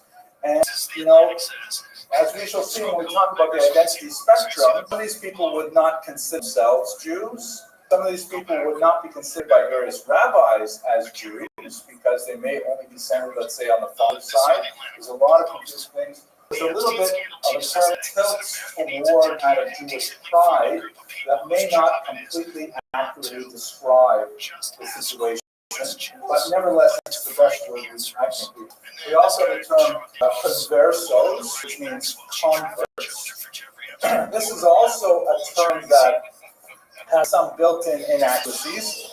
It includes people who converted willingly, those who are converted under heavy duress, like convert or die, and those who converted because of the great amount of pressure brought to bear economically, socially, and otherwise. They're all included within this word converso, and it's maybe a little bit too broad, whereas crypto-Jew tends to focus on there's still Jews buried under there, and it may not be entirely true in every case. And converso is unusually broad and characterizes a larger group of people. Some who might say, no way, we are totally Christian, or others would say, we never converted, and they sprinkled water on us and made things, but we don't hold the conversion as we should see. The term New Christians was a term that was developed in the 15th century in an attempt to distinguish between people who were not forcibly baptized, particularly in the pogroms of 1391, and Christians who were created through those forced baptisms. In other words, this is a really early proto-racist kind of definition, because in theology, in Christian theology, once you're baptized, you're supposed to be equal to everybody else who's baptized. You're not supposed to have like, oh, you're really baptized and you're like fake or half baptized. So the term new Christian was the first example of what we call limpieza de sangre, the purity of blood. That there was a distinction between real Christians, the so-called Yale Christos, the old Christians, and the Jews who were converted for one reason or another, the Novos Christos, new Christians. Also a problematic term. And Muslim is a very good term, I think. It's a little bit like crypto Jews in that it refers to the the force quality of it, from Russian, ma'anos to force to coerce to rape. The problem is in English, the spelling of the term is a little bit awkward. Say B'nai Muslim, and people aren't from Hebrew, it doesn't come across right, so I tend not to use it, although it is used by some populations. So, and finally, the term Marano, which was totally accepted until about the 1960s, and in fact, some of the most important research that was published before then openly refers to these populations as Maranos. They do refer to the probable etymology of the term, which comes from a word for pig or swine, and it was definitely a derogatory term. These were not real Christians, they were like fake Christians who would become Christians through this strange process. So it's been largely abandoned by scholarship for the last 40 years or so. But one of the most important books in English, at any rate, on the conversos is called The History of the Maranos, Iraq. And it's a great book. It's certainly very sympathetic to them, but it uses this term, which is kind of like the crypto version of the N-word, right? This is the N-word, which is typically not used today for things. Okay. Now, here is a really important part. This will like link into the whole rest of this class, the whole rest of this is really happening in this slide here. So stay with me on this. After these forced one, centuries of the descendants of those converts had to articulate their relationship to Christianity and to their erstwhile faith of Judaism. And we can understand their relationship to those two identity spectrum. And on the other side, Judaism. So where did these Jews fall? A certain number of them we might call zealots or true believers in Christianity, meaning they actually wanted to convert. And we have, of course, people going both ways. We have people converting to Judaism, especially before the 14th century. Not as many of them, but a significant number, and some of them are actually quite famous. But we have, of course, after the forced conversions, a large number of true believers. So I'll give you one example, here two examples actually. We talked about this a little bit in the Tortosa edition. Shlomo Halevi of Burgos, very important rabbi of the significant town of Burgos, he ends up converting after 1391. It's 3 months after the major pogroms occurred in Burgos. There were pogroms all over Spain, especially in the north, that devastated, and they were accompanied by this demand to convert all the raped, either things, pillaged, and so on. So that happened in Burgos in March or April, I think in July. And so there's some question about why did he convert after these riots. He is approached by Yeshua HaLorki because a rabbi is converted to Christianity. So Yeshua HaLorki, a student writes him and says, "What's up, Israel? Why did you convert to Christianity?" And they write this long public, the correspondence is published. And he asks him, first of all, was it because you want to get ahead? Was it because, again, remember, fueling the forced conversions, lots of pressure afterwards, but, maybe you thought that ultimately you'll get a better job if you're a Christian, which is reality or all kinds of new careers open to them, social mobility? Was it because you were like poisoned by way too much Averroism, which was like the dominant philosophy of the era? You studied too much science and too much secular stuff, and it weakens your faith. Or was it because you felt that God had, like many Christians have claimed, God had abandoned his Jewish people? Why did you do it? Why did you convert Christianity? Shlomo Alevi writes back to him and says, the emissaries, I really believe in Christianity. I think that Christianity is the fulfillment of Judaism. When you read the Hebrew scriptures through a Christian lens, it points to Judaism, Christianity, and what ends up happening, as we discussed earlier, Yoshua Lorky also quotes. He says, Rebbe, I'm following you. And he takes the new name Geronimo de Santa Fe, and like Shlomo Halevi of Burgos, who is known as the, what's his name, Pablo de Santa Maria, Yoshua Lorky becomes a dedicated proselytizer among the Jews. And this is the weird thing that we see over and over again in Jewish history. There are lots of people, lots of Jews who convert to Christianity, but frequently they're not like converting and like saying, okay, good, I found, like, I used to drive Toyota and now I drive Ford. They spend a lot of time bashing Toyota. Like, they can't get away from the Toyota. It's still making people think that Toyota is bad, like, becomes part of their new Ford identity. There's a weird metaphor, right? So Yoshua Lorky becomes the primary disputant at the 2-year-long Tortosa disputation, which resulted thousands of Jews converting to Christianity. Some of whom were these true believers, but a lot of them were probably just like, we can't win. It's so overwhelming. Society's against us. It must be that God has got to abandon us. You can imagine how the Jews must have been so depressed and deflated and just disconsolate. It's amazing that anything survived. So that's like on the left wing over here, the zealots, the true believers. There are Jews in this category, and they have a significant impact because they're like thought leaders, right? People look at them and say, wow, that's awesome. Then you have a lot of these cryptos become what we might call, and these terms are, by the way, from a book I forgot the title of the author, but I'm borrowing them from Crypto Judaism.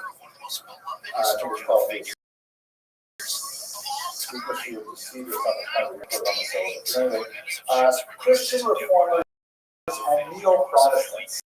These are probably, just imagine now, you're talking about, let's say, not particularly well-educated Jews who, you know, everything was falling apart. They can go along with the false conversion force or whatever.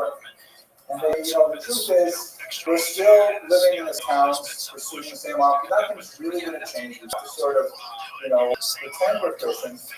And the fact is, we have lots of good friends, and their religion is kind of weird in certain ways, but the truth is, if you just look at it in a certain rational way, then it can be acceptable. In the neo-Protestant sense, they felt that Christianity on the whole has some good ideas.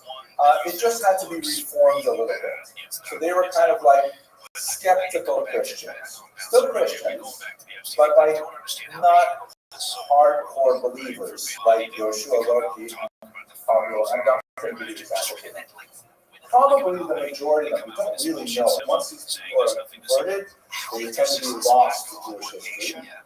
Probably the most of them were just what we call low-profile Christians. Like, if you imagine, you have to remember, gentlemen, that you are, in terms of Jewish history, you are in the elite. You are the highest percentage of education in over our history. You imagine you guys are about 20, 21 years old right now, right? How many 21-year-olds in Jewish history had the opportunity to sit and learn full time? these guys would have been working when you were like 13, 14. And the ultimate would have been given the privilege of actually studying Torah the way we do here in our college. It is an amazing thing. So you have to think that the vast majority of Jews don't know even a tiny percentage of how much you have learned. And you may not consider yourself to be doting, but historically, you know way more than most Jews. This gets into issues. Read a Torah, I'm not going to go. But I think that most Jews ended up becoming low Christians. Same sort of. Oh man, it's such a shame. We really enjoyed Shabbos and enjoyed, commentation on Mondays and things like that. But what can you do? We're forced by circumstances. We'll make the best of it. We'll show up in church. We'll say the right things. Make new friends. We'll just move on. Probably where most of these Jews ended up. Then passive Judaizers. These are a very interesting category, hard to measure their population as well. These are people who resent the conversion. They did not want to be converted, they do not consider themselves Christian, but they know they have to go along with it. So they will avoid as many mitzvahs of Christianity as they can. And whenever they have the possibility of doing something Jewish, without anybody noticing, then they will. Example, fasting on Yom Kippur. Right? They're not going to walk around with house and sewing because that would be crazy. They'll get caught in sewing. But they don't consider themselves Christians. They know they have in church and things like that. But what they will do is whenever they have the opportunity to reassert their Jewish identity without people noticing, that's what they will do. I would say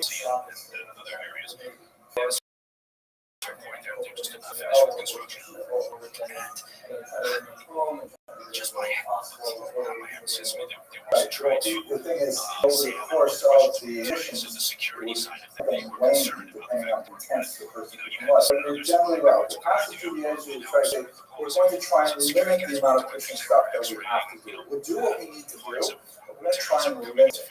And we're also not going to put ourselves at great risk. So in those passages of Shabbos, for sure, the passages of Shabbos, they would try to avoid as long as it still looked like they were normal things.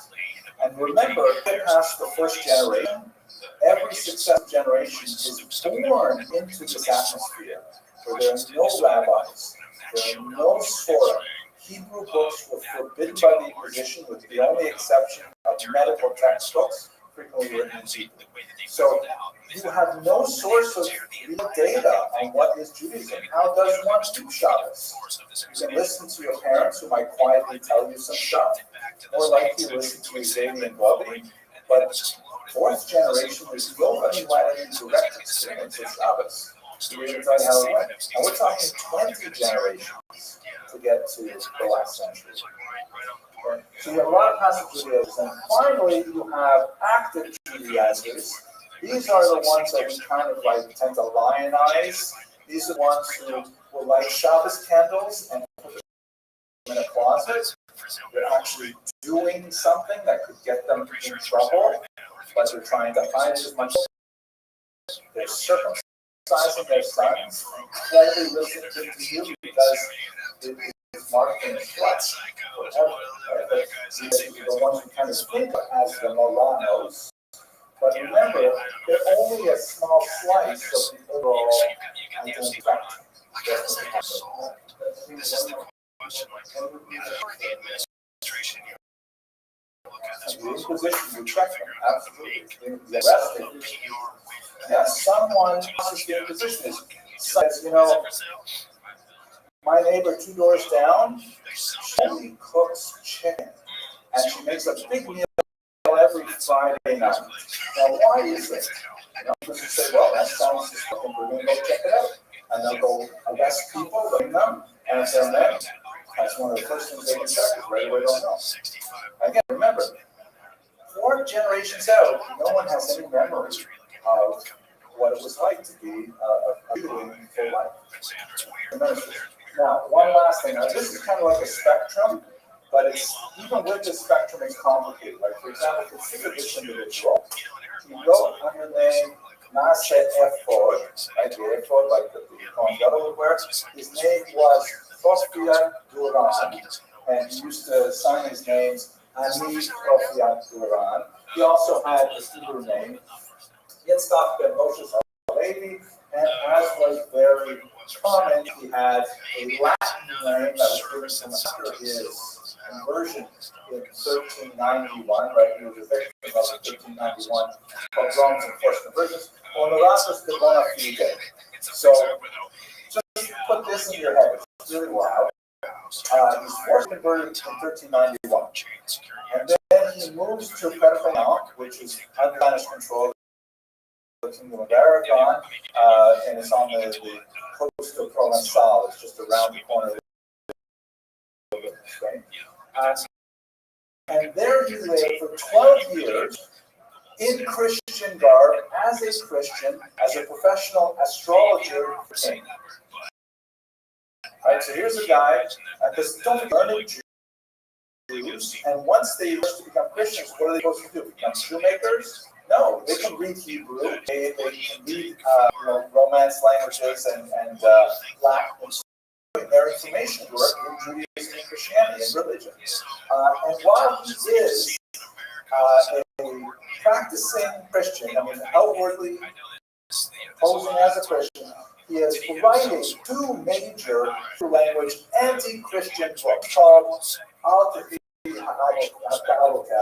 Not Be Like Your Parents.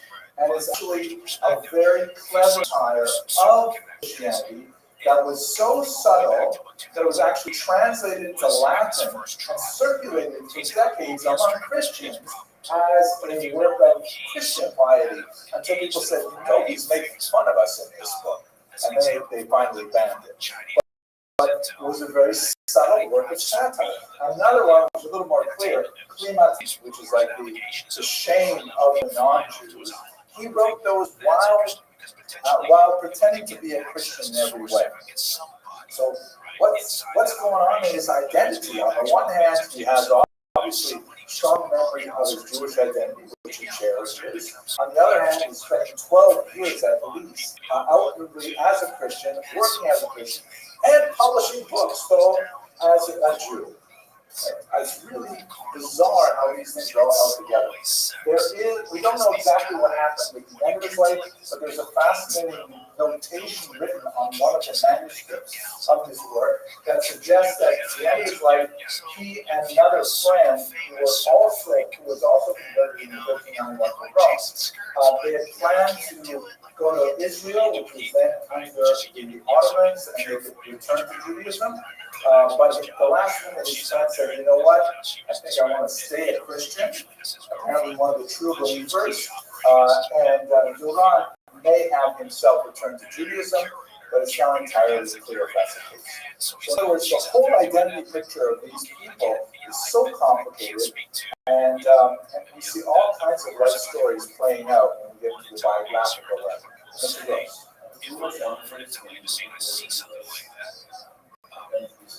I might find that a bit unfortunate. I would definitely go after somebody to see what's going on, just if for no other reason.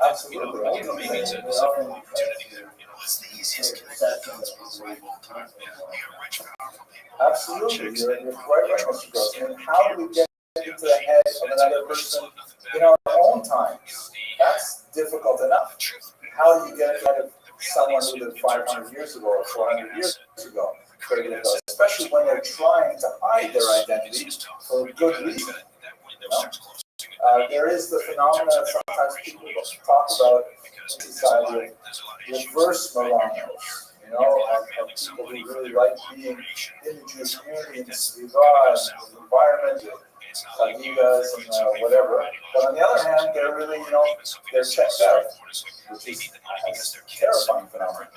Okay, that's kind of like the psychological, sociological aspect. Let's do a little bit more of the historical aspect.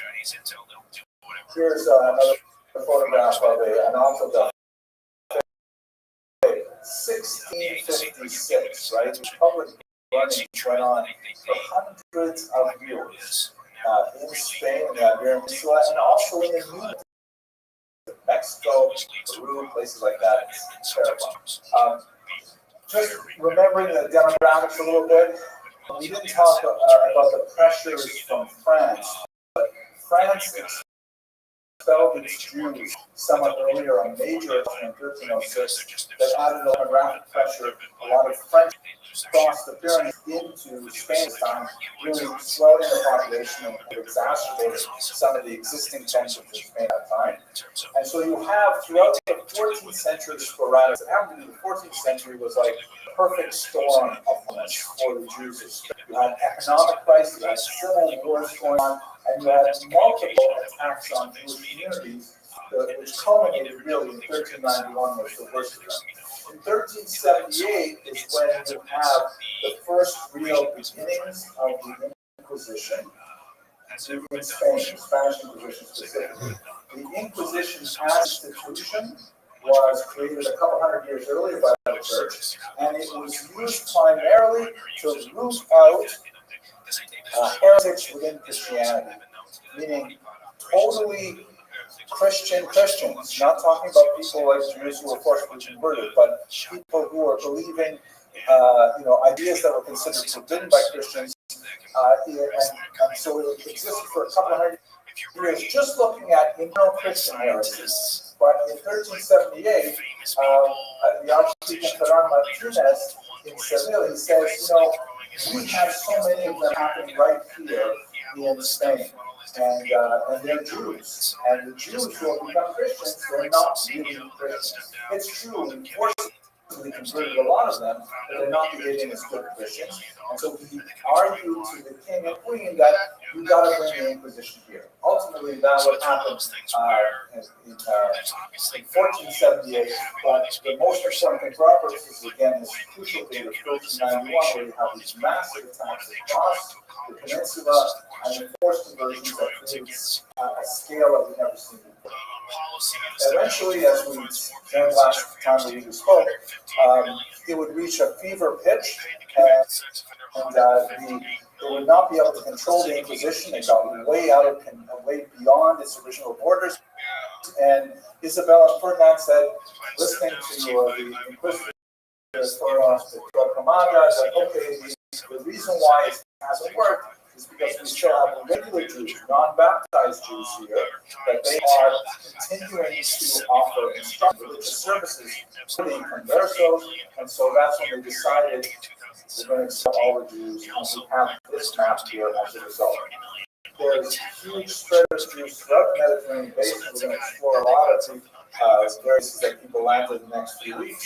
Also going up into Europe, Bordeaux is where I just was a couple of weeks ago, and we saw videos from the synagogues there, and especially other places like Amsterdam and Hamburg, which were like safe zones for conversos because they were not Catholic and they were allowing Christians to come. London as well, a little more complicated, and then some, of course, made their way to the New World, including Christopher Columbus, who was actually descended from Conversos himself, even though he himself identified as a Christian. The biggest chunk, which is what I want to concentrate on now, though, for now, is those Jews who just made the most and easiest trips across the border into Portugal, which at that time was a sick country. It would later be reunited with Spain and separated again. But this was like the simplest way to go. Portuguese is very into Spanish. The both countries, there's long communications back and forth between the Jews of Portugal and Spain. And so the majority of Jews who fled Spain in 1492 went into Portugal, where they would meet with disaster. Here's a better map of Portugal. The capital is here in Lisbon, population there. The most important site for our purposes is the Douro River Valley here, which goes to Porto. And this is when I go in 4 times now, I go to Douro River Valley. So history and we'll explore that. The second says, oh my gosh, all these Jews come across my border. You can't handle them, but okay, we will allow you to stay here for a limited period of time on the payment of a large visa fee that you'll have to pay. Most Jews could not afford their visa, and they just came as illegal immigrants. Next time we're complaining about undocumented people in the United States, we should bear in mind that over our long history, Jews have been undocumented far more often than we have been documented migrants. So Shmuel says, okay, you guys can come, you have to pay a lot of money, and there is some kind of break there for them for a short period of time. However, within a short order, the Portuguese came switching while the second later Manuel the first begin to see that it's counterproductive for a lot of reasons. They like the idea of having Jews there, they're great for the economy and so on.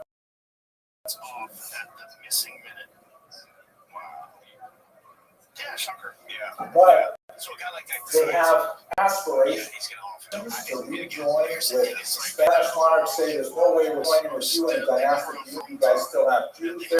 So they try different things to try to coerce the Jews to convert. One of the most notorious and awful of them was that they demanded Jewish children under age 14, if I remember correctly, are all converted, and they pull the children away from them amazingly. Some 750 of them down to the island of Sao Tome here off the coast of Africa, where according to contemporary reports they were all killed, apparently eaten by indigenous lizards who lived on the island.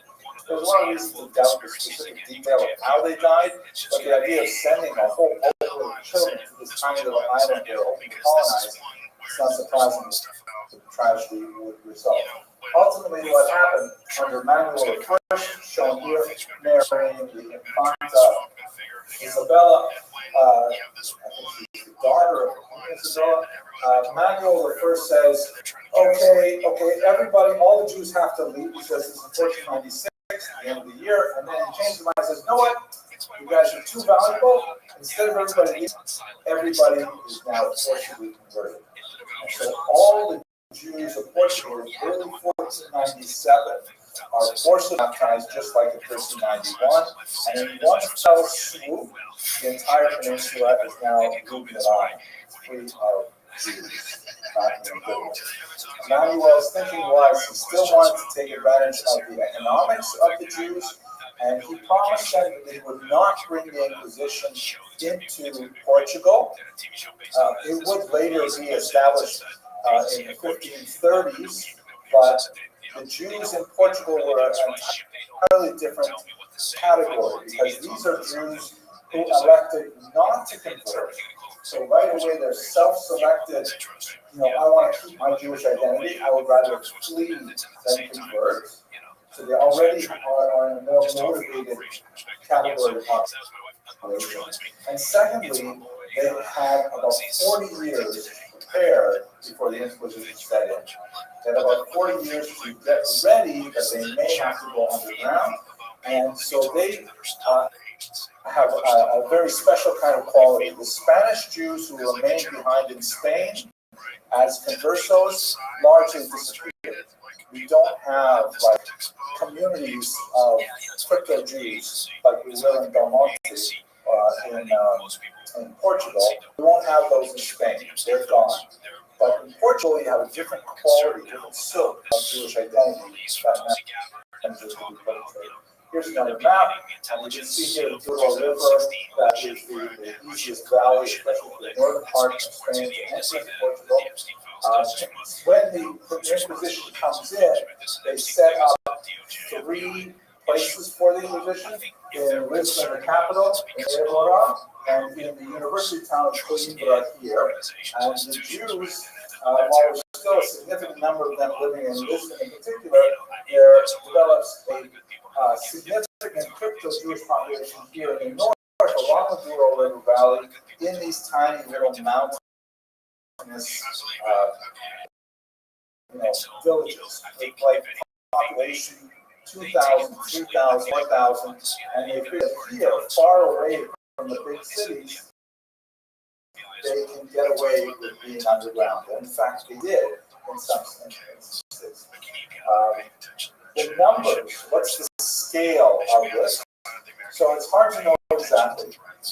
Population of the entire peninsula in 1491, something like 79 million. If you include Portugal, 79 million is Spain. If you include Portugal, you got to add another 1 to 1.5 million people. The Jews constituted before the expulsion somewhere around 125 to 200. These are non-baptized Jews in Spain, and you have probably around the same number, maybe a little bit larger, who are already converted to Christianity. Right? So that means half of every person that might be called half of the population converted to Christianity would be regular Jews. At this time, before the expulsion, had about 20,000 Jews. Most, very, very few conversos because they didn't have to convert before 1497. After the Jews were expelled in 1492, the numbers of people who chose to leave, again, we don't really know, but the guess is something like 100 to 160,000 Jews chose to leave. That is out of this big number here, 125 to 200,000. And about 50,000, which is maybe a half or a third of them, went to Portugal. Just to get looking at it from the other perspective, how many people were arrested by the Inquisition and put on trial over the next 3.5 centuries. Spain put almost 50,000 people on trial. 50,000 people on trial for being Jewish or for the practice of Judaism. Portugal, almost the same number, smaller proportion, 30,000. A lot to do, I think, with the nature of the Jews went over there. And like statistic, calling is 4,000. That's the last one. How were put to death? Yes, Mr. Rubin.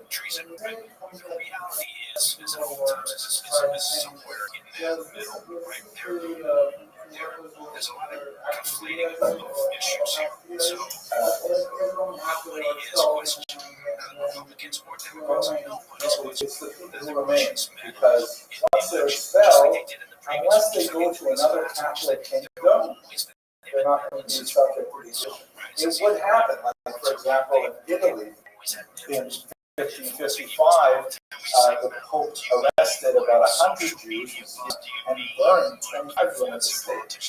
So that was like, another 60 years later. Amazing. Okay, so let's look at what did these crypto Jews actually do? What were their practices and beliefs? You recognize the picture. This is a San Francisco kind of church. Oh, actually, I saw some really cool pictures. There are only very, very few actual San Benitos left. There's very few museums kept and things like that, but I have to bring you the photographs to see what they look like in color. So, first of all, we should recognize that when we're trying to identify what it is that they say, what were their practices, we have to understand that what they did is based on memories that were handed down through a Masorah, a secret Masorah that could not be revealed. Remember, children could not be taught Judaism. If they went to the playground and said, "Oh yeah, mommy made these 2 delicious loaves of bread on Friday night," right? That would be disastrous for the entire extended family. So children typically didn't know anything until they became 17, 18, and then their parents would tell them, "By the way, sorry to tell you, but you're actually Jewish." So they had no teachers, no rabbis, no books, no art scroll, no internet, nothing. They're having to make this stuff up. They had to rely on the Tanakh because the Tanakh is part of a Christian Bible. So they would read into the Tanakh and they would say, "Okay, this is where it says what we're supposed to do." And they would follow the mitzvos as best they could without Torah Shabbat, entirely with Torah Shabbat, because that's all they had. And so Navi acquires a much more important role in Portuguese Sephardic thought in particular, because they're so heavily reliant on it. They do have memories of some key phrases like the Shema Yisrael. The elder of Belmonte was able to remember the name of God, and he was a Polish Jew. Place is a Polish Jew. When he was able to say the name of God, she was able to recognize it. But typically, just like a person. And in fact, in their prayers, they're almost always recorded in the vernacular, meaning in Portuguese or in Spanish, and very rarely would they have a Hebrew phrase. Lots of observances feel mission. Like, so for example, the fast of Esther was very well observed. And if I remember correctly, it was observed for longer than one day. Because Esther says she fasted for 3 days, doesn't it? Yeah, I think so. So there were some of these crypto Jews who would fast for 3 days. Because this is what they're reading the text. We didn't have any rabbis say we fast for 1 day. So Esther, by the way, was an incredible crypto Jews because they read her story their life, right? They were like also hiding their identities, also pretending to be someone they weren't. Also, worried about discovery. Lost fascinating gender differences, and this is where by the women's role in preserving Judaism is so overwhelmingly obvious. For men, you mentioned already circumcision was an especially dangerous thing to do, so that was typically omitted. Boys were not circumcised at all. We know from Inquisition trials, however, that one of the practices of women, I'm going to think about it, when they were sons and they could not circumcise them, it was a custom for them to incise a round star on their, I think it's called a deltoid, right? They would incise a round star here as a reminder that as soon as they have the opportunity, they live in a safe place, they are to circumcise their sons. It's as if these crypto-Jewish women would circumcise themselves symbolically because they couldn't do it to their own sons. Amazing history of that. Women were the ones who tended to preserve a lot of traditions. So the Monte the elder was a woman. They were the ones who were like focused on and keeping the Torah. And so a lot of crypto Judaism that we see is based around things that would happen in the home associated with women, less so than public study, things like that. Okay, right. And also, because they're really influenced by their environment, there's a nice amount of emphasis on trying to figure out what exactly is Jewish belief. What do we have to believe in to be Jews?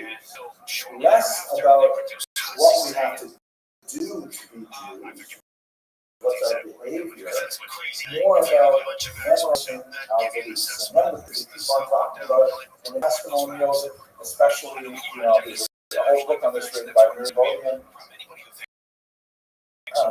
is the law of Moses. Whatever Moses said, that is a law.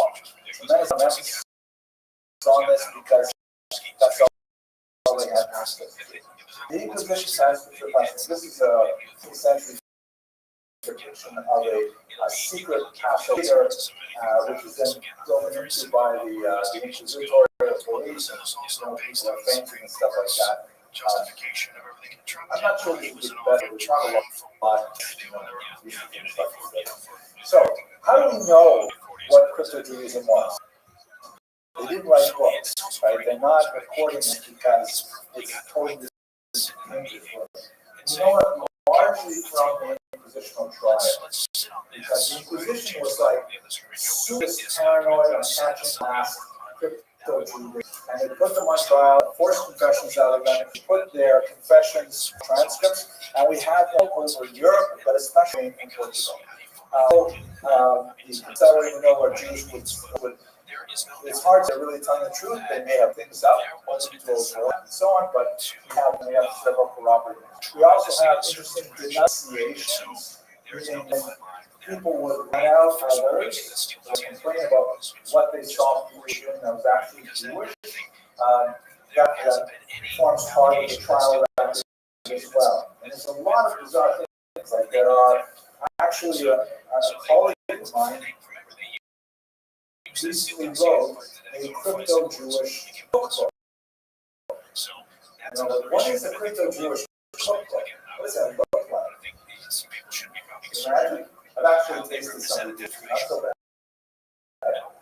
It is, you make traditional foods look trade, right? To make a sort of roast that you would make look like pork, for example, with food coloring and shapings like that. Sort of like all like, which is kind of because now we have so many culture foods that look trade now, like meat for sushi and things like that, right? Like that has this white meat and it has this kind of like almost fluorescent sort of epidermis, right?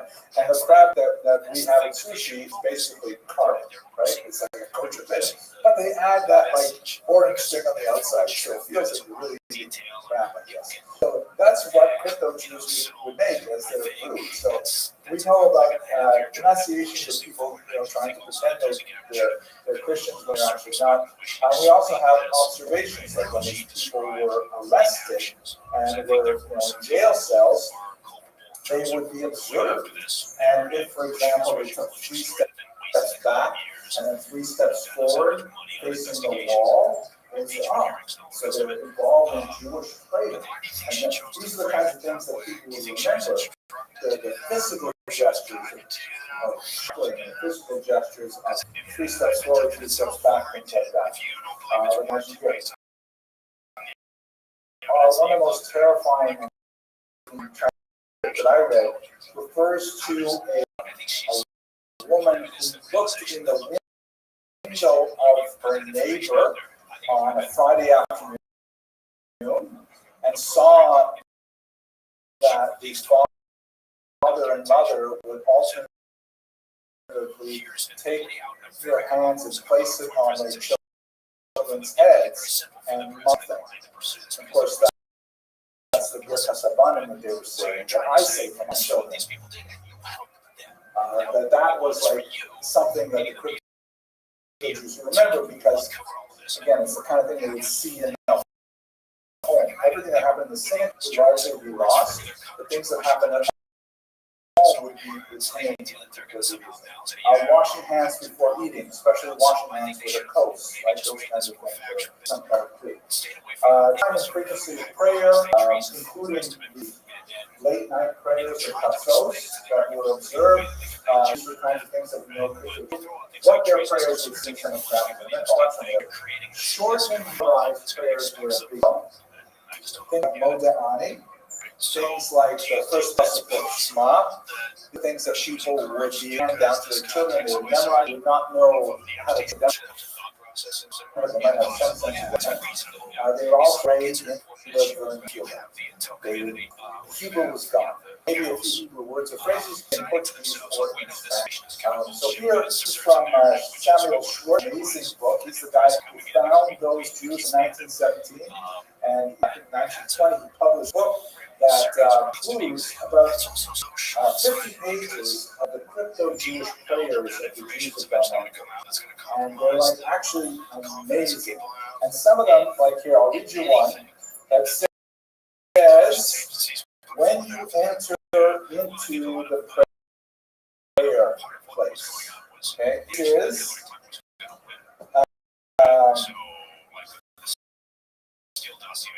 I'm going to read it in Portuguese, which sounds a lot like Spanish, so maybe you'll get it, and then I'll translate it. Nesta casa endo now adoro nem ao nem a pedra.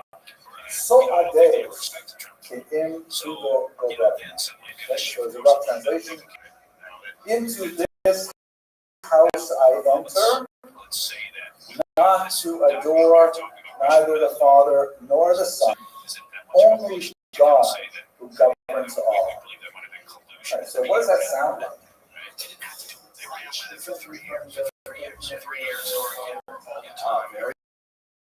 Yeah, and again, just kind of what you're alluding to is because you guys are saying the Holy Ghost, right? So others said forget about it, but they're sort of confusing the Holy Ghost. So are this, and also they echo your constant say when you walk in the street, right? something like that. I don't actually say it, but some of them though are just so beautiful. I'm just going to do a short one here that really speaks to their creativity and in a very gorgeous way. Here we go. Tell me what you think this is. Ya la ven a bella aurora, ya la ven o coro del dia, ya la ven o altísimo Señor, como sua santa alegre. Translation. Here comes the beautiful dawn. Here comes the heat of the day.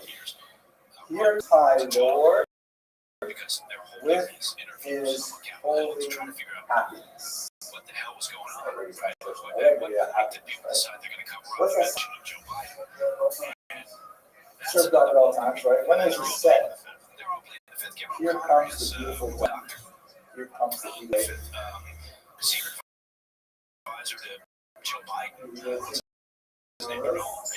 I think it's kind of like maybe those are maybe, okay. This phrase here, Altísimo Señor, right, the Most High God, is a Yiddish word for this. There's Yiddish. So Altísimo Señor, Portuguese phrase for Melech Mater Mater. So there's so many of these that are really quite fascinating and beautiful. Some of them are quite long and memorized, but they're all in Portuguese. They don't even try it. In French education, abençoe-me, and it says the name Ado Chef, right? Bless me, God. But it has the Hebrew word in Portuguese. Fascinating stuff.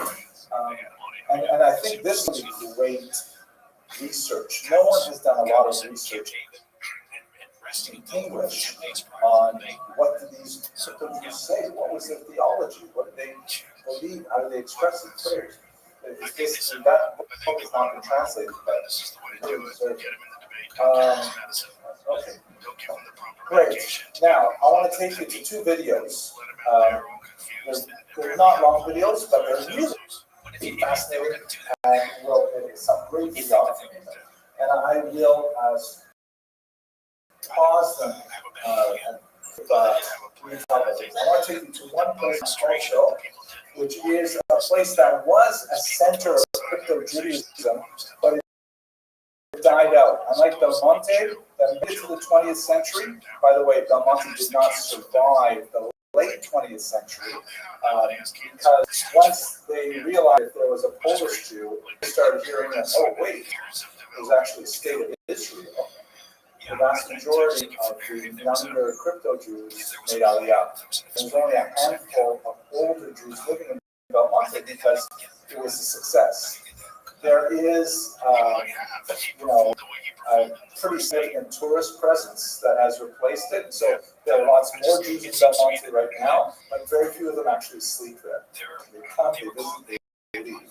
But here's now, also though, this is a place that probably in the 18th or 19th century it ran out of steam and the crypto Jews left, or they assimilated. But there's this really bizarre thing about Trancoso that they left behind markings on their homes. Very weird. What do these markings mean? I'm going to tell you up front, I don't know what they mean, but I think they're really cool. So I'm going to show them to you, and you can tell me what you think. Go ahead.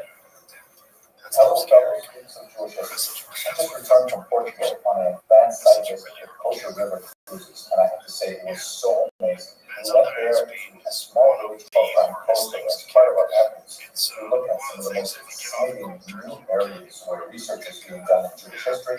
The discoveries began even in the house where we were staying. So according to the owner, this was originally a passageway between large apartments here that may have actually opened up for universities. And she believes that they belong to a Jewish family before the 14th century, which is pretty amazing. And one slight possibility of that. It's on the inside, it's components of the start. All over Portugal. And these last things, think of the density and civilization before the Great Expulsion. Judaism was not practiced openly in Francoso for the last 500 years as a result of the Portuguese Inquisition. And when we look at the archaeological remains of the town, there's a lot of sites that appear to have Jewish influences, but again, very hard to really say for sure.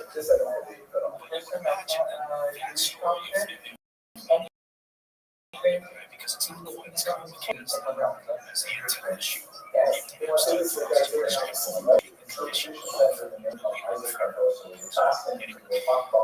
It's just a thought. So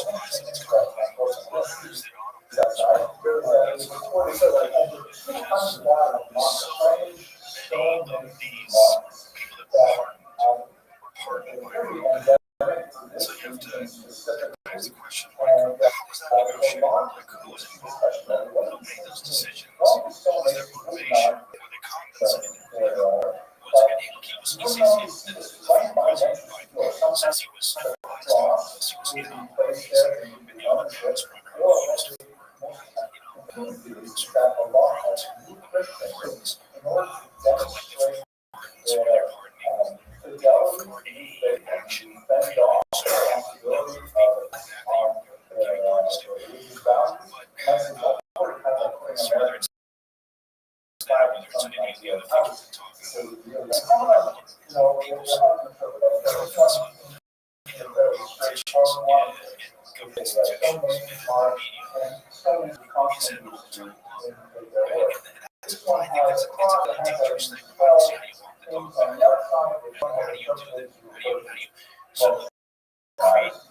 trust in any of those things.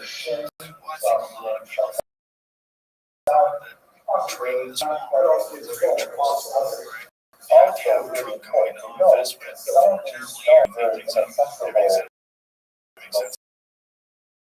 everything's just a scam. Just as confusing. Good things that are happening. The closing of the border is clearly a good thing. It was fucking scary. Interesting.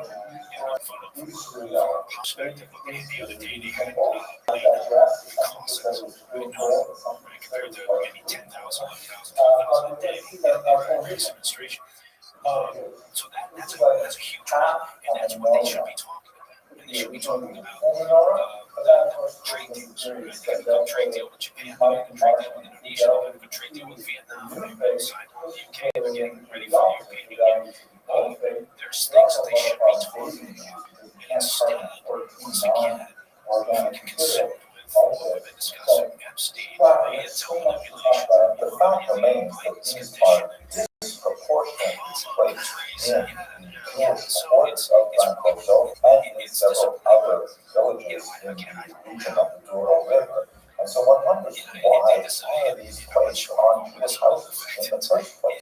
Most common representation is a simple cross, usually on the left-hand side of the door facing in, and perhaps second most common is some kind of modified cross.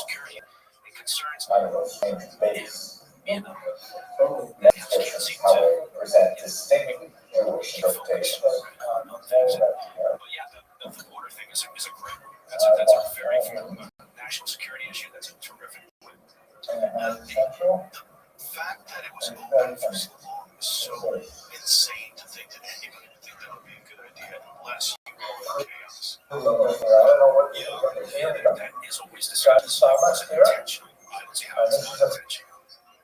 Because we can see now, after 6 months of the second Trump administration, you can't fix the problem. It's going to fix it. They could have done it, and they chose not to. So, clearly there's a lot of people in the town on either party. I was especially fascinated to see that appears to be a nonsensical use of the word. Know that while filming it, we didn't know that it like him.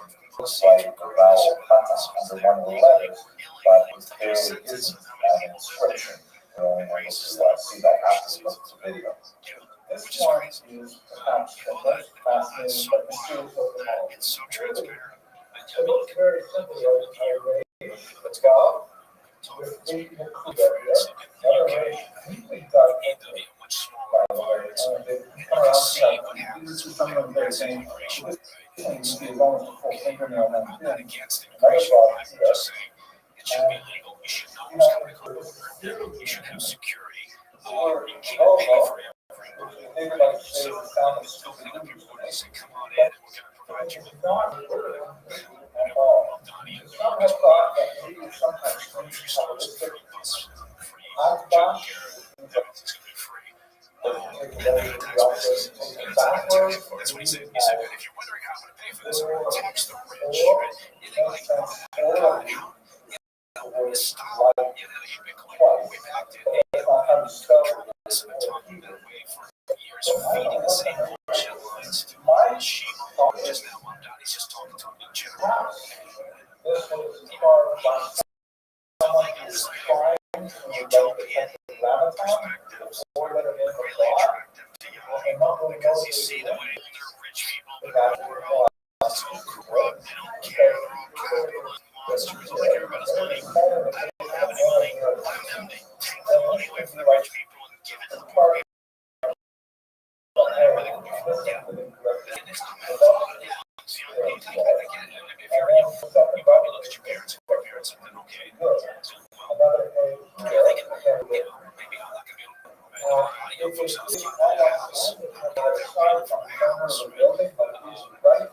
Trying to get school loans, which of course they took out. So I get the frustration. So I think, Donnie's doing again what, socialists have done in the past. He's speaking to the masses and he's using all these platitudes. And there will be an element that buys into it. Right? Because they haven't seen how shitty it can be. What are they trying to say? I was trying to say, So this guy, don't worry, we're actually Jewish. Don't worry, we're actually Christians. is it This is possible? like putting a cross sign on How does it work? your Well, laws. If you live in a Republican area, what does it mean? his intention. Because apparently he is still working, right? Yeah, absolutely. He plans on to quote. So he drove out, but yeah, he's still trying to run his mouth. Yeah, so he's the primary, and I think people think that people are so horrified that Mondani's in that they think that maybe it's possible. And there's Curtis Sligo. He's still doing that stupid fucking Liz Curtis Sligo. Maybe I've been checking this guy, so let's get started. There's a good chance that if Aaron ran as a and if Aaron dropped out, I think if they split the vote, but they're going to have to, the Democrats, want to see that it's real conservative because that's not the message they want to send at that time. They see shift in America. It's also possibly not even, maybe it's 1717.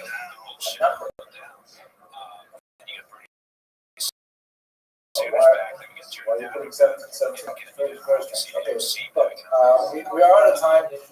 I just want to show you one thing. I'm not going to show you the whole video because it was. You have one. I want to show you one thing from Del Monte.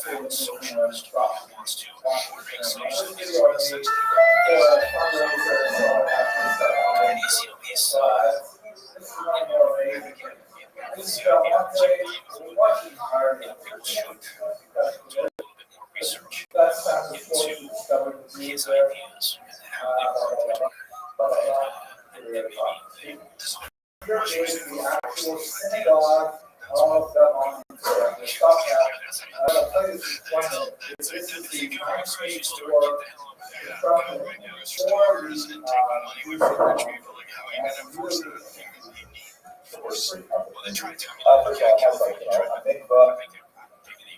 of course, it has a beautiful olive standing on the side, but this is the aspect of the synagogue architecture that I find most fascinating. Have a look at this, the eternal light, which in most synagogues is, it's designed as a tradition of the evocative of the purchase the sanctuary. In most synagogues today, there's some kind of electric light there. It's like a little more beautiful design of the burning bush of the book of Exodus. But what is this thing here? What are we looking at? That is cool. You can see there's another one over here on the far wall. What exactly is that? So that this is a traditional lamp from before this area was electrified.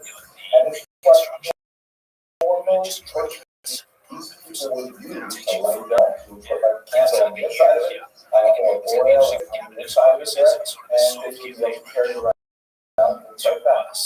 Now, the reason why it's so important is because even after electrification, the Jewish, the long tradition of lighting their candles in such a way that it would not be apparent to anyone who saw inside that they were lighting a ritual purpose.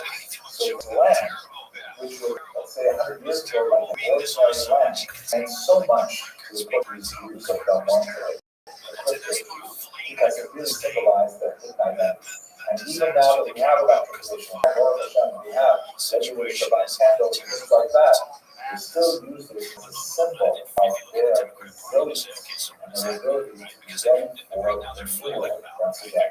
That's why I think the synagogue is a wonderful place of renewal. I hope you enjoyed it. Isn't that cool? Isn't that amazing, right? That would be like the equivalent of a light bulb for us. We use a light bulb all week, but they would use them because it would be sensible for regular light bulbs. On Shabbos, they would light these things, and they said this is how we kept our Judaism alive, and they made it their tummy. Blows my mind. Okay, boys, I thank you for listening. Sorry, I'm a couple minutes late. Have an excellent Shabbos. On Tuesday, we're going to look at the Sephardic diaspora that has. It's also amazing. Okay, have an excellent night. Those three is your option, and you're trying to figure out how you appeal more to, a larger map. They got an issue because it's not going to be Gavin Newsom. Sephardic diaspora Europe. Okay, where we left off yesterday, we started last week. We talked. Here's the solution. It's coming up. It's not Hillary. About crypto Judaism, right? So you've got this weird phenomenon where a Democrat who could shine on Joe Rogan's show. Hunter Biden is unrepentant. Like Helen, take your medication. Oh my you have all these people who are. for crack ever, though. Yeah, it was a great ad for crack. It was not just an ad. It was a cooking show. that fucker taught American living as Christians in Spain and especially in Portugal. And the main distinction between the Spanish and Portuguese Jews is pretty significant. Mr. Kaplan, do you have any idea what you would say is the main difference between Spanish and Portuguese Jews at this point? How do those Portuguese Jews, most of them? What happened during the crack epidemic ruined American cities. Mr. Ram. Which reportedly was done by the ANC, by the way. Right. They left Spain, left Spain in 1492 rather than convert. Right. There were a lot of Spanish Jews who either forcibly converted a century before or said, you know what, it's just too much of a hassle to actually leave. We've got our money here, we've got our family here. I'm not minimizing that choice. It's really awful. But you have somewhere around 100,000, it's hard to know exactly, fled to Portugal. And then 5 years later, what happens to them in Portugal? What do you think, Mr. Lipschitz? Nope. Forced to convert. That's right. They didn't get a choice.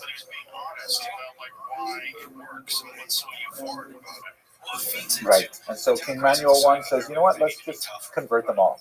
Forcible conversion, coercion with their children, stuff like that. So now all of a sudden you've got this big chunk of people who have already demonstrated they're willing to uproot to save their Judaism.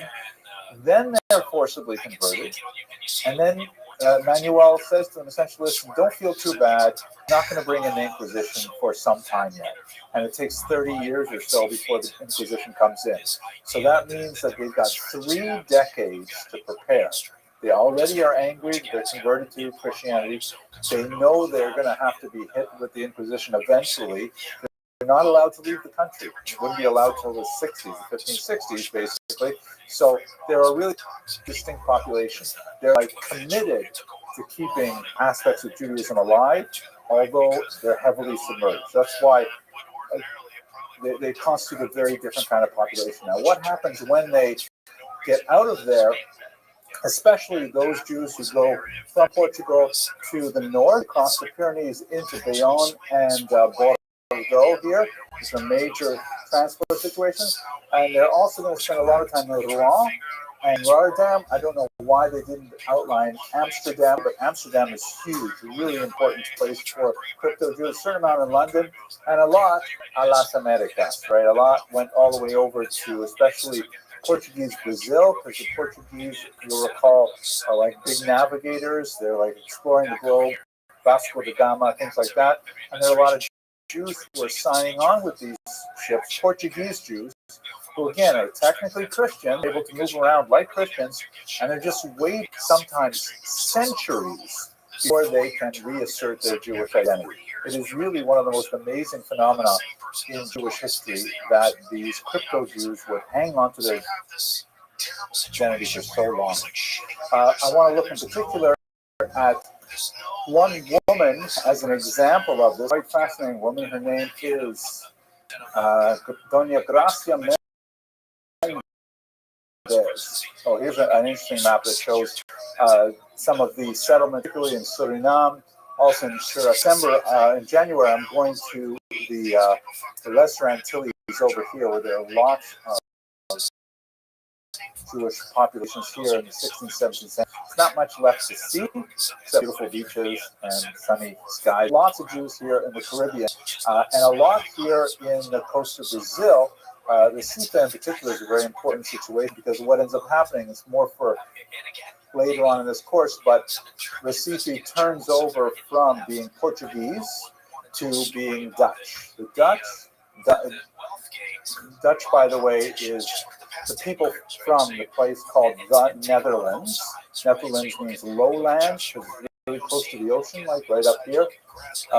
Netherlands, people who live there, there are different ethnicities, but the most important one is the Dutch. That's Holland. Holland equals Netherlands. The Dutch are the people who live there.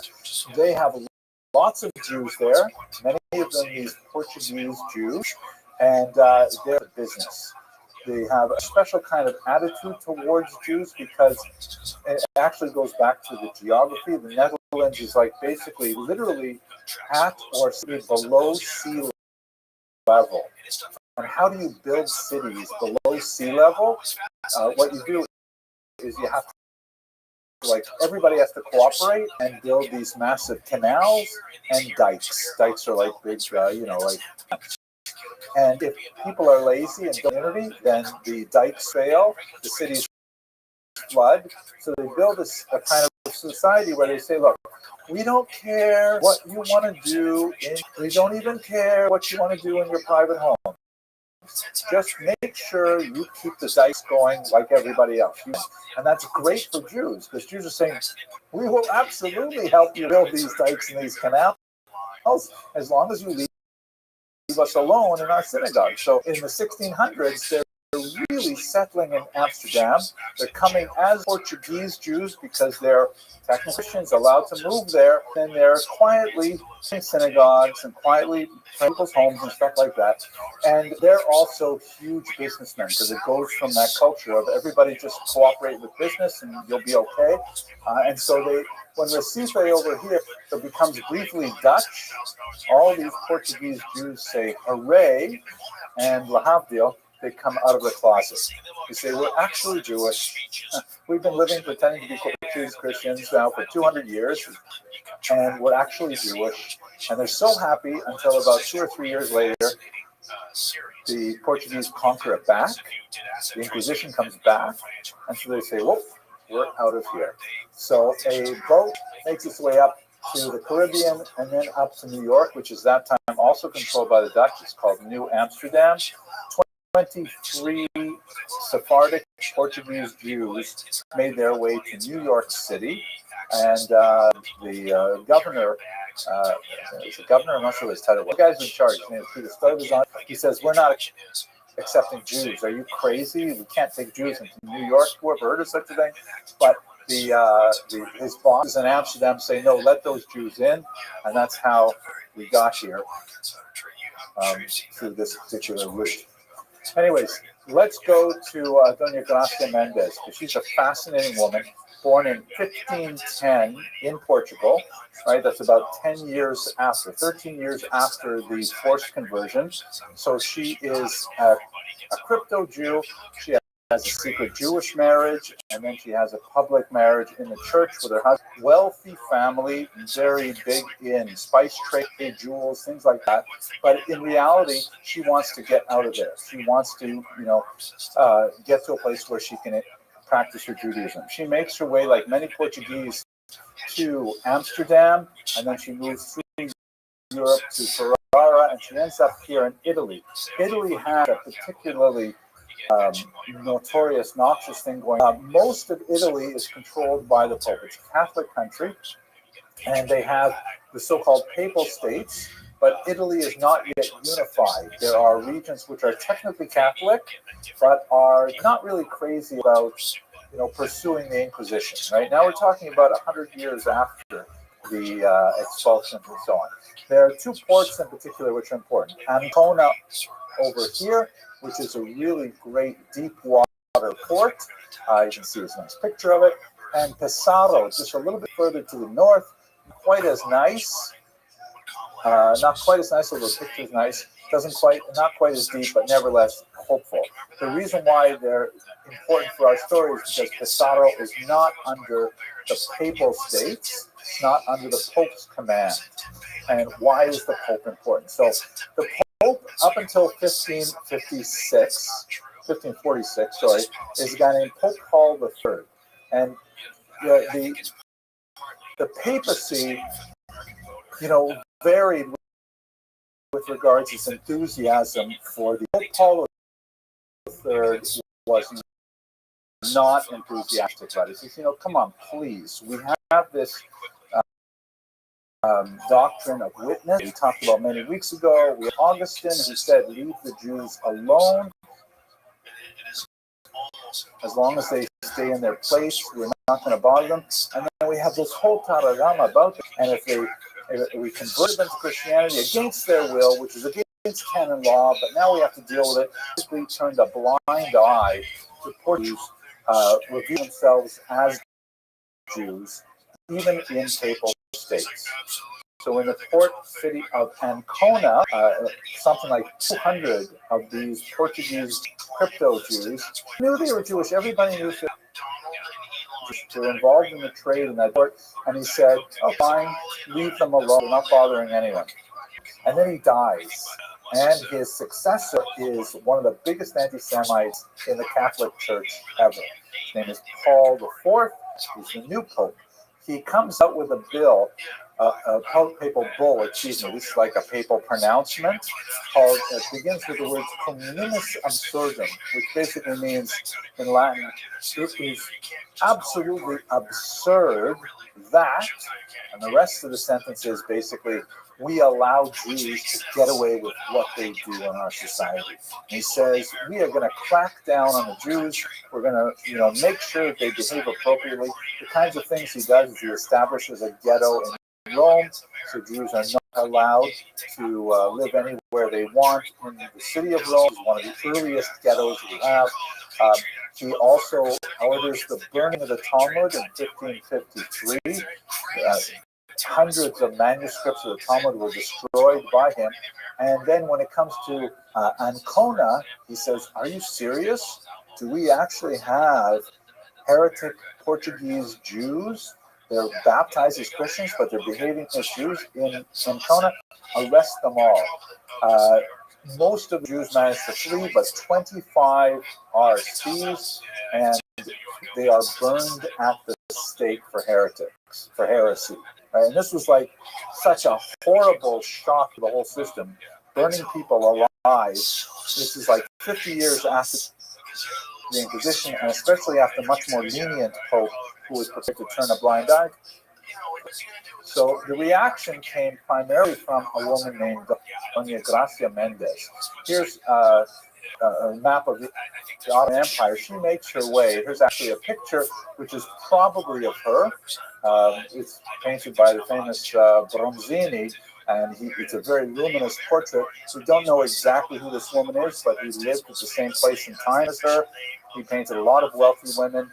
The title of the painting is Donna in Rosso con Bambino. There's a little boy, little nephew of hers down below. But anyway, this may be what she looked like.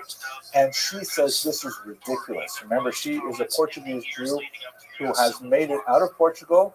She's gone to Amsterdam, then on to Ferrara in Italy, where she's been a major supporter of scholarship. She organizes the publication of a translation of the Bible so that her fellow crypto Jews can read it. She supports many, many Torah scholars. Samuel Uspe wrote the Consolations of the Tribulations of Israel because she supports it. And when she hears about what the Pope does, she is incensed. And gentlemen, stay out of the way of an angry woman like Doña Gracia Mendez, because what she does, at this point, she's living in Constantinople, right, which is right here in the Ottoman Empire. This is a favorite destination of many Jews fleeing the Inquisition because it's under Islam.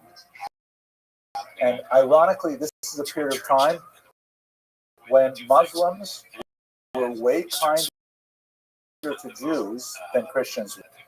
I know it's hard maybe to imagine because we have such conflict in this right now, and especially after 1948, you have hundreds of thousands of Jews, maybe 900 Jews, are forced to flee Muslim countries as a result of the reaction to the state of Israel. And the Ottoman Empire was actually inviting to Jews, and it was very close with Gracia, and he really laughed, and he told that all the Europeans in the way they're Jews. So what Doña Gracia says is, we can't push this around like this. She's a wealthy woman with all kinds of trade. She organizes a boycott of the port of Ancona. She says, that's it. No more Jews are allowed to facilitate trade in the port of Ancona. Remember that beautiful deep water port on the Adriatic Sea? She says, that's it. And she shuts it down. She essentially split the Pope, saying, you're going to do this to my people? I am going to shut down your major port and bring everything to a standstill. And it was actually quite successful. She managed to get all kinds of Jews to back her. They would not send ships there. They would not do business through it. They wouldn't do any import-export. The only problem is that what is the one force that a powerful man like Doña Gracia Mendez has to back down to? Anyone know? Another powerful woman like this. And it's so ironic that they lived at the same time. I don't think I have a picture of her. I don't think a picture of her exists. This is, by the way, not her niece. For a long time, we believed this medallion was done. So maybe she looked a little bit like this. But a woman named Benvenida Abravanel, who was a niece of Yitzhak Abravanel, she was also a very wealthy woman, but she was Spanish. And here you have to remember, right? The Spanish Jews were those Sephardic Jews who went into exile rather than convert, like Don Yitzhak Abravanel and so on. And they tended to have a different attitude towards themselves. After all, they never succumbed to the pressure of the Inquisition. They said, okay, that's it, we'll flee. We'll give up everything and we'll flee. The Portuguese Jews, they initially fled, but then they were converted, and so they had the advantages of being technically Christian, and only when they finally got to a safer place did they eventually adopt their Jewish identity, or not at all. But the ones that we're following did.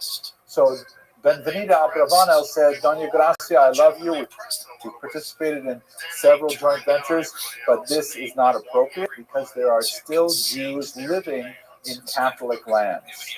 And if you force the Pope to give in and you shut down the port of Ancona, then he will take revenge on the Jews living in other Catholic lands. And so she proposed a counter boycott to shut down Doña Gracia's boycott. And after a couple of years, the whole thing fell apart. But I think this is an amazing story that illustrates kind of like the unusual power of these two women in the middle of the 16th century and their willingness to go toe-to-toe over international politics. You don't see this happening too often. I mean, these are the golden years of the 16th century. Okay, I forgot to use all of these things here. Right here is Benjamin Abner. This is not actually her. This is another Bronzini.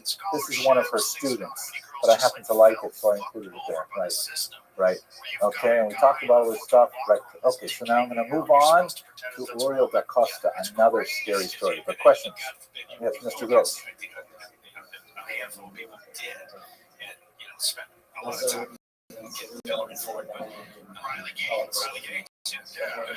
You see people attacking her all the time. I think it's dying down a little bit. I think we hit that top, and I think it's coming back down to where people say enough is enough. Again, you want to do that, you want to pretend that you Yeah, no, it's true. Maybe fine, you do that. I don't need to pretend with you.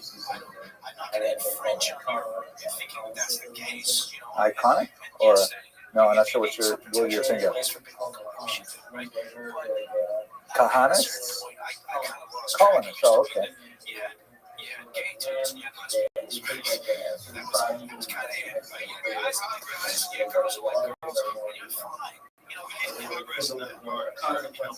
Yeah, I think that it's fair to put it that way. I wouldn't characterize Doña Gracia as not being rational, though. I think she was rational and said that the only way to deal with this is with a forcible boycott. And Benvenia Abravana, who incidentally stood to lose a lot of money herself if Ancona was boycotted, she said, wait, what do you think about these other consequences as well? So I think they both have interests, they both have reasons for their position.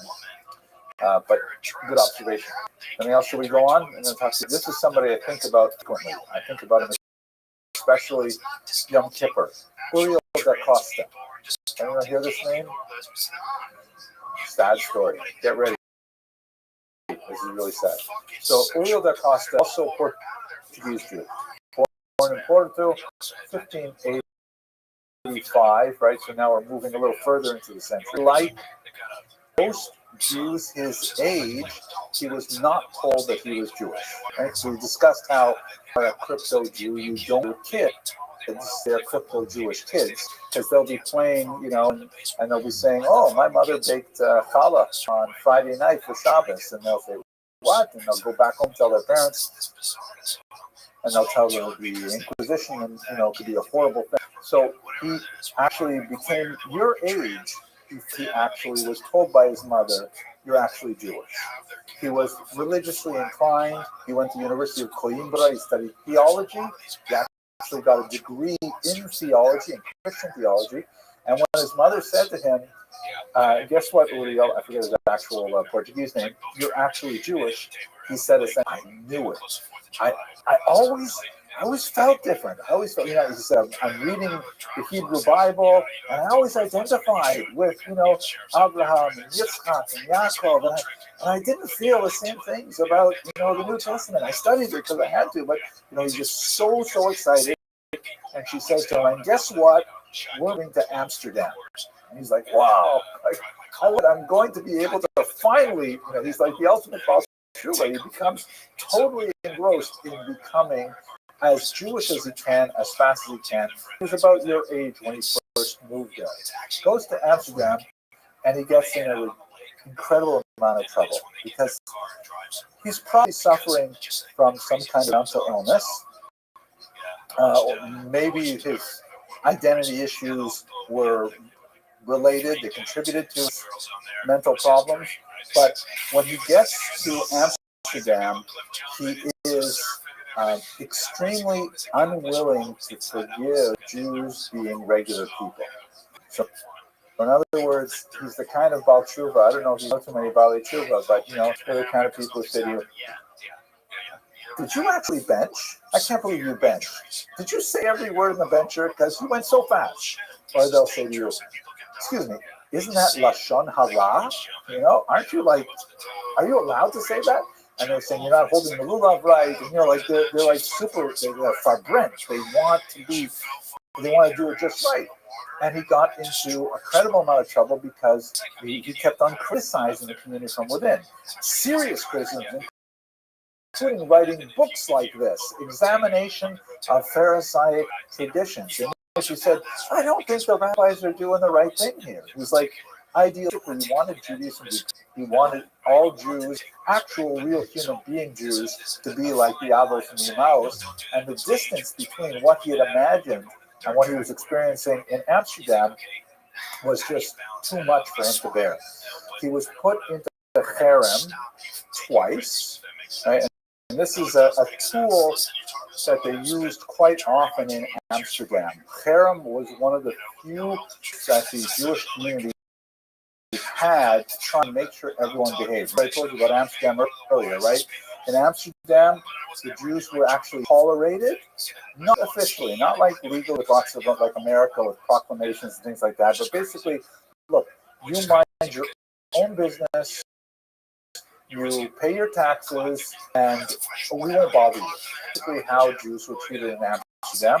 And this guy was making huge trouble. He was publishing books. There was once this instance where there were two Christians who were contemplating converting to Judaism, and he talked them out of it. He was just a thorn in the side. So the Amsterdam Mamad, the head of the Beit Din, the community, said, that's it, you're out, you're in Keren twice for their limited periods of time. Nobody's allowed to do business with him, nobody's allowed to scout Amos of him, nobody's allowed to talk to him, and it was it drove him crazy. He tried for a while to live in Hamburg, couldn't do it there either, so he comes back to Amsterdam and he begs the Mamad, please, I'll come back, I will be good, I will behave. As he put it in his writings later, I will be an ape among apes.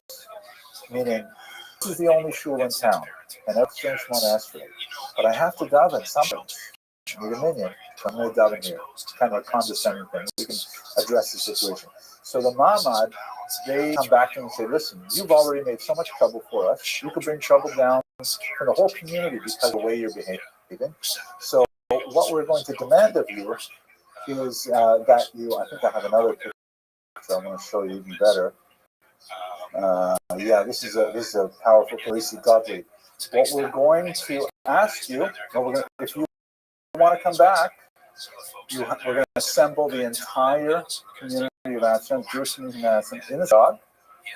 You are going to stand on the bima, you're going to take off your shirt and receive 39 lashes, right? And public flogging, like for real flogging, was actually a tool, like flogging with this was symbolic flogging, like with a very thin sort of shoelace type of thing, but it's definitely humiliating to stand in front of the entire Tehillah and be flogged after you read your personal confession of contrition. You can see here's Gottlieb's 1877 rendition of it. He's Klan al-Chet reading his testimonial. And then at the end of it, lie down on the threshold of the synagogue, and every single member of the Tehillah will walk over your praying form. Like total humiliation. Because this is the third time. He's already been put into Cherem twice. And they said, if we're going to take you back, this is what you have to do. But he doesn't. He goes through the whole thing, and he goes home, takes out a pen and paper, writes a 12-page suicide note, and then shoots himself with a pistol. The actual letter that he wrote was later published. I think I have a picture of it here, right? He wrote in Latin, Exemplar Humanae Vitae, the example of a human life. He goes through the whole story of his experiences, first as a Catholic in Portugal and not feeling at home, and then finally discovering he was Jewish, and then trying to live with Jews in Amsterdam, and then not living up to it, and then finally doing more, and that's how he takes his own life, mathematics on. So I think about him a lot personally. I think about him in terms of Jews who are so far away from their tradition and trying to come back in and meeting opposition, not finding their own place. A tragic story. It was in the 20th century. It was the subject of several dramas, like plays and operas and things like that. But definitely very powerful example of how the Portuguese Inquisition continued to ruin human lives centuries after it happened. Okay, questions? Real.com. Observations. Anything, Mr. Kaplan?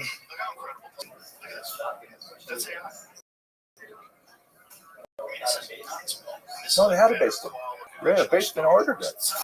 Yeah, and it was done. We're talking about now the 17th century, but earlier medievals, you definitely had flogging as a tool to coerce Jews to behave appropriately.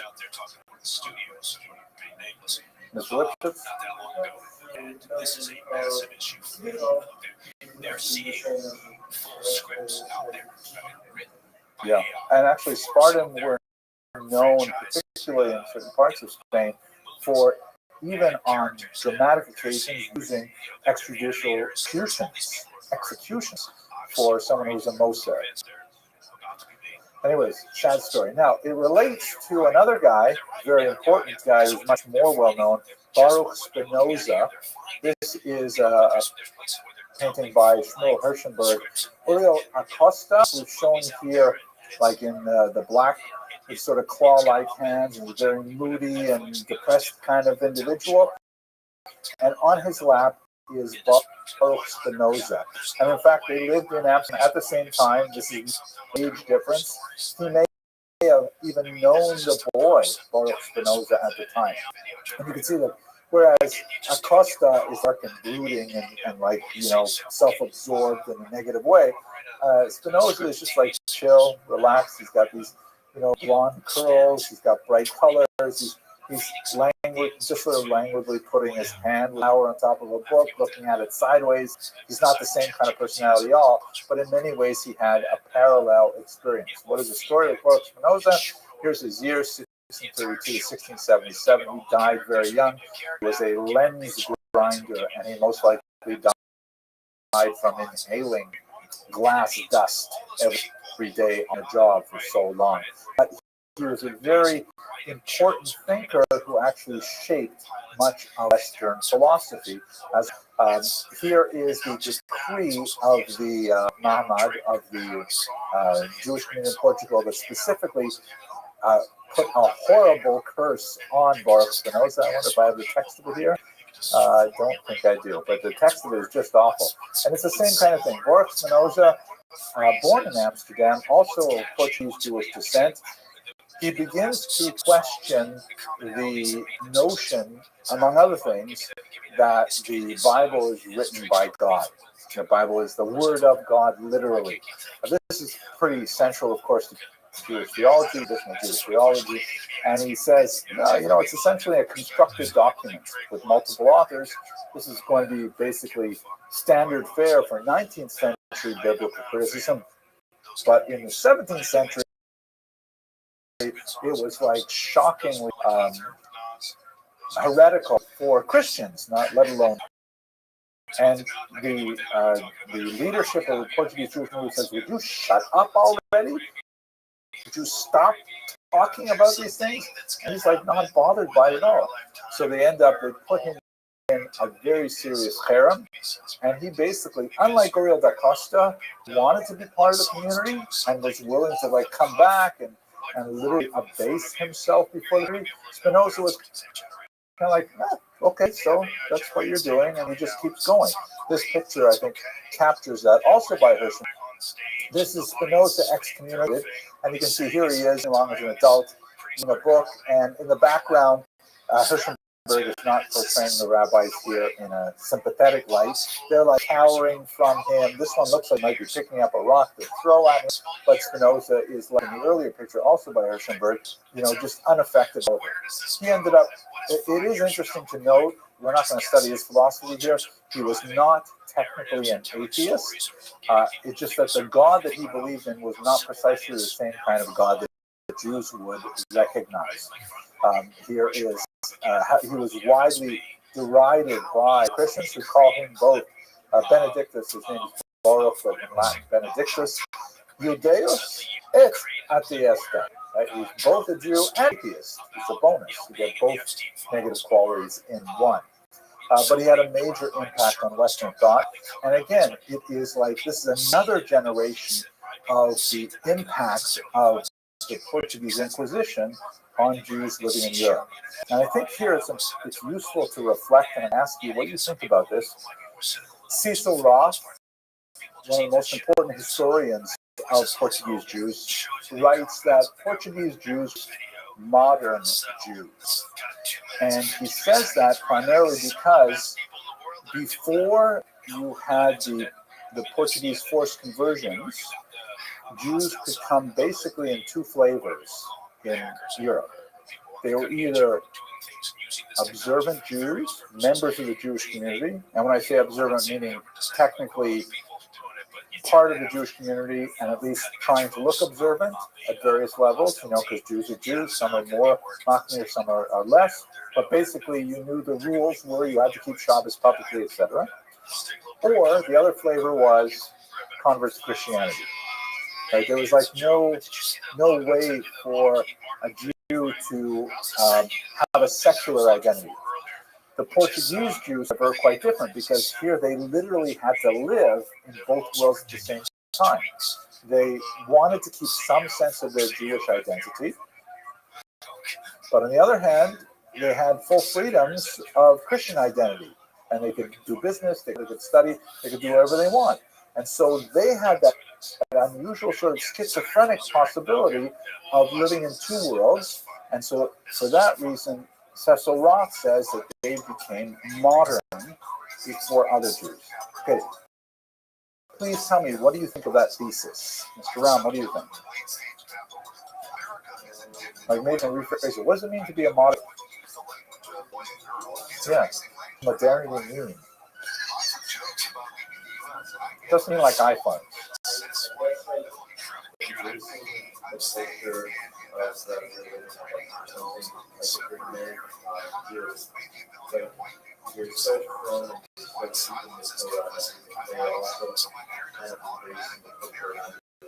Okay, so that's very useful.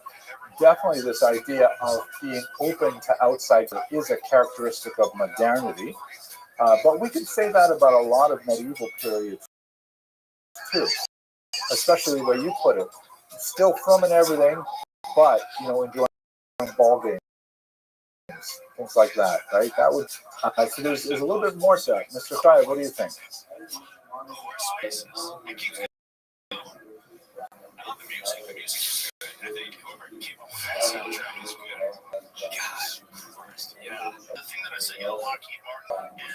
Tahara Spaka. Those are usually the big three. I don't know what your big three are. So that's a good one. Yeah. You're not married yet. When you're married, Tahara Spaka will be the thing.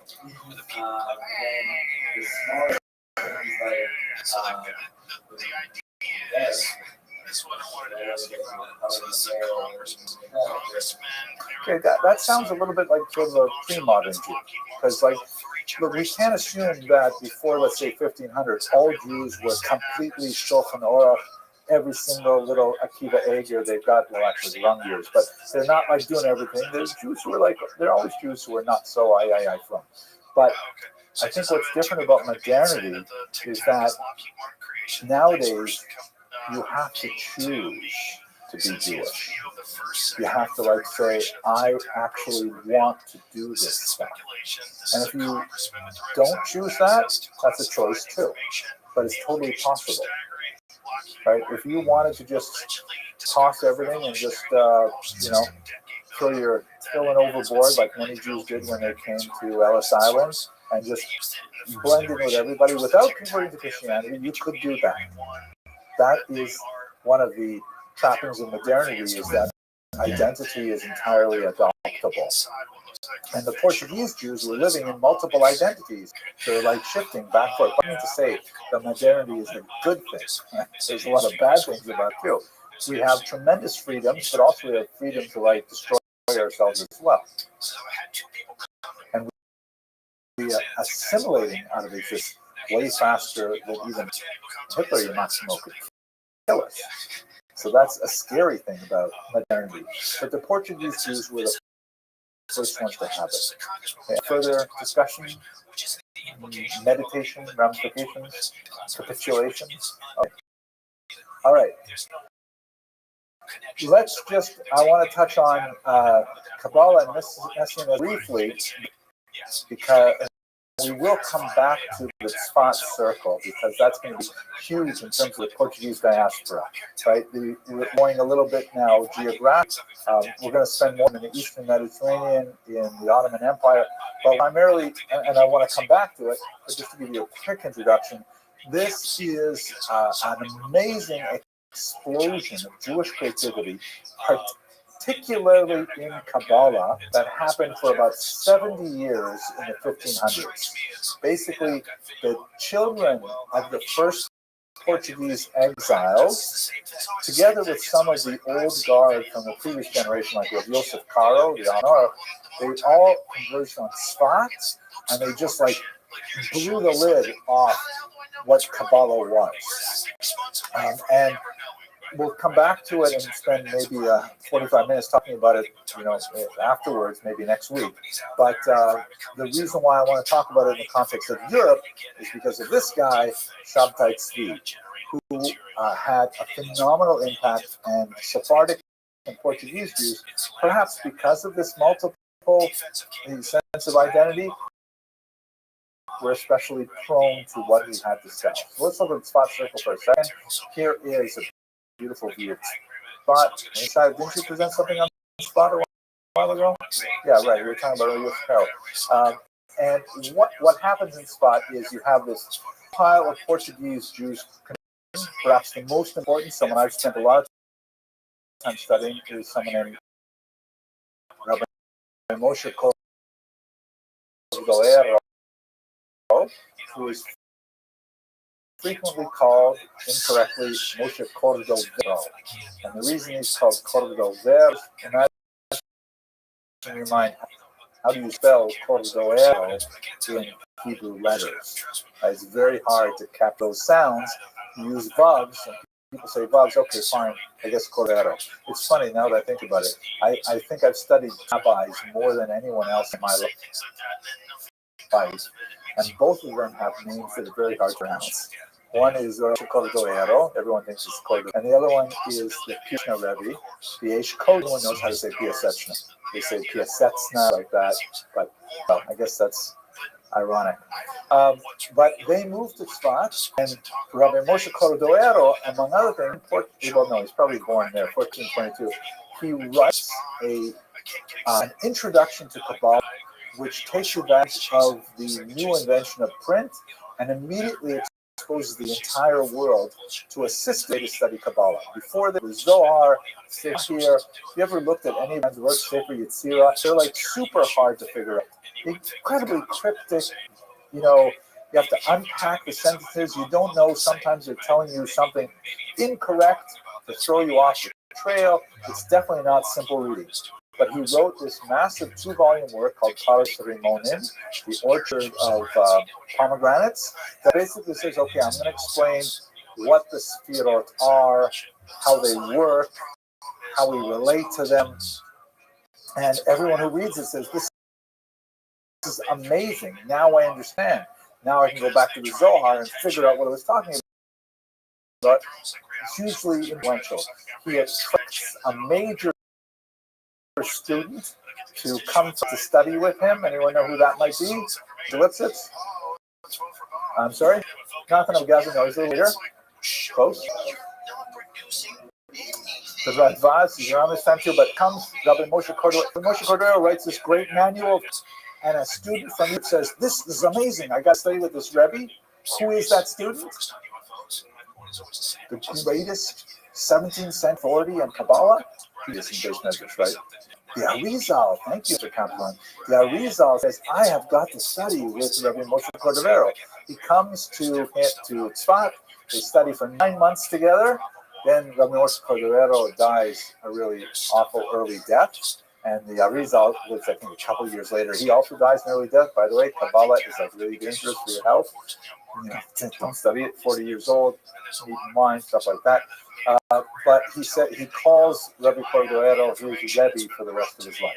Even though he disagreed with him fundamentally on what the Sefirot meant and their structure, nevertheless, the Arizal's Kabbalah, which was way more popular than even Rabbi Moshe Cordovero's, that's what basically influences Chabad and the other Hasidic groups, it takes off from Tzfat.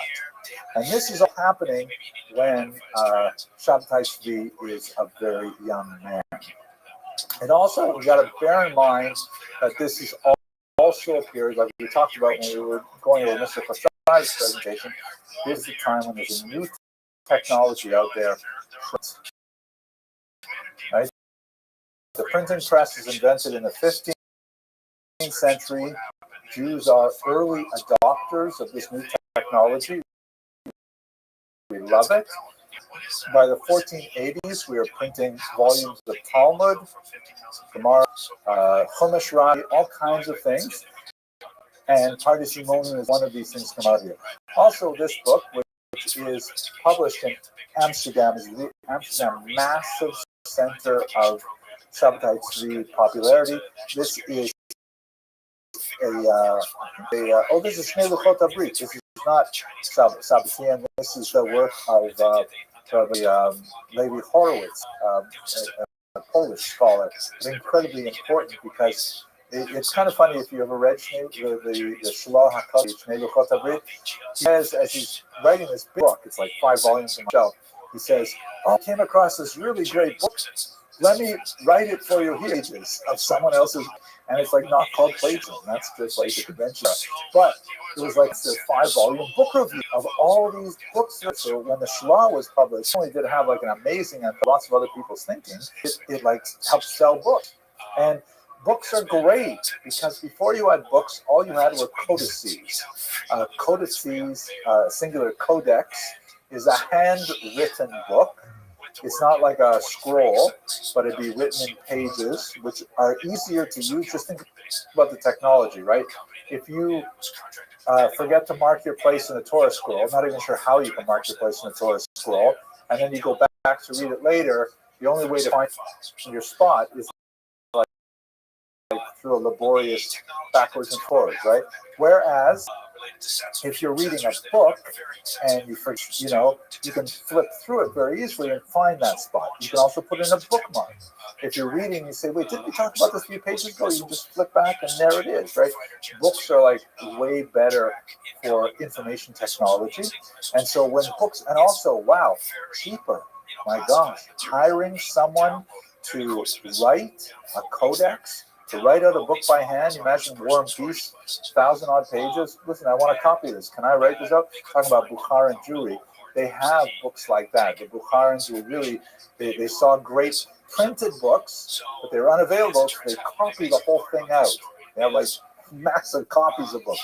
So, but having them print is cheap compared to a codex. You don't have to pay a software to write it out. Just buy something. $20, Art Scroll, there it is. So this means that lots of other people can study. People who have less money, people who have less education, women, they're all beginning to study books way more as a result of this new invention, right? Technology, education, and gender, these things have changed radically in the print era. And Shabtai Tzvi takes advantage of it. Among the crazy things he said was, we're no longer going to need Torah scrolls. We will be all learning from Chumashim. And, he said, forget about the Torah scroll. The Chumash is the way to go, among other strange things. So what's the story? Shabtai Tzvi, he comes from Izmir in Turkey, and he is, the early accounts indicate that he's Kabbalistically inclined, but, you know, everybody loves him. He's good looking, he's tall, he had three shidduchs proposed him, he rejected them all. He would later get married 3 times, although one of those times was actually to a scroll, so I'm not sure it counts. We'll see his wife in a little bit. And, you know, to experience in his early 20s what scientists might say were associated experiences that are characteristic of schizophrenia. Schizophrenia tends to affect young adults around 22 to 26 years of age in particular, and it begins to kind of like swing back and forth, these oscillations between extreme mania, where he feels like he can do anything, levitate, derech, that he feels like he can, you know, traverse massive distances very quickly, and then periods of like abject depression, sort of a manic depressive bipolar kind of situation. I'm not just so I'm just making it up as I go along, but this is the kind of, and he began to have some delusions of grandeur, which were horribly exacerbated when he met this man, Nathan of Gaza. Nathan of Gaza says to him, "You know what? I think you are the Mashiach. I think you really are." Tzvi says, "No." He says, "Yes, you are." Got Shabtai Tzvi excited, and Nathan becomes his incredibly propagandist. He goes around the Middle East, and are traveling around Israel in particular. They get lots of support. Lots of people believe him. Wealthy people give him. Oops! Oh my gosh! A little too excited. Through my. Oh, you guys! I hope you're having fun because I am. Don't be so. But it's so weird, you know. Sometimes I wonder, how do they pay me to do this? It's so much fun. So Shabtai Tzvi, he gets so excited, and he walks around. He says, "Okay, that's it. I am the Messiah." And he starts like naming all his friends. You're going to be the king of Africa.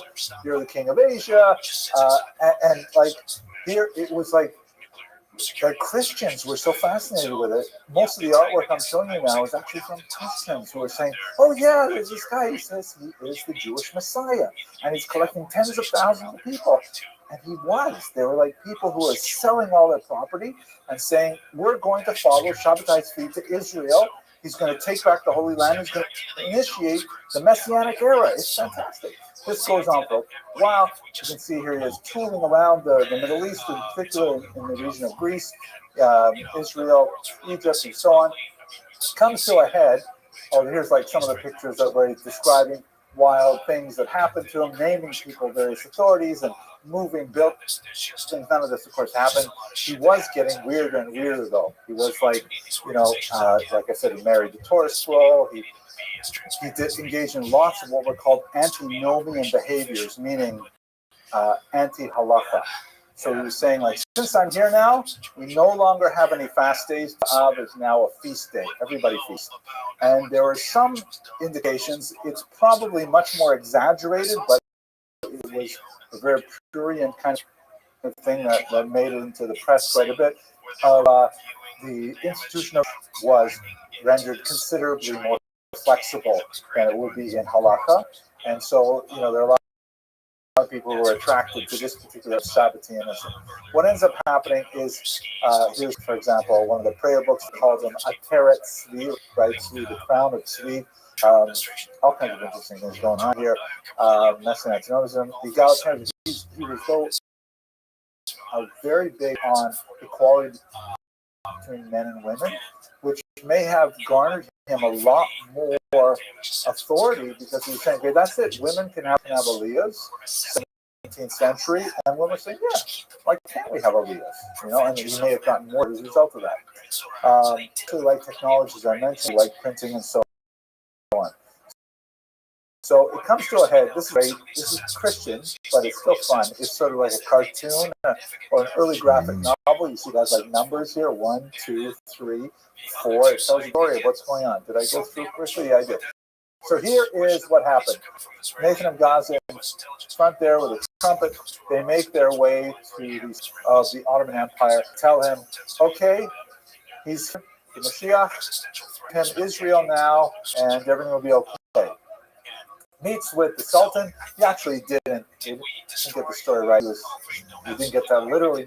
But here he is saying, oh, Sultan, here I am. I'm the Mashiach. The Sultan is saying, that's cool, but listen, I have a counter offer for you. How about, instead of me giving you the land of Israel, I let you keep your head on your shoulders if you convert to Islam? Shabtai Tzvi says, okay.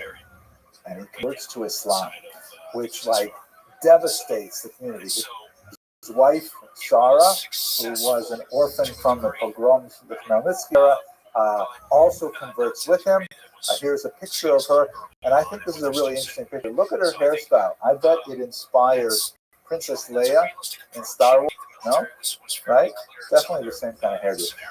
They both convert, and all the Jews who follow him are completely crushed. What a horrible thing. They followed him. They really believe this is going to be Mashiach. And look what happened. Most of them just sort of limped home to their, crushed economic situations and tried to rebuild. A lot of them, however, felt that, what? Maybe this is what's... And about 3,000 of them converted to Islam, saying maybe this is part of the unfolding of the divine drama, that Jews have to convert to Islam and sort of run the whole tour of world religions so that God will bring about the Messianic era. They convert, they become called the Meh, and they last right up into the 20th century, especially in Turkey today. He also had an impact on Jacob Frank, who is also a Messianic pretender a century later. This time he converts to Christianity, to Catholicism. Another story not for us today. But there's lingering suspicions of some great rabbis, and there were literally tens of rabbis, major figures, who were Sabbateans afterwards. Yonasan Eibeshitz, there's a huge controversy between him and Rabbi Yaakov Emden. Rabbi Yaakov Emden accused Rabbi Yonasan Eibeshitz of being a Sabbatean by examining some of the kmeot, the amulets that Rabbi Yonasan Eibeshitz would write. Eventually, Rabbi Yonasan was exonerated, although there were lingering concerns about the impact of Sabbateanism in the world. He had a phenomenal impact. What ends up happening, he's converted to Islam. He's put in a jail cell in, I think it was Saloniki, if I remember correctly. Apparently, towards the end of his life, he had some serious doubts, and he decided to ask his followers to please bring him a machzor so he could delve in Yom Kippur, and he ended up dying in the prison cell, probably from extended mental. But the Sabbatean, by the way, look at this one here. This is also Christian. You can see they've written what they think are Hebrew characters over here to try and quite sleep. It's the 17th century, and they look different because nobody actually saw him, but they wanted to put some broadsheets and things like that. So this had a massive impact on Sephardim too, because remember, the Sephardim, they're living now 200 years out, and they've got, complicated identity questions, and they're wondering, should we be Jewish? How long is this going to last? And they were especially susceptible to him in places like Amsterdam, Hamburg, and elsewhere. One of the more fascinating examples, I think, to see how much I've got left here. Yeah, I think I'll close with the Ramchal. Fascinating situation with the Ramchal. Although not this case is an Italian Jew, but he ends up in Amsterdam in the 18th century. And I'm not sure if you guys are aware of it, but the Seals to Sharm, which you probably study, there's actually a secret one that was only discovered in the 1990s. The version that has published since 1740 odd, since the year 1740 more or less, that was the second draft, which most likely he had very little to do with. His students put it together. He wrote an original version that was discovered in the Soviet archives in his own handwriting. You can see it here. and it's quite different. It is written as a dialogue between a so-called chassid and a chacham, and it brilliantly encapsulates a lot of the Sephardic conditions in Amsterdam where he wrote it. Basically, it goes like this. It starts out where there's this guy who's a chacham, and the chacham is kind of like your learner-earner type. He's like well-rounded. He learns Torah. He's kovea isrim, but he likes baseball. That's not the term they use. He likes art. He likes culture. He likes music. He participates in the world culture as well as, and he's always wondering about these black-hatted charedim. He doesn't use the term charedim. He sees these people and he says, "What is it with these people? Why are they always like reading Tehillim? And like, don't they get bored of that stuff?" And he's wondering, what goes on inside their heads. None of this, by the way, is a term that you've probably studied. It's completely gone. We just took it all out. And one day, he's at a place, looks across the room, and he sees a friend that he went to like high school with. And his friend has become one of these black hatters. And oh my gosh, now's my chance. He goes over to him and says, "Oh, I haven't seen you in so long. How are you doing?" And so on. He says, "Listen, do you mind if I ask you some questions? I see that you become like super religious. What is it you guys do? And like, don't you feel a little stupid? Like baseball and art and culture and stuff like that." And then they have this massive discussion that goes for the rest of Mesilas Yesharim, in which they go through the same content of the version that you probably studied, but it is in the form of this dialogue between two very different people who are in many ways sort of expressing the ambiguity of Sephardic identity in the modern world. Absolutely fascinating. Personally, I like the first version way better than the second version. A colleague of mine wrote a biography that's going to be coming out soon from Yale, and he argued the second version written. And why was it toned down so much? Probably because the Ramchal's own life, in which he was horribly persecuted, in his original version, a few places where he's probably referring to individuals who are known at the time. And he was pointing out their flaws. Not al-pi lashon hara, but the publishers, the people who were paying for it, didn't want to support it. And so he said, "Well, that's it then." But his good friends said, "Oh, please, this is such a good book. Let us rewrite it for you." And that's the version that we have today, which is completely sanitized, but also a fascinating version. Okay, so that's, we're going to leave it for today. Tuesday, God willing, we're going to study the spot circle. We'll come back to that and try to understand a little bit about what happened there and how that is as well. Any last questions, debates, arguments, objections? Okay, Shkoyach, thank you. So, could a conflagration out in the Middle East, if we don't take any note, could it impact U.S. national security as well? Yeah, it could. So, but it's a call again. People said, draw the curtains. We shouldn't be at war, and we shouldn't be doing any of this. We shouldn't support Israel. And what are we doing? I understand the mindset. I just don't agree with it. But I think so. I think the limited participation in terms of providing the necessary conditions to attack those sites, again, wasn't a surprise. Don't disagree with the decision.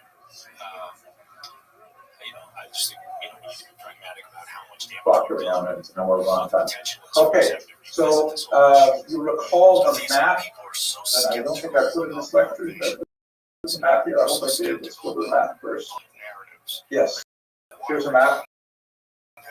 So 1492 expulsion. Person like yourself that's spent most of your lifetime involved in this. Last week about Jews making their way up into Europe through France across the Pyrenees Mountains, particularly Bordeaux, Chauvin, and labeled here Amsterdam, major center. We talked a little bit about the Italian peninsula, and we looked at Antonio Gracia and also a little bit at the Ottoman Empire, saying also labeled here as Istanbul, but this is right, so in English would be Istanbul. This is the capital of the empire, hugely important Jewish community there, and in Thessalonica, particularly lots of Sephardic Jews in Greece and in Turkey at this time, the next 200 years after these books. But today, I'd like to look at the Jews in an especially important creative period. And we're going to focus on one figure that is especially important to me. I actually wrote a small book about this entitled The Kabbalah of Forgiveness. Kind of a cool little book. It has a certain degree of ongoing popularity for weird reasons, but basically it is a translation and commentary of the first parak of this book, favorite Tomer Devorah. Just out of curiosity, how many of you have actually studied Tomer Devorah? Wow, it's a mind-blowing book. It will change everything. I could not put it down when I first got it, and I'm going to explain to you why it's so great today. We're going to go a little deeper into this particular book, but our main goal here is to try to understand the spot circle, the huge renaissance, particularly of Kabbalah, that occurred as a result of Spanish and Portuguese diaspora in Spot in particular. The dates are primarily the 16th century. His own years are 1520 to 1577, which pretty much coincide with the entirety of the Spot explosion. This is like such a bizarre place because how many of you have been to Spot? Show of hands. Yeah, great. You've all seen it, right? The hilltop is not much there today. Certainly wasn't much there in the 16th century, but you have like in the space of a few steps, you have the greatest minds of the Jewish people all concentrated in that one tiny little area. It was like having, 20 Nobel Prize winners on your block. It was just a phenomenal period of great productivity. And one of the central figures was Rabbi Moshe Cordovero. Yes. That's an interesting way that the what's it called? Yeshiva Shiva, everything time in Spot as well as Yeshiva. Some yeshivas, including by and large, were up there. That's how it was. That's like I was talking to people in Spot. I expressed a certain degree of Ashkenazi skepticism about those things. Yeah, I know. Because it's possible that we're not at danger. Yeah, no, there definitely were yeshivas there, but not by level. Century, it's not doesn't appear anywhere in Tanakh. Where it's not nowhere in Tanakh. We have some references to it as being a site of Jewish settlement, but no known great Jewish figures there until the 16th century. And then, as I will explain to you, there's kind of like a strange reverse archaeology where the graves of so many tzaddikim were discovered. But I'll tell you how they were discovered, and you can decide what to make of the historicity of those traditions. It is somewhat complicated. I will tell you that I used to give shir at Tomer Devorah every Shavuos, all night. And, not every year in a row. I did it last year, and I did it a few years before at the Yad Yisrael Roaring Cedars. And I remember I gave this shir, and it was a little room smaller than this, and it was packed with people. And I told them how the graves were discovered inside. And it freaked one particular person out, and he actually sort of curse me. So I have to be careful how I say it. I do not want any of you guys to curse me or think about cursing me, but I'll just tell you the story. You can decide on your own. Okay. All right. So why is it special? Just the book for a minute, then we're going to go to the spot itself. We have 16th century, and it's bracketed by a sudden surge of population of Jews, primarily from Spain and Portugal. And as you can tell, if we're talking about 1520, that's when he was born. It's like the first generation after the medieval equivalent of the Holocaust. when you had this great rupture in Sephardic population being uprooted from Spain and shortly thereafter from Portugal. And this is the first generation after. So just imagine if you took all of those, actually it's not a bad comparison, because after the Holocaust in America, you had the massive growth of places you might have heard of, like Lakewood and Muncie. Like before that, they were not especially widespread Jewish towns. They weren't known as centers of great learning. Why did Muncie and Lakewood suddenly explode after the Holocaust? One reason why I'm talking about Arrival from where? Yeah, from right? And one person comes and it just creates this massive new culture. What happens? no, you can have like raise people who are able to steal from people. They're almost all dead. What the heck? People, you know, Jews have a reputation of being able to do almost nothing unless let's push that out a little further. What is the mindset? Jews who came, like the vast majority of American Jews came between 1880 and 1924. When America, there was a generation from Eastern Europe, what was going to adapt to America? Assimilate, right? So it's filling over. Don't teach your children Yiddish, the monolush, none of that, right? Because you want to adapt to America. You know, it's the golden Indian. But what about the Jews who came after the Holocaust? They let me not before they wanted, because they had no choice, and whatever they tried to keep whatever they could. Exactly. They weren't prepared to adapt to America. They had the mindset, we're going to force America to adapt to us. So people didn't win the first time, so Yeah, they had no choice. yeah, and they're leaving devastated homes. They're like saying, this is a huge, colossal injustice.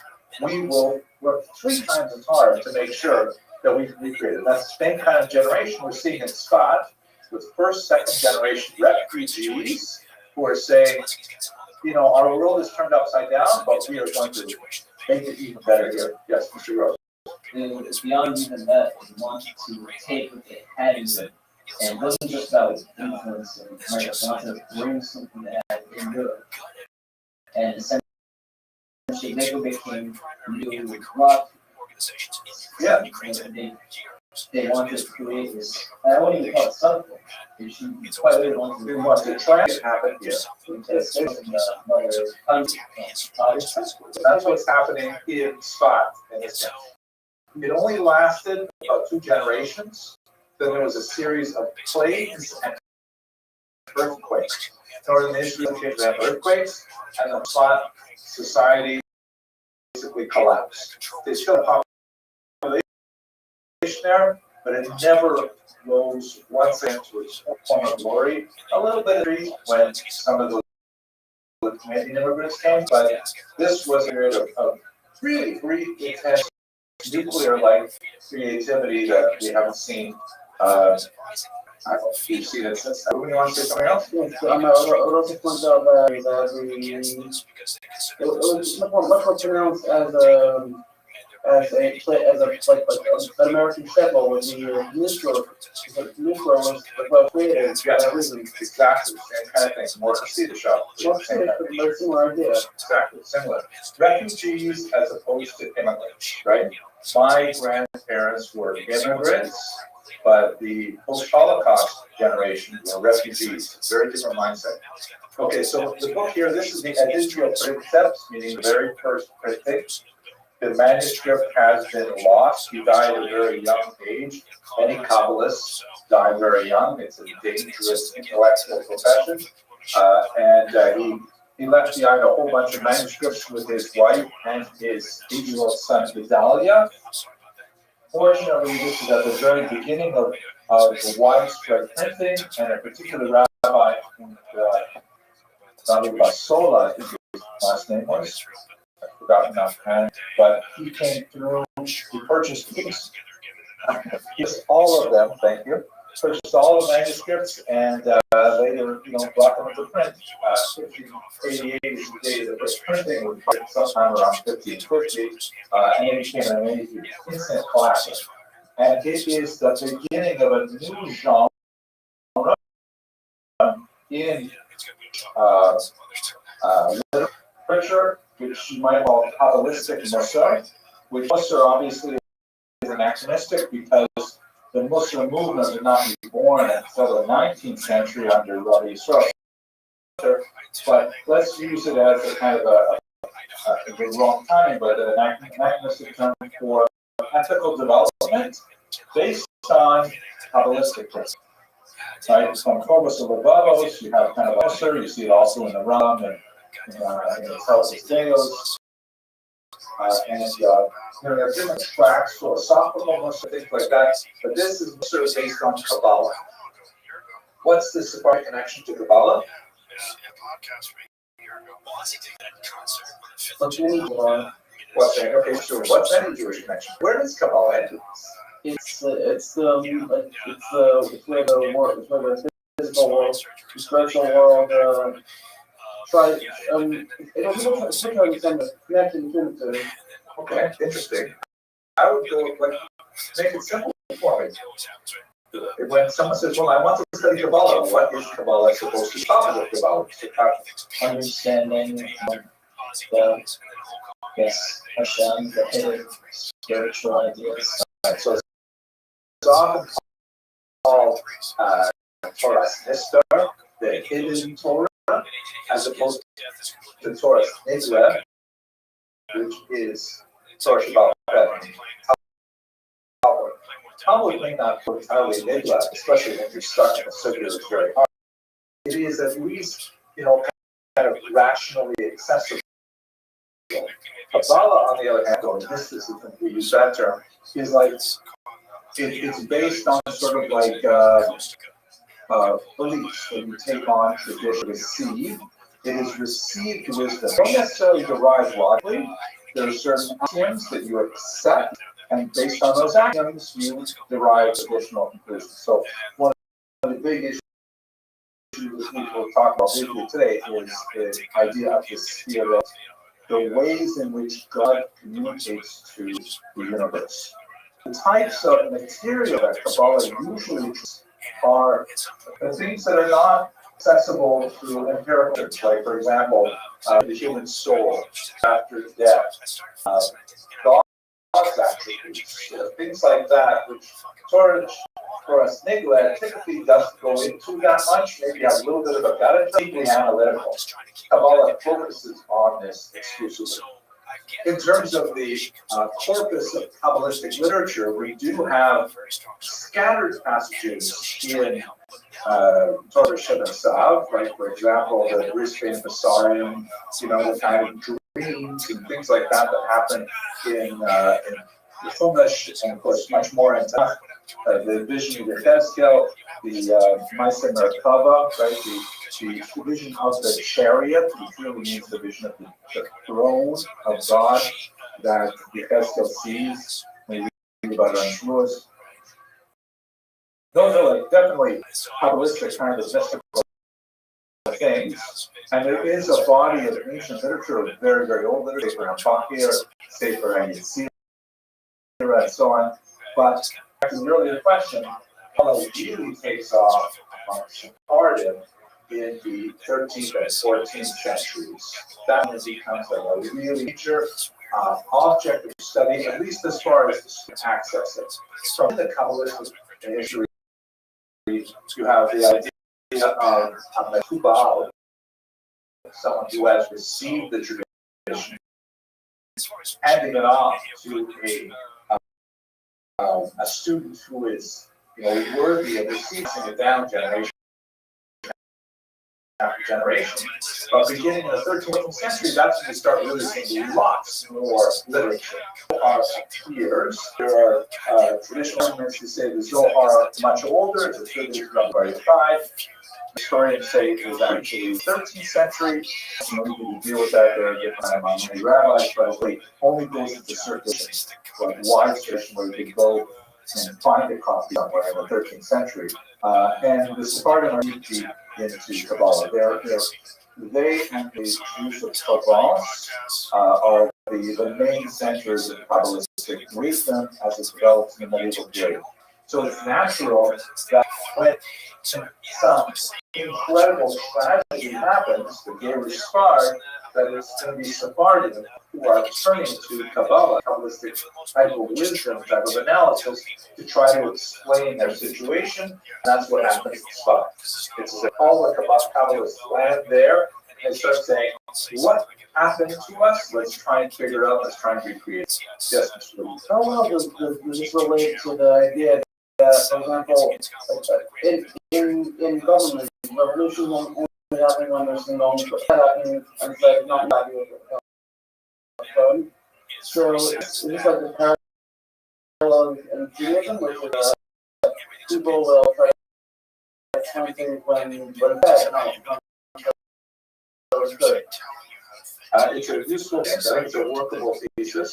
I haven't really put a lot of, but we definitely have like an explosion of literature after Christ, theological literature. Like us, there's a lot of literature about the topic of theodicy, the justice of God, which obviously after the Holocaust that becomes much more relevant topic for a lot of readers.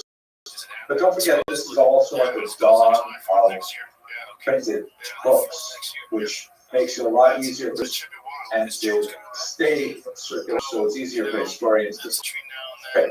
What is this book? I'm going to leave that in response in a second, but what the book is primarily about is this pasuk, the halachta v'derakav, and you shall walk in his ways, meaning how are we supposed to imitate God? Right? The Latin tradition has a imitatio Dei, the imitation of God, which is a little bit more, stark in its expression of it. The halakha, the derakav, does not imply imitate God so much as it implies, following after God. When this question is asked in the Gemara, Sota, if I remember correctly, it says, how can you possibly, cleave to God? God is an all-consuming fire. How is it possible for a finite being to cross that crevasse and somehow, connect with an infinite being? And the Gemara there offers, well, you have to just do what God does. God buries the dead, you bury the dead. So naked, you fully naked, and it's basically the afterlife. But where Moshe Cordovero takes this is like way past this level, as we shall see, that will in about 20 minutes. Notice, by the way, his name, if you look at this, the Editio Princeps, the first printing, so this is the way it should be spelled in Hebrew. And you notice that it has that weird Vav Aleph Yud, as opposed to just simple Vav. You see modern edition, Tomer Devorah spell it simply like Cordova, like the city, Cordova. It's not correct. He was not from there. He was from Portugal. Probably born in Spain. But this is the name we read Cordoero, which probably rope maker. His family may have been, but because it's so hard to write Cordoero in Hebrew letters, just got kind of morphed to Cordero, and that's what most will say today, even though it's technically not correct. Okay, ready to go on? Yeah, let's do Mr. Here we go. So let's look at the map. This is a map of the Ottoman Empire, which was this massive Muslim empire based in Istanbul, previously known as Constantinople, which it fell in 1453. To the Muslims, and it was the center of this huge empire that included a good chunk of North Africa, included all of the Levant here, obviously the land of Israel. We call today Lebanon, Syria, Turkey, a good chunk of Europe, including Greece, and all the way up to Vienna, really. It was an important battle where the Muslims lost, but they could easily have crossed into Europe proper. This is as far north as they got. This empire lasted for about 600 years. A massive, long empire. It finally fell in 1917. I think it was 1917. in the context of World War I, and that's what made possible, among other things, the British mandate over the land of Israel, and then ultimately the War of Independence, and Israel became an independent state. So the Ottoman Empire controlled Israel for hundreds of years. And it happened that when they acquired in the 16th century this lead area, between 12 to 1320, that's like just 15, 20 odd years. And so the Ottoman Turk, the Ottoman Sultan Selim I said, we need to populate this region here. How about we do some tax breaks to textile merchants? And Jews have a long, long history with textiles. Even my own family, my father, Oliver Shalom, his father, Oliver, they were in what they used to call the schmata business. I know a lot of you are Spartans, so you're usually, efficient. What is a schmata? Oh, yeah, right. So that's the way they used to self-deprecatingly call clothes. You know that? That's not the Yiddish word? Right, but that's pretty much it. That, and like tomorrow words, oh, so Jews said, okay, great, we're going to move to Tzfat, and we're going to be involved in import-export of bolts of cloth, which they did, quite well. And that was the economic engine that attracted Jews to the region. That and what we might want to call spiritual tourism that attracted even more. Because what's going on there, here's a view of Tzfat. It probably has a name Tzfat from the word sofa, meaning lookout, because it's quite high. It's about 3,000 feet above sea level. You get a beautiful view all around. The Canary you see there and things like that. But it attracted lots of people, especially interested in something that Moshe Cordoero's Rebbe and brother-in-law very much involved in. Anyone know who his Rebbe and brother-in-law was? You know, every Friday night, that's right. Because the Rabbi Moshe was older brother-in-law and his Rebbe. And he was deep in the Kubal spot. And one of the weird things they used to do, the Rebbe Muhammad, is they would go on personal tiulim that we call Gerushin. He wrote a book on it for Gerushin, which is a really interesting read, where he would describe how the Rebbe would describe how his Rebbe would go wandering in the forest around Tzfat, and they would just wait for spiritual influences to attach to them. And then whenever something like that happened, they would stop and they would say Tehillim and they would daven and they would do different things. And then his Rebbe would say, this is the burial place of a holy tzaddik. And they would name those places after the burial places of some of the Amoraim and the Sinai and things like that. Again, this is where I got cursed. I just said what it says in Sefer Yerush. If you go look at it yourself, please don't curse me. But it created, whether they were like mechaving to spiritual influences, and they were actually, finding the graves of Rosh Hashanah and many other people like that. But we don't really have a historical tradition that goes back beyond 16th century. But they were they attracted a lot of spiritual tourists. They said, I want to go be by the garden of those holy Jews, things like that. They had this custom of painting them with this blue color, which is apparently something to ward off the evil eye. And it made Tzfat not only an economic center, but also a spiritual center of history. So the Ari is a very important part of the story. He did, but he came later. The Ari was living in Egypt, and he was actually not a Sephardic guy. His mother might have been Sephardic, but his last name was Ashkenazi. And he was living in Egypt, and when he read Rabbi Moshe Cordovero's first book, Pardes Rimonim, he said, I can't be here in Egypt. And he went to Tzfat to study under Rabbi Moshe Cordovero, who was just a little bit older than him. They studied together for 9 months, and then Rabbi Moshe Cordovero died. And the Ari, although he differed with him very significantly, he always called him his Rebbe, and he said that, and even though his Kabbalah was much more popular, I'll explain the differences very briefly as in my limited understanding. He said people may study my Kabbalah in this world, but in the next world they study my Rebbe's Kabbalah. But this is like kind of like what's going on, and so I guess Mr. Campbell. It says that sounds Kabbalah that, and then also overlook Morah. Yeah. So that also. It's also part of this whole gibberish that became culture that developed around Scotland.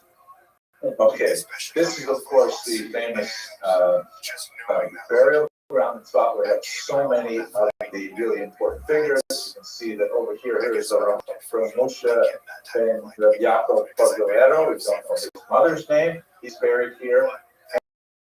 And his Rebbe, Shlomo Alevi Alkabetz, and of course his Talmud, the Alina Kodesh, is also buried there.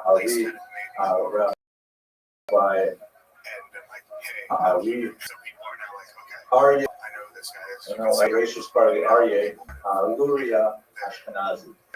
Yes. So I noticed on the grave the two bits go The Ramat. when's less is than what's the Yeah, it's so correct. when was the money Good question. Good question. Should have been put up. Well, actually, I don't know. When you look at the type of letter, this does not look like a 16th century font. This looks like maybe 19th century. And it seems to say on through here, that was going though this looks like it might be the original spelling. I don't know. It's a good question. Good question. You have to go to the spot to find out, I guess. Okay, so what really are doing there? I mentioned already the kind of like the discovery of the unrevealing of the graves. What was Moshe Cordillero's primary contribution, and why did his activity really cement this as a town for Kabbalah? So it's primarily this diagram, sometimes called the Yitzhayim, the tree of life. And if you study Chabad Hasidus, you'll notice right away this is wrong. This is, there's a missing thing there. Like you have here Chaf being not right. That's the Chaf in the base. Where is that? Right? The Chabad has a sign would have that right here. So where did it go? So the thing is, the Rabbi Moshe Cordevero's Kabbalah does not have here, and the Arizal says he is incorrect. Keter is missing from the Chabad versions, but they replaced it with a mistake, and I might be wrong about that. But what exactly this is? By way of disclosure, I have no idea what I'm talking about. Okay, I passed 40, but I've never studied Kabbalah. I've looked at these books, tried to understand them, but just messing around like an amateur, probably wrong. But I'll give you a sketchy historian's description of what we're supposed to read. So the question that I posed earlier, let's look at it again. How is it possible for an infinite being, meaning Hashem, how is it possible for an infinite being to create a finite universe? Right? Because if God literally is being so, no boundaries, then what am I? Am I also God? Or am I somehow separate from God? And what about the material world? Are we going to say that this table is God? Or are we going to say that somehow the table exists in a state somehow separate from God? How does that work? So the Kabbalists before Moshe Cordovero, formulated this idea called tzimtzum, which means shrinking, in which, as it were, in order to allow for a finite universe to exist, disparate individual beings of varying levels of sentience, like domain, someach, right? Like rocks and the mineral world and plant life and animal life, and then humans to allow those different gradations of these and being separate. Like I don't feel like I am you. We feel like separate people, right? How does that happen? So God, as it were, shrunk himself and allowed a kind of a vacuum where there was not God. These are hard things to really, it's definitely not a Snegla. You won't be studying it in Gemara, although there are definitely interesting allusions to Gemara to it. And then in that vacuum of not godliness, he inserted a small drop of godliness back into it to rebuild the world that we. There's a whole bunch of this here about how there are 4 different stages, like a cascade of a river waterfall through 4 different worlds. This, which is the bottom world, but the brief topic on here is the idea of how could that process of symptom actually happen, because you still have the problem of infinitude becoming finitude. Following me so far? Okay, so the classic model that is so popularized by the elite, and I'll explain why it is such an important model for about theorists and so on, is the idea of the Shira Ekler, the broken vessel. Right? God, as it were, imagined in a metaphor, is like a hot oil, and it's poured into clay vessels. But the clay vessels are not able to withstand the intense heat of that oil, and so they shatter. I don't know if you guys have ever seen this. Once when I lived in the Soviet Union way back in the 1980s, I lived there in the 1980s, and material goods were so cheap and awful, low quality. And I was staying in a residence there, and they used to serve you tea in a glass mug. You had to put a spoon in the mug before they poured the hot tea in. Why? Because the glass was so cheap, such bad quality glass, that it would happen 1 every 20, 1 every 30 mugs would just shatter. You put the water in, it's too hot, the glass is not capable of expanding properly, and it just shatters. You put the spoon in, and the spoon, because it has a higher level of conductivity, it absorbs some of the heat, so it is less likely, not for sure, but less likely the couple explode while you wait for the heat report. So that's what Shira Ekler is, that the clay vessels can't handle the hot oil, as it were, godliness coming into the finite universe, so the clay vessel shatters. Luckily, there is another clay vessel underneath the first clay vessel that absorbs both the spilled oil and the pieces of the previous vessel. But it's still too hot. So it is again. And this happens 10 different times until finally, through the stages of mixing with the clay, you end up at a state where you have a kind of a muddy liquid that is no longer shattering the vessel. That's the model of Shira Ekler.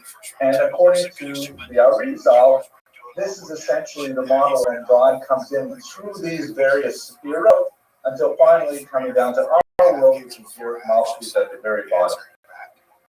This is the world we live in, which is a mixture of, like, again, thinking about God kind of language, divine sparks that are trapped inside broken pieces of pottery. This desk, for example, it only exists because there is like a tiny microscopic bit of God's essence in it. It allows it to retain its identity, but it's mainly the case, mainly the klipa, the shell of the earlier thing. And that's what Chabad's mission is, to go into like distros on this desk, say some bravos, maybe down a little bit, so the hill, and that elevates the spark and allows it to reach to God, as it were, and brings us closer to the Messianic age. Any questions, arguments? So clear, right? This is like, I'll give you a different example, which I like better and more clever. If you imagine trying to look at the sun, impossible. You can't look at the sun with your retina. It's harmful. You can't do it. But if you take a mirror and you hold it out here and you look at the reflection of the sun, you can look at it just a little bit, right? It's still like these are marked on your eyes. You can't look at it very long, so you can look at. What if you take a second mirror, you put it over here, and you look at the reflection of the sun? Oh, it becomes much more possible. And if you have 10 mirrors all lined up, then you can actually look at the sun as long as you want when it's in the bottom mirror. Every time the sunlight hits a mirror, it is diluted in strength. It loses some of its radiation, but it also is made impure, right? Because the mirror is pure, it always has some kind of distortion and color and things like that. So what you're looking at the very end is only a tiny, shadow, bad metaphor, a tiny, like fraction of the real sun, and it's light, but you get some idea of its approximation. And that's also like the sphere out there, like it's bouncing the light all the way down to Mount. Yes, enough community between the two muscles. Huge amount. The sheer alien is like, and this is weird. I don't really get this at all. But the result is that some kind of bizarre cosmic catastrophe that the children were not meant to break. Kind of like, why do we have the 8th Yudea Tova Ra right there in the gun? Right? Why was it there? We weren't supposed to eat it, and we nevertheless ate it. So for the Arizal, it's as if the universe has been ruptured from the very beginning, and we have to fix it. We must be engaged with all of our energies into trying to bring those lost sparks home. Right? That's the real Kabbalah energy. The Corvair model is talking about what Hashem makes mistakes. Chas v'shalom, you think that Hashem would know the kingdom are going to break? That's why the Corvair model is much more sedate. It does not have the same kind of call to action that the Arizal's Kabbalah does, and that's why essentially the groups picked up Corvair Kabbalah, but the Arizal's Kabbalah is like, you can't get rid of it. So it's so central. Then I caution you, I have no idea what I'm talking about. I'm just spouting things that I read here and there and poorly understood. Don't try this out. Okay. Right. So, but the Sphirot, now, according to the way the Ramak thinks of this, hey, so Hashem's these Sphirot, these 10 different nodules of step downs for his light of the universe. And the Ramak says it is impossible for us to know Hashem directly. That's like looking right into the sun or trying to hold hot oil. We can't do it. But we can look at the way in which he interacts with us. This is not an accident. These are all the midos, right?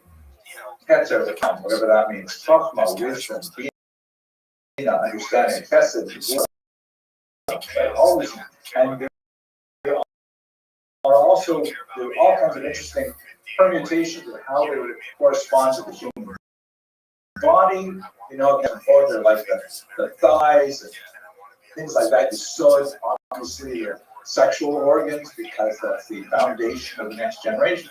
The Ramas, which is so brilliant, is if we need to know how to get God, how to follow his ways, we have to look at the anatomy of God. We have to look at how does God choose to expose himself to the universe. We want to know how we're supposed to behave. We got to know God is. And that's the Kabbalistic element in his Muslim. It's not, let's look at the mitzvahs as they're written in Saj. Let's look at the evolution of Chazal.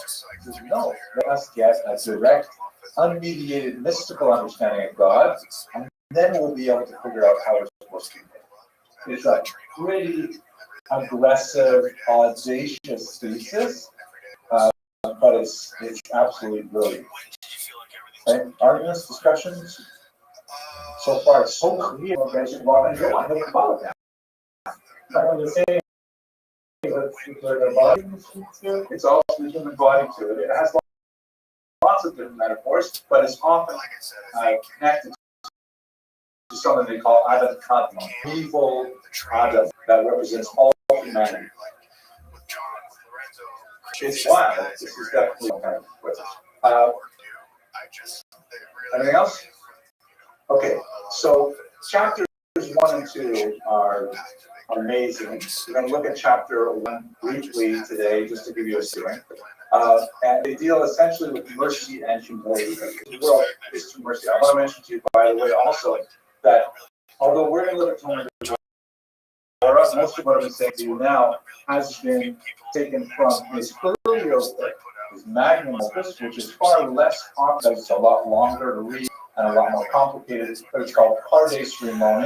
And it is the Orchard of Pomegranates. And he was the main contribution that he made is that he said, I'm going to take all this Kabbalistic literature that has existed before, like the Zohar, the Sefer Abahar, the Sefer Yetzirah, and I am going to explain it in easy, clear Hebrew. Imagine it's like the Mishnah Torah of Kabbalah. It's like, I'm just going to make this easy for anyone who really wants to understand Kabbalah. I'm going to explain Aleph Beis, I'm going to walk you through it. I'm not bizarre, convoluted language, and it became an overnight sensation because all of a sudden, so many of these weird Kabbalistic doctrines that are so hard to teach out in the Zohar became accessible to anyone who had Hebrew vocabulary. Lots of cool diagrams in it that he drew himself, really helpful stuff. Okay, but let's get back to our topic here. Chapter 1 is amazing.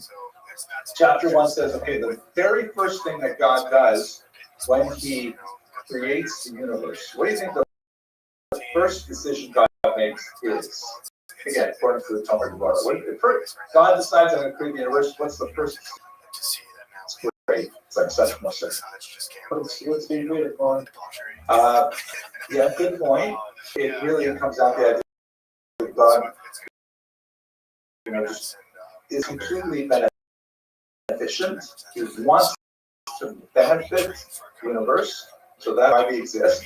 But first thing he does with regards to this, that's like kind of the mechanic. I'll give it away. It's too great. He forgives it. Like, even before created, he forgives it. He says, I know you guys are going to mess up. I already forgive you. It's like when you have children, we're humans. We're not like this, but I can tell you, I hope you guys, well, who knows? I have children. And when born, I wasn't thinking to myself, this child of mine is going to sin in the future. I was just so thrilled that, I have a human being into my life like this. But if I was, on a house, I would say, I know in the future you're going to mess up, you're going to do things, but I already give you because I'm so overwhelmed with love. And that's what happens in the very first beginning. Hashem, as it were, forgives the world. How does he forgive the world? 13 ways. That's hence why my title of the book is Kabbalah of Forgiveness, right?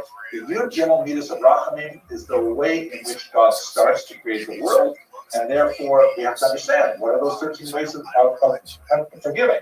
And again, remember, this is a Musar Seder, so he says, if we can understand how God forgives us, these 13 ways, then we can understand how to forgive other people around us with those 13 ways. That's the whole essence of the first glorious chapter. Mr. Rose. I'm not sure if it stems from history source, but I have heard the idea seriousness to some of the idea of Teshuvah actually proceeded. Yes, so it's a Gemara. It's actually a Gemara. Teshuvah was created before the world was created. So we need to actually, but this is not Teshuvah. This is Rahman. This is forgiveness. Like God says, create Teshuvah so it's possible to do the right thing. But even if they don't, I already do my way. I was going to say before, you sort of answered the question before I asked it, but it's sort of like original sin in the sense that you I difference now, but it's not forgetting to learn. I'm doing anything from the original sin. Yeah, we don't hold that in the original sin, especially like the Catholics. Right, it's not a covenant verse, but I clarify it. Okay, Okay, good. So, also based on this, it's interesting to note that like the 13 Midos, the 13 Midos of Rachamim, on Rosh Hashanah Yom Kippur, we are always saying the psukim from Torah Shuvah Tzav, right? Hashem, Hashem, Kel, Racham, Lacham, America, Ma'am, Hezel, Ames, Nosir, Hesel, Lachim, etc. That's in Kabbalistic literature. That's called the lower expression. That's like the pedestrian version for regular people. But the really important version is what's called the higher expression of it, and that's the one expressed in Micha. Mich Kefel Kamocha Nosa Al Pesha Sheres Nato So the Chafetz Chesed, who those two things that we say only a Tashlech. And so the book is based on those 13 higher expressions. Okay. Let me give you 3 examples of what he says, and I hope inspired to actually read the Sefer. By the way, is one of the few Sefer of Kabbalah that, according to most tradition, is open to everybody. You don't have to be 40 years old. You don't have no shots and posting to read because it has a. I'll take my word for it.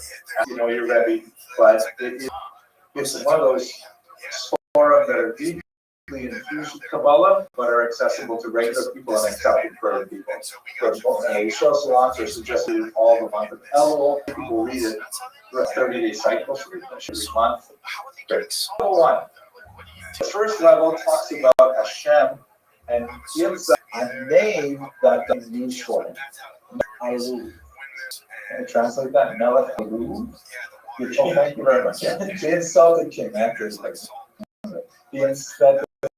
The Malachim, not us, but the Malachim call Hashem the insulted king.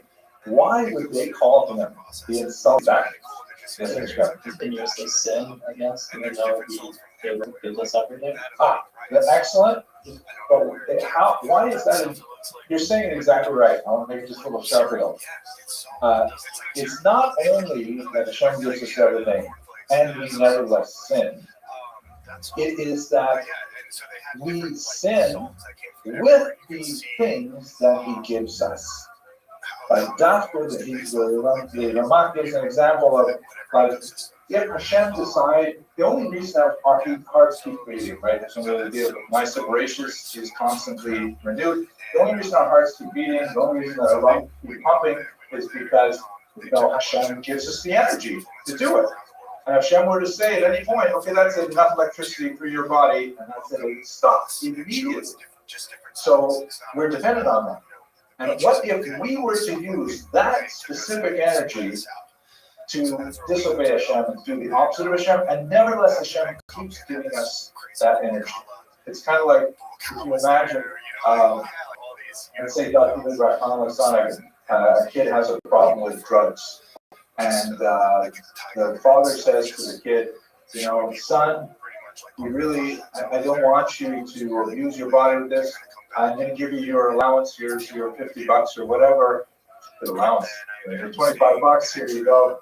Please don't buy drugs. And the son says, oh, I'm not going to buy drugs, Dad. Come on. This is money you gave me. I'm going to use it to buy hamburgers or whatever. And then right away he turns around and goes out and buys drugs, gospel with the money that his father gave. Right? So it's not only, and then he comes back for more. He says, Dad, I spent $25 on drugs. I'd like to have another $25, please. And the father says, please don't spend it on drugs. And he goes and does it again and again and again. And that's like the Malachim who see all this. And they know that Hashem could say, I'm cutting you off. No more money for you. He could say it in a second, and he would die immediately. It was the fact that he doesn't, and they see the level of insult that bears. That's why they call him the Malach. It's like phenomenal. Do I have an example here? Oh yeah, this is kind of, after I wrote the book, it was kind of cool. There was an artist from the Isle of Skye, which is northern United Kingdom, and she made a whole series of montages inspired by the Ramah. And these are some of their things, artwork. So that's the first part, the Melech HaLuv. Okay, so that's interesting. Here is we get a little bit more woo-woo, a little bit more Kabbalistic. You guys know the famous Mishnah Avos,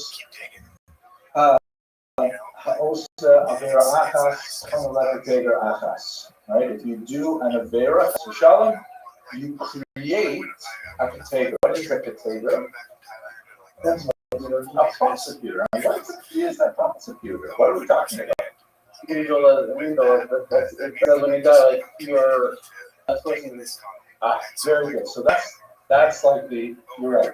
What the Ramak calls this prosecutor, a malach shlili, or a mazim, of a negative energy being. Right? Like when you do a mitzvah, you say to children, right, say a bracha, you create a malach, right? You say a bracha, you have this image of like a holy spiritual energy being released from the child saying the bracha, and somehow positively influence the world.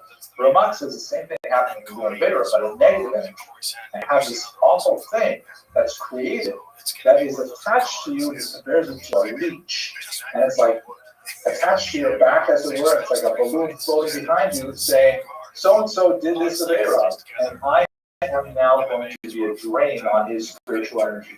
Because the Malach Shlili has a level of existence too. Now let me ask you a different question. Who sustains the existence of the Malach Shlili? Right? Nothing exists without God's permission and God's sustenance. So who sustains Malach Shlili? God also, right? God also raised. So God could say, "Hey, I gave you $25 to buy a hamburger, you went and bought drugs." That's terrible. Now you're just monkey on your back, literally. Don't turn me for money. And the monkey on the back needs support too. I'm not going to support that monkey in your back. Go into withdrawal. Go, suffer it out. Because according to the Rambam, which is brought down explicitly in Shofar Tshuva, like when you do an Avera, there's this physics of spin that it all has to balance out. Right? If you create a negative 7 level units you create 7 levels of 7 units of negativity in the world, you can't just like walk away from that. You still got 7 units of negativity. You're responsible for it. It's like you broke someone's window. Well, you got to pay for the window. It doesn't get fixed on its own.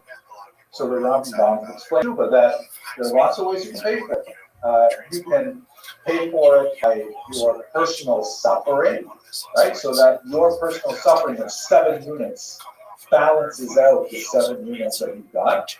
Or you can do tshuva, and that will like compress the amount. You get like a commuted sentence, but ultimately you got to pay for it somehow. So the second level of forgiveness, according to Raman, is that Hashem says, "Wow, my human beings who did such awful things, I should not support the Malachi Shalili that they created. I should say, right, to those Malachi Shalili, go back and take your energy from the person who created you. Why should I pay for this? Go back, take it from the person I created you." And that would create tremendous on all of us. But Hashem says, and this is also brought down in the Ramchal there, Hashem, that Hashem gives us time to pay it off. Hashem says, "I know you didn't need to do it. I'm going to keep the payments up on your negative, your Keter, until you can do tshuva properly. I'll give you time to address it yourself. You can pay for it over a long period of time. You can do different things. You can do those to try and balance it out. But I'm going to work. I'm going to protect you." It's as if, one more example, let's say a young woman comes home, her parents says, "Oh, Mom and Dad, I'm sorry, I ran away many years ago and haven't been in touch. I'm really sorry about that. But the thing is, I felt friends with a bunch of biker dudes. They're Hell's Angels, and I actually had a relationship with one of them, and this is, by the way, your grandson. We produced by a little 2-year-old grandson." And then she says, "And it's kind of hard for me to raise this 2-year-old. So I'm gonna go back on my hog right now. Not by the way, with my boyfriend Luigi. I'm gonna get back on the hog with him, and I'm gonna go and I'm gonna leave you this 2-year-old gift. Right, and she goes. Right, so the grandparents, what are they supposed to do? Right? They certainly didn't ask for her to fall into this crowd. They certainly didn't ask for her to have a grandchild under these circumstances. But they're not going to ignore the grandchild. They will still, even though they're still angry at their daughter, they'll take care of their grandchild. Right? And it's like Hashem does that for us as well. That's the second level of forgiveness. It's just deeper and deeper, by the way. There's 13 of these levels. The questions are in level 2, which is more Kabbalistically rooted, so it deals with the the spiritual view. No, clear? Perfect. It's so obvious, right? Everything is crystal. Okay. Right. Here's another one that I like. By the way, these are like just photographs. Last time I gave this lecture, I gave you some. So this is my second son Boaz, who is now, he's always loved fish. Here he's fish. He's always loved fish. He just graduated with a degree in marine science. I will study it more at graduate school. This is my father. All the shows I'm telling with my mother. You see that they're like showing appropriate levels of amazement that I'm saying about this little 3-ounce perch. So where I turn off the video so you can have up. Yeah, so the third level of forgiveness is amazing. It is just like overwhelming. And I will pause for a second. I'll record this. Put this on line. 1 second. You'll meeting. Oh, that didn't get recorded too. I suppose I can edit it out. All right, so that's like 3 levels. Here's my favorite one. This is the most pragmatic one. We're wrapping up. Who makes your lunch? The Ramak has 6 out of 15. Right? The Ramak has this amazing description of how Hashem, again, also based on the Navi, Hashem decides he's going to destroy the world again. It happened several times actually, and he says to Gabriel, who is the Malach in charge of like the administering body, right? And he says, okay, go down, and it's a very kind of description. It's also in the Navi, and go into the Galgal, which is like some kind of thing underneath the Mizbeach, and you reach in there and get some kind of like glowing elemental coals. You imagine like some kind of nuclear fission type stuff, and spread it over the Jewish people and wipe them out. And so Gabriel to do this, he goes to this Mikdash, goes into the Galgal. It's like a midrash expanding on what the Navi says, and he's just about to reach in to get these things, and Hashem says, wait a second, because inside the flame, a picture of a human hand, and the human hand is a symbol of cherub, and Hashem, as the word says, just wait for a second. And Gabriel, says he waited 120 years there. Hashem says, okay, forget about it. We're not going to do it. Because even though they're less dimensional in so many ways, they are charitable, and they are giving, and I'm not going to destroy them because they have football. So what the Ramak says is that you have to create for yourselves small little icons in your head, like the hand, because the hand was placed there in advance. And when you are angry with people, try and think back to some, positive trait that they have that you have committed to memory. And it will help you not be overwhelmingly angry with them. The example that I have for myself is that, I never argue with my wife. She is an absolutely fantastic human being. I hope she's listening to this particular lecture. But never argue with her. But on me, once every 10 years or so, I may get slightly irritated with her, and I think to myself that she always makes my lunch. She actually doesn't do it anymore because I have the meal plan. But before I had the meal plan, she always made my lunch. And so I would have this little image in my head of a tiny little lunch box, Sometimes she would put like little stickers with a face, smiley face on it, things like that.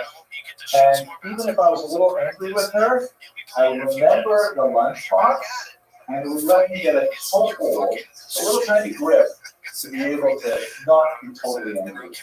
And that's what the Ramak says that we have to do to get into each other. He explicitly says, by the way, this is especially good for married couples. So, my go-to forgiveness strategies. Okay, there are more, but I think we are out of time. So I'm going to wrap it up here. I hope this illuminated, however, some of the incredible creativity that happened with the Sephardic diaspora in Spot. It is a truly amazing period. I encourage you to have a look at Tomer Devorah. Lots of English translations have appeared in the last 10 years. Okay, everybody, so on Thursday we'll continue with our discussion of the Sephardic diaspora. Thanks for letting me. I was just thinking that I know I miss you, and I'm obviously because we're here, and they got John Jones in the crowd right here, so it's growing. They're starting to acknowledge us, but like I can't wait until the day where like there's more fights on in the ESPYs. Yeah, we're doing great things. You know what I mean? I feel like it's the most exciting. It's so exciting. And even like I had pro hockey players, all these guys coming up, oh man, watch your fight. So like even the athletes. As far as diaspora in the new world, right? One of the areas where Sephardim went after the Jews of 1592 was, to a certain degree, we don't have time to cover it. There were some Sephardims who went. ESPN contract. Who went out to India, a lot of Jews. There's talk of Netflix, there's talk of other networks, there's a bunch of different talk. Hope to avoid the English argument, but today is going to focus on those who went and rest. And the easiest way I thought to organize it, although it was a little bit messy, we'll go back and forth over, is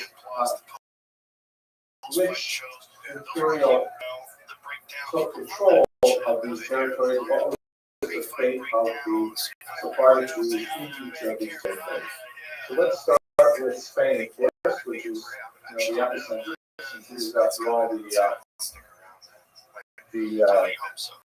where we had the Jewish early 24th century. It's easy, And in fact, here we go. Recording this, sorry about that. So in the Spanish years, we should look first of all at the central figure, which is of course Columbus himself. And I just put something online a while ago. You may have seen the video. It's impressive here, but if you like, you can go online and watch the whole video where I discuss these things in more detail. But as you can see here, really new material, right? 13 October 2024, new DNA analysis of Christopher Columbus's bones indicate that he was most likely a Spanish Jew. Now, the study has been criticized because it was not properly peer-reviewed. That's a pretty significant criticism. And it also seems to have been done, not like really the confines of a normal university, institutional review boards and things like that, but more like kind of something you put on television, and in fact it was on television with lots of hoo-ha and very topic. So I reserve judgment on all things, but if we take it at face value, then yes, his DNA came back as consistent with Iberian Jews. Now, does that mean he's Jewish? Not at all necessarily so, because we do not have an adequate working definition of what exactly is a Jew. Who exactly is a Jew? We have, let's say, a halakhic definition that if your mother is Jewish, you're Jewish, and in fact, we did find traces of mitochondrial systems with female mitochondrial DNA among other Iberian Jews. It's not 100% match, but it is significant enough that you probably did have a mother who was descended from Iberian Jews, and that's a pretty good proof, people. Third hand, he didn't clearly identify as a Jew. He identified as a believing Christian, and he genuflected to Christian monarchs with all kinds of Christian, apparatuses and protocols and things like that. At the same time, he was also very, very coy about his background. He liked having some mystery about where he came from, so much so that actually half a dozen countries compete for the title of being his birthplace, including Genoa, Italy, Sicily, and even Poland. They all claim that he was born there, based on one argument or another. So the DNA study is what it is, going to be proved or not, we don't know. So let's just look at some of the elements before the DNA study came out. The first thing is his last name. So Colon or Cologne is a common Italian Jewish name, which would support the argument that it came from Genoa or perhaps Mallorca. It is also a common non-Jewish name too, though. So there's like no proof to this. It's not like Greenberg or Cohen. It's more like, let's say, Green. Green could be, not the Jewish name. He loved making cryptic origins to his, cryptic reference to his own Jewish origins, and suggesting that he was like King David, or he was like his ancestor King David, which could be interpreted as kind of like, an incipient narcissistic personality disorder, or it could be just, buffoonery, puffery, but, he said things like that. I think much more convincing is the fact that he was very close with lots of prominent Jews, including Albert Humberto, and many conversos. Jews who, of course, were living that kind of double life, descendants of the 91 pogroms, including de Santagel, who was one of the major backers, Sanchez, and in fact, when he discovered the Americas, he didn't write to Queen Isabella and Ferdinand, he wrote to his converso friends first, as if to tell them, hey, I found new territory, maybe it's useful for us Jews and conversos. Kind of interesting sort of thing. He specifically delayed the departure until after Tisha B'Av. He didn't want to leave on an auspicious journey on such an unlucky day or inauspicious day as Tisha B'Av. And lots of his writings portray very Jewish foreign things, including the very first sentence of his journal of 1492 begins with a discussion of the expulsion of the Jews. As important, it's not secondary.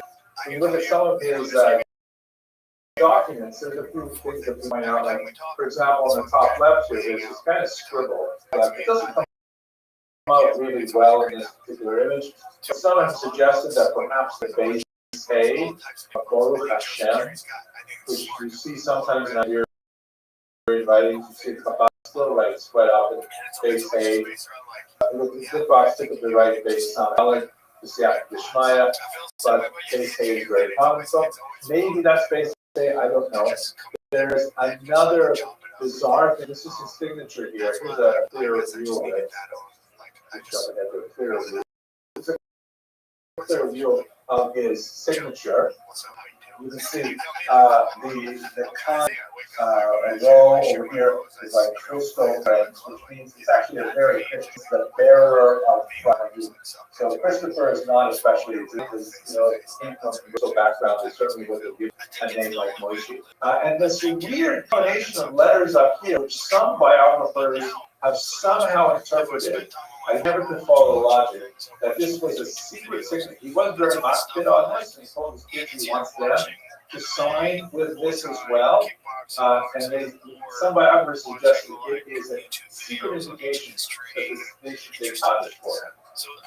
So weird, who knows? But the DNA studies nevertheless tend to support the idea that although he himself, outwardly identified as a Christian, and he had all these kind of coy references to a Jewish background, he probably was descended from converts. So, Now, what about the rest of Spanish Jewry, right? We know that on both were lots of conversos. Jews were especially strengthened in translation, right? Jews historically master multiple languages, were especially strong in navigation, and you have a lot of people on the boat who are converted back on helping them out in this regard. And Jews world and conversos as well as a possible place for them to land. Unfortunately, the Inquisition sent to Spain to the Spanish territories with tremendous gusto. We have examples of autos de fe that went over hundreds of years in places like Mexico and Peru, which were under Spanish domination. This is actually an illustration of an auto de fe from 1716. Just put it in your mind for a minute. Can you imagine, the Holocaust? Incredibly awful, horrific. Can't compare this death process to the Holocaust to the Inquisition. But when it's all said and done, Hitler was in power from January 1933 until May 1944. Right? That's 45. That's the extent of the Holocaust, in its actual application. The Inquisition is going on for hundreds of years, multiple generations. You would experience it, your children experience it, your grandchildren experience it, 5, 6, 7, 20 generations. It's just mind-boggling that we go on for so long, and you can never feel totally safe. You can be outwardly a Christian, and you could be totally divorced from Judaism, but the Inquisition catch up with you with false accusations, torture, confession, public burning, absolutely horrific. And even after death, it's not at all uncommon for people to be, their bones to be disinterred, publicly burned, and of course the whole reason for it was that their property would be confiscated and distributed. So, plenty of inquisitional activities in the New World which were not safe in any of the Spanish holdings either. What about the French and the British? So this is actually among the smaller areas. And the main reason for this is because technically there were no English or French Jews. That's only technically. England expelled the Jews in 90, France about 15 years later, but they were invited back into France and expelled again several times. And you had from the 16th century, you begin to have the Portuguese crypto Jews making their way into France and even into England. As recall that Gracia Mendes, for example, was someone who lived for a while in London, because when they actually had the ability to live in Christian countries, and so many of them took advantage of that. But typically, they would not, begin to express their Jewish identities. We saw when we looked at the world until the 1700s. So it took a good 200 years before they could actually say, hey, it seems to be relatively safe here. Maybe we can buy a plot for Jewish burials. Maybe we can even set up a tzedakah. Recall Portuguese, they were distinct from regular Christians anyway, so that's how they got it. So you have some of these Portuguese crypto Jews who are making their way to the New World, and you begin to settle in several different places. By the way, how crypto map so you get oriented to it. We don't have any references of crypto Jews in the French holdings, as well as these days Canada. None that are known of in what will be later the United States, North America at this time in the early period. We do, however, have lots of them being used in Spanish Florida, which is under Spaniards this time. Oops. And of course, in South America, you have a ton of them. What were they doing? So, one of the main economic engines of the colonization of the New World was the triangular trade.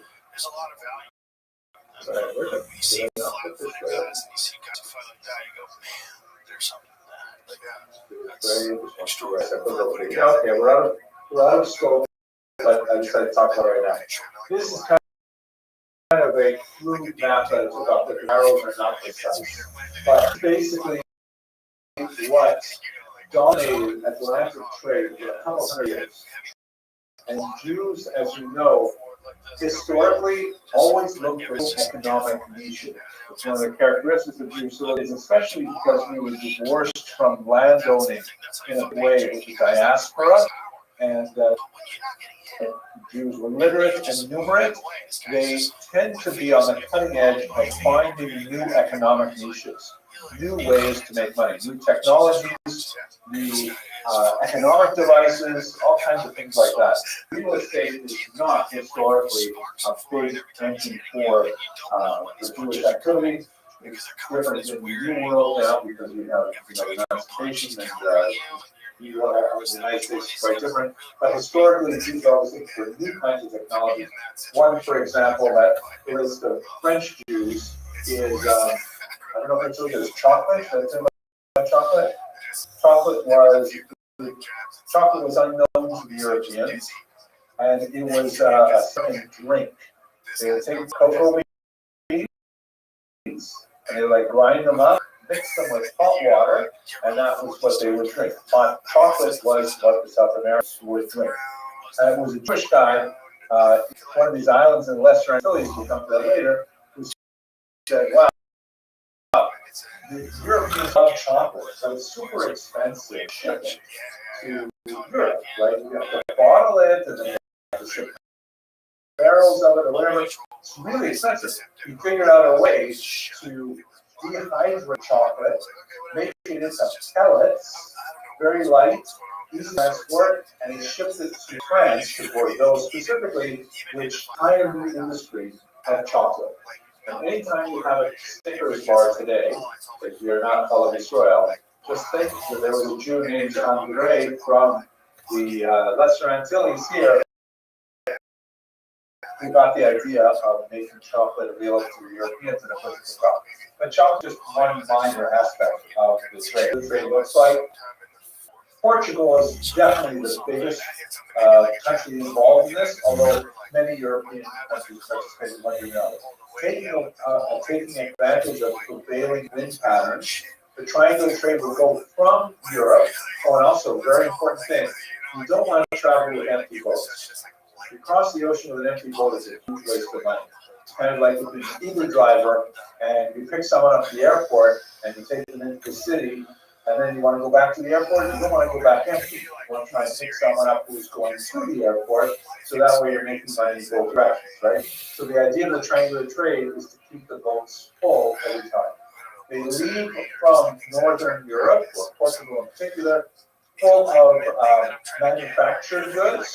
This is also, by the way, very characteristic of colonial power.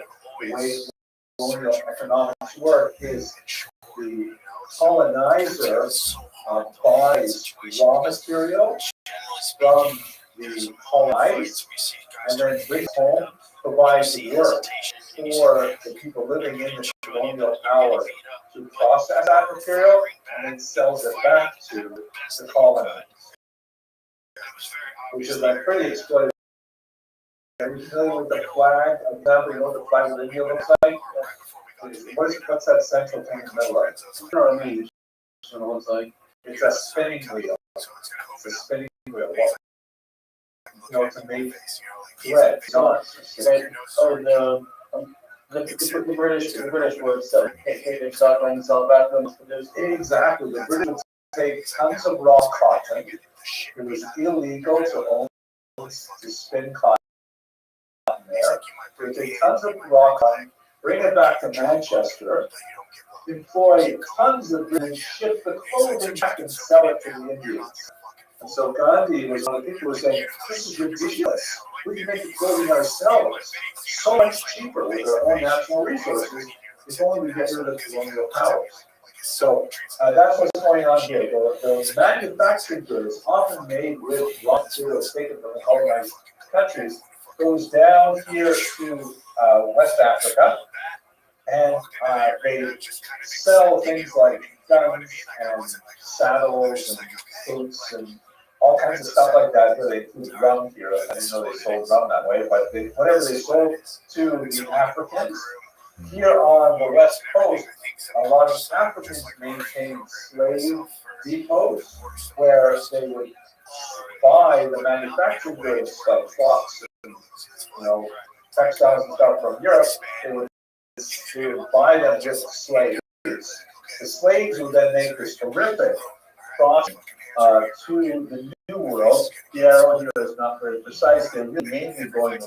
There are some that are North America, but almost all of them going to Central and South America at first. It's a very small number, comparatively speaking, going to North America. But horrible, awful kinds of crossing. Lots of slaves died on the way. They actually planned on, they planned on a certain number dying, and that's just the way they budgeted. They sell the slaves here, and then they pick up all kinds of raw goods, in particular sugar, which Jews were very involved in sugar production, tobacco, somewhat less so, but he was also involved in tobacco, and cotton, also not an especially Jewish activity, but sugar in particular. Jews and the slave trade, hugely controversial topic. The bottom line is, you'll see some people who really, especially when they have an anti-Semitic agenda, they make it look as if Jews are the biggest slave traders ever. Not at all true. There were some individual Jewish Jews who were, quite notable in their time, but the Jews were basically slave trading at the same rate as all the other groups who were active in the transatlantic slave trade as a whole. So per capita, they're selling slaves. It's not like they were, Sadiji who said this is below us. They actually would own and they would trade slaves just like other merchants.